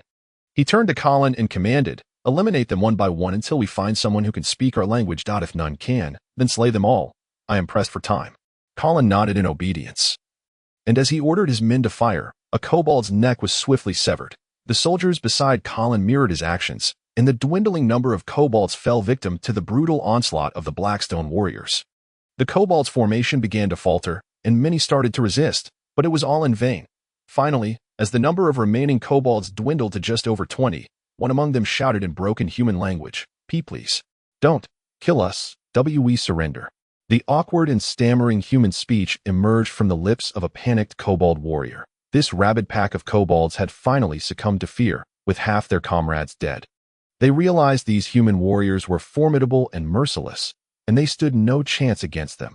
At that moment, they deeply regretted the suggestion of their now-deceased comrade to launch an ambush. They wished they could gnash their teeth at him. They had attacked the humans out of hunger, having seen that each gnome among them carried ample food made from the three-colored fruits. Coupled with the meager number of human warriors, they had conceived the notion of seizing their provisions. Adam frowned, dismissing the kobold's pleas, and inquired of the remaining kobolds, "Is there anyone else who can speak our language?" My lord, I can," another kobold warrior stammered, gasping for breath. Whether from fear or exhaustion, Adam could not tell. Raising an eyebrow, Adam decided that 2 would suffice and instructed Colin, "Eliminate the rest." "Yes, my lord," Colin replied respectfully, and the warriors of Blackstone town commenced their ruthless slaughter. "And no. Please, don't. Kill us," cried the kobold warrior who had spoken earlier. Terror evident in his voice, he had only a rudimentary grasp of human language, and Adam's rapid command had left him bewildered. He believed Adam still intended to execute them. Adam remained silent, calmly watching the carnage unfold. After the haste he ate earlier, Adam had reflected on many matters. He now understood the importance of remaining composed in the face of adversity, even though he was burning with urgency to ascertain Hyle's whereabouts. Only 2 kobolds who could speak remained, their faces filled with terror, their weapons discarded on the ground, eyes fixed on the surrounding warriors, fearing that these demons might raise their long guns once more. "Speak. Where is Hyle?" Chapter 47. Being kicked is an honor. Hyle. Upon hearing Adam's stern inquiry, the 2 kobolds were taken aback. They were merely ordinary bandits, engaged in a typical robbery. How had they become entwined with Lord Hyle? From Adam's tone, could it be that this human lord bore a grudge against Hyle? Although the kobolds were not particularly bright, they could discern the gravity of their situation from Adam's demeanor. They were acutely aware that their lives hung precariously in the balance before this young man. And they dared not be negligent. One kobold, with a lolling tongue and a sycophantic smile, addressed Adam, "My lord, we do not know where Lord Hyle is. He left with the tribe over a month ago." At this moment, the kobold's human speech flowed more smoothly than before, though to Adam, it still resembled the awkward attempts of foreigners speaking Chinese, the pronunciation remaining peculiar, yet at least they were no longer stuttering. "A migration with the tribe? They ran away?" Adam tilted his head, pondering why Hyle would choose to migrate. Logically, with such military strength, Hyle should not have feared Blackstone town. Why would he flee after a single defeat? This behavior did not align with the reckless nature of the kobolds. Adam pressed on. "Why did Hyle leave with the tribe? Where did they go? Why didn't you follow him?" He posed 3 questions in quick succession. Unable to fathom the significance of Hyle's actions, did he believe that Blackstone town was too formidable a challenge? Had he abandoned this place to seek opportunities elsewhere? My lord, we do not know why Lord Hyle chose to leave. Nor do we know where he has gone." The 2 kobolds exchanged glances, helplessness evident in their expressions as they replied to Adam. Adam, disinterested in further discussion, gestured with his chin, prompting them to answer the 3rd question. The 2 kobolds, somewhat clever, understood Adam's cue. One of them answered obediently. "That day, I went out with a few companions to search for food. When we returned to the territory, we found that Lord Hyle and the tribe were gone. We could not keep up with Lord Hyle's pace. He left in such haste that we, along with many other kobolds, were left behind." "Abandoned?" Adam inquired with a tone laced with incredulity, pitying the poor creatures who had been forsaken by their own leader. The warriors surrounding Adam also exchanged sympathetic glances. Despite being adversaries, they felt a twinge of compassion for these 2 kobolds, abandoned by their leader. How pitiful! Our Lord Adam would never abandon his subjects. The two goblins were acutely aware of the gazes of the humans surrounding them. Contempt, sympathy, pity, and other emotions weighed heavily upon them. They lowered their heads, feeling a deep sense of sorrow, and a shared pang of heartache and confusion arose within them. You mentioned that some goblins have also been abandoned. What about those goblins? They were slain by you, my lord, just moments ago. Adam, feeling a tinge of embarrassment, rubbed his nose at as soon as he posed this question. He realized the foolishness of his inquiry. It was evident that the soldiers had just dispatched so many goblins, and it was ridiculous to ask where their companions might be. Surely, the only goblins in the vicinity were the ones belonging to Hailey. Mario, observing Adam's awkward demeanor, found it a rare sight to witness his lord's blunder, and he couldn't help but stifle a laugh. Colin, however, delivered a sharp slap to Mario's head, admonishing him for daring to mock their lord. Seeing Colin's furious glare directed at him, Mario couldn't help but smirk. He shot Colin a disdainful glance, thinking to himself, "You sycophant, the Lord cannot see your flattery now, so why should you be allowed to laugh?" Colin glared back in response. Mario shrugged, choosing not to engage with Colin. Having grown up together, they were the best of friends, yet notorious rivals in Blackstone town. Often, their rapport was so attuned that communicating through glances was second nature. However, this understanding was frequently employed for playful bickering. Adam quickly composed himself. He had a certain resilience, after all. Moreover, he was a lord. Who would dare mock him? He glared at the goblins and commanded, "Show me your territory." The two goblins trembled under Adam's fierce gaze. Hastily nodding in agreement, Adam instructed the second squad to escort the gnomes back to Blackstone town, while the first squad would accompany him to explore. Alan was certain to follow Adam, while one of either Colin or Mario would be tasked with leading the gnome squad back. Upon hearing that their lord intended to visit the goblin territory, Mario's eyes lit up. Wherever the lord went, he wanted to be there too. Just as he took a step forward, Colin yanked him back with considerable force, saying, "Mario, you take the squad back. I must protect our lord." Mario stumbled, nearly falling over due to Colin's sudden pull. "Colin, how shameless of you." Mario glared at Colin, who briskly walked to Adam's side, avoiding his gaze. Adam nodded and then kicked the goblin kneeling before him, saying, "Lead the way." The two goblins scrambled to their feet, guiding the group of human warriors toward their realm. Mario cast a resentful glance at the departing party, inwardly lamenting, "That wretched Colin, ambushing me. I too wished to accompany the lord." Alas, there was no choice but to lead the squad back. That it was not that their forces were insufficient, but rather that the enemy was far too cunning. His shoulder ached from the exertion. Mario rubbed his shoulder as he guided a squad of warriors and the gnome contingent back. Meanwhile, Adam followed the goblins, who walked cautiously under the watchful eyes of the soldiers, careful not to make any sudden movements. As they progressed, Alan suddenly noticed a troubling change in Adam's demeanor. A shadow of unexplainable emotion enveloped him, reminiscent of those who, despite feeling awkward, desperately tried to conceal it. Alan looked at Adam with concern, wondering if his lord was unwell. Adam, sensing Alan's gaze, shook his head, signaling him not to look but to remain vigilant. Alan understood and nodded, though worry still lingered in his eyes. Surely, their lord was simply fatigued and had not rested adequately. Adam's constitution had always been somewhat frail, and without the benefit of martial energy, he might indeed be ill. He resolved to speak with Sophia later, hoping she could procure some medicine for Adam. After all, she was a whisperer and surely had a way. No matter how scarce resources were in Blackstone town, the lord's well-being could never be compromised. Alan firmly resolved to discuss this with Sophia once their task was complete. Unbeknownst to Adam, his thoughts were consumed by the awkwardness of the situation. Why was he feeling embarrassed? It was because, while walking, he had been preoccupied with contemplating various matters concerning his territory. He was not particularly gifted, so he had developed the habit of compensating for his shortcomings through diligent thought. Whenever he had a moment of leisure, he pondered the affairs of his domain. Considering the planning and development of Blackstone town, it suddenly struck him that he had seemingly overlooked a crucial detail. Following the recent upgrade of Blackstone town, Alan's combat prowess had surged, rendering him utterly capable of handling threats like Hailey. Why had he felt the need to rush here for support? Was he merely showcasing his lordly spirit of solidarity with his subjects? It was evident that a previously balanced encounter had shifted dramatically in Alan's favor. If Hailey were to arrive now, Alan would undoubtedly ensure that he would not return in an instant. Adam felt utterly foolish and naive. He had come, thinking he was embodying the noble spirit of a lord sharing trials with his people, only to realize he had merely showcased his lack of understanding. Did Alan truly require his assistance post-upgrade? Apparently not. Adam had simply forgotten about the significant boost to Alan's capabilities. How embarrassing. Although the soldiers displayed an understanding demeanor, feigning to be touched by Adam's intentions.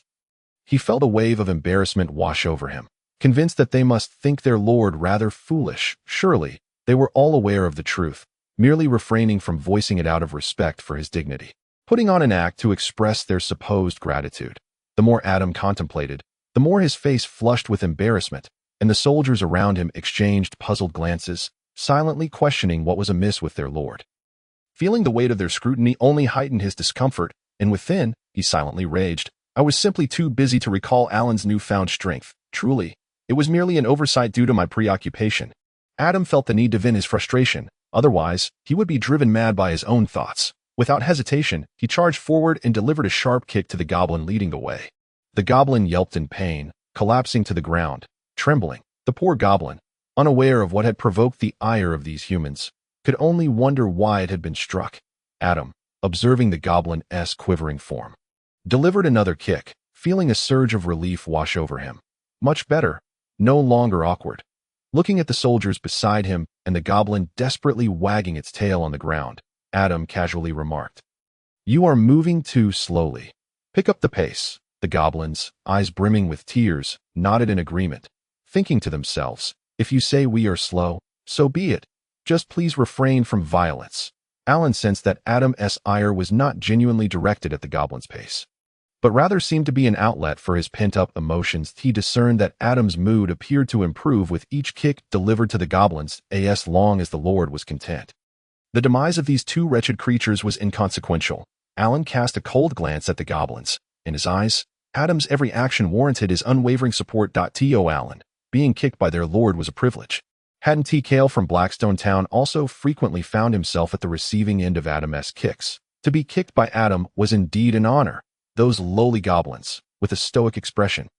Adam continued to follow behind the goblins, who, now visibly shaken, hastened their pace, resulting in a noticeable increase in the speed of the entire procession. Chapter 48. The Secret of Strength under the guidance of the two goblins. The people of Blackstone Town soon arrived at the territory of Hyley's goblins. At first glance, the area appeared desolate, remnants of structures and the ashes of campfires scattered about. The goblin territory spanned a considerable expanse, and it was estimated that, when fully populated, it could accommodate nearly 2,000 goblins. Yet now, not a single goblin could be found. The place was eerily empty and silent. Adam pondered to himself, has this truly been abandoned? Did Hyley lead his kin away?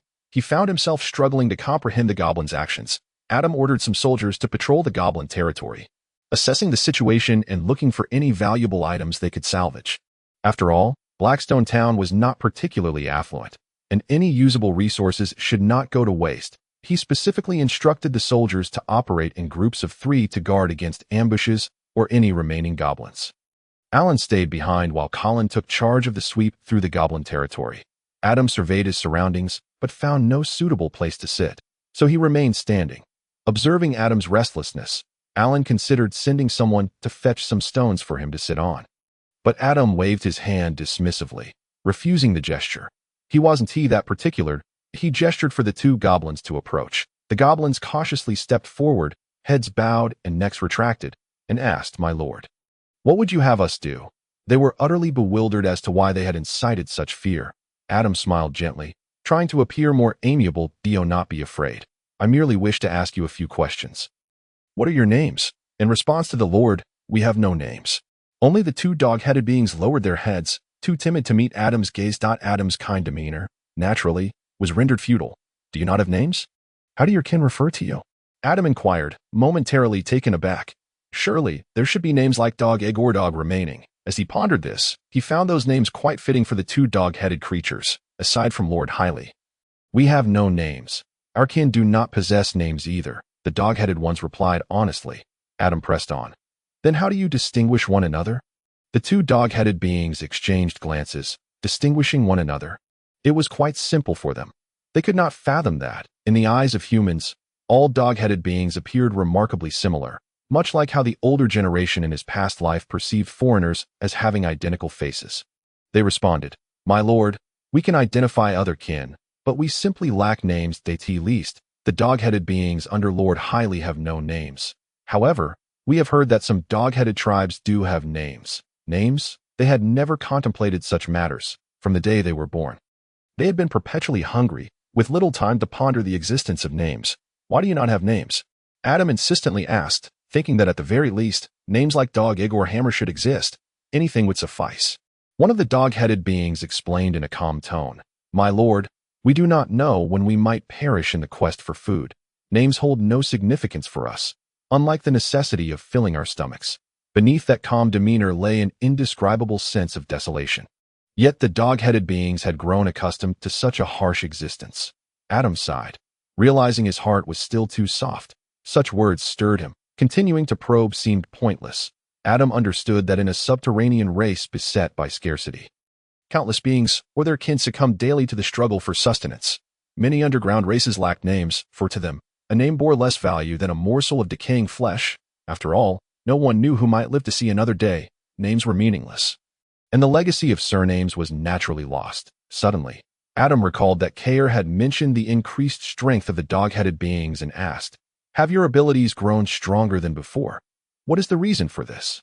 The two dog-headed beings replied with calm expressions. To answer, "My lord, it is because Lord Highly has transferred the strength of the older and younger dog-headed beings of our tribe to us, thus rendering us more powerful than before." Transferred strength? What does that mean? What of those from whom the strength was taken? "They are dead," came the response, tinged with a hint of indifference, their eyes reflecting only reverence for Adam, devoid of any nostalgia for their fallen kin. Adam was taken aback. He understood now that Highly had sacrificed the elderly, infirm, and young of his tribe to enhance the power of the dog-headed warriors. This was the secret behind their newfound strength.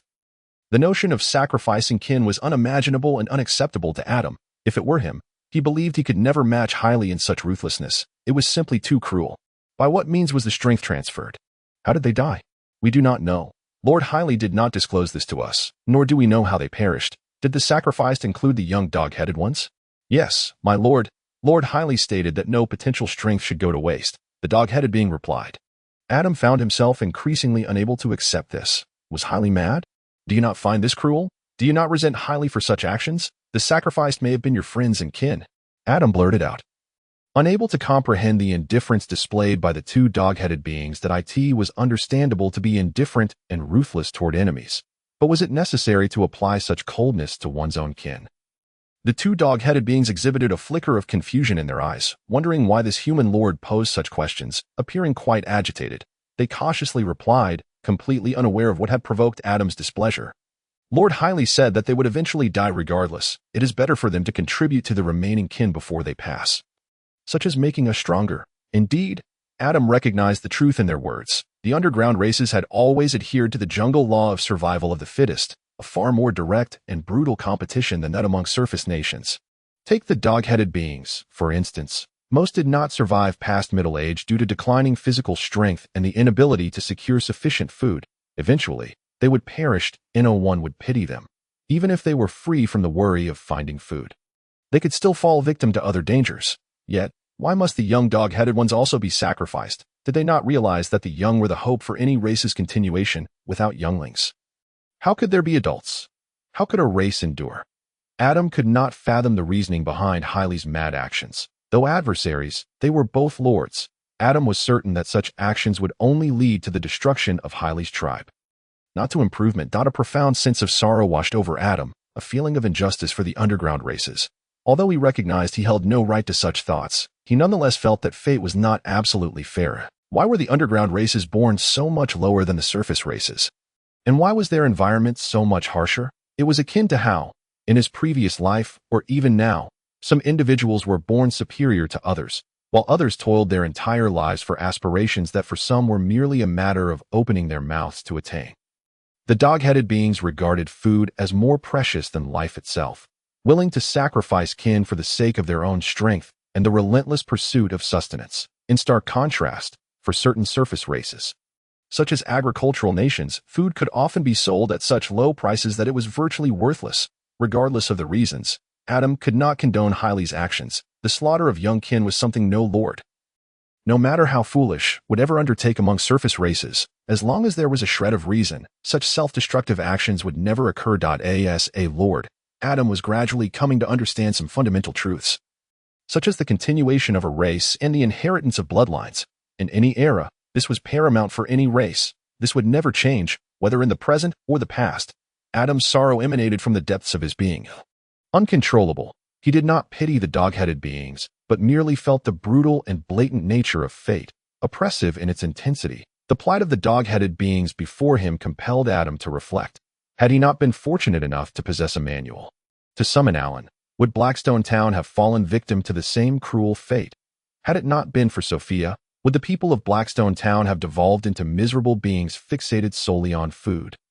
If not for the potential altar and blacksmith shop, would the people of Blackstone Town have been scorned by dog-headed beings or even gnomes, ultimately leading to their ruin? In that moment, Adam felt a surge of emotions. A sense of despondency. He longed for the warriors to return from their sweep and hasten back to Blackstone Town. Adam fell silent, refraining from further inquiries, and gestured for the warriors to take the dog-headed beings away. Feeling that such creatures no longer deserve the designation of an intelligent race, one may possess a low intellect. One may be physically frail.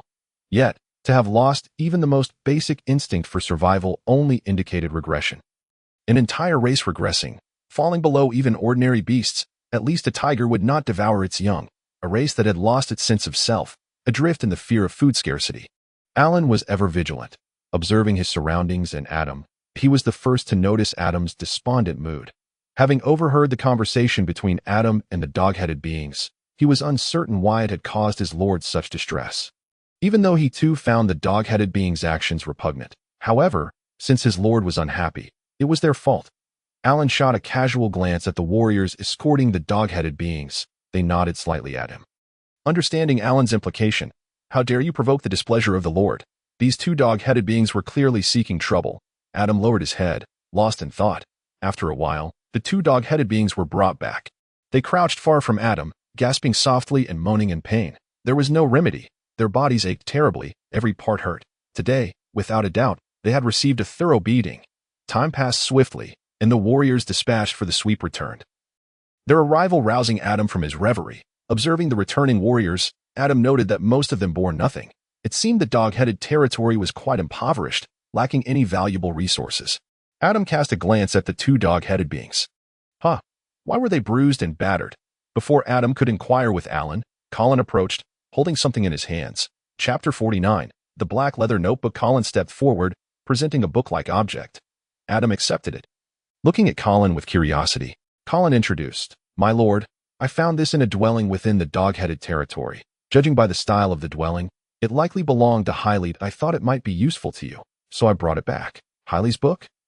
Did Hyley even read? Did he know how to read? Adam was not underestimating Hyley. After all, he was merely a dog-headed being. The notion that Hyley could read was hard for Adam to believe.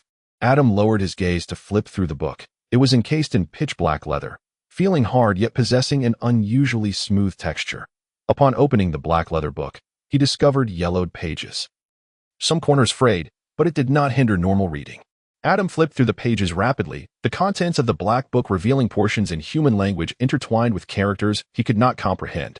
Race, glory, warrior, strength, sacrificer, transformation of the essence of the soul, he murmured, reciting the human language segments aloud. Strange, why is human language mingled with other scripts? Adam tilted his head in perplexity that he was certain this tome did not belong to the Black Force, based on the fragmented human language content within. He surmised that the Black Force must have derived their warrior strength from this very book. Could it be that the Black Force truly understood these texts, even those which eluded Adam's grasp? As the sole heir of the deia family, Adam had received a distinguished noble education from a young age. While he would not claim to be an erudite scholar, he had certainly dabbled in the majority of the continent's scripts. He could identify the various writings of the continent's races, akin to how some might recognize English without understanding its meaning. Adam felt utterly confounded. Could it be that the Black Force surpassed his knowledge? Such a notion was absurd. A mere goblin, struggling for sustenance. Knowledgeable. Where would it find the time to read? Where would it obtain books? Furrowing his brow, Adam recalled his second lordly talent, which now seemed fortuitously applicable. Lord SI, cost of popularity, 1,000. Adam S. frown deepened. What was this nonsense? Demanding 1,000 points of popularity. Confirm use. Black magic notebook. A tome imbued with the essence of dark magic. Inscribed in peculiar languages. The corners of Adam S. mouth twitched. Brother Manuel, are you merely padding your word count? 1,000 points for such an introduction? Inscribed in peculiar languages. How obvious. Did you really need to inform me? Overwhelmed. Adam felt his faith in this second talent dissipate entirely. He had no more expectations. What a waste of his precious popularity. He closed the black book, secured it, and set off back to Blackstone town. Adam instructed Alan, who nodded and began assembling the troops for their return. Simultaneously, he inquired about the 2 goblins and how to deal with them. They could not possibly be brought back to Blackstone town. These 2 represented an unstable factor, and Adam was reluctant to take them along to kill them. He dismissed the idea. The goblins were rather pitiable, struggling daily for food, competing with others and nature itself. Were they truly enemies? They were merely 2 goblins, and Adam believed they lacked the power to threaten Blackstone town, especially now that the Black Force had departed. Let them go. We must hurry back. If the Lord commanded it, then it shall be done. Alan's greatest virtue was his unwavering loyalty in executing every command from Adam, never questioning him. Adam observed the 2 goblins, bruised and bewildered, astonished to be released. He smiled at them and instructed Colin to convey a message. Tell them to stay far away and never return to the territory of Blackstone town if they are caught again. They won't be so fortunate. Moreover, if there are other goblins, instruct them to find a way to leave. I do not permit any traces of goblins near Blackstone town. Colin nodded and went to deliver Adam's orders. The 2 goblins nodded at Colin, casting a grateful and relieved glance at Adam. Life is only appreciated when it is nearly lost. Adam was eager to return, though he remained uncertain of the notebook's purpose. It was evidently significant to the Black Force. How could it have been left behind in the abandoned territory? It was imperative to ascertain the safety of his domain before pondering the matter of the Black Book. Throughout the journey, Adam and the warriors hurried back, exhausted, feeling as if he were being led around like a fool. He had not encountered any members of the Black Force, only a few goblins. Yet he had anxiously rushed about. Adam found this a lamentable reflection of his intellect. So tired, upon returning, he resolved to focus on physical training. Ugh, I detest traveling. I detest sand. This wretched desert, as Adam grumbled internally. He gritted his teeth, soon catching sight of Blackstone town in the distance. The gates of Blackstone town swung open. The Lord had returned. The townsfolk, who had awaited his arrival, finally breathed a sigh of relief. The warriors filed in, each returning to their posts. With the Lord back, the town would be safe, allowing everyone to focus on their tasks. It's scorching hot. Bring me water. Adam strode into the residence, loudly instructing the maid to prepare a drink. Marching through the desert was excruciating for an ordinary person like Adam, who had suffered significant dehydration, especially since he had sheltered behind Alan's protective aura throughout the journey. Brother, slow down. Alan said you were ill. What happened? Brother, don't walk so fast. Come rest with me. Sophia hurriedly trailed behind Adam, her voice laced with concern. Brother, please rest. I'll fetch you some medicine. Adam sat in a chair, gulping down water, sighing in relief. What medicine? There's no medicine in Blackstone town. Don't waste your efforts. Come here and massage my legs. I've walked all day and I'm utterly exhausted. Sophia's face flushed as she glanced at the maid beside her. There were others present. She certainly would not massage his legs. Rolling her eyes at Adam, she turned to seek out some medicine, genuinely worried for his health. Let me tell you, brother, you were so pitiable today. Almost dehydrated on the road, Adam trailed off as she walked away. Where are you going for medicine? There's truly no medicine in Blackstone town. Sophia, come back. Don't leave. Adam called out, exasperated that the girl would run off just to avoid massaging his legs. He mused that she was merely using the medicine as an excuse. Surely she wouldn't pull something out of thin air. Chapter 50. Bro, you're eating the book again. Fine, brother understands you're too shy.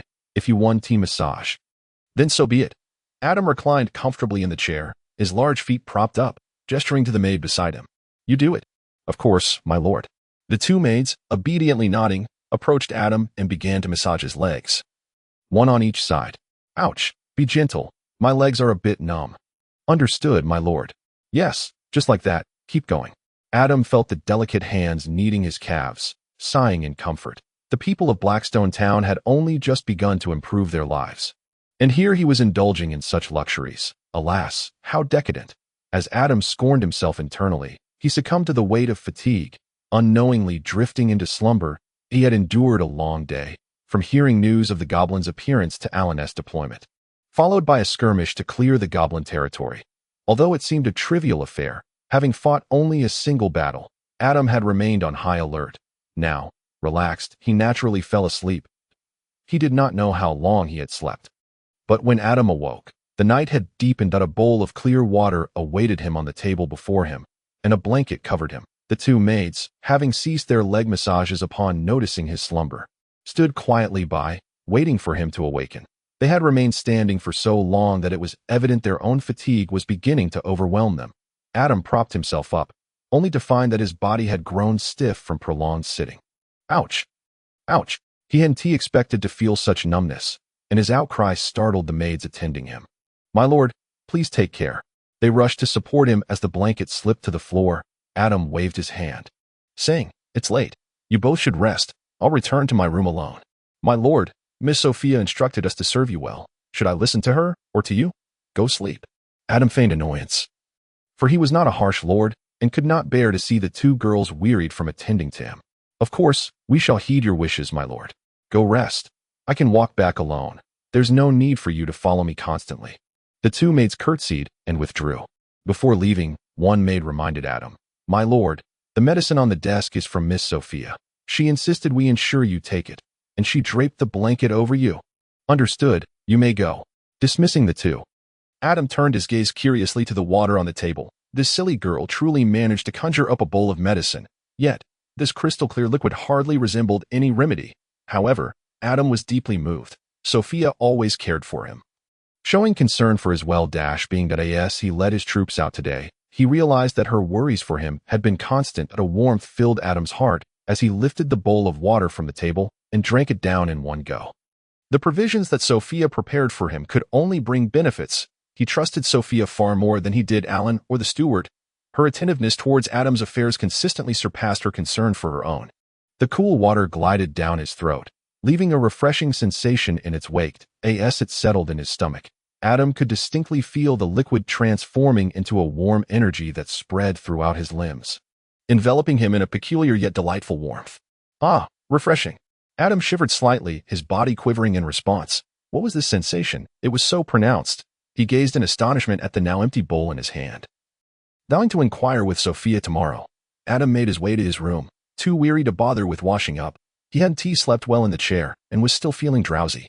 All he desired now was to lie down on his soft bed and enjoy a splendid sleep. Upon returning to his chamber, as he began to undress, Adam suddenly remembered that he still had the black leather notebook with him. He intended to retrieve it and store it away. It was beyond his comprehension for the moment, so he would ponder it later. He felt that the black book must be connected to the warriors of the Black Power tribe growing stronger. Reaching into his outer coat pocket, he felt around but found it empty. Had he placed it somewhere else? He then searched his inner pocket. Still nothing. Where was the black book? Had it fallen? Adam was perplexed. Could it have slipped from him on the way back? That seemed unlikely, considering the multitude of warriors surrounding him. Surely someone would have noticed and alerted him. The black book was not a minuscule item. How could it vanish in plain sight? Perhaps a thought struck Adam, and he pulled out his manual, staring intently at it. "Buddy, you haven't eaten my black book again, have you?" The manual lay quietly in Adam's palm, as steady as a mountain, showing no sign of reaction.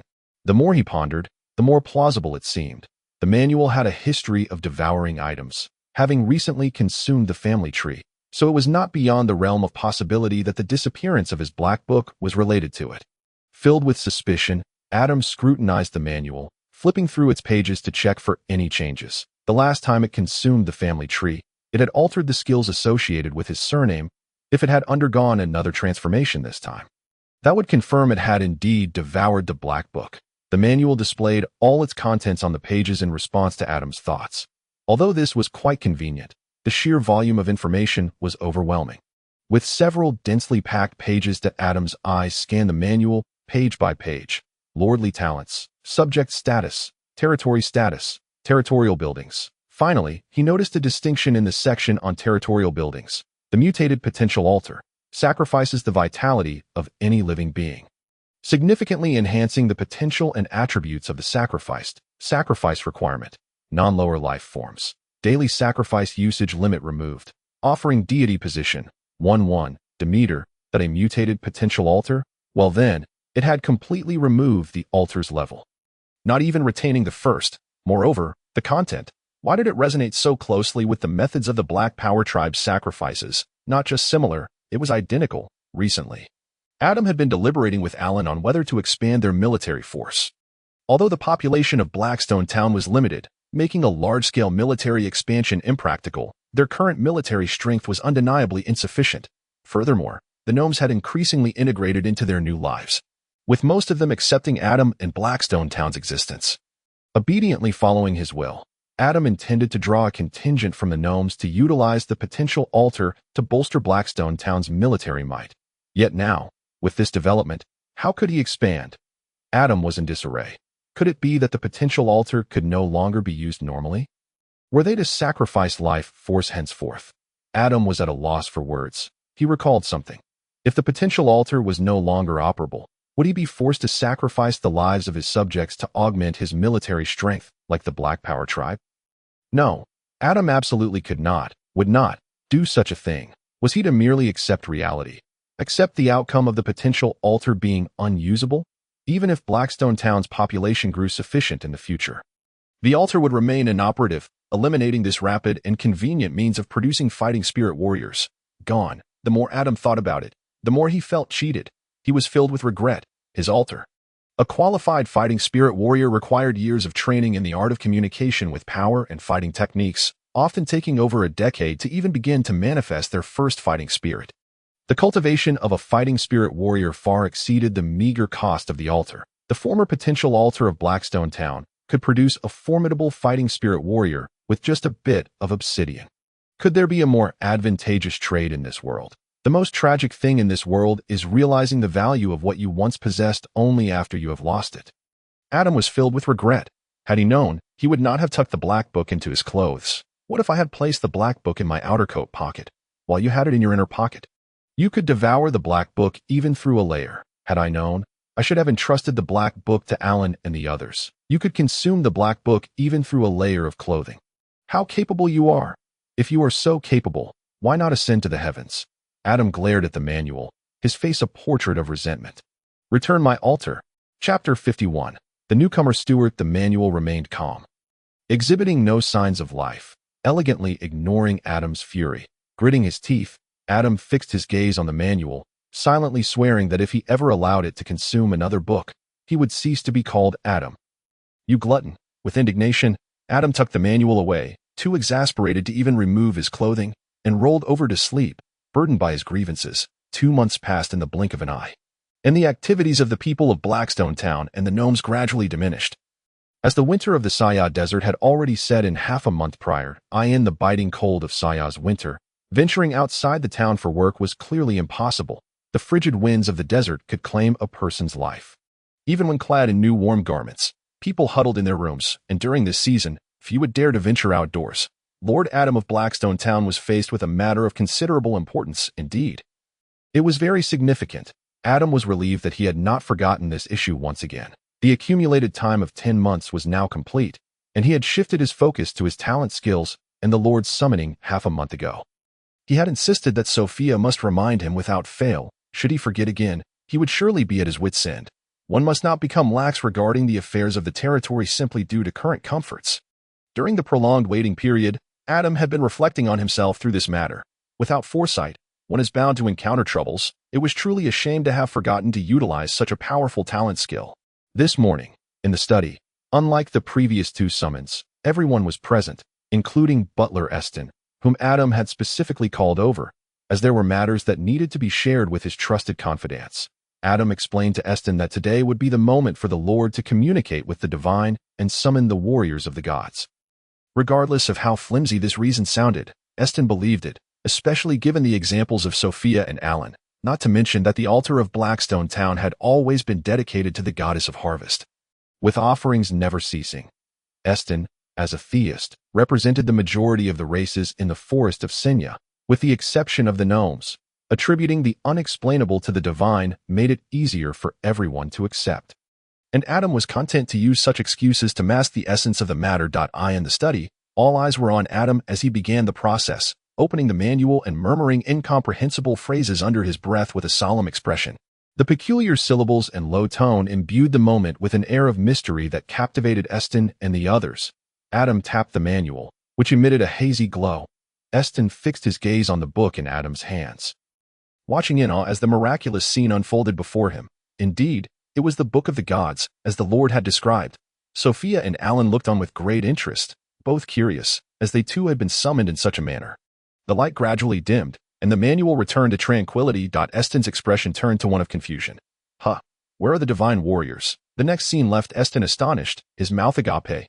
Adam vigorously shook the book, murmuring, "Shake it a bit, and I have warriors. Shake it again, and I have. My lord, is this truly appropriate behavior towards the divine gift?"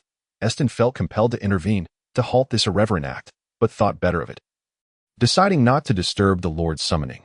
Surely, Adam had his own intentions. A wondrous spectacle ensued as the manual's glow intensified, enveloping Adam in a radiant light, within which a figure began to take shape. As the light faded, a tall man appeared before them, his sculpted features sharp and defined, with tightly closed lips and a hawkish nose, his bright eyes betraying a semblance of a smile. Dressed entirely in azure garments, a long sword hung gracefully at his waist, and his disheveled hair cascaded over his shoulders, exuding an air of a carefree rogue. "What a strikingly handsome man! What a beautiful man!" exclaimed Sophia in awe. You are the warrior of the gods?" stammered Butler Eston, unable to contain his disbelief. "Whoa," Adam interjected, "this guy is even more handsome than I am." Alan remained silent, merely surveying the captivating figure before him with a discerning gaze. Not everyone is worthy of serving under a lord. This was Alan's unvoiced sentiment. "Stewart, I have the honor of meeting you. My lord, from this day forth, I shall safeguard your glory." The handsome Stewart knelt on one knee, solemnly pledging his allegiance to Adam. His ever-smiling eyes swept over the assembly, capturing each expression within their depths. Stewart's gaze lingered momentarily upon Alan, his eyes conveying a subtle, enigmatic smile as they locked onto Alan's. The encounter was fleeting, so brief that none noticed any peculiarity. Stewart then raised his head to meet Adam's gaze, the warmth of his smile fading, replaced by unwavering loyalty and determination, awaiting Adam's command. Alan softly acknowledged, sensing Stewart's scrutiny. Though Stewart revealed no particular sentiment, Alan's intuition suggested that it was his own watchfulness that had drawn Stewart's attention. Intriguing, this fellow. Adam, catching the stir behind him, smiled faintly. This newcomer was not one to shy away. A novice daring to face the formidable level 2 Alan. Noting the sword at his side, could he also be a formidable combatant? Adam felt an eager anticipation to examine Stewart's attributes after a 10-month wait. He hoped he would not be disappointed. Adam briefly introduced both parties. Stewart was indeed a remarkable individual, his eyes perpetually gleaming with a hint of mirth, conveying a sense of warmth despite not wearing an outright smile. Furthermore, Stewart exhibited impeccable manners, as demonstrated through his flawless etiquette and nearly perfect greetings, earning high praise from Eston and Sophia. However, as introductions progressed and Alan was mentioned, another brief clash of gazes ensued between Alan and Stewart. The latter greeting with a polite smile. Alan, in turn, offered a simple warrior's salute, maintaining an unwavering stare into Stewart's eyes. This was rather impolite, yet Stewart did not evade the gaze. They held their stare for a moment before instinctively averting their eyes. A peculiar dynamic not lost on Eston and Sophia. Were they at odds? Alan was not one to intimidate newcomers. When Sophia was first summoned, Alan had cared for her like an elder brother. Moreover, this newcomer, Stewart, exhibited considerable boldness. It was known that within the territory, Alan's presence was undeniably commanding.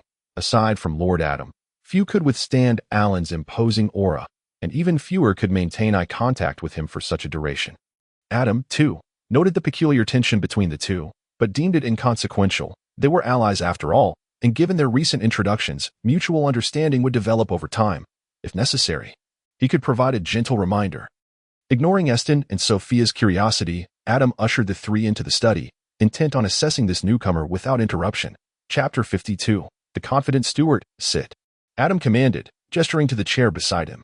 "Thank you, my lord," Stewart replied, nodding as he took his place beside Adam. He was acutely aware of his status as a newcomer, one who had yet to earn the Lord's recognition in any regard.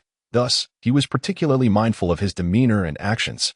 He could not allow his carefree nature to undermine his standing in Adam's eyes. Adam nodded, acknowledging Stewart's compliance. Glancing at Stewart, Adam sighed inwardly.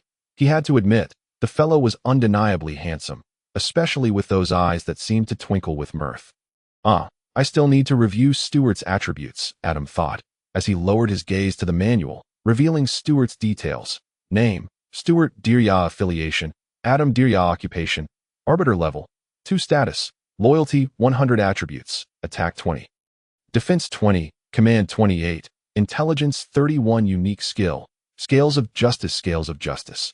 The combat power of the units under his command is rendered absolute, unaffected by any positive or negative status.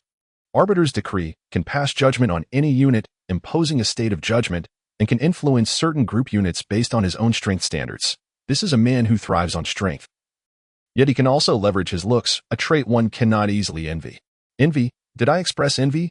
Adam thought indignantly. Fine, perhaps I was a tad envious, for this fellow was indeed astonishingly handsome. Nevertheless, it must be said, the 10-month wait had certainly borne fruit. 4 attributes, an impressive intelligence of 30, dual skills. Adam compared Stewart's attributes to his own, silently lamenting. Indeed, comparing goods leads to disappointment, while comparing individuals can incite envy. My intelligence barely reaches 10 points, and this fellow boasts 31.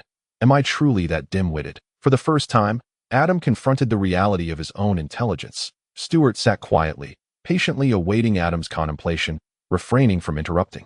After a brief period, Adam surrendered to the futility of his thoughts. No matter how abysmal his own attributes were, as long as his subordinates were competent, that sufficed. After all, wasn't Liu Bang, the founder of the Han dynasty, rather unimpressive himself? Yet, he had an assembly of capable generals and scholars at his disposal, successfully establishing the Grand Han Empire. I could learn a thing or two from old Liu. With that thought, Adam felt a sense of balance. Regardless of your attributes or prowess, you remain my loyal subordinate. Adam looked up, intrigued, and inquired, Do you have any issues with Alan? Stewart smiled. I harbor no grievances against him. Haha.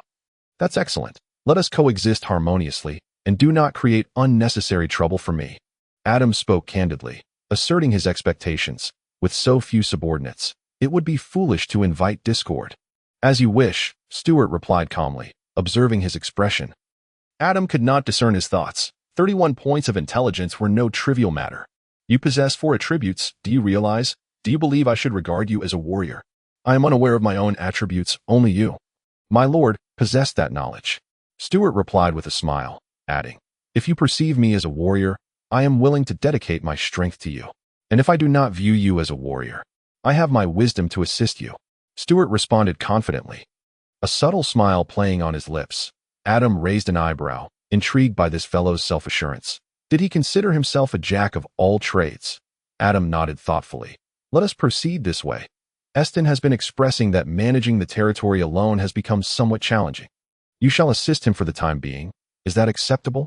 Adam lowered his gaze, flipping open a book on his desk titled Legends of the Forested Continent, continuing to read the section he had not finished the previous day.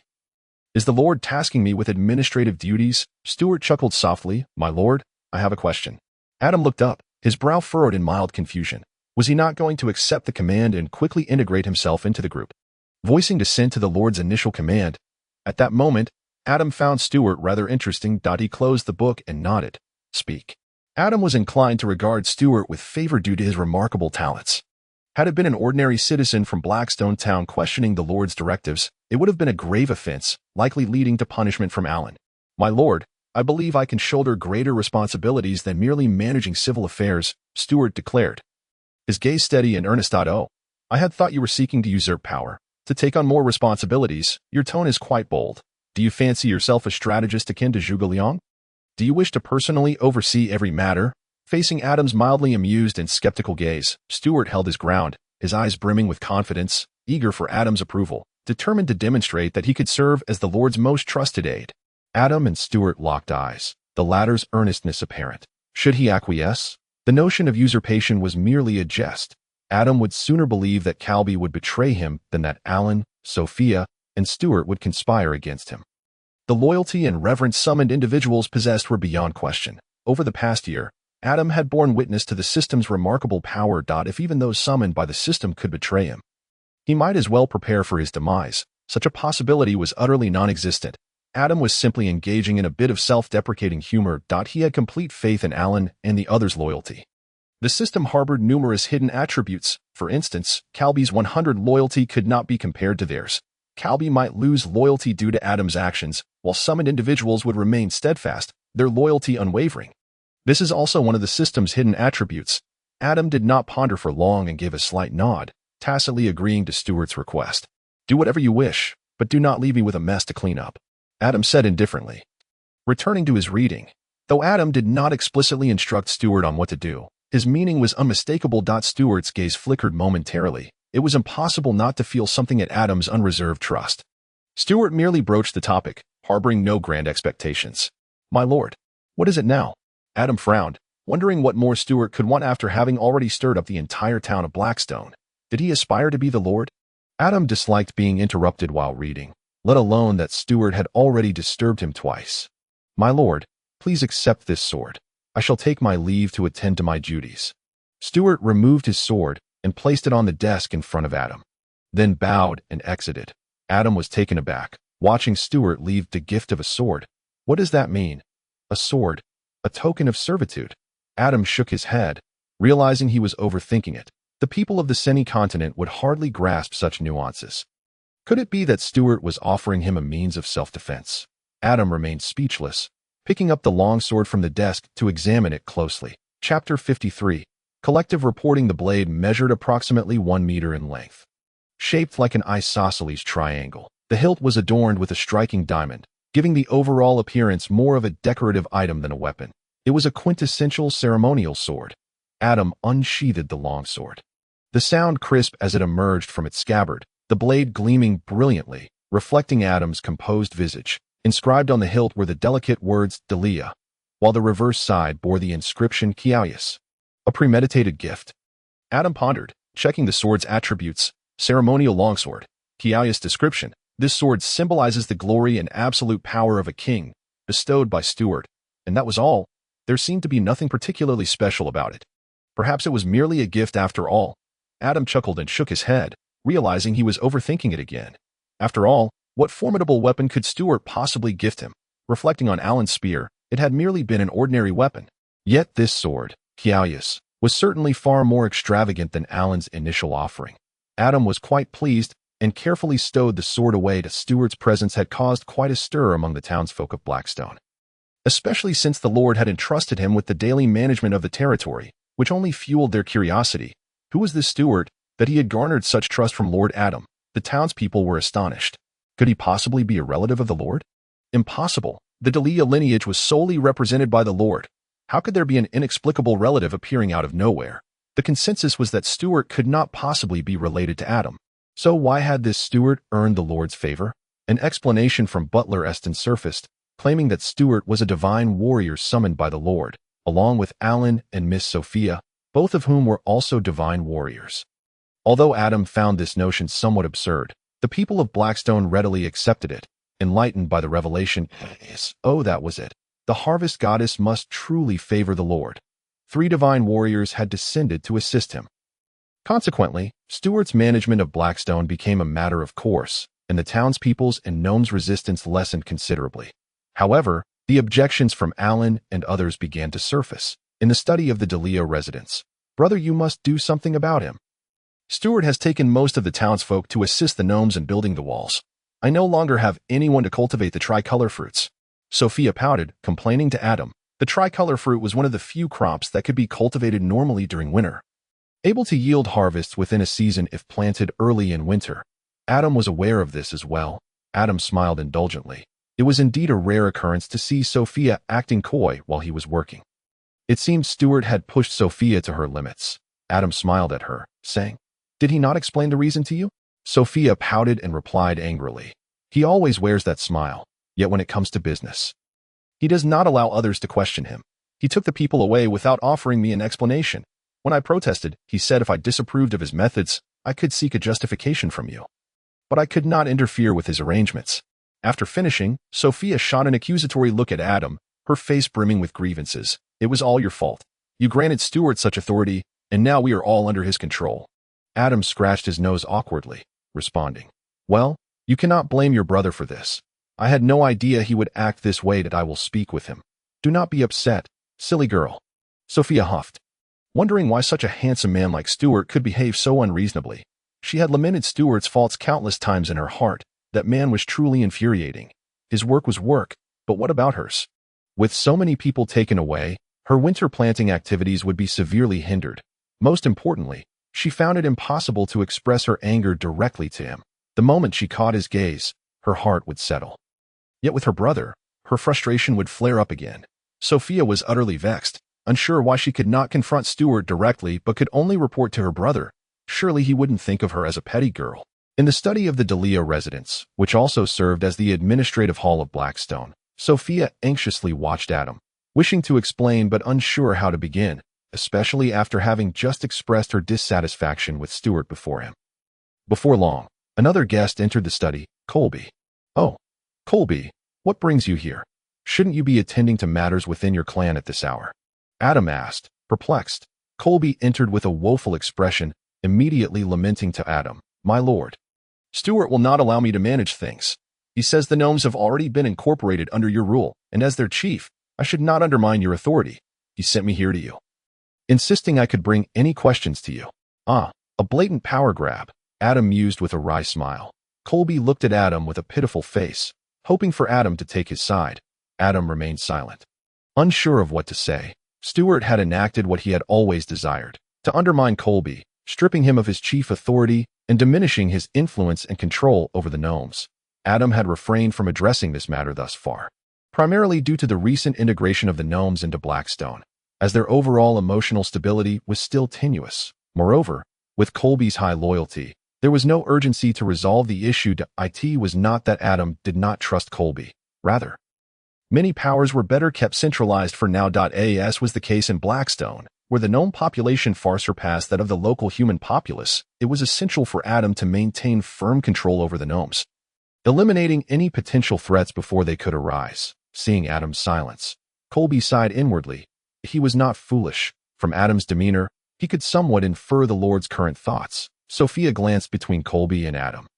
Sensing a peculiar tension in the air, Adam remained silent, gesturing for Colby to sit down, then picked up a glass of water from the desk to sip slowly, his mind racing. My lord. Alan entered the study, bowing to Adam. Oh, what brings you here? Adam set down his tea in surprise. I see you two have come to lodge a complaint. Alan hesitated for a moment before nodding slightly. It could be considered a complaint. After all, speak. What has he done to you? Adam's voice held a hint of amusement. It seemed Stewart had truly made an impression. To have Alan come to him with a complaint was something he had not anticipated. Colby, too, was curious about what Stewart had done to provoke the diligent and stubborn Alan to abandon his work to seek Adam's intervention. He has stripped me of my position. Alan spoke calmly, as if the matter were of no concern to him. Nevertheless, everyone could sense the simmering anger beneath his composed exterior. The foremost master of Blackstone, the military commander of Blackstone, the protector of Blackstone. To be deemed only suitable as a mere guard was a blow to anyone's pride. Adam slightly raised his head, his lips pursed. Sophia was the first to notice that Adam was becoming agitated. Stewart, I can tolerate your interference in Sophia's affairs, as I have allowed you time to acclimate to Blackstone. I can also tolerate the situation with Colby, as I fundamentally agree with your approach. But how can you expect me to endure this with Alan, the leader of Blackstone's defenses? You have removed him, and now you wish to lead the troops into battle. You have severed my supplies while confiscating my spear. Were it not for your status as a summoned being, I might even suspect betrayal on your part. What purpose does 31 points of intelligence serve, such high attributes squandered in this manner? Adam's eyes narrowed slightly, his anger intensifying with each thought.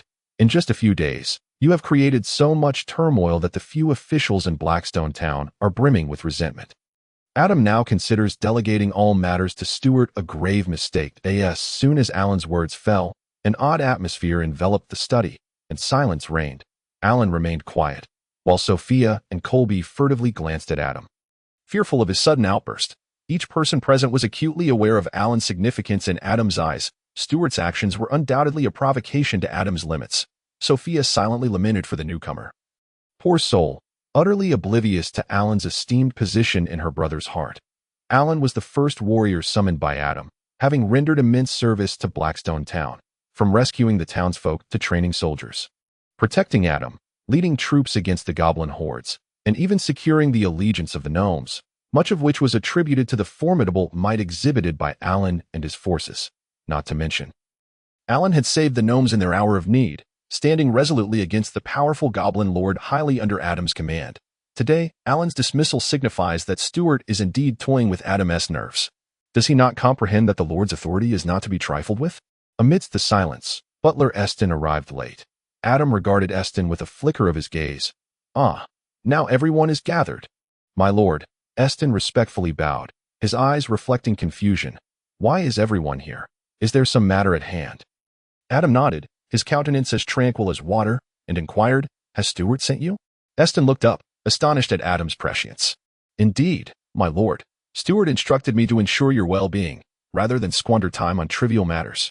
Adam chuckled. Trivial matters. Eston manages the daily lives and civil affairs of nearly 1,000 inhabitants of Blackstone town. Are these not significant? Does the collective well-being of these 1,000 souls pale in comparison to my stature as a lord? Stewart, you have missed the mark entirely. Is he also dismissed? Not at all. Stewart merely assumed my responsibilities. Eston shook his head, puzzled as to why the lord would include the word also. Eston believed that Stewart was better suited to handle these affairs. He genuinely admired Stewart's capabilities, having witnessed him deftly navigate the civil matters of Blackstone town. These were tasks that Eston had accumulated over several days without resolution, yet Stewart resolved them with astonishing ease. Eston could not help but admire Stewart's efficiency. Truly, he was a warrior of the divine. Indeed, he was unlike mere mortals. What seemed challenging to Eston appeared deceptively simple to Stewart. This led Eston to question whether age was catching up with him. Perhaps ensuring the lord's comfort should be my primary concern. After all, I am merely a butler. For the first time, Eston entertained such thoughts. Prior to Alan and the others, he had coordinated most of Blackstone town's affairs for Adam. Eston's competence was beyond doubt. Having served 2 generations of lords and grown up in Blackstone town, he knew it intimately, adeptly managing its affairs. Before Stewart's arrival, no one had ever been more familiar with the civil matters of Blackstone town than Eston. Thus, he was the sole individual who had not reported Stewart's actions, even though he had been sent to Adam by Stewart. Eston, summon him here. Adam suppressed his inner fury and spoke calmly. Who does my lord wish to summon? Eston, momentarily distracted, reflexively questioned. Bring Stewart here, immediately, at once. Adam exclaimed, his anger now unrestrained. Colby and Sophia flinched at Adam's outburst, their eyes trembling as they regarded him. Why yes, my lord, Eston stammered, startled. Over the years, Adam had always been amicable. This was the first time Eston had witnessed such fury. He hurriedly exited to summon Stewart, perplexed as to what had provoked the lord's ire. Adam stood abruptly, his expression grim, pacing before the desk, the anger on his face slightly abated, yet his gaze remained icy. If Stewart failed to provide an explanation today, he would have no reason to withhold his displeasure. Brother, Sophia spoke softly. She could see Adam's fury and worried for his health, having only recently recovered from an illness. She silently prayed that this matter would not further agitate him. Adam waved his hand, signaling her not to fret. Everyone awaited Stewart alongside Adam, the atmosphere in the study thick with tension. Adam was genuinely enraged. Soon, Eston returned with Stewart. Upon entering, Stewart immediately sensed the gravity of the situation. Unfazed, he maintained his ever-smiling demeanor, addressing the visibly furious Adam with calm respect. My lord, Stewart stands ready to heed your command. Adam's previously stormy visage gradually softened upon meeting Stewart's tranquil gaze, those eyes imbued with a calming force. Adam's irritation simmered, yet he could not suppress his indignation, pressing, Is this how you repay my trust? Is this how you demonstrate your loyalty and capability? Stewart replied with a smile. My lord, are you referring to the matters concerning General Allen, Miss Sophia, and Chief Colby? Oh, and Butler Eston as well. I have also taken on his duties. How dare you utter such words? How dare you claim to have usurped their responsibilities? I do not object to your desire to prove your abilities. I understand your aspirations. I am not a petty lord who clings to power. I would not withhold responsibilities from you. Yet, while you pursue your tasks, why must you disrupt others? Why such arbitrary dismissals? Do you believe that you alone can manage the myriad affairs of Blackstone Town? Adam's expression darkened. I need you to provide me with a justification. Chapter 55. The Issues of Blackstone Town, Part 1. My lord, I believe this does not require justification. If a reason must be provided, I would assert that it is you who entrusted the management of Blackstone Town to me. Stewart was abruptly interrupted by Adam's sharp retort. You were given such authority, and this is your response. You have incited everyone to come here and speak ill of you. Hearing Adam's words, Sophia and the others felt a wave of embarrassment wash over them. Well, they had inadvertently caught the attention of the very person they had reported. Although Adam had summoned this individual, the awkwardness could not be avoided. Adam, consumed by anger, failed to recognize how his words would affect Sophia and the others. Alan's expression remained unchanged. After casting a fleeting glance at Stewart upon his entry, he resumed his vigil at the side, eyes fixed in contemplation.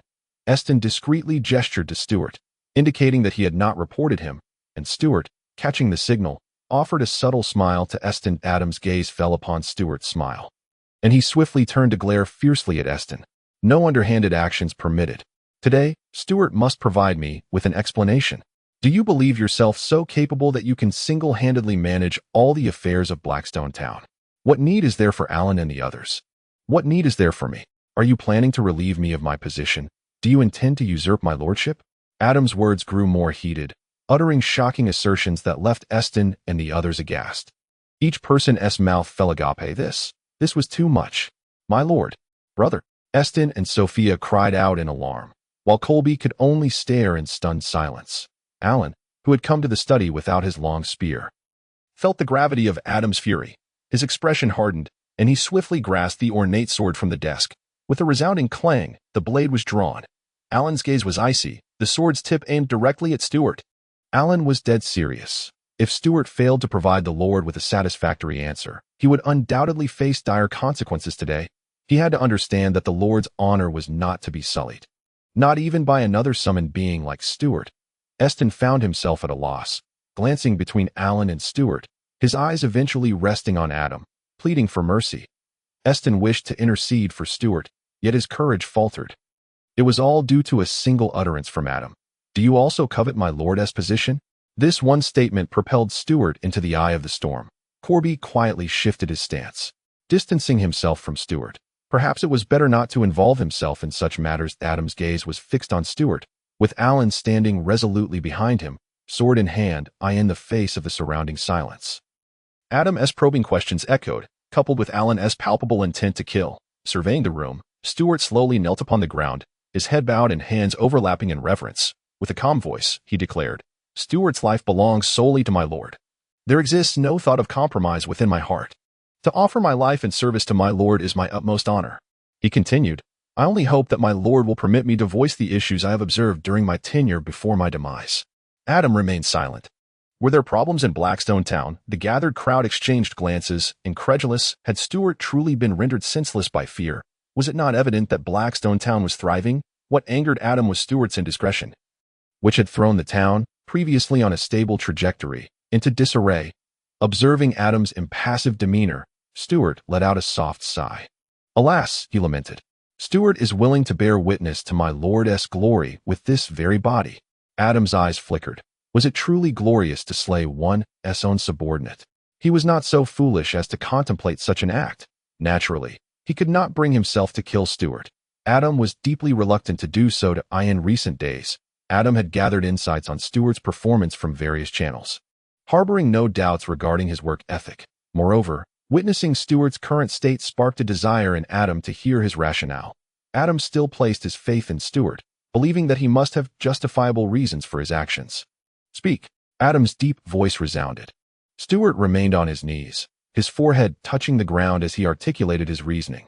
Through my observations over these past few days, I have discerned several pressing issues within Blackstone Town.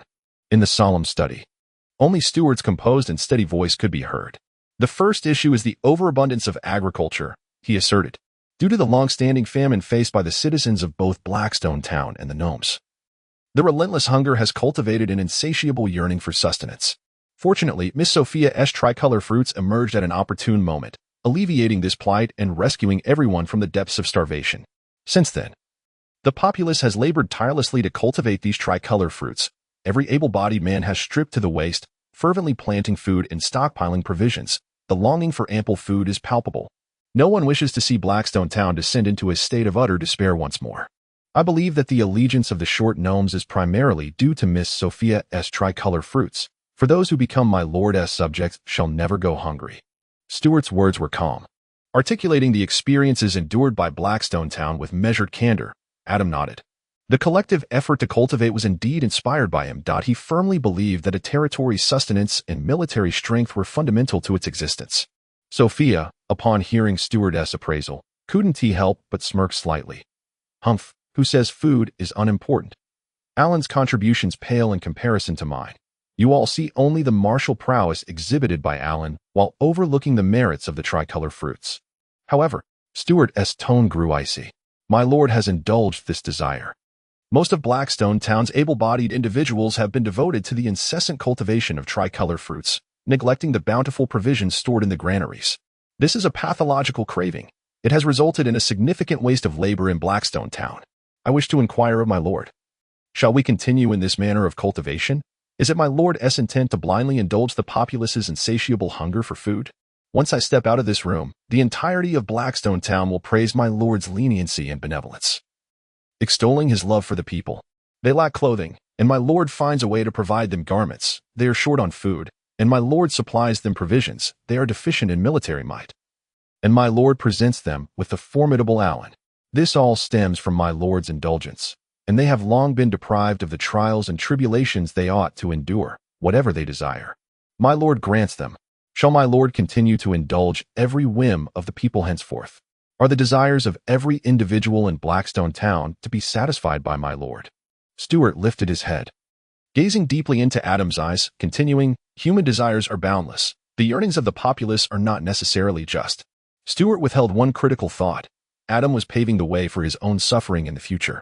By continuously indulging the people, despite currently garnering praise for his compassion, what would transpire when the populace's desires spiraled beyond control? When Adam could no longer satisfy their demands, how would the people regard him then? At that moment, even the most loyal subjects could become the source of calamity. Stewart's first critique laid bare the flaws in Adam's policies, sparing no semblance of decorum. His audacity was astounding. Alan's arm trembled slightly, his gaze growing colder. Had it not been for Adam's silence, he would have eagerly ended this arrogant man's life. The authority of my lord is not to be questioned. Adam remained silent. He was not a stubborn lord, and such matters had never crossed his mind. Deep within, he found himself in agreement with Stewart's perspective.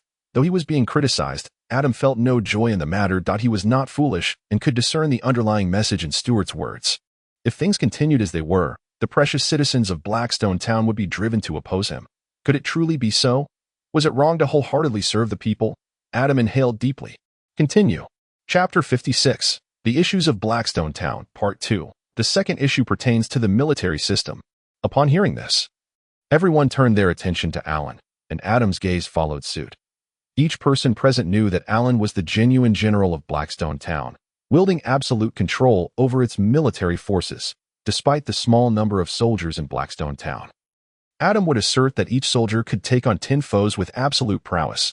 To fully realize the concept of a lean military, Adam had even disbanded the gnome warriors, dispersing them among the populace.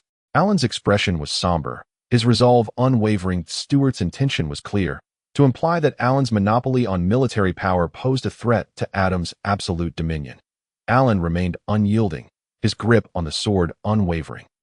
Directing his focus solely upon Stewart's head, his loyalty needed no words to affirm. His weapon pointed unerringly at the gaze of Adam. Aside from Corby, who harbored doubts about Alan, no one questioned his fidelity to Adam. Adam's gaze naturally returned to Stewart. Observing him silently, Stewart offered a slight smile, confidently stating, "Indeed, the issue with the military system rests upon Alan. However, like everyone present, I harbor no doubts regarding Alan's loyalty to my lord. The problem lies in the excessive centralization of command. I have heard that my lord intends to expand the military. Is that correct? If so, will the expanded forces still be managed solely by Alan? What if there comes a day when Alan is absent? Shall the army only be capable of fighting in Alan's presence? Without Alan, does the military of Blackstone Town lack the capacity for coordinated combat? Alan is but one individual. Centralizing all command authority in a single person is imprudent. Of course, this does not include you. My lord, everything within Blackstone Town belongs to you. Corby, lurking in the corner, observed Stewart with a flicker of intrigue. How bold of Stewart to openly seek to diminish Alan's military authority in front of both Adam and Alan. Though the number of troops in Blackstone Town was scant, currently only 200 under the existing structure, those 200 soldiers were a source of envy for Corby, particularly the gnome arcane rifleman. But alas, Adam had forbidden him from intervening at this moment. Corby found himself genuinely admiring Stewart, not only for his keen insight, but also for his unparalleled audacity, a quality he could never hope to match. Stewart's voice resonated once more within the study. The third issue concerns the population. Currently, the majority of the population in Blackstone Town consists of gnomes, while the original human inhabitants are few. Have you considered the profound impact that a large gnome population exerts on the humans of Blackstone Town? My lord, have you contemplated the cultural, traditional, and belief disparities between the two groups? Moreover, given your propensity to cater to the desires of your subjects, who truly dictates the public sentiment in Blackstone Town at this moment, the gnomes or the humans? As subjects of my lord, do you intend to treat them equally or favor one group over the other? It seems that no matter the course of action, it is bound to be inappropriate. Over time, this will inevitably accumulate into certain conflicts. Have you contemplated the repercussions once these conflicts erupt? Stewart lowered his head, a subdued voice reaching Adam's ears. I believe that Stewart has only accomplished this one task that may please my lord. Due to the proximity between the two, Stewart's voice was deliberately lowered, ensuring that only Adam could hear his words. Looking at Stewart's somewhat enigmatic smile, Adam raised an eyebrow and turned to suppress the sword that Alan still held aloft. He strolled to the desk and took a seat, inquiring, "Are there any further questions?" Stewart replied, "No questions, my lord." Adam nodded. Remaining silent, everyone's gaze shifted between the kneeling Stewart and the seated Adam. Sensing the oppressive atmosphere that lingered, Adam's seated position was not a display of lordly authority. Nor was it due to fatigue from standing, that he merely sought to shield his trembling hands from view, struggling to maintain composure. After some effort, he managed to steady his disobedient hands, which had ceased their quaking. Feeling a sense of thirst from Stewart's remarks, Adam reached for the teacup on the desk. With a loud clatter, Adam slammed the teacup back onto the desk. "There's no water left," he said expressionlessly to the door, prompting the maid outside to hurriedly fetch more. "I'll handle it. You may leave that. Go keep watch at the estate's entrance. No one is to approach the study." Sophia instructed the maid, who nodded and curtsied to Adam before the two departed. Sophia approached, pouring water into the teacup. Those who do not occupy the Lord's position can never truly grasp the burdens of leadership, the planning of a territory, if not founded on solid principles from the outset. Renders future development a futile endeavor, leaving Adam to grapple with the legacy of past issues. Stewart's assertions were indeed sound, devoid of alarmism or avoidance of Adam's dignity. From his calm exposition, Adam felt a chilling realization. When did Blackstone Town become so precarious? Issues seemed to abound, threats lurking at every corner. Adam's gaze fixed on Stewart as he licked his parched lips. "You've spoken extensively. Do you have a solution?" Sophia placed the tea before Adam, who gulped it down in one go. Stewart silently regarded Adam. Everyone present could sense Adam's agitation.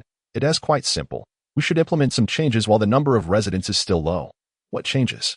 "Cease the cultivation of tricolor fruits. Shifting from a 4-season to a 2 or 1-season planting regimen. Those who are currently idle should assist the gnomes in building the walls, fostering relations between the two races while alleviating the negative sentiments arising from the gnomes' ongoing construction.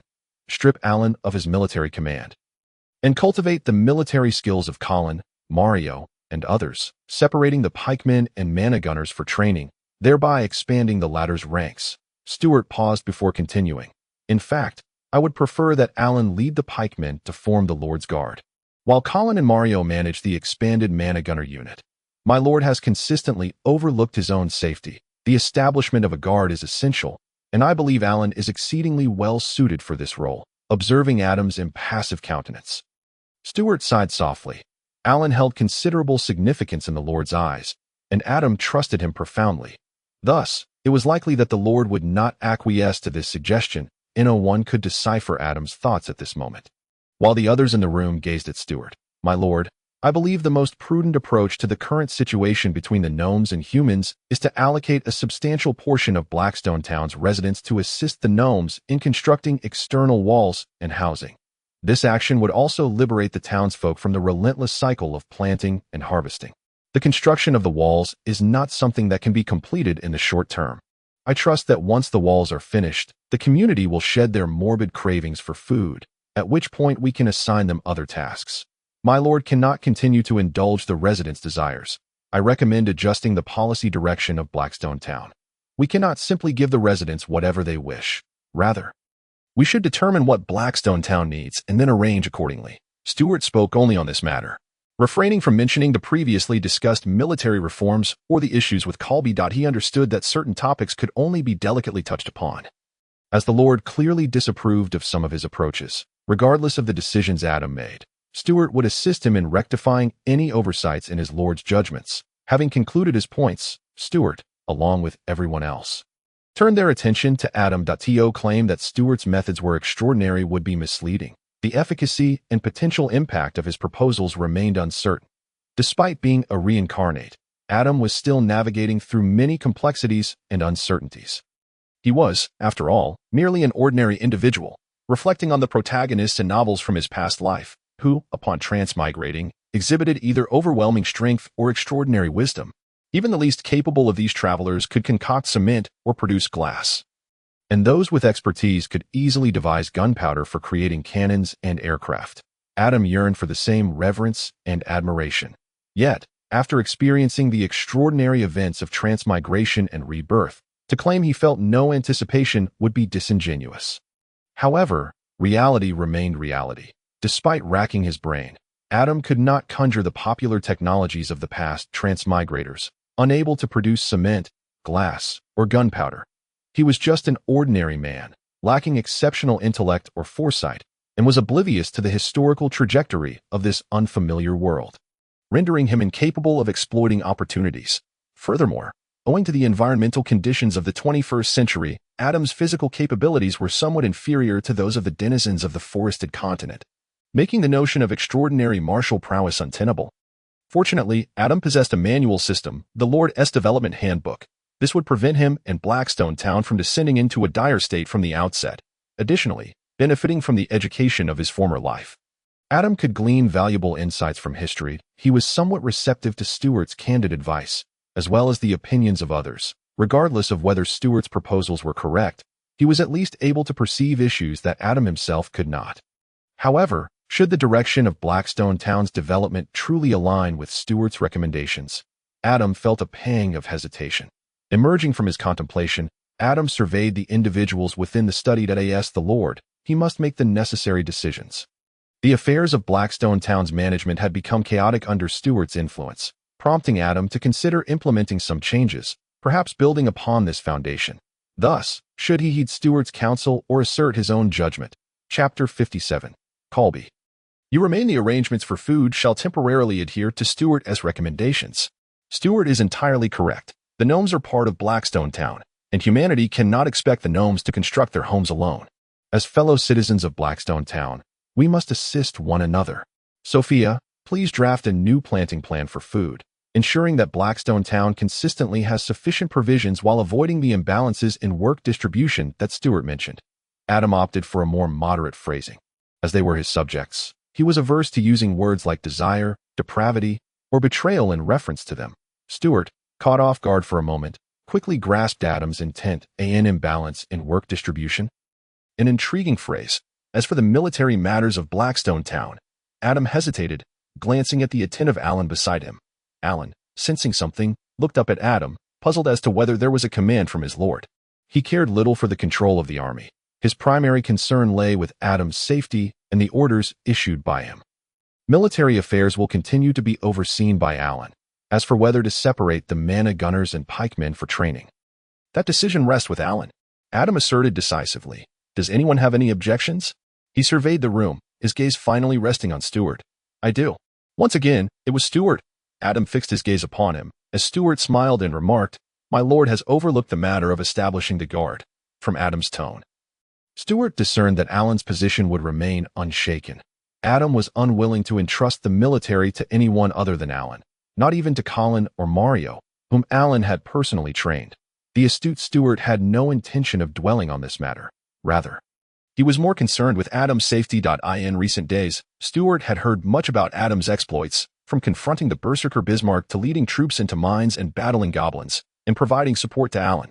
This lord was clearly a restless spirit, completely disregarding his own safety. The establishment of a guard was imperative. Regarding the guard, Adam pondered. Given the current state of Blackstone Town's military, he was reluctant to form a guard, believing that whether or not it was established would not significantly affect him. My lord, I wish to serve as your guard, to protect your safety. Alan turned to Adam, bowing slightly. Ensure your soldiers are well led. It is not yet your place to serve as a guard. Adam shot Alan a stern look, prompting him to bow his head and withdraw. In Alan's heart, he preferred serving as Adam's guard over leading troops into battle. Adam stroked his chin, deep in thought. Very well, let Colin serve as my guard. Sir, I fear that Colin alone may not be sufficient to safeguard your safety. Should we not assign additional soldiers? Stewart suggested. Adam interrupted him, stating, No need. Colin alone is adequate. We must not squander the military forces of Blackstone Town on other matters. Stewart sighed heavily and fell into silence. For the time being, let it be so. Stewart, assist Eston with civil affairs. Does anyone have any further opinions? Adam continued, elaborating on the arrangements he had previously left unfinished, casting a glance over the assembly. Everyone responded in unison, except for Corby, who surveyed the room. Huh? Everyone has a task, but what about me? Well, I suppose I will still be managing matters within the clan. It's just that the Sir hasn't mentioned it. Corby shrugged and joined the others in agreement. The affairs of the group underwent some meticulous adjustments, as Stewart's authority was reclaimed by Adam, who dispatched him to handle civil matters. This decision was made with careful consideration, while Stewart's intentions had been noble these past few days. His methods were not without flaw, as he was still merely beginning to grasp the intricacies of Blackstone Town, its civil matters, interpersonal relationships, and so forth. His previous actions had been rather inappropriate, although Stewart possessed an impressive initial intelligence score of 31. He remained a stranger in Blackstone Town. What he needed now was not to manage a multitude of affairs, but to assimilate swiftly into the community and earn their acceptance. Stewart exhibited a calm demeanor in response to Adam's orders. In fact, he maintained a serene composure from the moment he entered until the conclusion of the meeting. If there are no further matters, you may all return to your duties, Adam said, pinching the bridge of his nose. He did not feel particularly fatigued. Rather, the complexities of Blackstone Town left him with a headache. Should the time be ripe, he would still entrust all matters to Stewart. From recent events, Adam had discerned that despite Stewart's occasional missteps in navigating social intricacies, his insight and problem-solving abilities far exceeded his own. He resolved to observe him further, hoping that Stewart would not disappoint him. The assembly dispersed, and Sophia, lowering her head, exited. Adam's mood was somewhat dismal. A fact that Sophia could perceive. It was best not to disturb her brother at this moment. Alan sheathed the sword of Chiaowu and presented it to Adam, stating, Sir, your sword. Adam accepted it and casually placed it beside his desk. While Alan withdrew, Stewart offered Adam a faint smile, bowed, and exited, pursuing Alan for reasons unknown. Corby also bowed and turned towards the door, but Adam glanced at him. Corby, stay behind. Corby halted, turning back with a sense of resignation. Surely, the Sir does not intend to heed Stewart's words and remove me from my position. Could it be that I cannot even retain the position of clan chief of the Short? Must the lineage of the Short Gnomes end today, entirely governed by humans? Merely contemplating this made Corby shudder.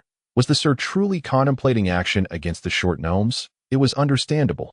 No one would wish for uncontrollable elements to exist within their territory. After all, most gnomes still chose to heed Corby's leadership, holding Adam in esteem and gratitude. Reflecting on the current state of the gnomes and the inhabitants of Blackstone Town, Corby recognized their physical inferiority, their dependence on the townsfolk for provisions and materials, and the fact that the technological and magical methods of their heritage were mastered by others. Was it wise for Corby to confront Adam at such a juncture? Setting aside the willingness of other gnomes, could Adam unleash his wrath over this? Even if Corby were to renege on his initial allegiance to Adam, could he truly return, even if Adam permitted their departure? Would Corby lead the short gnomes to abandon all resources in Blackstone Town during this frigid winter, returning to the cold, dark depths, lacking warm fabrics, adequate food supplies, and formidable protection? It would be a push towards peril for his kin. Furthermore, if it came to a point where Corby must leave Adam, he might not even be inclined to do so, as his loyalty to Adam remained steadfast. Yet, to willingly relinquish the position of clan chief was another matter entirely for Corby. A wave of pessimism washed over him as he pondered the complexities of loyalty to Adam versus the preservation of his race. At this moment, Corby felt utterly at a loss. Adam observed Corby closely. Having paid attention to his demeanor from the moment he entered until Stewart's departure, noting his subtle movements and expressions, Adam sighed deeply within, realizing that sometimes loyalty does not encapsulate everything. He had no genuine desire to harm Corby, even though Stewart had pointedly emphasized the significance of undermining Corby's authority. Adam could not overcome the emotional hurdle within, recalling Corby's initial trust, entrusting the entirety of his race to him, and Corby's submissive demeanor. Adam felt averse to treating Corby poorly, believing it would tarnish the trust Corby had placed in him. However, the more pressing question loomed before Corby, which was of greater importance, preserving the purity of his race or loyalty to Adam. At this moment, Adam comprehended a vital truth. Some betrayals occur with startling swiftness. One may be unwaveringly loyal one moment, and the next, due to a particular event or circumstance, decisively cast aside that loyalty, as the matter at hand outweighs loyalty in significance. It was akin to a saying Adam had encountered in a previous life. Loyalty is merely a bargaining chip when one's commitment to betrayal is insufficient. Was Corby such a person? Chapter 58. I want to be friends with you. I am not going to eat you. Why are you trembling? Adam exclaimed, observing Corby. I am not trembling. Corby replied, his face a picture of despair as he fought to suppress his slightly quaking legs. In truth, when Adam fell silent, Corby felt an overwhelming sense of anxiety, causing his legs to involuntarily shake. Adam, both exasperated and amused by Corby's pitiable demeanor, thought to himself, I am actually worried he might betray me. Let us speak while seated. Adam motioned towards a chair. All right. Corby nodded vigorously, cautiously taking a seat. Adam regarded Corby for a moment, then said, regarding the short gnomes, I believe Stewart has a point. Sir, please reconsider. Without me, the clan will surely descend into chaos. Sir, ponder it further. Corby interjected, leaping from his chair at Adam's remark, pleading urgently. Why are you in such a rush? Allow me to finish. Adam retorted, his frustration mounting as he hurled a teacup from his desk at Corby. This coward, he hasn't even let me complete my sentence before becoming this fearful. What has happened to his courage and resolve during our battles against the kobolds? Corby instinctively shrank back, narrowly evading Adam's projectile. Corby forced a sheepish smile, saying, Sir, please go on. Adam, exasperated by Corby's timorousness, replied, Rest assured, the position of clan chief remains yours. Upon hearing this, Corby's eyes brightened, and he exclaimed, his voice thick with emotion, Thank you. Sir, your generous heart is as vast and boundless as the divine powers of the gods. My admiration for you, sir, flows like the great rivers of the divine. This fool has interrupted me once again. Damn it. Adam's expression darkened. He grasped for another teacup from his desk, only to find it empty. Slamming his hand on the table, he leapt towards Corby, delivering a swift kick. I told you not to speak. Does waiting for me to finish really kill you? As Adam kicked, he berated, Sir, please stop. If you continue, Corby will surely perish. You would lose a loyal servant. Corby cried out, cowering beside his chair, his voice so pitiful that the maid outside could not help but shudder. Get out. Get out. Your position as clan chief is not revoked. Now do your job properly. Do not heed Steward's nonsense. But do not let me find out you have any ulterior motives. The relationship between the Short and Blackstone Town must remain unified. You better understand that if the gnomes cannot integrate into Blackstone Town, do not blame me for being unyielding. Now get lost. Adam shouted at Corby. Yes, sir. I shall take my leave at once. Corby cast a forlorn glance at Adam as he unceremoniously exited the room. Having grown accustomed to Adam's temper, Corby was no longer fazed by his tone or physical reprimands. That it was a well-known fact that the sir would not hold grudges. A few strikes from him were hardly painful.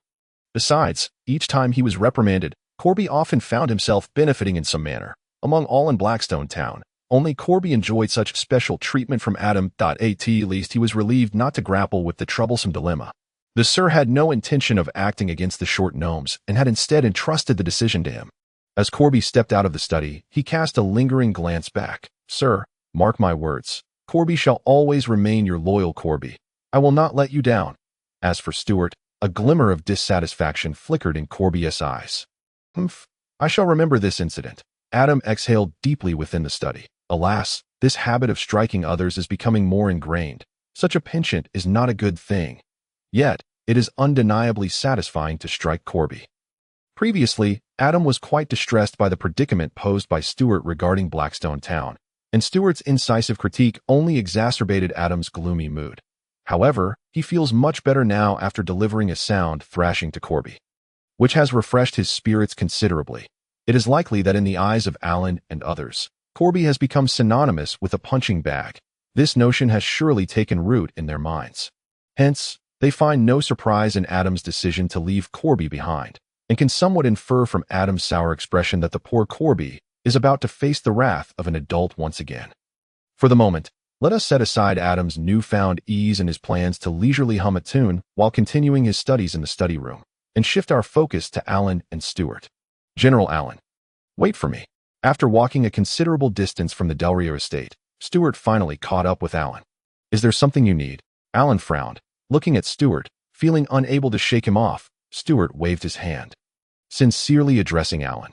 General Alan, I may not have handled certain matters correctly before. I hope you won't take offense. It's all my fault. I was solely focused on addressing the potential issues facing Blackstone Town and overlooked your feelings. General. I sincerely hope you can accept my apology. I'm truly sorry. Alan, mimicking Adam's demeanor, waved his hand dismissively, his tone frigid and somewhat haughty.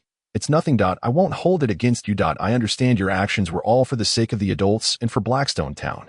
And please, do not call me General. Just call me Alan. Stewart smiled, feeling that this might be a preliminary acceptance. In truth, Alan is not difficult to get along with. He is a stubborn individual who can accept anything beneficial to Blackstone Town and loyal to Adam, even if it means sacrificing his own interests. Initially, Stewart's actions had incensed him, but as Stewart clearly articulated his viewpoints and the issues currently facing Blackstone Town, ultimately presenting his suggestions, Alan found that his anger had dissipated considerably. All right, Alan, Stewart said, walking alongside Alan. Do you have any other matters to attend to? Alan asked with a hint of displeasure, thinking, hasn't the adult assigned you tasks? Why are you not busying yourself with your own affairs and instead following me around? Deep down, Alan was irked by Stewart's disregard for the adult's orders. This fellow. Alan halted, addressing Stewart in a frosty tone. What are you following me for? Go attend to your own business. Stewart also stopped, his eyes brimming with mirth as he replied, I've completed my tasks. I wrapped everything up a few days ago, and no new civil affairs have come in yet. Alan, filled with skepticism, retorted, completed? But Butler Aston is swamped every day and can hardly finish his work. Accumulating tasks for the next day. How could you have done it so quickly? Alan suspected that Stewart might have been dismissive of the tasks assigned by Adam. Stewart, sensing Alan's doubt, quickly waved his hand. Alan, you've misunderstood me. I would never dare to be negligent with the tasks assigned by the adult that I truly have finished, and you can ask Butler Aston. Upon hearing this, Alan continued walking forward, eager to return and draft new training methods, as the adult's recent instructions needed to be implemented without delay. As for Stewart, not being negligent in your work is simply your responsibility. I couldn't care less about you. Why are you still following me? Do you wish to meddle in my affairs? Alan's annoyance was palpable as he felt increasingly vexed by Stewart's presence. This fellow is utterly oblivious. Can't he see how busy I am? If it weren't for the fact that we both work under the adult, I would have taught him a lesson long ago. No. Alan, you've misunderstood me again. I follow you because you hold great significance in the adult's eyes. I wish to befriend you, and I believe the adult would be pleased to see us as friends. Stewart beamed as he spoke, knowing that with someone like Alan, straightforwardness was the best approach. Any indirectness would likely backfire. Alan was at a loss for words. After all, the man was smiling and extending a hand of friendship. He couldn't very well respond with a fist to such a friendly gesture. Opening his mouth, he found himself at a loss for words of rejection. Ultimately, Alan decided to proceed forward, allowing Stewart to accompany him. Stewart chuckled, unperturbed. Along the way, Stewart continued to follow Alan, incessantly seeking topics of conversation in an attempt to deepen their rapport. Alan, when did you start following the adult? Alan, I think Miss Sophia and the adult share a rather special relationship. What do you think? Alan, I heard your spear was crafted by the adult for you. Alan, thoroughly exasperated by Stewart's incessant questioning, replied weakly, Yes. Stewart smiled faintly, saying, I also wish for the adult to craft me a longsword. Reflecting on the spear the adult had made for him, a faint smile crept onto Alan's lips. Curiously, he inquired of Stewart, You wield a sword? Do you know how to use the fighting spirit? Stewart shrugged, candidly replying, No. Alan queried, intrigued, Then why do you want a sword? Naturally for combat. To use as a weapon. Stewart's tone was one of complete certainty, looking at Alan with a bemused expression, prompting Alan to realize he had asked a rather foolish question. But you don't know how to use the fighting spirit. Who says one must know how to use the fighting spirit to engage in battle? Then what do you know? How do you fight? Stewart chuckled, winking, remaining silent. Alan shot him another glance, while Stewart maintained a placid demeanor. Alan turned away, choosing to ignore him, and marched ahead with purpose. Fine then. If he chooses not to speak, I have no particular desire to pry into it. Stewart, still smiling, shook his head and caught up that moment. They passed by a townsfolk who respectfully greeted them, to which Alan nodded slightly in acknowledgement, while Stewart returned the gesture with a warm smile. Once the townsfolk had moved on, Stewart resumed his attempts at conversation. Alan, how do you think the adult will handle the matter concerning Corby? What attitude will the adult take towards the short gnomes? Alan coldly replied, I don't know, but whatever the adult decides, I will support it. No one is allowed to oppose the adult. After speaking, Alan shot Stewart a warning glance, particularly at him, signaling not to cause trouble for the adult. Stewart caught the meaning behind Alan's gaze and smiled nonchalantly. Some matters compel me to stand against the adult. Not out of defiance, but out of duty. In winter, Blackstone town rarely sees the sun, but fortuitously, today is one such day when the sun graces the sky, dispelling much of the winter chill that hangs over the town. The afternoon sun hung low in the sky, casting elongated shadows of the two men as they walked briskly down the streets of Blackstone town. Stewart seemed lost in thought, while Alan remained silent. And neither spoke as they approached the training grounds. Suddenly, Stewart broke the silence. Alan, I intend to propose legislation. He stated casually. What kind of legislation? With the training grounds just ahead, Alan quickened his pace. Legislation for Blackstone town. Stewart replied with a smile. Arriving at the entrance of the training ground, Alan glanced at Stewart. You are welcome to observe the training, but do not disrupt it. With that, Alan turned and entered the training ground. Stewart shook his head. Preparing to leave, realizing he had not achieved his goal he turned to depart. Alan's somewhat icy voice drifted from within. As for legislation, I don't understand it, as long as the adult does not oppose it. I will not either. Stewart understood. If the adult supported it, Alan would resolutely back it as well. Conversely, should the adult disapprove of the legislation, Stewart would have to first clear it with Alan. Mimicking their earlier behavior, Stewart shrugged at the entrance of the training ground. Whatever, I knew you would never agree to help me persuade the adult. Perhaps what the adult values most is your unwavering loyalty. Steadfast and impartial. Nevertheless, I am determined to pursue this legislation. It is my duty to assist the adult in addressing any shortcomings. Stewart departed from the training ground. Upon entering, Colin and Mario approached Alan. Inquiring about Adam's arrangements, Alan regarded Colin and the others, his gaze softening slightly. It's nothing. The adult merely made a slight adjustment to our positions. Colin and Mario let out a collective sigh of relief. Their reluctance towards Stewart was not personal, but rather a result of their long-standing experience under Alan, making any change in superiors somewhat disconcerting. By the way, Colin, tidy up and head to the adult's quarters. Alan's eyes drifted toward the entrance of the training ground. Hoping that fellow had finally left, despite his annoying behavior, it was undeniable that he genuinely cared for the adult's interests. Why? Colin was taken aback, wondering why he needed to pack his things to go see the adult. He thought the adult merely wished to delegate tasks. From now on, you will serve as the adult's personal guard, responsible for his safety. Alan spoke flatly, adding, Remember, ensure that the adult suffers not a scratch. Don't embarrass me. Yes, sir. With a swift motion, Colin executed a perfect bow, his face alight with excitement. Mario looked at him with a tinge of jealousy, thinking to himself how fortunate Colin was to be assigned to protect the Lord. Alan nodded in approval, saying, "Go ahead, and be cautious. Observe and learn. The Lord can be rather unpredictable, so it's essential to pay close attention." "I promise to complete the task," Colin exclaimed with palpable enthusiasm. Before heading off to gather his belongings and report to Adam, Mario's gaze followed Colin's retreating figure, his lips curling into a slight sneer, consumed by envy. Colin turned back, striding confidently to prepare for his departure. Enough of that. I actually feel quite reassured with Colin as the Lord's guard. If it were you, I would have never agreed. Now, off to training.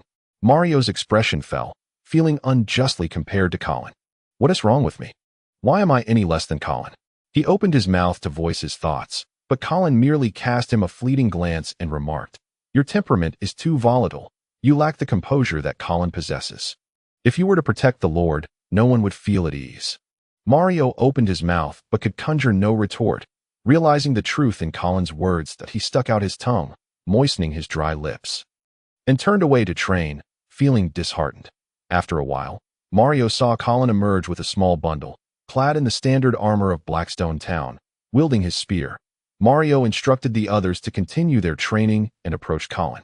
Looking at him, Mario landed a firm punch on Colin's shoulder, enviously saying, "You lucky fellow. Make sure to protect the Lord well." Colin returned a radiant smile and nodded, his heart brimming with joy that words could scarcely express. Mario rolled his eyes, urging, "Hurry along. Don't keep the Lord waiting." "Yes, I will train hard," Colin replied, stepping out. Mario waved him off dismissively. "Get going." With a smile, Colin strode purposefully towards the deia residence, thinking to himself, "From this moment on, I shall be the Lord's personal guard." Chapter 60. The Delia Code, Part 1. Days later, in the study of the deia residence, Adam received Stewart. "So, how have you been settling in these past few days? I hope you bear no grievances regarding my public revocation of your proxy authority," Adam quipped, instructing a maid to prepare tea for Stewart. Stewart, sitting respectfully, smiled and replied, "How could I ever complain about the Lord? Whatever decisions you make regarding me are entirely justified. Furthermore, I find my current responsibilities quite agreeable. They are manageable and allow me to gain a deeper understanding of the affairs within the territory. I owe my gratitude to you for arranging such an excellent position." Adam nodded in satisfaction. "Good, that's what I like to hear. You must realize that what you currently lack is familiarity with the territory and harmonious relationships with everyone. Avoid unnecessary conflicts. In these past few days, Eston has expressed considerable admiration for you that I hold your capabilities in high regard. Work diligently. The proxy authority will ultimately revert to you." Adam continuously encouraged Stewart, who, in truth, Adam highly valued for his talents. While Stewart was not lacking in martial prowess, Adam primarily relied on his intellect. Envisioning him as the brain of Blackstone town, Stewart listened to Adam's commendations with a serene smile, neither prideful nor indifferent. Calmly absorbing Adam's words, observing Stewart's demeanor, Adam felt even more pleased.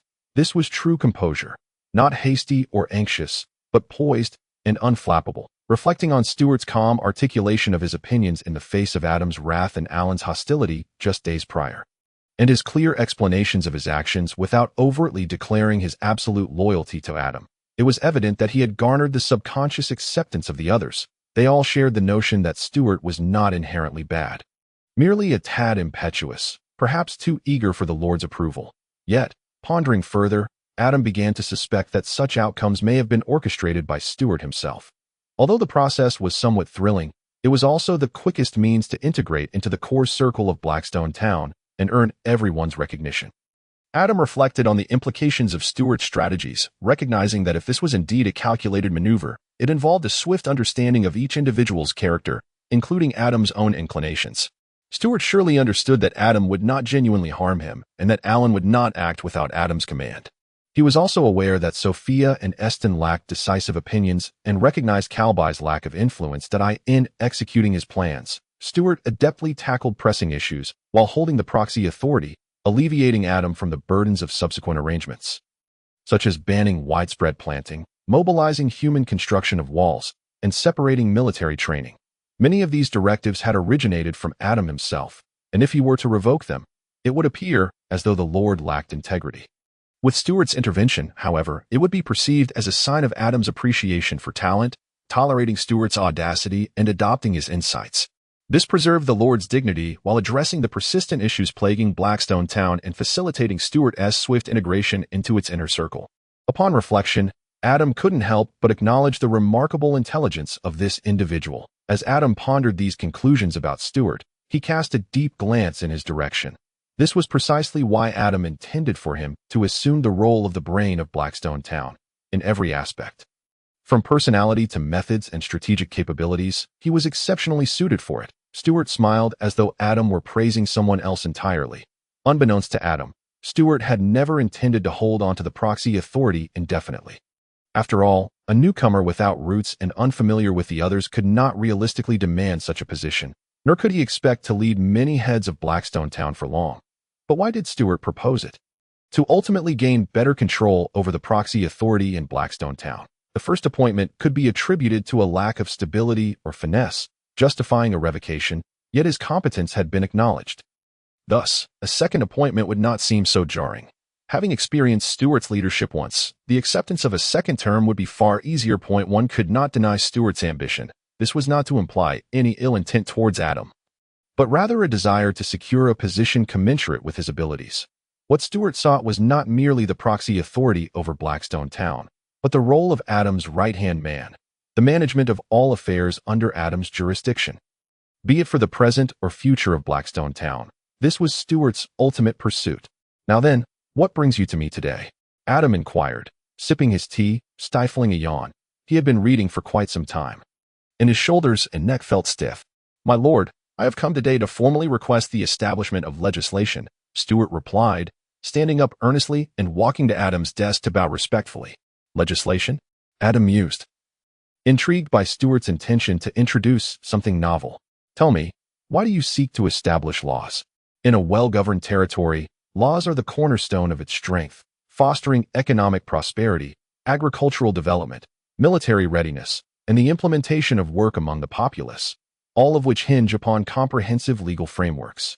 Adam nodded in approval. He wholly concurred with Stewart's perspective on the significance of law. The importance of legislation was self-evident, as the old adage goes, without rules, there can be no order. A household has its own rules, just as a nation has its laws. Blackstone Town had not been devoid of legal statutes in the past. However, the passage of time had eroded many of them. The sharp decline in the town's population, the deterioration of agriculture, and a near total isolation from the outside world had rendered the previous laws obsolete. As hunger became a pressing concern, merely maintaining order without revolting was a remarkable feat. Thanks to the town's geographical isolation, in this desolate expanse, people had nowhere to flee, or else the mass exodus could have led to Blackstone Town's disappearance amidst the myriad forces of the wilderness. Currently, aside from a few fundamental principles and traditions, most laws had been selectively forgotten by both the lords and the subjects. However, considering Blackstone Town's newfound vitality, with all signs pointing towards improvement, Adam and the citizens held immense faith in its future. Thus, the introduction of new laws at this juncture was not only necessary, but also opportune. Let us not forget that the faith within Blackstone Town, under the domain of the harvest goddess, encompasses the power to legislate. The town possesses an inherent advantage in this domain. Chapter 61, the Delia Code, Part 2, concerning the harvest goddess Demeter's divine influence. Adam could easily surmise this, and Stewart would surely recognize it as well. Though Blackstone Town currently lacked the presence of a church dedicated to the goddess, its worship and rituals were simplified, primarily due to the town's current limitations in offering anything beyond faith to the divine. Although the influence of the harvest goddess on Haishi Town is relatively minimal, serving more as a nominal presence, the town can indeed reap the tangible benefits that her divine role bestows. Adam pondered for a moment before speaking. To be candid, I have contemplated the matter of legislation before. However, my limited exposure to this realm has left me uncertain about enacting a comprehensive law, which is why I have hesitated to pursue it. Yet, since you have raised the issue, do you possess the confidence to take it on? Legislation is no trivial matter. A well-crafted law can act as a catalyst for the region, propelling its development at an accelerated pace. Conversely, a law riddled with loopholes or excessively stringent regulations offers no assistance to the region's growth. Rather, it stifles it. This is Adam's concern. He is acutely aware that Haishi Town is in dire need of a robust legal framework to facilitate its development. Yet his own lack of knowledge in this area has rendered him hesitant to take action. Stewart respectfully replied, "My lord, I cannot claim that the regulations I have contemplated are flawless. I can only assure that they will yield a general effect, instituting policies that enhance the region's development without hindering its progress. Every legal code must endure the test of time and the scrutiny of the populace. Stewart possesses the patience and responsibility to continually refine the legal framework of Haishi Town." Adam nodded in agreement. Indeed, mortals are not deities, and no one can guarantee that the first legal code they draft will be infallible. Any enduring code, one worthy of future reference, is the result of continuous revision and improvement. After a moment of contemplation, Adam felt it inappropriate to let this matter linger indefinitely. Since Stewart has broached the subject today, it would be prudent to first hear his thoughts. "Please, share the contents of the legal code you have prepared." "Yes, my lord." Stewart cleared his throat and calmly stated, "Since the day I acquired the agency, I have diligently gathered and studied all pertinent information regarding Haishi Town. Based on my research and observations over the past few days, the legal code can be broadly categorized as follows. First, the work system. As I understand it, your manual emphasizes the necessity for the populace to engage in productive labor to foster goodwill. And at this juncture, Haishi Town also requires an effective work distribution system. For instance, in agriculture, what crops should be planted during which seasons? Under what circumstances should agricultural activities be suspended? How should the workforce be allocated during the off-seasons? Most of the residents of Haishi Town are engaged in agriculture, and now they are also involved in the construction of the city walls. Once these tasks are completed, what will be the next steps? What is the ultimate goal of their labor? We lack a definitive code to guide the objectives of the people's work. For example, regarding the military, what times are designated for patrolling Haishi Town? How many personnel should be deployed for patrols at night and during the day? And what are the shift changes? What are the remaining objectives of military activities? The military cannot solely be employed for defense and training. We must also undertake proactive measures to clear out necessary locations surrounding the territory. Thus, the military also requires a relevant system to clarify its objectives, which is of utmost importance. The goals of the military must be clearly defined, and we cannot continue to rely solely on the verbal commands of you and Alan. The military desperately needs a comprehensive set of rules to articulate its purpose and intentions. For example, concerning public welfare, how should thieves be punished? What penalties should be imposed on murderers? The categorization of criminal laws. What crimes warrant what punishments? In disputes between gnomes and humans, should the issues be resolved according to gnome traditions or in accordance with the legal code of Haishi Town? All these matters require clear guidelines. As for ideology, this is a regulation specifically promulgated for gnomes, aimed at guiding correct thought, reducing exclusionary attitudes, and facilitating their integration into Haishi Town, allowing them to genuinely regard it as their own territory. This also necessitates explicit guidance, which will be applicable to any future populations that may flow into Haishi Town, such as refugees. Stewart articulated his thoughts clearly, causing Adam to grow increasingly astonished. Were it not for the fact that Stewart was summoned by him personally, he might have suspected that Stewart had also traversed from another realm. The contents of these legal codes were coherent and logically rigorous, although presented in a general outline. Adam could envision the profound positive impact that a refined code would yield, particularly the stipulations regarding ideology. In the midst of solemn regulations, gentle guidance would be employed, akin to the educational practices of the past. Adam wholeheartedly endorsed the notion of ideological education within the code and silently marveled at the brilliance of intelligent minds. Regardless of the time or space, their thoughts invariably resonate with striking similarity. Suddenly, Adam recalled something and interjected, interrupting Stewart's narrative. "By the way, how did you ascertain that my manual necessitates the citizens' labor to garner goodwill?" Adam's gaze was filled with curiosity and skepticism. How did Stewart come to know this? As he would put it, "It is a latent attribute," Stewart replied unflustered, smiling as he added, "Do you not remember? I am an arbiter." The latent attribute of an arbiter is a clear understanding of all matters pertaining to oneself in one's domain. While I do not claim absolute mastery, I am at least aware of what I ought to know. Can you discern the other latent attributes of the system? Adam inquired hastily, surprised to discover that Stewart possessed such an ability. Stewart shook his head. My lord, this may disappoint you, but I am not privy to the other latent attributes. I can only grasp superficial matters. Adam felt a tinge of disappointment. I see. Well, never mind. Please continue. Stewart was acutely aware that his abilities were currently limited due to his low power level, preventing him from comprehensively grasping many matters. However, he understood one thing. Individuals like Alan and Sophia did possess unique abilities. But their current attributes were insufficient to manifest these capabilities, and they remained unaware of what they possessed. After organizing his thoughts and dismissing irrelevant notions, Stewart responded, I have finished speaking, my lord. Ah, that was quick. Very well, draft a preliminary outline for me, and also confer with Sophia and the others regarding the specifics of the legal code. I entrust this matter to you. Adam, having regained his composure, delegated the task to Stewart. Initially, Adam had intended to convene a collective meeting to discuss the legal code, but considering the personalities and working styles of the people in High Sheet Town, he surmised that the efficiency of a meeting would likely pale in comparison to Stewart's solitary handling of the matter.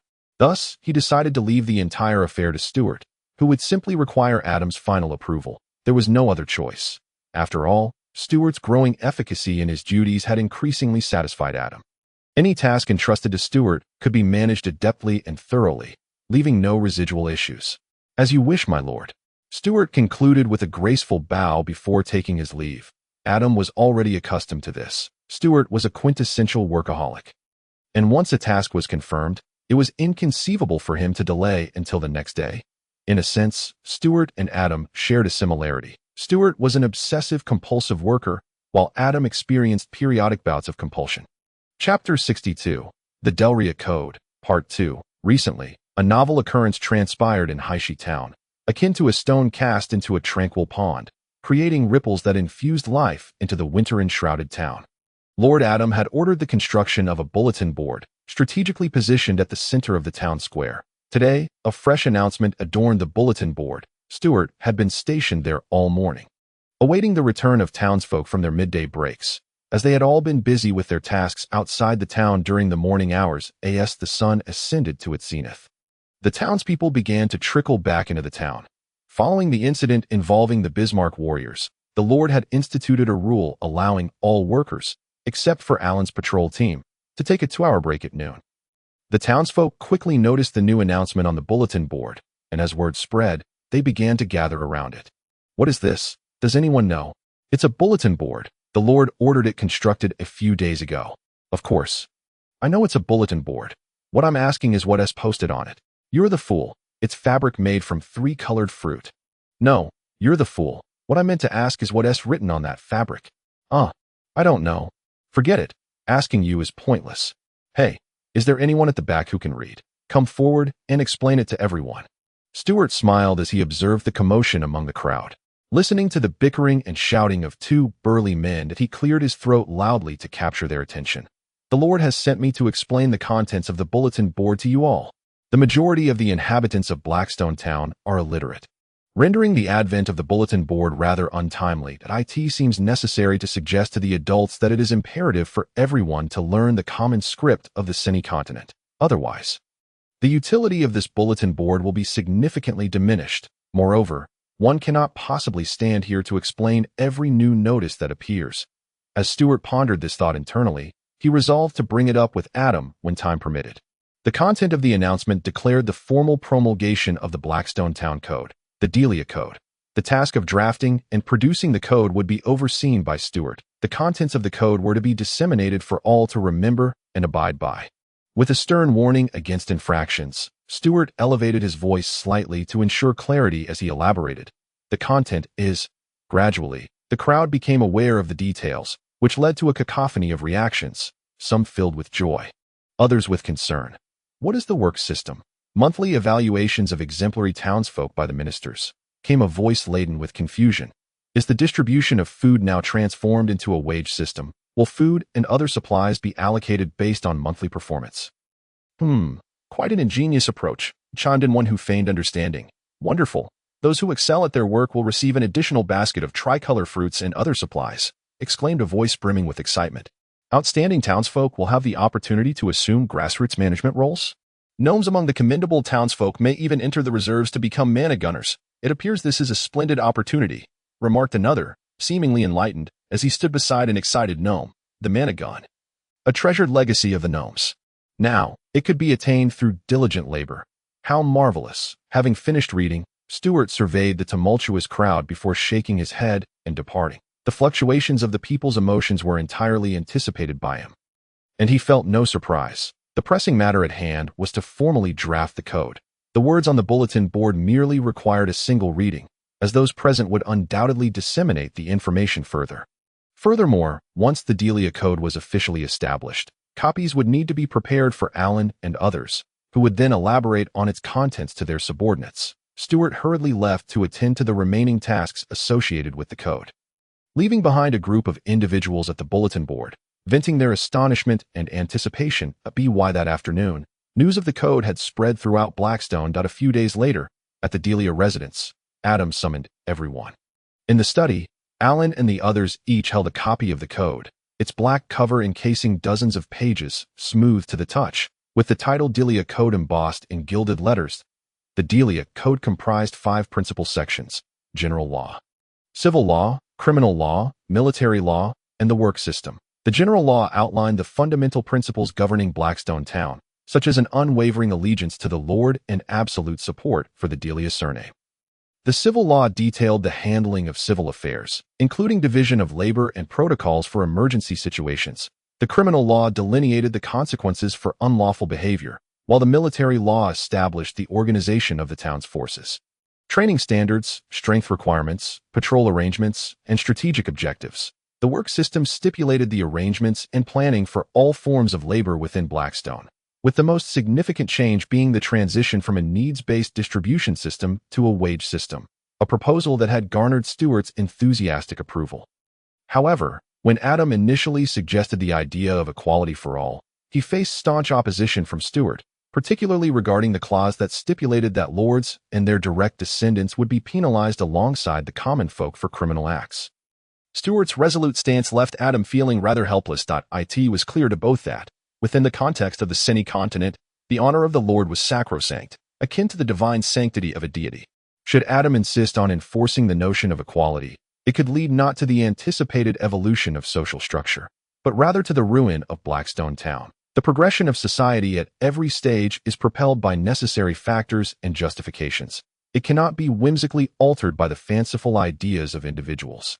Adam's intentions were noble, yet he could not foresee the potential upheaval such thoughts would wreak upon the traditional ideologies of the semi-continent. Adam, in his heart, recognized the potential detriment that such ideas could inflict upon Blackstone, as its people would be unlikely to embrace such notions out of fear. Furthermore, these ideas contradicted the educational philosophies previously discussed, as the pursuit of equality would necessitate the abandonment of honor and loyalty. Fortunately, after several days of guidance from Stewart, Adam began to comprehend this reality. Yet, he could not shake the tinge of disappointment. He had believed he had devised a means to advance the evolution of Blackstone's societal structure, only to discover that it was ultimately impracticable. In the study, the group perused the Delia Code, and Adam skimmed through its dense text, feeling a twinge of headache at the sheer volume of written material. He was particularly curious about how Stewart had transformed tricolor fruits into fabric and subsequently processed it into such high-quality pages, as well as how the 5 golden letters of the Delia Code had been engraved. However, the present occasion was not suited for such inquiries. Clearing his throat, Adam proclaimed, "Having reviewed the contents of the code in your hands, I now declare that the Delia Code shall officially serve as the legal foundation for Blackstone Town. All matters must henceforth adhere to the standards set forth in this code, and it is also your duty to elucidate its contents to your subordinates. Should anyone identify any omissions within the code, they must report them promptly. Does everyone understand?" Adam inquired. "Understood." Alan and the others responded in unison. "Excellent. Stewart, please summarize the content of the ideological provisions," Adam instructed, nodding in agreement. After careful consideration, they had decided not to enumerate the ideological provisions in the same detailed manner as the other regulations. Recognizing that many aspects of ideological education cannot be enforced solely through legal constraints, following Stewart's explanations, the group gained a rudimentary understanding of the ideological education and expressed their commitment to assist him in its implementation throughout Blackstone. Adam was highly satisfied with their attitudes. He instructed Alan and the others to reorganize their responsibilities in accordance with the Delia Code, advising them to seek guidance from Stewart if needed and to engage in mutual exchange of experiences. Adam genuinely hoped for a harmonious relationship between Alan and Stewart, and under his directive, everyone nodded in agreement. Stewart, wearing a friendly smile, regarded the group. It was essential to maintain necessary interpersonal relations. Unlike the earlier strategic maneuvers, Stewart was acutely aware of this necessity. Since the promulgation of the Delia Code, Blackstone Town had undergone numerous subtle changes, resonating with both the townsfolk and the gnomes. First, adjustments were made to the agricultural workforce. Most agricultural personnel were reassigned, leaving only a small number to tend to the winter crops of tricolor fruits. The remainder were redirected to assist in the construction of gnome residences. Facilitated by communication between Sophia and Stewart, Stewart insisted on constructing the gnome houses during winter and even dispatched a significant number of able-bodied townsfolk to help, earning profound gratitude from the gnomes, who gradually began to accept and recognize Stewart, in appreciation of Stewart's efforts. Eston even arranged for a batch of winter coats, specifically designed for warmth and breathability, ensuring that individuals laboring in the harsh winter conditions of the Saya Desert would not suffer injuries while working outdoors. To implement the work system outlined in the Delia Code, aside from distributing the first batch of winter coats free of charge to construction workers, the remaining coats would be allocated as wages or bonuses. The changes in Blackstone extended beyond this singular aspect. The military system overseen by Alan also underwent significant reform. The townsfolk were the first to notice the modifications within the military. The primary change involved the adjustment of patrol schedules, transitioning from ad hoc arrangements to a systematic and strategic cross-patrol system, thereby increasing the frequency of patrols. This change was executed in accordance with the new strategic objectives established by Alan. He had instructed that, although there were currently no overt threats, vigilance must not wane. Therefore, patrols would be intensified to safeguard Blackstone, and the remaining soldiers would conduct systematic searches within a 10-kilometer radius of the town to ensure no threats existed. Even subterranean areas would be thoroughly investigated. Alan's commands were stringent, with routine training intensifying, and to acclimatize the soldiers to harsher conditions, warriors were not permitted to wear winter clothing, only their armor, enduring the biting snow and wind while executing orders. Mana gunners were also restricted to wearing only a single winter coat for warmth. Moreover, it has come to everyone's attention through Mario that, during the final month of winter, the winter attire of the magical gunman is not permitted to be worn. They must bravely confront the harsh weather, striving to combat the brutal elements in the absence of foes. That Alan's intention is clear. He will not allow the soldiers of Blackstone Town to become complacent. They must maintain an unwavering fighting spirit at all times. Stewart has officially taken charge of civil affairs, and under his coordination, with Colby's tacit approval, the short gnomes have swiftly integrated into Blackstone Town, forging deep friendships with the ordinary human populace, resulting in a particularly harmonious coexistence. Perhaps it is also thanks to the legislative divine effect of the harvest goddess that, following the introduction of the Delia Code, a few minor discrepancies have been identified and submitted by Alan and others. However, there have been no recorded criminal incidents within the territory, and even the previous occurrences of brawls and food theft have vanished without a trace. The impact of the Delia Code has been magnified to its fullest by divine intervention. The positive outcomes it has generated have left Adam and others pleasantly astonished. There is also a noteworthy development. In the brief period following the official implementation of the Delia Code, the work enthusiasm of both the townsfolk and the short gnomes has surged dramatically. Everyone has been able to procure the resources and food they need through their labor, with many individuals performing exceptionally well, earning additional rewards for the month. The introduction of a wage system has significantly enhanced the motivation and efficiency of the people under Adam's governance, yielding visible developmental effects. For instance, the construction of homes for the gnomes has progressed remarkably. With most now possessing their own new abodes, Stewart estimates that the remaining few will be completed by the end of the month, at which point they will commence work on the exterior walls. On the military front, due to the gnomes' heightened sense of belonging and their recognition of Blackstone Town as their new home, their enthusiasm for work has increased tremendously, resulting in a notable number of gnome magical gunner reserves. Despite Alan's stringent selection process, there remain 400 gnome reserves, a fact that troubles him greatly. as he had initially estimated the number to be between 100 and 200. This clearly illustrates the remarkable fervor recently exhibited by the short gnomes. Unsure of how to proceed, Alan sought out Adam, who disregarded him, leaving Alan no choice but to comply with Adam's instructions and consult Stewart. Upon Stewart's advice, Alan announced that these 400 individuals would be gradually integrated into the ranks of Blackstone Town's magical gunners, ensuring that their recruitment occurs steadily alongside the ongoing construction of the city walls. The sooner the walls are completed, the sooner everyone can possess their own magical firearms, under Alan's stern authority and the allure of the magical weapons.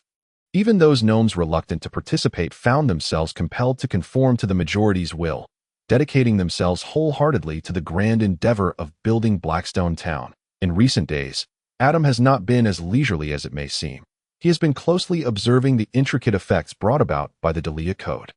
Each day, he summons individuals to inquire about their work, often visiting ordinary townsfolk and gnomes to gather their first-hand experiences. He then compiles this information into a comprehensible report for his analysis. After several days of diligent effort, the results he obtained left him exceedingly satisfied. The tangible increase in the townsfolk's trust is the primary reason, coupled with their unanimous praise, the maximization of military and population resources, and the sharp decline in crime rates. Although Adam lacks legal expertise, he can discern the significance of the deia code and its profound impact on Blackstone Town from these details, with the advanced perspective of the 21st century. Adam may not be adept at practical operations, but his unique insights into various matters remain unaffected. In his view, the advent of the deia code is akin to a successful reform. Oh dear. After so many days of busyness, I nearly forgot about my lord's summoning talent. Adam smacked his forehead in realization, shaking his head in disbelief. He had been preoccupied since summoning Stewart, almost forgetting that the cooldown period was about to expire. Estimating that only a few days remained, Adam opened the manual to check the specific duration of the cooldown, seeking some clarity. Upon opening the manual, he was struck dumb by the astonishing data presented before him. Lord's summoning, active talent. Cooldown period, 110 natural months. What on earth? Another 10 months. Chapter 64. The word of the arbiter. Adam felt tears welling up, his mind racing with expletives. Why did no one inform him? The Lord's summoning skill also possesses latent attributes. Adam lamented internally, having been misled by the manual on numerous occasions before. After a moment of contemplation, he quickly identified the source of the problem. It was merely the latent attributes of the manual playing tricks. The Lord's summoning talent, if utilized once a month without delay, would not exhibit any abnormal changes. However, after one overdue instance, the cooldown accumulated to 10 months.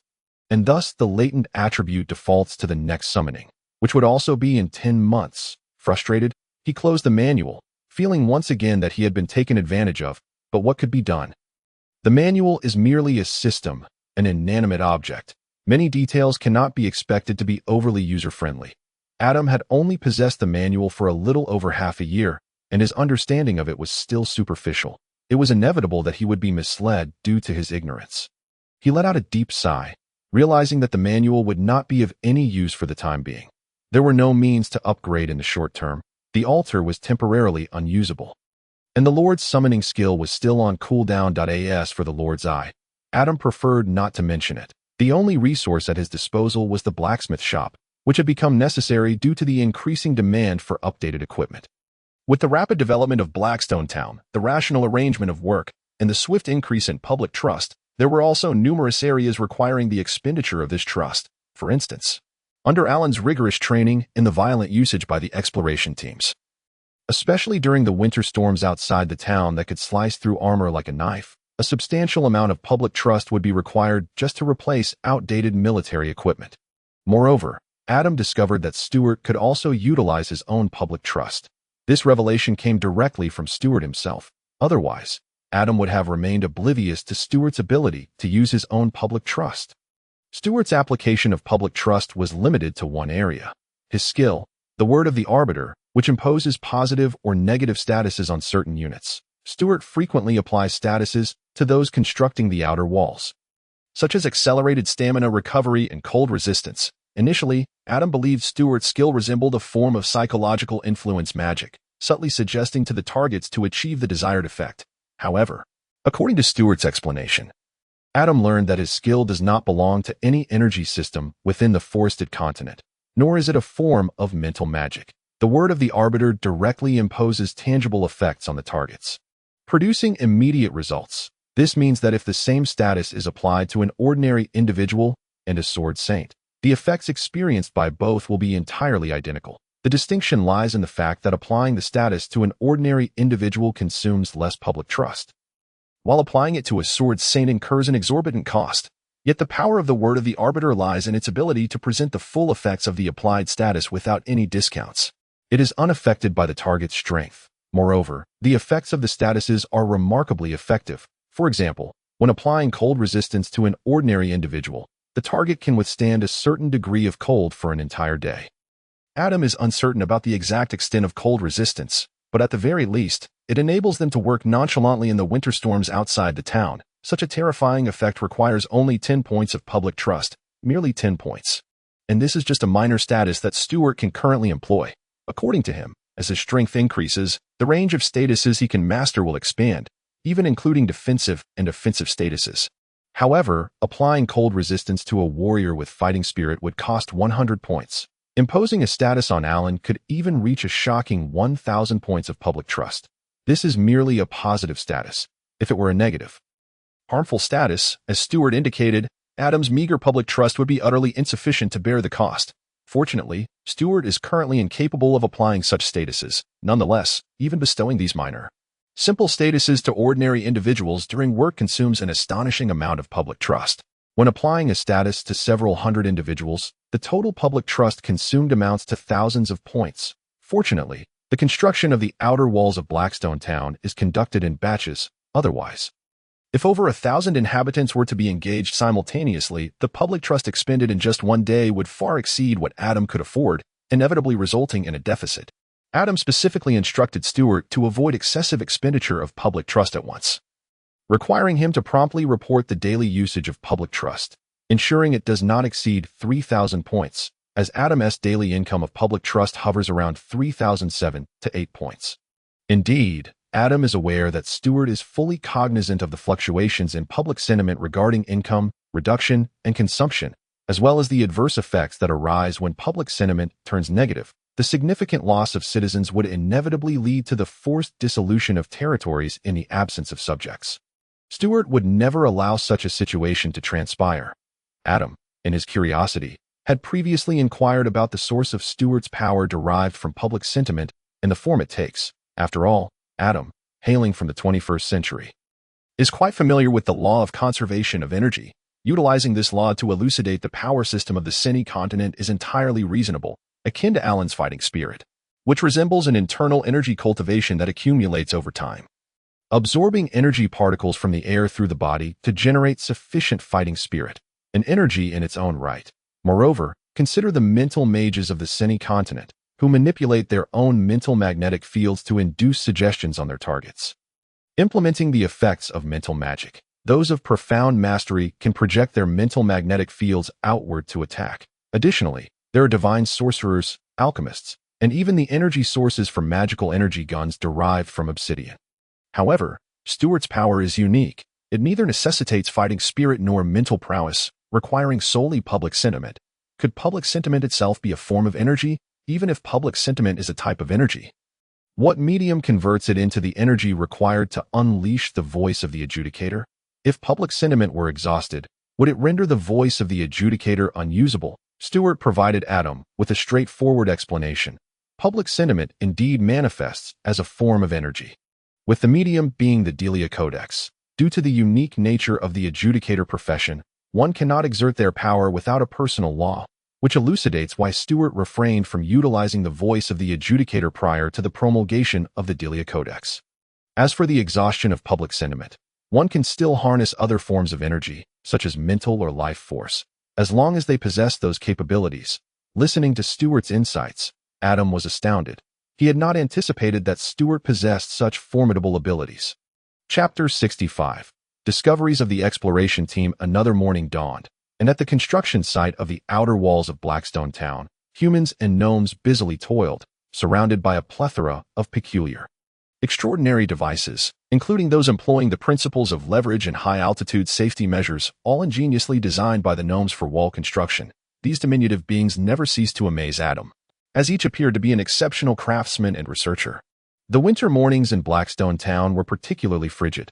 The frost from the previous night lingered, and even a brief movement on the ground revealed a bone-chilling cold that no amount of thick, warm clothing could repel. The icy winds could easily freeze a robust man in the high-altitude construction of the outer walls.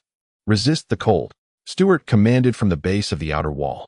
Addressing the workers, one hand held the deia codex while the other pointed towards the bustling crowd not far away. An inexplicable aura of authority enveloped the workers, palpable yet intangible, instilling a sense of inviolable power that rendered them momentarily breathless. Fortunately, this energy dissipated swiftly, leaving a faint red glow upon their skin, visible even through their garments. The surrounding cold was entirely forgotten. The people of Blackstone town gazed with gratitude towards the place where Stewart stood. For Butler Eston had proclaimed that Lord Stewart was a divine warrior summoned by the Lord, possessing special divine powers akin to those of Lord Alan and Miss Sophia. To be blessed by Lord Stewart was indeed a remarkable honor, making them feel so close to the divine. With the threat of cold diminished, the workers' enthusiasm for their tasks rekindled. Meanwhile, Stewart remained quietly vigilant, surveying the industrious crowd that he was ever watchful, not only to supervise the work, but also to promptly assist anyone who might suffer discomfort. Given the inherent dangers associated with the construction of the outer wall, the population of Blackstone town was too scarce. Every citizen was treasured by both Adam and Stewart, and they could not afford casualties resulting from labor. As the sun ascended higher, nearing midday, the morning construction efforts came to a close, and people gradually returned to the inner district to rest and prepare for their meals. "Good morning, Lord Stewart." A team returning from an exploration of the vicinity of Blackstone town encountered Stewart at the city gate. Offering a synchronized salute, Stewart observed this weary exploration team, their white armor dusted with a light layer of frost, their faces marked by sand and frost.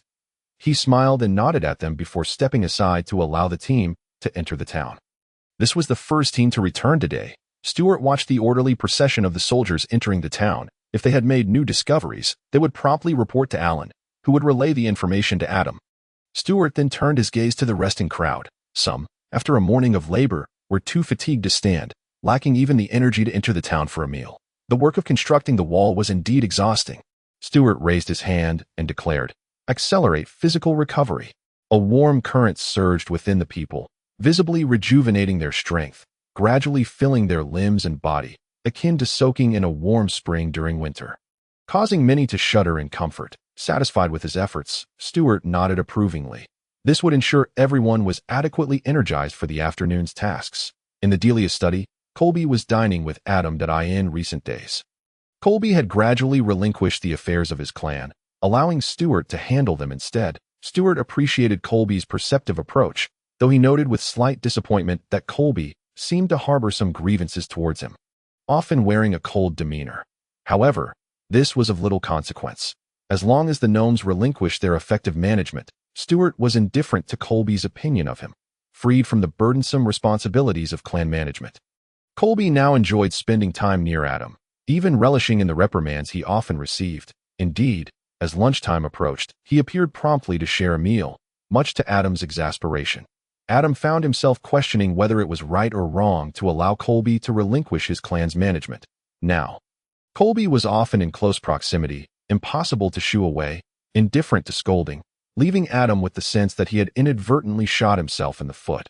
Fortunately, Colby remained mostly quiet, contentedly lounging in a chair, sipping water and occasionally dozing off, so much so that Adam had to arrange for someone to escort him back.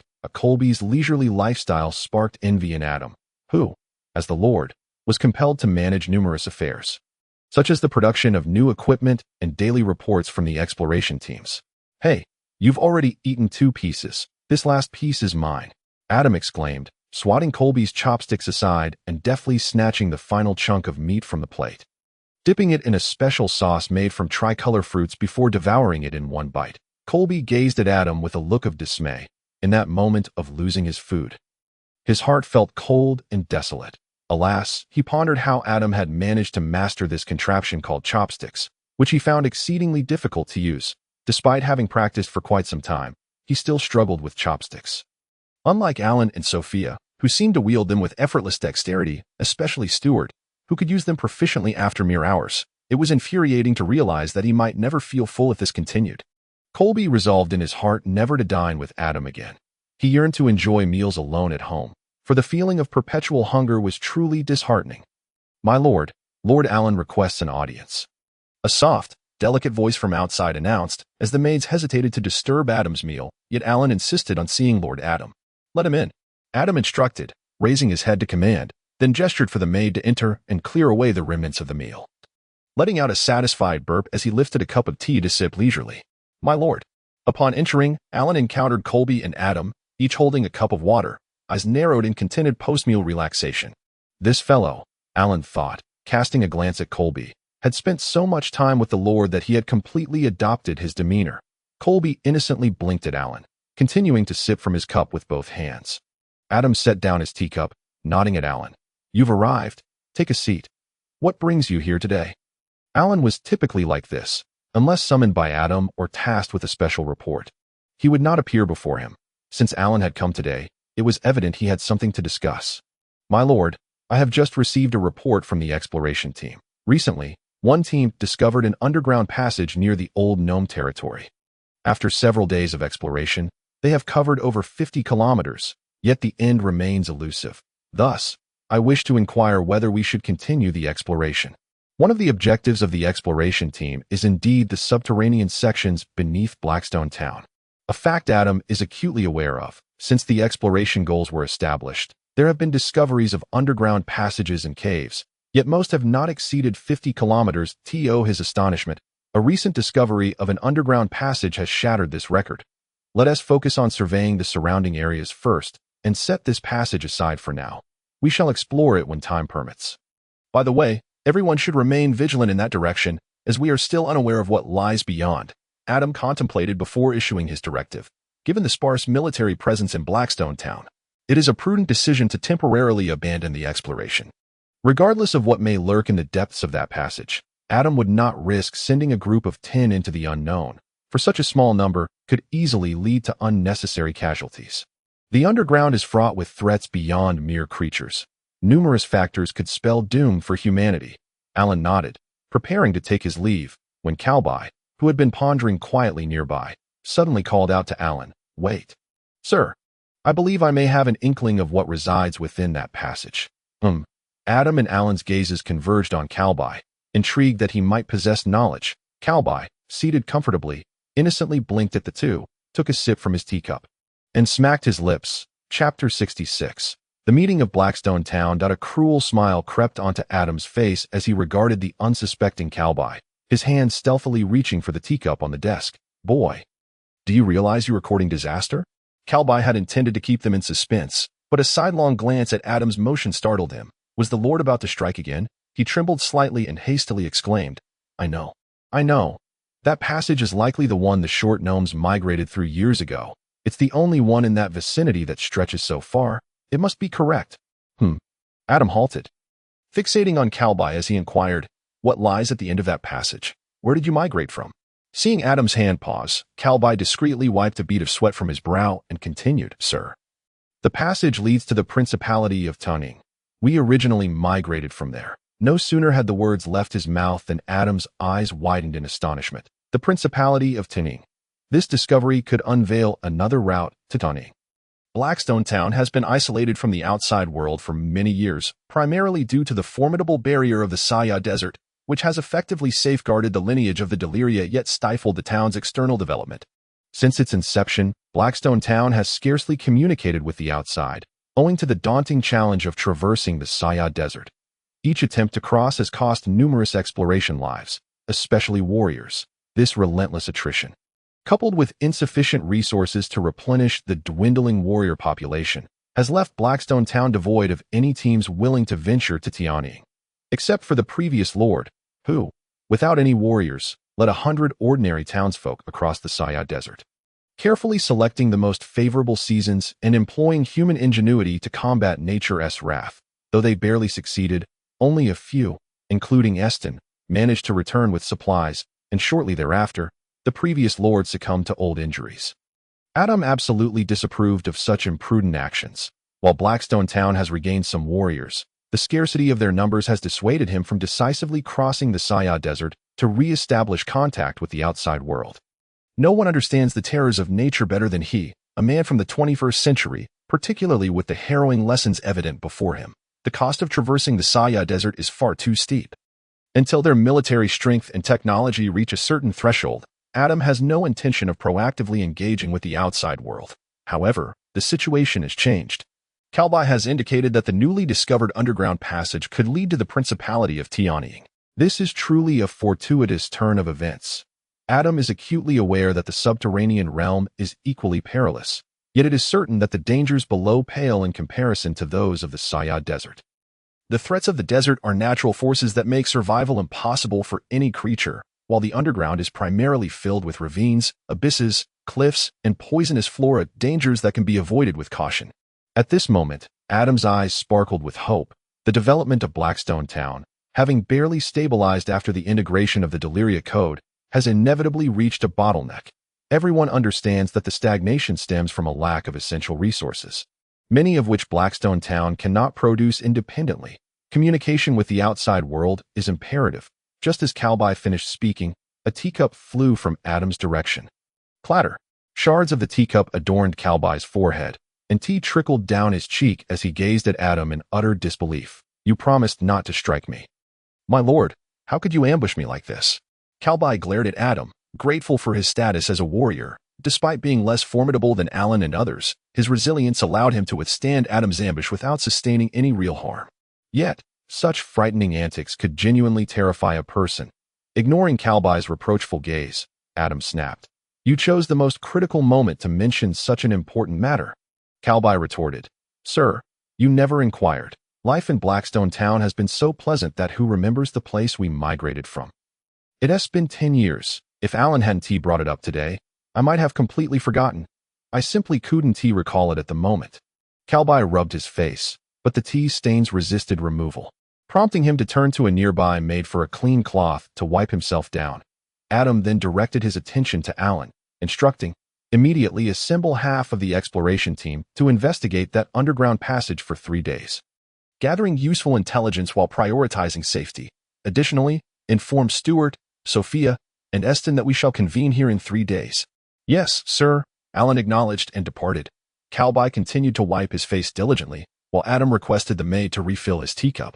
Savoring the tea as he contemplated. 3 days later, Mario led the exploration team back with new intelligence. They had explored up to 200 kilometers within the passage and, for the moment, had not encountered any dangers. Apart from some peculiar flora in the depths, with no signs of other biological activity that in the study, Adam engaged in discussions about the matter. "Are you certain this passage is the one from which you migrated?" Stewart inquired seriously of Kalbai. Kalbai wearily waved his hand, mimicking Adam's tone as he affirmed, "I am absolutely certain. This is indeed the passage we took during our migration." These past days have nearly exhausted Kalbai. Everyone has been incessantly questioning him, and Stewart alone has verified it no less than 3 times. At the most critical juncture, Stewart insisted on taking him to inspect the passage personally, refusing to relent until he had confirmed its authenticity. Adam sat above, observing the group's reactions. As they all sought verification from Kalbai regarding the passage's legitimacy, he distributed the new intelligence obtained by the exploration team over the past 3 days for everyone to review in turn, detailing the passage's topography, the presence of biological entities, and the exploration range. This information was provided by Mario, who had led a 50-member exploration team on this venture. Adam cleared his throat and announced, "I have summoned you all today primarily to discuss the underground passage and whether it can serve as a safe route to the Principality of Tianying, a new pathway, a new avenue for external communication." Everyone understood the significance of this statement for Blackstone Town. If a safe route can be established, many of the current predicaments faced by Blackstone Town would be alleviated, greatly enhancing living standards, the well-being of the populace, and various aspects of development. Chapter 67. I shall lead the team personally.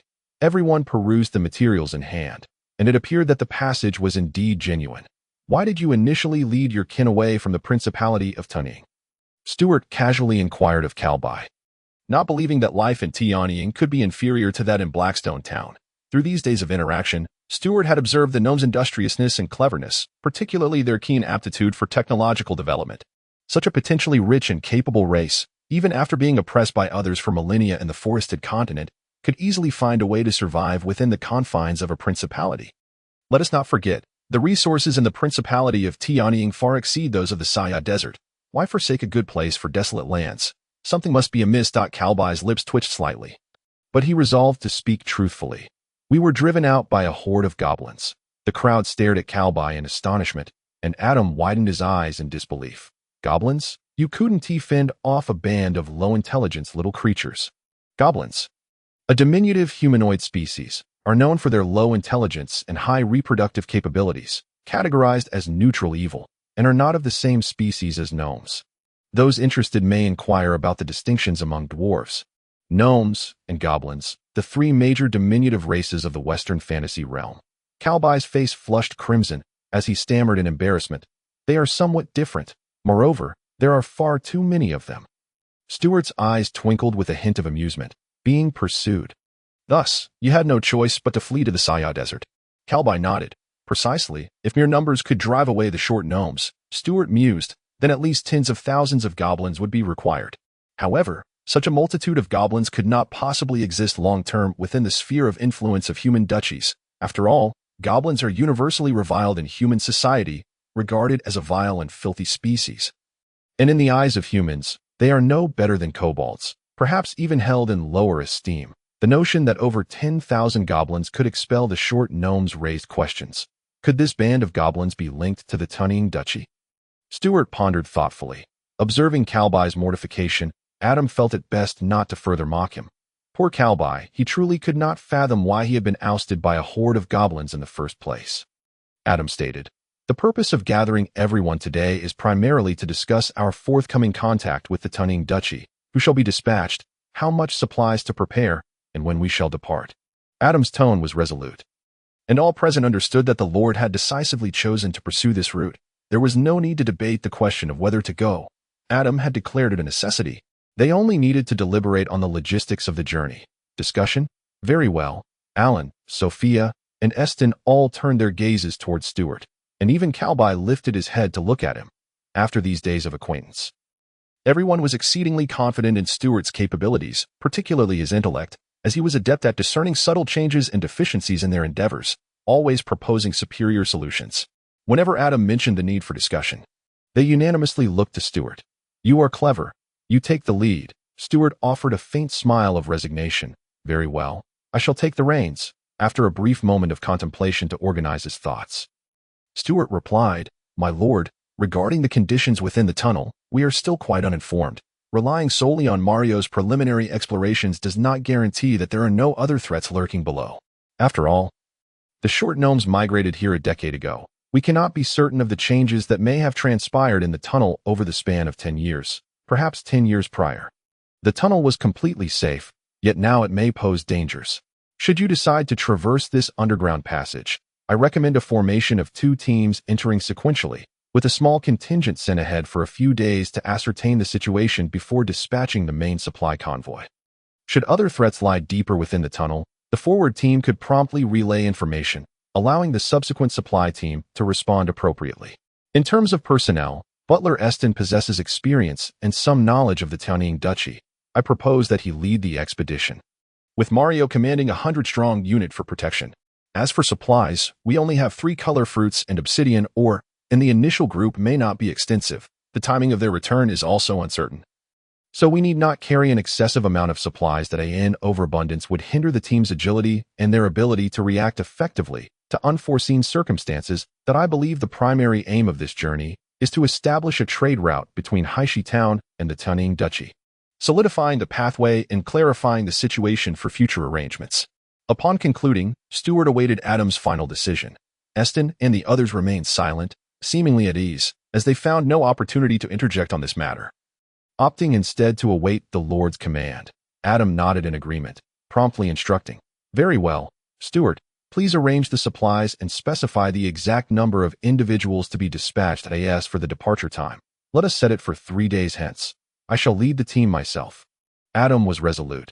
He desired to see the Tianying Duchy firsthand. Spending every day in the Saya desert, confronted by an unchanging landscape, was becoming stifling. That is not permissible. No, my lord. Alan and Stewart exclaimed in unison. Adam furrowed his brow. Why is that so? My lord, as your vassal.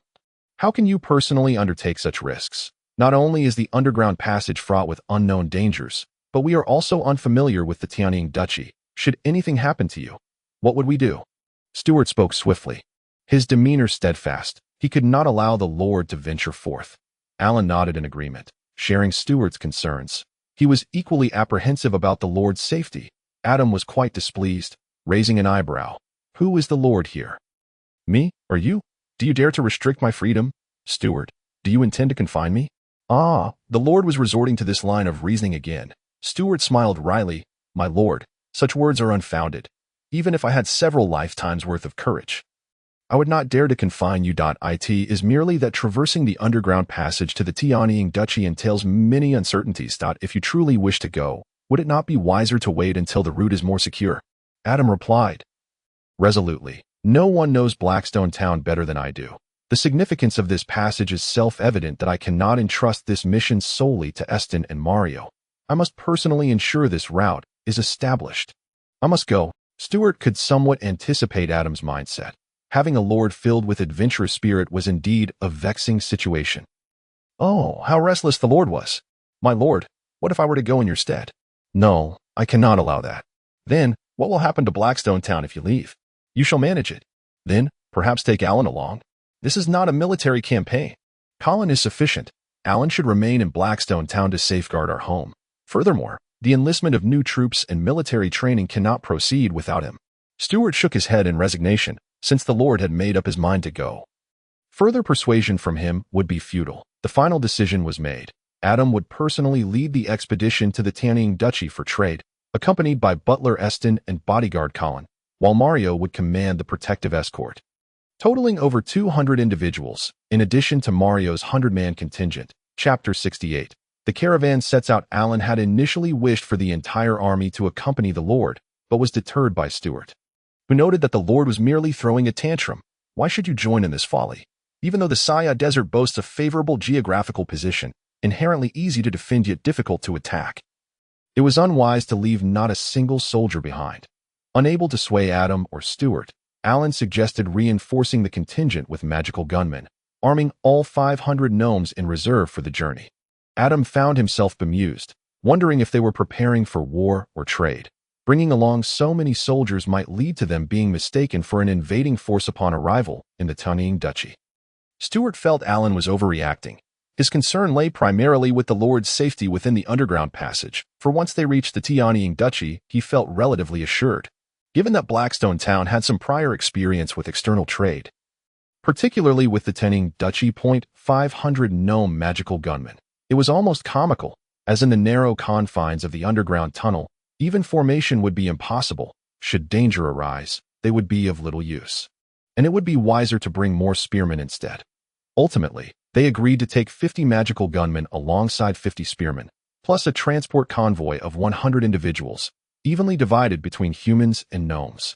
In terms of supplies, they would transport 3 carts of obsidian and 7 carts of 3-color fruits, utilizing large transport vehicles constructed by the gnomes, totaling around 1 ton of goods. To Adam's mind, the gnomes' large transport vehicles were rather unremarkable. Even 10 of them combined could only carry about 1 ton, a far cry from the eastern freight trucks of his previous life.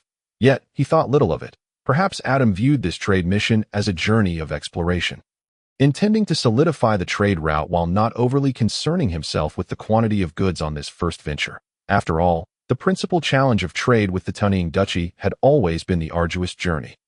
And Blackstone town, situated within the Saya Desert, had struggled to establish a stable trade route. Now, with a highly feasible route laid out before them, and given that the short gnomes had traversed it, the obstacles ahead would no longer pose insurmountable difficulties. With little that required Adam's attention back in Blackstone town, he felt secure leaving its management to Stewart.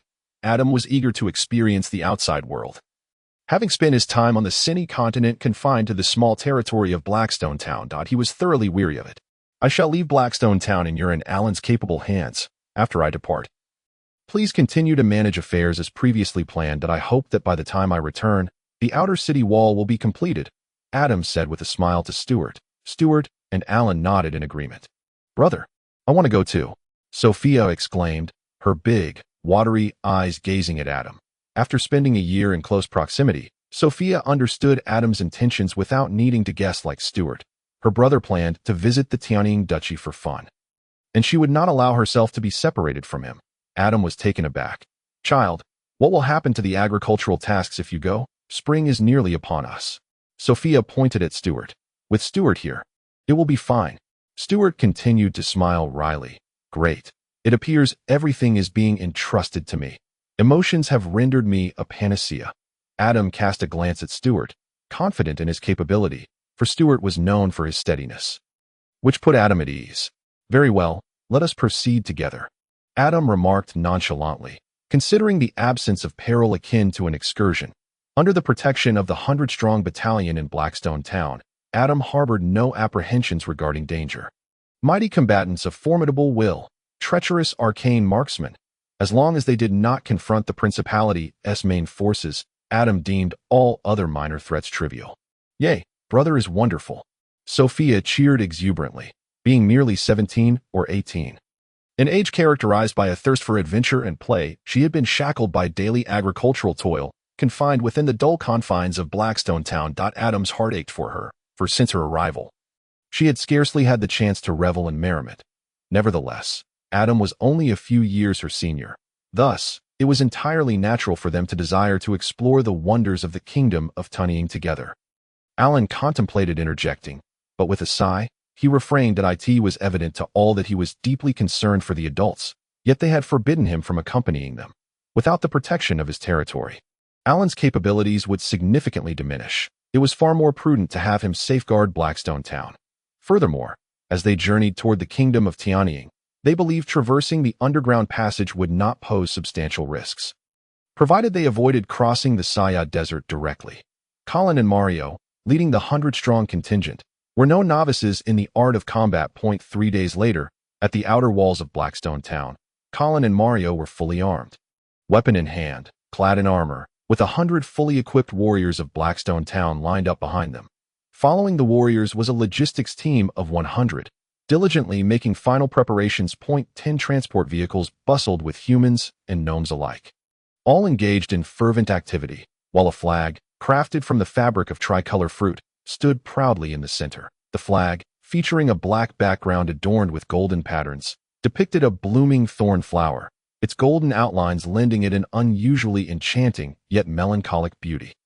Since the Delia family ventured into the Saya Desert, the thorn flower had emerged as their new emblem, a captivating yet prickly bloom, symbolizing bondage and the torment of fate. The Delia family utilized the thorn flower as a perpetual reminder to surmount all obstacles and restore the glory of the Delia Principality. The golden patterned thorn flower embodied resilience, a symbol of unyielding spirit. This emblem, unknown to Adam from whence it came, was entrusted to Stewart for handling, and indeed, it was adorned with gold edging. Adam had even sought out Stewart, curious about the process of its embellishment. For Blackstone town lacked such expertise, Stewart merely smiled, withholding his secret from Adam, which left him grinding his teeth in frustration. My lord, please take care of the sword. Qiao Yu's, do not leave it behind. Stewart handed over the long sword of Qiao Yu's, which he had specifically retrieved from Adam's study, as Adam had yet to develop the habit of wielding a sword. Adam accepted the blade, sheathing it at his waist, nodding in acknowledgement. It was clear that Stewart wished to equip himself with additional means of self-defense, not wanting to betray the loyalty of his subordinate. After securing the long sword, Adam regarded Stewart and Alan with solemnity, stating, according to the wisdom of our ancestors, this journey may extend over several months. Upon my departure, the stewardship of Blackstone town will rest solely upon your shoulders. Do not let me down. Should any matters arise, consult one another. In the realm of Blackstone town's development, heed Stewart's counsel closely. Support him as best you can. The last remark was directed at Alan, who nodded in agreement, signaling his understanding.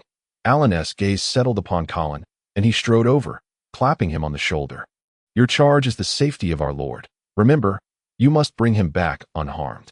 You may risk your life, but the lord must not falter.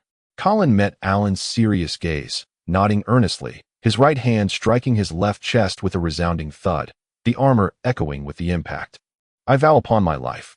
Colin felt the weight of responsibility pressing down upon him, not merely from Alan's physical gesture, but from the gravity of his words. Our Lord's safety is intertwined with my own. Instructor, I am leading the team this time as well. I am tasked with protecting the Lord. Mario interjected from the side, his voice tinged with vexation at the apparent favoritism toward Colin. Alan glanced at Mario, nodding in acknowledgement. Indeed, I almost overlooked that in the event of an emergency, command of the military will be entrusted entirely to Colin. The utmost priority is to safeguard our Lord's well-being, even at the cost of everyone else. Alan's voice carried an icy finality, underscoring that no one was of greater importance than Adam himself. Mario's expression soured further. Had he known, he would have refrained from broaching the subject, for command had now fallen to Colin. Adam approached, patting Alan on the shoulder with a smile. It is not as dire as you perceive. Do not frighten them. I believe we have covered most matters adequately. It is time for us to depart. Attend to the responsibilities I have laid out, and ensure the household is well cared for until my return. Adam added with a smile. Do not worry. Consider this an outing for leisure. Nothing of great consequence. Stewart and Alan nodded, sharing a silent sigh, for while Adam regarded this trade journey as a mere jaunt, they felt a weight of trepidation. Adam clapped his hands, calling out to the team, All right. Comrades, let us hasten. We are nearly ready to set forth. Yes, my lord, the team responded in unison, quickly organizing for departure. Adam, accompanied by Sophia, boarded one of the transport vehicles, waving farewell in the direction of Blackstone town. Stewart and Alan stood among the townsfolk, all of whom had gathered to bid farewell to their lord, while Stewart quietly watched the caravan grow distant, hoping this journey would not mirror the misfortunes of the past. Wishing for the safe return of their lord. Chapter 69. Entering the underground passage, the winter winds of the Saya Desert howled relentlessly as the caravan from Blackstone town progressed slowly. Lacking beasts of burden, the convoy relied solely on mechanical power, with several gnomes laboriously toiling aboard, drenched in sweat. The 10 rudimentary vehicles were heavily laden with goods for trade, their speed woefully insufficient. Given the scarcity of materials, it was a remarkable feat for the gnomes to manage the transport vehicles, especially considering that during the previous trade led by the Lord's father, everyone had borne their loads on their backs. Although their pace was slow, at least they were spared the burden of carrying goods, allowing the gnomes to alternate driving duties with relative ease as the caravan approached the entrance of the obsidian mine. What would typically be a 1-hour journey had stretched into an entire morning of battling the frigid winds of the Saya Desert. Fortunately, prior to their departure, Stewart had cast a cold resistance spell upon the 200 individuals in the caravan, ensuring its effectiveness for an entire day. Most of the group managed to ignore the biting chill, feeling little discomfort from the icy gusts. This was a testament to Stewart's formidable abilities. Otherwise, the winter winds of the Saya Desert would have posed a dire challenge to the caravan. Adam could not help but marvel at this fact repeatedly as the caravan continued its slow march. It eventually reached noon, arriving at the entrance of the obsidian mine. Adam commanded a brief halt for rest, suggesting they have lunch before continuing their journey, with plans to increase their pace in the afternoon. Sophia eagerly hopped down from the vehicle, bouncing off to fetch food for Adam. Observing the sun's position, Adam called for Colin and Mario, instructing, When we depart in the afternoon, have 50 combat warriors assist with pushing the vehicles. This speed is far too sluggish.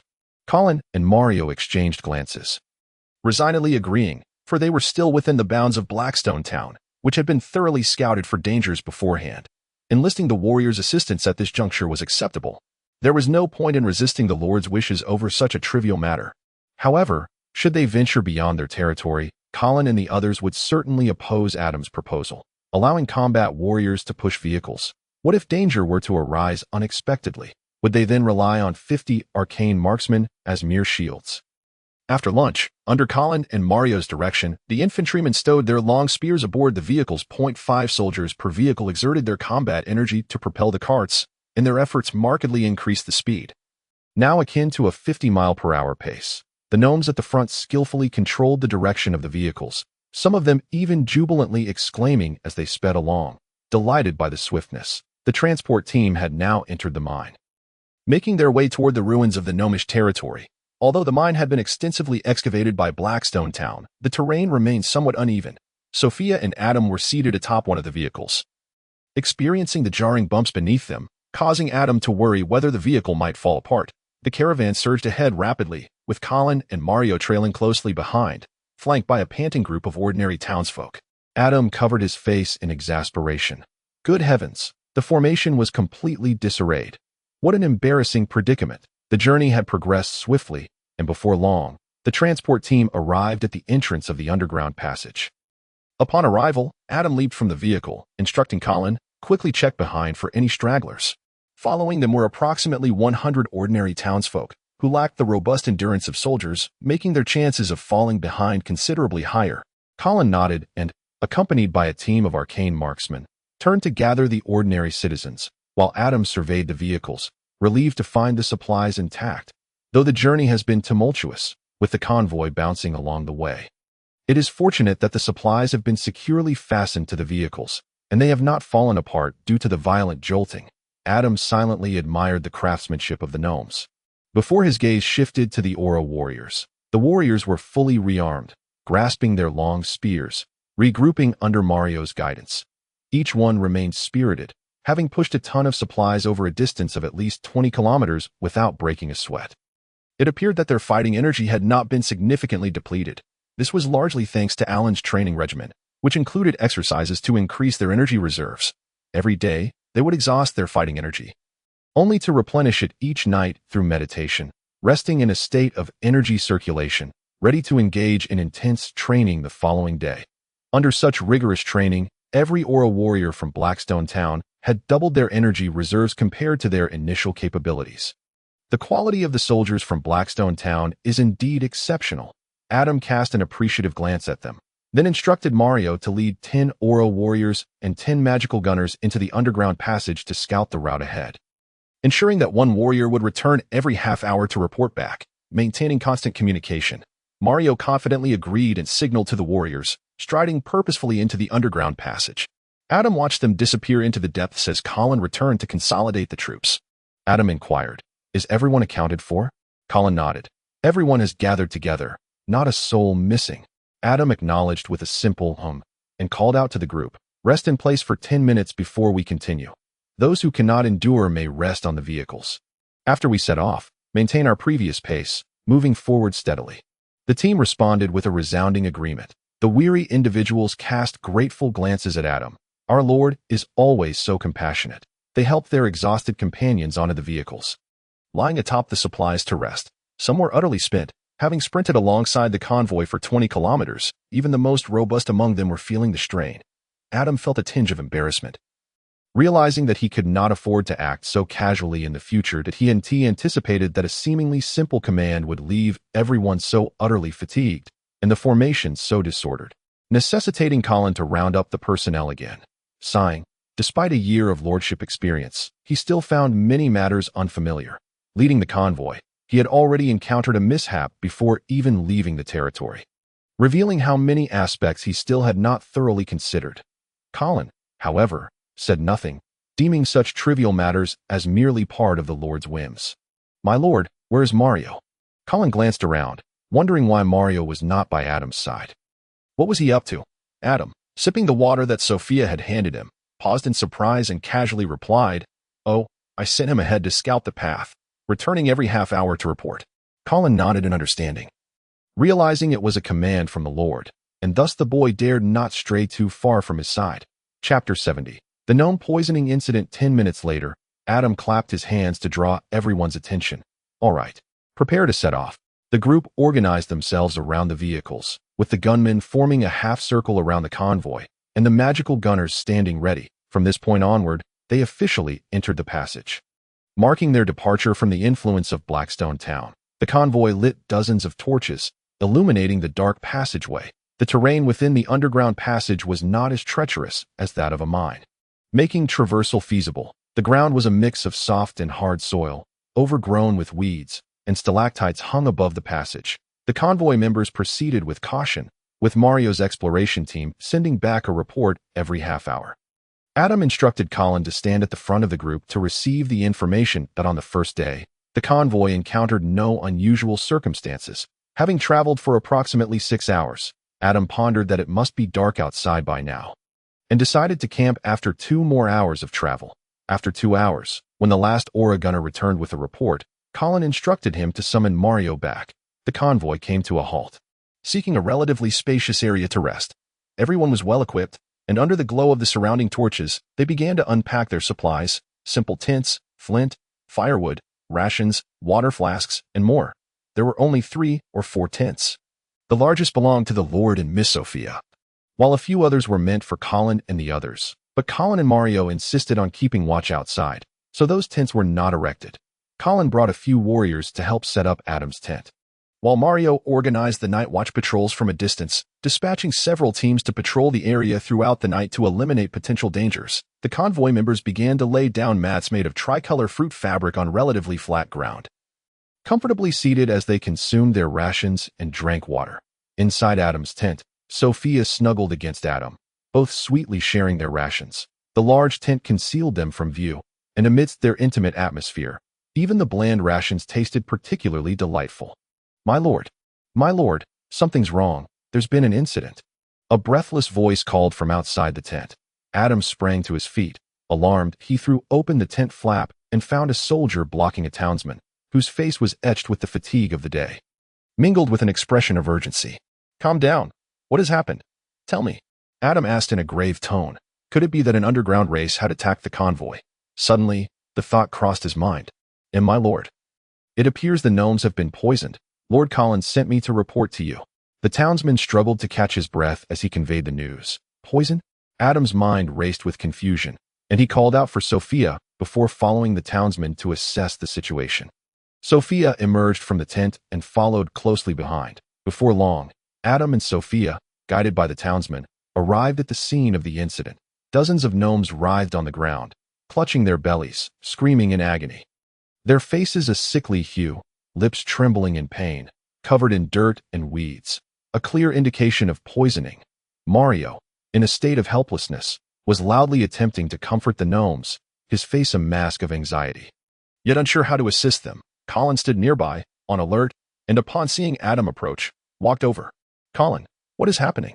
Adam inquired. "My lord, we just arrived not long ago and are still unclear about the situation. From what we can see, there are no visible wounds, but it seems they may have been poisoned." Colin replied with a bow. Adam furrowed his brow. "Are you certain it's poisoning? If it were indeed poisoning, that would be dire. Everyone had consumed the same rations and drunk the same water. If the gnomes were poisoned, then the entire convoy, including himself and Sophia, would also be at risk. But why were only the gnomes exhibiting such dire symptoms while the others remained unaffected?" Colin shook his head, unable to ascertain whether it was indeed poisoning. However, most of the convoy members speculated that the gnomes were poisoned, given how closely the gnomes' symptoms resembled those of acute poisoning. "Take me to see." Adam and Colin approached one of the gnomes. Colin helped the gnome to sit up, and Adam crouched down to examine him closely. This gnome appeared to be among the first to show signs of poisoning, and now he lacked the strength even to scream, his head drooping weakly as he hung limply in Colin's grasp. Adam asked, "How do you feel? Where does it hurt?" The gnome feebly shook his head, lacking the strength to speak. Adam's brow furrowed deeper. What on earth was happening? He turned to Colin and asked, "Have any other humans shown similar symptoms?" Colin shook his head. "Only the gnomes are exhibiting these symptoms. Everyone else seems normal." Adam pondered, could it truly be food poisoning? Yet, that defied logic. Everyone had eaten the same food and drunk the same water, so why were only the gnomes affected? Or was it a case of acclimatization? That seemed absurd. They had been living in the mines daily without any issues. Adam instructed Colin, "Punch him in the stomach to induce vomiting. Remember, do not use fighting energy, just normal strength." For now, Adam could only address the issue as if it were food poisoning, wanting to see what was inside the gnome's stomach. Colin nodded, swiftly delivering a punch to the gnome's abdomen with such speed that Adam barely had time to react. Well, the gnome let out a scream, and before the cry could even finish, violent retching ensued. Large chunks of food mixed with stomach fluid erupted from his mouth. Adam quickly sidestepped to avoid an embarrassing situation. After a few heaves, the gnome was utterly drained, unable to expel any more. Saliva dripping from the corners of his mouth, eyes rolling back in a state of near collapse, Colin's punch had certainly been powerful. Although he had not used fighting energy, the The force was more than the gnome could withstand. Adam crouched down and picked up a small stick from the ground beside him, pinching his nose as he rummaged through the vomit to identify its contents. He couldn't help but remark on the foul odor emitted by this group of gnomes. Their regurgitation was notably more repugnant than that of others. Suddenly, Adam's gaze sharpened as he made a discovery. Amidst the gnome's vomit, he uncovered a mass of black, mixed substances. Adam knew that this was not the rations provided by the caravan, yet he was at a loss as to what it could be. However, judging by its appearance, it seemed to resemble a type of mushroom. "Sophia, come here and take a look at this," Adam called out, his voice sounding peculiar due to the pinching of his nose. Sophia had already distanced herself, as the stench was unbearable. Upon hearing Adam's voice, she rolled her eyes and approached reluctantly, exclaiming in exasperation, "Brother, really?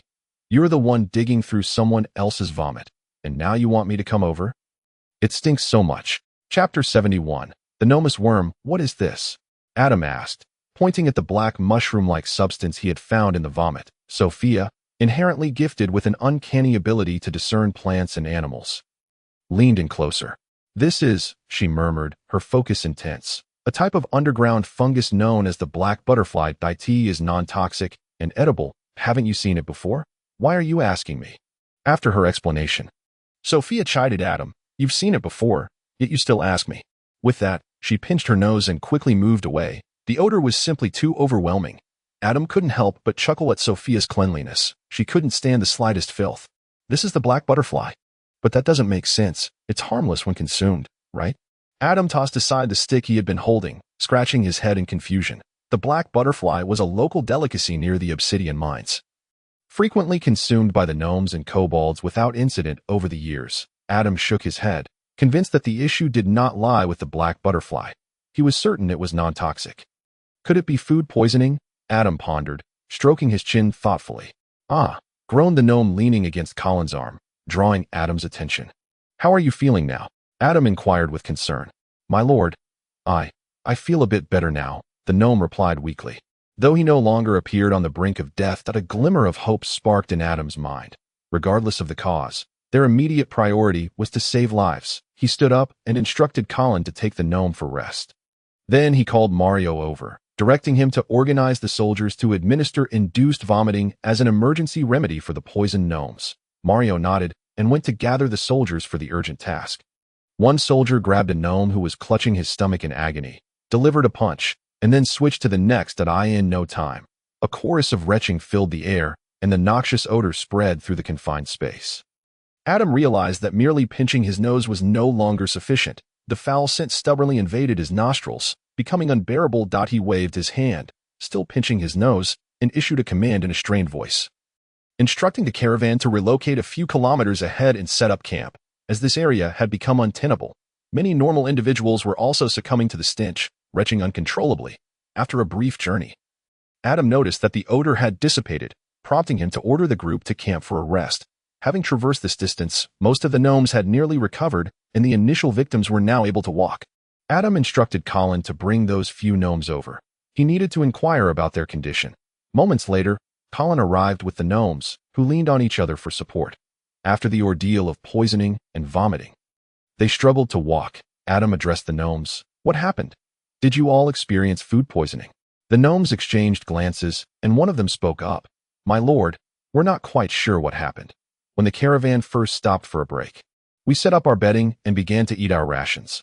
Others noticed a small cluster of black butterflies nearby, and since it had been a while since we last had them, we decided to pick some to eat. Shortly after consuming them, we began to experience severe stomach pains, feeling as if we were dying. A classic case of if you don't meddle, you won't suffer." They had ignored their proper rations in favor of raw black butterflies. A sad testament to their accustomed hardships. Adam frowned. "But the black butterfly is supposed to be non-toxic?" The gnomes looked bewildered. They were well aware of the mushroom's harmlessness, which was precisely why they had consumed it. If their agonizing stomach pains were not due to the black butterflies, then what could be the cause?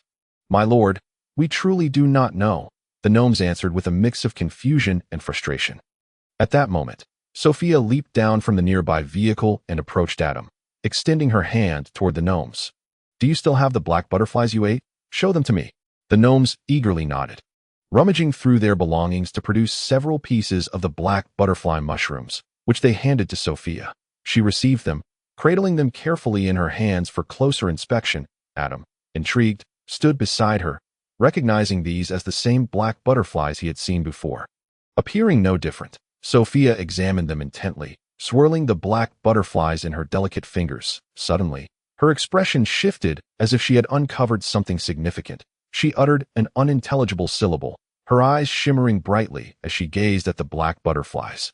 After a moment, a slender worm emerged from beneath the cap of the black butterfly, wriggling like a diminutive, coiled earthworm. Sophia pinched it between her fingers and exclaimed to Adam, "Brother, I have found the cause of the gnome's poisoning." Adam pointed incredulously at the tiny creature in Sophia's grasp. "Is this little thing the culprit? And you, girl, aren't you afraid of worms?" "Shouldn't girls be terrified of such creatures?" Sophia smiled and nodded. "Indeed, I am not afraid of worms. Brother, this is the nomus worm, rumored to originate from the underworld that it excels at hiding within food. And upon being ingested, it consumes the host's internal organs to grow stronger. Before devouring the organs, the nomus worm secretes a liquid that induces painful abdominal discomfort, which explains the gnome's earlier suffering. The black butterfly itself is harmless, but they consumed the ones infested with nomus worms." Adam's expression grew grave. Creatures from the underworld. How had such beings infiltrated the underground passages of the material realm? Adam pondered, recalling that the Great Alliance War had sealed off the underworld completely. Suddenly, he smacked his forehead, remembering his second lordly talent, the Eye of the Lord. Adam instructed Colin to take the gnomes away, then retrieved his manual from his pocket, opening it as he murmured, "Eye of the Lord," confirming the use of the eye on the target before him. He expended 200 points of public sentiment. Creature name: Nomus worm, origin plane, underworld creature rank, low-level demonic worm from the underworld, threat level 0, 100 points. Description: as long as it does not enter your body. Any creature can easily crush this worm. However, if it manages to infiltrate your body, you had better pray that your internal organs are sturdy. Friendly reminder: although the nomus worm is small, it is capable of crushing steel. Are your internal organs as resilient as steel? This truly was a creature from the underworld. Adam was astonished at the worm's formidable nature. How could such a tiny creature possess the ability to crush steel? Furrowing his brow, just then, Colin returned. Adam hastily instructed, "Quickly gather the previously poisoned gnomes together, separating them from the others. Have them surrender any black butterfly mushrooms they possess." If the nomus worm were to spread throughout the entire caravan or contaminate the food being transported, it would spell disaster. Adam was still unaware of the potential quantity of the nomus worms, but he could not afford to underestimate them. After all, this worm was a creature of the underworld. "Sophia, is there any way to detect the hidden nomus worms within the caravan?" Adam asked in a serious tone. Sophia nodded. "All right, I will give it a try." Adam replied affirmatively. The next scene left Adam astounded. He watched as Sophia pinched the nomus worm and placed it into her mouth, swallowing it whole. I can't believe it. She just ate it." Chapter 72. Sophia's ability. "You ate it?" Adam stammered in shock. Sophia looked at Adam innocently, her large, watery eyes blinking up at him. "Yes, I swallowed it." "My goodness, Sophia, do you not realize that the nomus worm will consume your internal organs? How could you dare to eat it? How could you even consider it?" Adam sprang up, panic etched across his face. "Does your stomach hurt? Hurry, throw it up." Adam rushed to Sophia's side, gripping her arm anxiously. Sophia, noticing Adam's evident anxiety, chuckled delightfully, offering no response to his words. "Oh my goodness, are you going to vomit or not?" Adam was beside himself with worry, utterly exasperated. How could she still find joy in this moment? "No, this won't do. If you don't throw up, I shall induce it myself." Adam was determined. Sophia could not come to harm. He pretended to clench his fists, preparing to strike her abdomen to elicit a reaction. Upon witnessing Adam's behavior, Sophia was startled and quickly scampered to the side, having just perceived her brother as gentle, yet now he seemed ready to resort to violence. Adam, in a frenzy, implored, "Sophia, don't run. Just let me give you one punch. It will be fine." Sophia's expression darkened. At that moment, Mario approached, and she instinctively hid behind him, ready to explain. Adam, however, beamed with excitement. "Mario, just in time. Help me catch Sophia. I need to hit her." Mario was taken aback. "Huh? He stood dumbfounded, questioning the scenario. Why did the Lord wish to strike Miss Sophia? Were the young couple quarreling? Sophia, overhearing this, felt compelled to alter her intended words, narrowing her brows in indignation. Mario, dare you lay a finger on me? Caught between the Lord's command and the furious future lady, Mario hesitated, unwilling to offend either party. He raised his hands in surrender, a look of despair on his face. If it were Alan or Colin, they would have unconditionally followed Adam's orders, even if they regarded Sophia as a sister. Mario inwardly chastised himself, pondering why he had approached at all. The couple was clearly having a spat, and he had unwittingly walked into a firestorm. Adam, vexed, exclaimed, "Oh, you foolish girl. Sophia has ingested a nomus worm. I need to induce her to vomit." Mario's eyes widened in confusion. What on earth was a nomus worm? Regardless of its nature, the Lord did not appear angry. Perhaps Sophia had consumed something hazardous. He needed to act quickly to rescue her. Sophia suddenly understood her brother's intentions. "Oh, that silly brother. He wants to make me vomit." She nimbly evaded Mario's grasping hand and teased Adam. Hee, silly brother, I'm fine. No need to induce anything, truly. Adam, exasperated, retorted, "You know full well the dangers of the nomus worm. You think you can avoid vomiting after consuming it? Come here at once. Stop playing around. Do you wish to drive me to despair?" Heavens! Her brother was truly oblivious. Sophia could hardly contain her amusement at Adam's adorably naive demeanor. "Really, it's nothing to worry about, brother. Have you forgotten I am a whisperer? I am naturally able to control these little creatures. This is my assimilation skill. By consuming the nomus worm, I can sense the presence of other nomus worms. Wasn't it you who asked me to check if there were more in the caravan?" Adam was taken aback. Huh? In that moment? Upon realizing Sophia had ingested the nomus worm, he completely overlooked her innate abilities. It was hardly his fault. After all, she was his cherished one. But what was this assimilation skill? It was not listed in her attributes. Might it be a latent ability?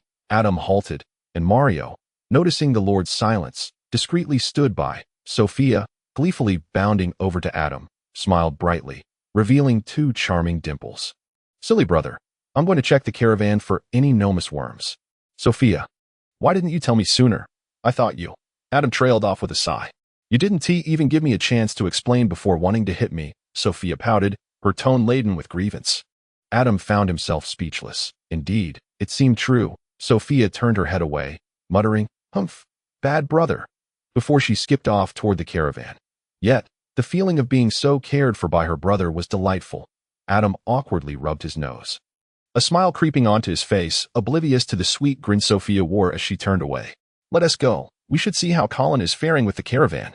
Adam shifted the subject, directing his orders to Mario. Mario complied with a resigned "I," following behind Adam, feigning ignorance. Upon arriving near the caravan, they found Colin reprimanding the gathered gnomes, who stood in line as a few soldiers, under Colin's direction, began collecting the black butterfly mushrooms from their hands. Sophia settled in the center of the caravan, closing her eyes to attune herself. She then requested an empty water jug from the townsfolk and squatted down, murmuring to herself. Adam, standing too far away, could not discern her words. As Sophia whispered, tiny, intricate worms began to emerge from the supplies, the ground around the caravan, and the food carried by the people. These were indeed the nomus worms. The onlookers gasped in astonishment, especially those whose food was crawling with worms, shivering in disbelief. How could creatures emerge from their sustenance? As the nomus worms appeared, they fell to the ground, stirring up a slight cloud of dust. The nomus worms raised their bodies, sensing their surroundings, before swiftly making their way towards Sophia. Under her control, they obediently wriggled into the empty water jug she held. Once all the worms were gathered, Sophia stood and tightly sealed the jug, exclaiming, "All done." She beamed at Adam, who affectionately ruffled her hair, praising, "Excellent." This was more than excellent. It was akin to a fantasy version of a Meow Girl reborn. Adam nearly felt as though he had returned to Earth, for Sophia seemed just like those Meow Girls who could command insects and serpents. Mario stood nearby, utterly astounded, jaw agape in disbelief. So, this was the infamous nomus worm. It had been hidden within their food. Colin arrived just then, handing Sophia the black butterfly mushrooms collected by the soldiers. Sophia accepted them, opened the water jug, and stored the nomus worms found within the black butterflies. Having already collected the ones that had strayed onto the supplies and other people's food, Mario pulled Colin aside to inquire about the nomus worms, and Colin recounted everything in detail, leaving Mario drenched in cold sweat from shock. Adam looked at Sophia and asked, "Child, You can control these worms? Sophia proudly lifted her chin. Of course. Adam nodded, pleased, as long as she could control them. Initially, he had intended to eliminate the worms, but Sophia, understanding his intentions, had wisely distanced herself with the water jug. Observing her attachment to these creatures, Adam could not help but shake his head and smile ruefully. Oh well, if she takes a liking to them, let her keep them, as long as they don't harm anyone. Chapter 73. Encounter at the Abyssal Cliff. After the caravan navigated the harrowing incident involving the nomus worms, they resumed their journey. The dark, gold-edged thorn flowers swayed high above, fully unfurling in the wind, as if proudly displaying their bloom. Adam reclined against the vehicle, resting his hands behind his head, admiring his family crest. Oh dear, lower it a bit. Be careful not to hit the rocks.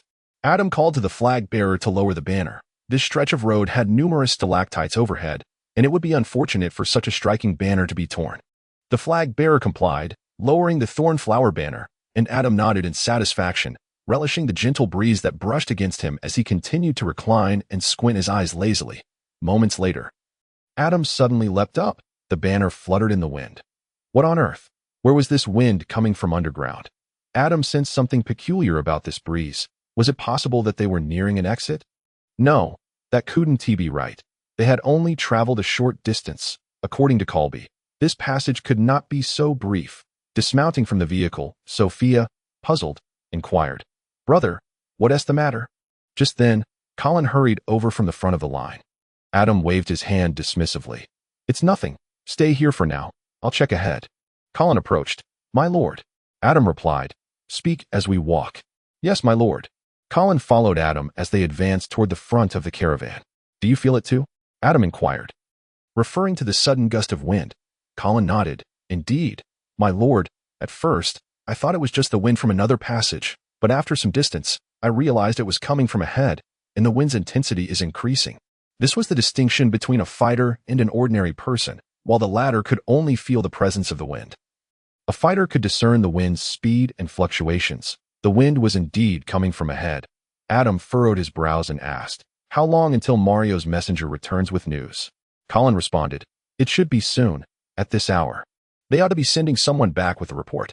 As soon as Colin's words fell, a commotion arose ahead in the caravan. Adam looked toward the front. Here they come. A fighter dashed through the line, reaching Adam and Colin, dropping to one knee in salute, his face etched with urgency as he reported, My lord, beware. A precipice lies ahead. We have already lost 3 warriors to its edge. Fortunately, Captain Mario managed to grasp one of them in time, and he has dispatched me to report the situation to you, my lord. Adam gasped. Has anyone been rescued from the brink? The warrior shook his head, replying, When I left, they had not yet been brought back. The 3 warriors were linked together, and Captain Mario, along with the others, could not pull them up simultaneously. Their armor and long spears are too cumbersome. Colin, standing nearby, inquired with perplexity, Why not use battle aura to assist in their retrieval? The warrior explained, The edge of the cliff is far too fragile to withstand the force unleashed by battle aura. It would shatter. The 3 fell when they were utilizing their aura to scout for danger, causing the ground beneath them to collapse. The prospect of retrieving them without the use of battle aura was indeed daunting. Adam was acutely aware of the combined weight of the 3 warriors, including their armor and weapons, which easily exceeded 1,000 pounds, relying solely on Mario and 6 other soldiers to lift such a burden. Especially in the treacherous terrain of a cliff, was quite precarious. Adam commanded the warrior, You must hurry. Instruct those 3 to shed their armor and discard their spears.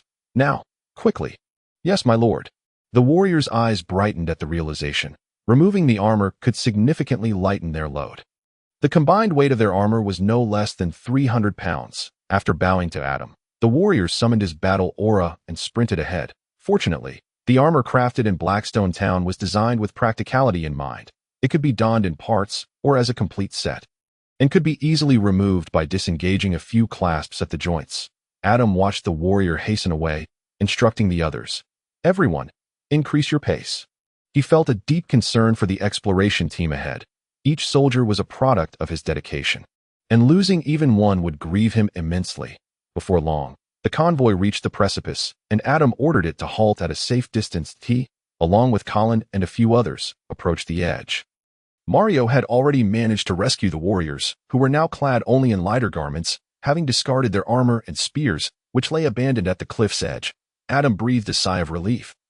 Offering words of comfort to the three warriors, and dispatched someone to retrieve 3 sets of spare equipment for them.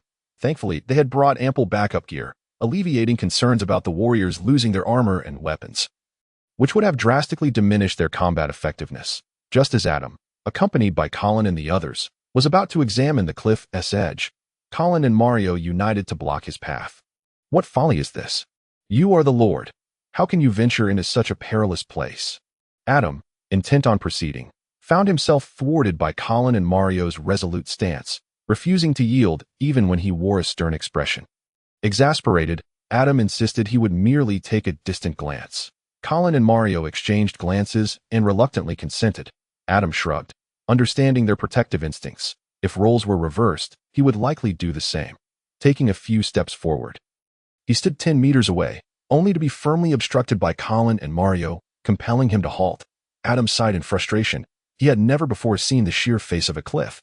Raising his gaze, he noted that 10 meters was not an insurmountable distance. He instructed someone to bring him a torch, for the surroundings were too dim to ascertain the depth of the chasm. Once the torch was in hand, Adam handed it to Colin, urging him to cast it forth with vigor, using its light to illuminate the chasm's full extent. The torch whirled through the air, landing just above the precipice, where its glow unveiled the stark reality of the cliff. Opposite the chasm stood a rugged, sheer wall, nearly 100 meters away, and with Colin's aura bolstering it, the torch struck the cliffside, erupting into a shower of sparks that cascaded downward. The faint explosion of the torch seemed to disturb the edge of the precipice, causing a few loose stones to tumble and vanish into the unfathomable darkness below. Aside from the crackling of the torch behind them, the atmosphere was eerily silent, with no sound marking the stone's descent into the abyss. Good heavens, this is no mere cliff, it is an abyss. Adam swallowed hard, finding no fault in Colin and Mario's insistence on keeping him back at a sheer drop of 100 meters. Even devoid of acrophobia, standing at the edge would leave his legs trembling. Let no one mock Adam's fear. Let them try it themselves. 100 meters wide, an abyss as dark as ink, the silent depths of falling stones. Adam yearned to comprehend how such a ghastly place could exist in this subterranean passage. Was it possible that it led straight to hell? Chapter 74. The cliffside path from the depths of the abyss. Faint echoes of howling occasionally reverberated, as a breeze wafted upward from the chasm, coursing through the passage the convoy had traversed. The gentle wind Adam had felt earlier was indeed a remnant from this terrifying abyss. He took a few cautious steps back, brushing off Colin's hand as he attempted to steady him, shooting a sharp glare in his direction. "I am not so fragile. I was simply startled by this terrifying abyss. With many eyes upon him," he thought, "if I require assistance just to walk, I shall become a laughingstock." Colin silently withdrew his hand, trailing behind Adam, while Mario chuckled softly, patting Colin's shoulder and exchanging knowing glances. "You two have garnered the Lord's displeasure. Ha, ha." Colin shrugged off Mario's jest, while Mario grimaced, noting how Colin increasingly resembled Instructor Allen, wooden and unable to appreciate humor. Had the convoy reached a dead end? Adam pondered, recalling that during their departure, Kirby had not warned him of the cliff's presence. Could it be that Kirby had concealed this from him? That seemed unlikely, if he were aware. There would be no reason to keep it hidden if the convoy could not pass. They would have to retreat, and Kirby would surely face his wrath. Adam sat atop the cart, deep in thought. Sophia, concerned, wiped the sweat from his brow. Upon seeing the chasm's edge, he had been drenched in cold perspiration, and beads still lingered. Perhaps this cliff emerged from the gnomes' migration within the last decade. Or there may be another route we have overlooked. It seemed improbable that such a vast abyss could form within a decade. They must have strayed from the correct path, Adam concluded, summoning Colin and Mario to instruct them to explore the surrounding area for alternative routes. Colin nodded, turning to organize a dozen Aura warriors, who armed themselves with torches and dispersed to search. After about an hour, Mario's contingent appeared to have made a discovery, their chatter rising in volume. Adam, alerted by the commotion, lifted his gaze to see the squad had indeed stumbled upon something, though the flickering torchlight rendered it unclear. At that moment, Mario rushed over, exclaiming, "My lord, a cliffside path has been found, extending along the wall from the precipice, but it is too dark ahead to discern what lies further." Upon hearing this, Adam called for Colin. instructing the remaining teams to continue their search before he and Colin and Mario proceeded toward the cliffside path to investigate. My lord, my lord, my lord. As Adam and his companions approached, the surrounding warriors gradually parted, allowing them to pass. Adam acknowledged the warriors with a nod, directing his attention to the cliffside path described by Mario. That it was indeed steep. The edge of the precipice formed a semicircle, and the path Mario had discovered clung to the wall at the cliff's rounded termination.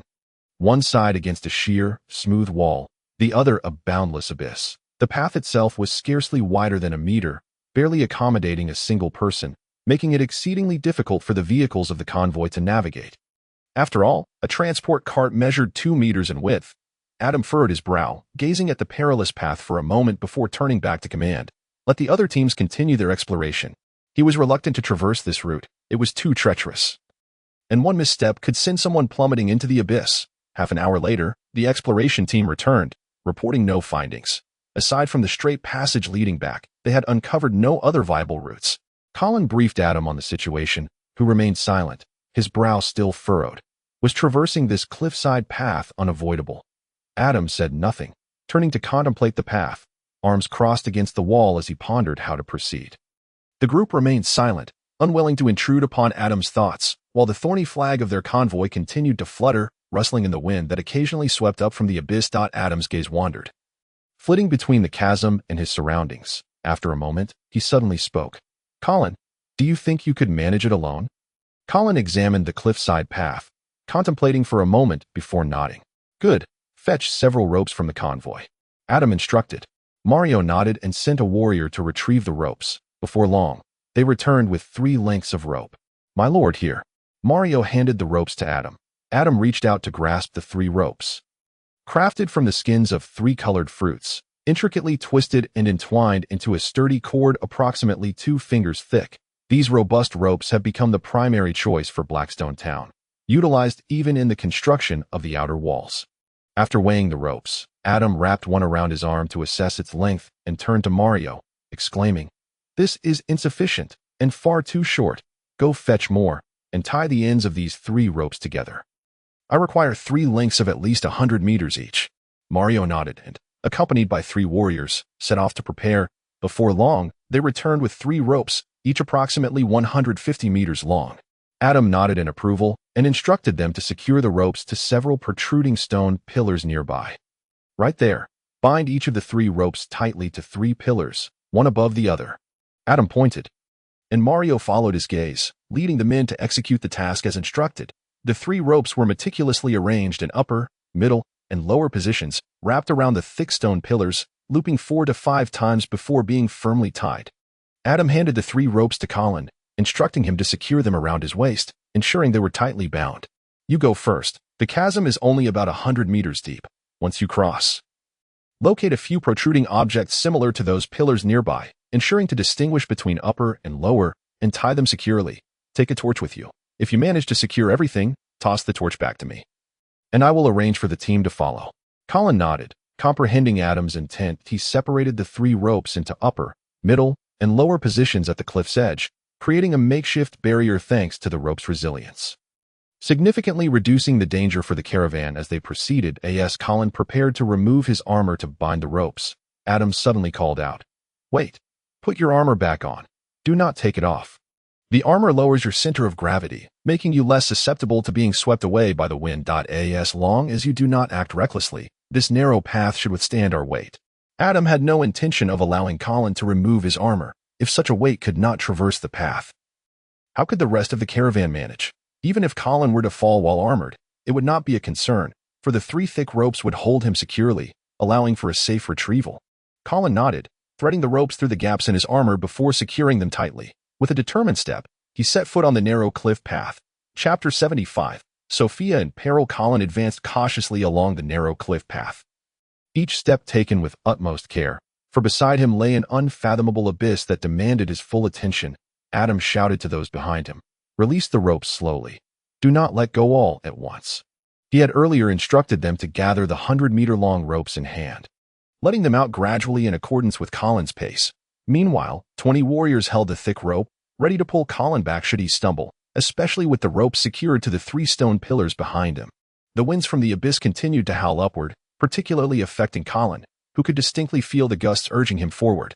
Fortunately, his weight, combined with the full suit of armor he wore, provided a stable center of gravity, rendering him impervious to the fierce winds. Step by careful step, Colin moved forward, gradually disappearing into the darkness ahead, leaving only the flickering light of the torch in his hand visible to the others. A profound silence enveloped the group as they awaited his progress. Though 100 meters is not an extensive distance, Colin's deliberate pace made it feel prolonged. Approximately half an hour later, the ropes held taut, forming a rudimentary protective barrier. Simultaneously, a torch was hurled from the distant end of the abyss, spinning rapidly as it flew toward them, bolstered by a surge of energy. As it landed among the crowd. Without needing Adam's command, Mario leaped into action, brandishing his spear and striking the torch. With a sharp crack, sparks flew in all directions. Adam's gaze fell upon the ropes as he instructed the warriors to adjust their positions, bringing the ropes closer to the cliff path. After another 10 minutes of careful adjustments, the ropes were finally in place, and Adam prepared to organize the personnel for the crossing. Just as Mario was about to shout to Colin to inform him that they were ready to proceed, Adam interrupted. Silence, no shouting. He shot Mario a stern look, convinced that the abyss held secrets best left undisturbed. Embarrassed, Mario scratched his head and turned to assist in coordinating the others through the narrow passage. One at a time. No rushing. Mario, go summon the caravan members and have them unload all cargo from the carts. We need to get the carts across first. Adam commanded, noting that without the cargo, the carts would weigh little more than 100 pounds.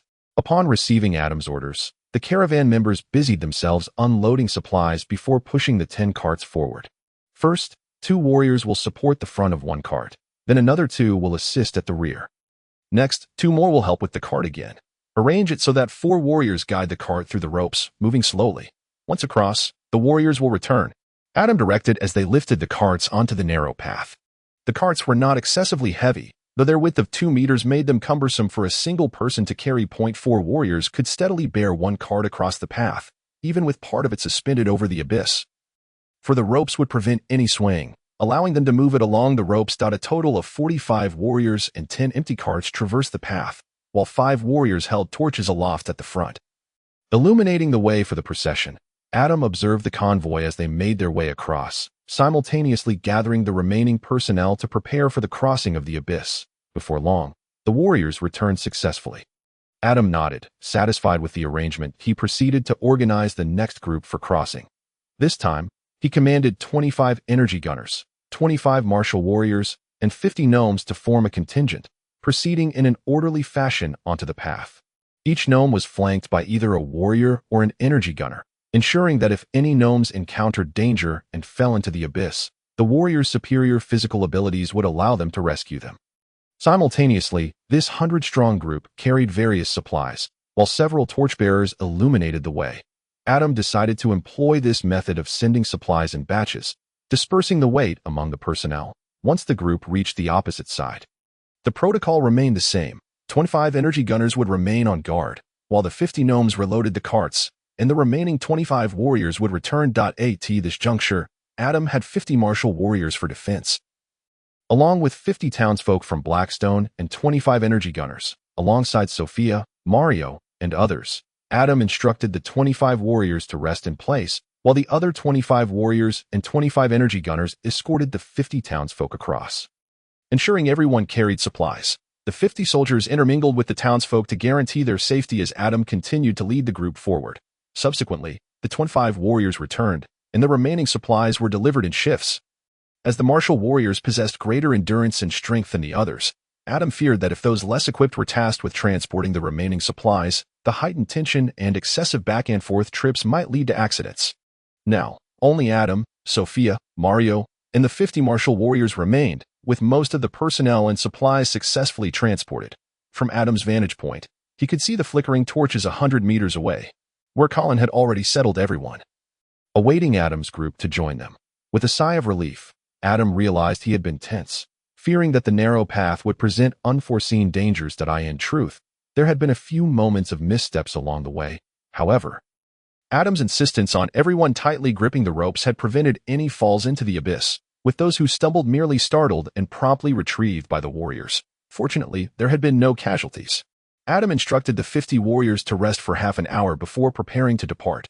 First, 25 warriors would proceed, followed by Mario, Adam, and Sophia, who would then be joined by the remaining 50 warriors. At this point, there were no supplies or personnel left behind, as everyone prepared to assemble on Colin's side. As Adam traversed the cliff, one hand grasped the rope while the other steadied himself against the smooth rock face. He gazed down into the abyss, where terrifying sounds echoed. The depths were shrouded in darkness, revealing only swirling shadows as if ready to engulf everyone. A slight tremor coursed through Adam's legs, as he harbored a mild fear of heights. Shifting his gaze away from the abyss, Adam focused on the dark expanse below, where visibility was non-existent. He pursed his lips, realizing that the situation was not as dreadful as it seemed. With a bit of caution and mindfulness, one could traverse the path safely. However, he pondered the reason behind the persistent winds emanating from the abyss. Standing on the narrow cliff path, Adam keenly felt the powerful gusts surging upward, causing the ropes to quiver. Fortunately, they were securely fastened, and he had no doubt that a person with a lower center of gravity could be swept away by such fierce winds. As Adam pondered the reason behind the relentless winds that surged from the abyss, Sophia, who was following closely behind him, found herself besieged by the fierce gusts. Squinting against the biting winds that stung her eyes with discomfort, she instinctively lifted her hand to rub them that moment. A sudden and violent gust swept through, threatening to engulf everyone in its tumult. With her hands relinquished from the safety of the rope and her petite frame rendered vulnerable, Sophia was caught off guard by the force of the wind, causing her to stumble perilously close to the cliff's edge. In that fateful instant, her foot slipped, and she found herself teetering over the abyss, letting out a piercing scream, as she plummeted into the depths below. Chapter 76. All passed through the abyssal cliff with frantic movements. Sophia flailed her arms, her delicate fingertips grazing the rope, only to find that her efforts were in vain as she failed to grasp it. Despair washed over her as she closed her beautiful eyes, resigning herself to her fate. This was the end. Just then, Adam, turning sharply, beheld the horrifying sight of Sophia teetering on the brink of disaster. "Sophia," he shouted, his voice a raw mixture of fear and urgency as he lunged forward without hesitation, seizing her arm. He had caught her. The sensation of her icy, delicate touch ignited a flicker of hope within him. Sophia opened her eyes to see Adam's face illuminated with joy at having saved her, and in that moment, she gazed at him tenderly, realizing that her brother had come to her rescue. Yet, the force of her descent pulled Adam off balance, as he had rushed in a state of panic, and now he too was in danger of falling. Together, Adam and Sophia plunged into the abyss. This was it. Panic surged through Sophia's heart as she thought, "Brother, why must you be so foolish? You risked your life to save me." The weight of guilt compounded her despair. "I cannot bear to lose you." Just as Adam braced himself for the grim reality of their shared fate, he felt a sudden tug on his feet. "Hey," Mario grunted. "Two of you, come help me pull the Lord up, and for goodness sake, no fighting energy," he commanded the nearby warriors, sternly warning them against using their powers, lest they shatter the fragile path beneath them, leading to certain death for all. Suspended in midair, Adam held tightly to Sophia's arm, her smaller frame swaying precariously above the inky abyss. Hearing Mario's voice above, a wave of relief washed over him. Thankfully, Mario had him. Adam exhaled, feeling the panic that had lodged in his throat dissipate. He would not meet his end today. However, he couldn't help but grimace at the painful grip Mario had on his ankle. "Could you ease up a bit? That hurts." Enduring the agony radiating from his ankle, Adam felt as though his arms might be crushed under Mario's grip. Did the man not realize the strength he possessed? Yet, one could hardly blame Mario, in a situation so precarious. The safety of their lord was paramount. Beneath his calm exterior lay an inner turmoil that mirrored Adam's own anxiety. If given the choice, Mario would gladly have traded places with Adam, preferring to dangle over the abyss himself rather than see his lord face peril. Adam cast a reassuring glance at Sophia, silently urging her to remain calm. "Hold on tight, little one," he managed through gritted teeth, desperate to stifle the urge to cry out about the pain. Sophia, with her gentle demeanor, looked at Adam's anguished face and nodded softly, though the pain in her arm caused her brow to furrow slightly. Like Mario, Adam was fraught with concern. He would rather endure the pain of holding Sophia tightly than risk her falling due to any negligence on his part. The commotion on the narrow path caught Colin's attention. Busy directing the loading of supplies, he glanced up, frowning at the disturbance. Had someone encountered danger? Unbeknownst to him, it was Adam who teetered on the brink. As Adam felt himself being slowly hoisted upwards, Mario and several warriors worked together to pull him and Sophia to safety. The moment Adam's feet touched the ground, his legs wobbled, weakened by the strain and Mario's relentless grip.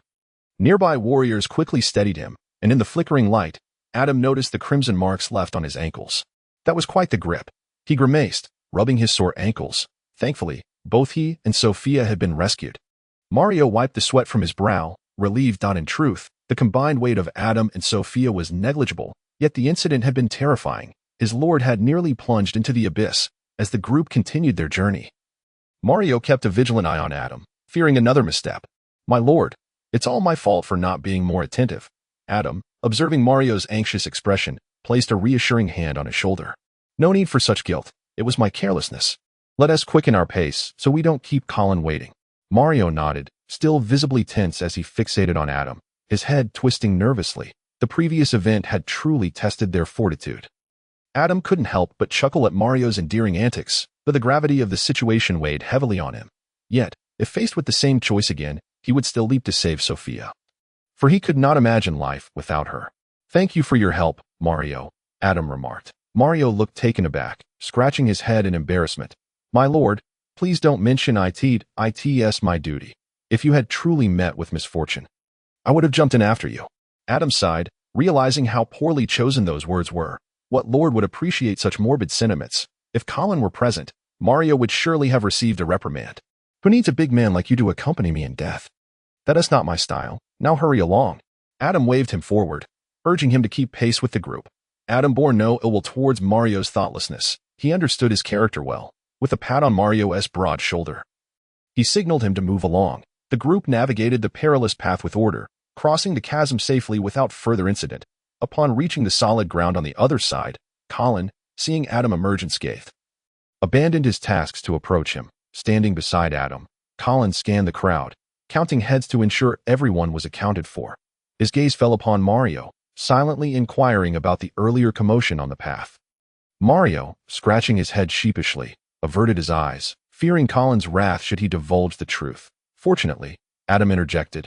"Colin, please take a head count. Everyone here. How are the supplies?"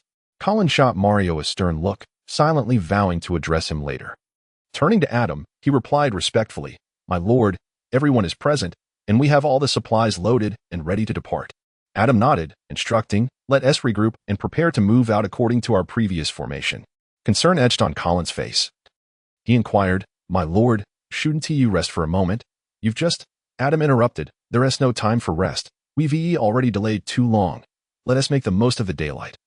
And Sophia and I can rest in the vehicle." With a smile, Adam reassured Colin, who nodded, setting about to organize the group for departure. A furtive glance at Mario indicated to him to follow suit. It was clear that the earlier incident needed addressing, and Mario, feeling guilty, was unusually compliant.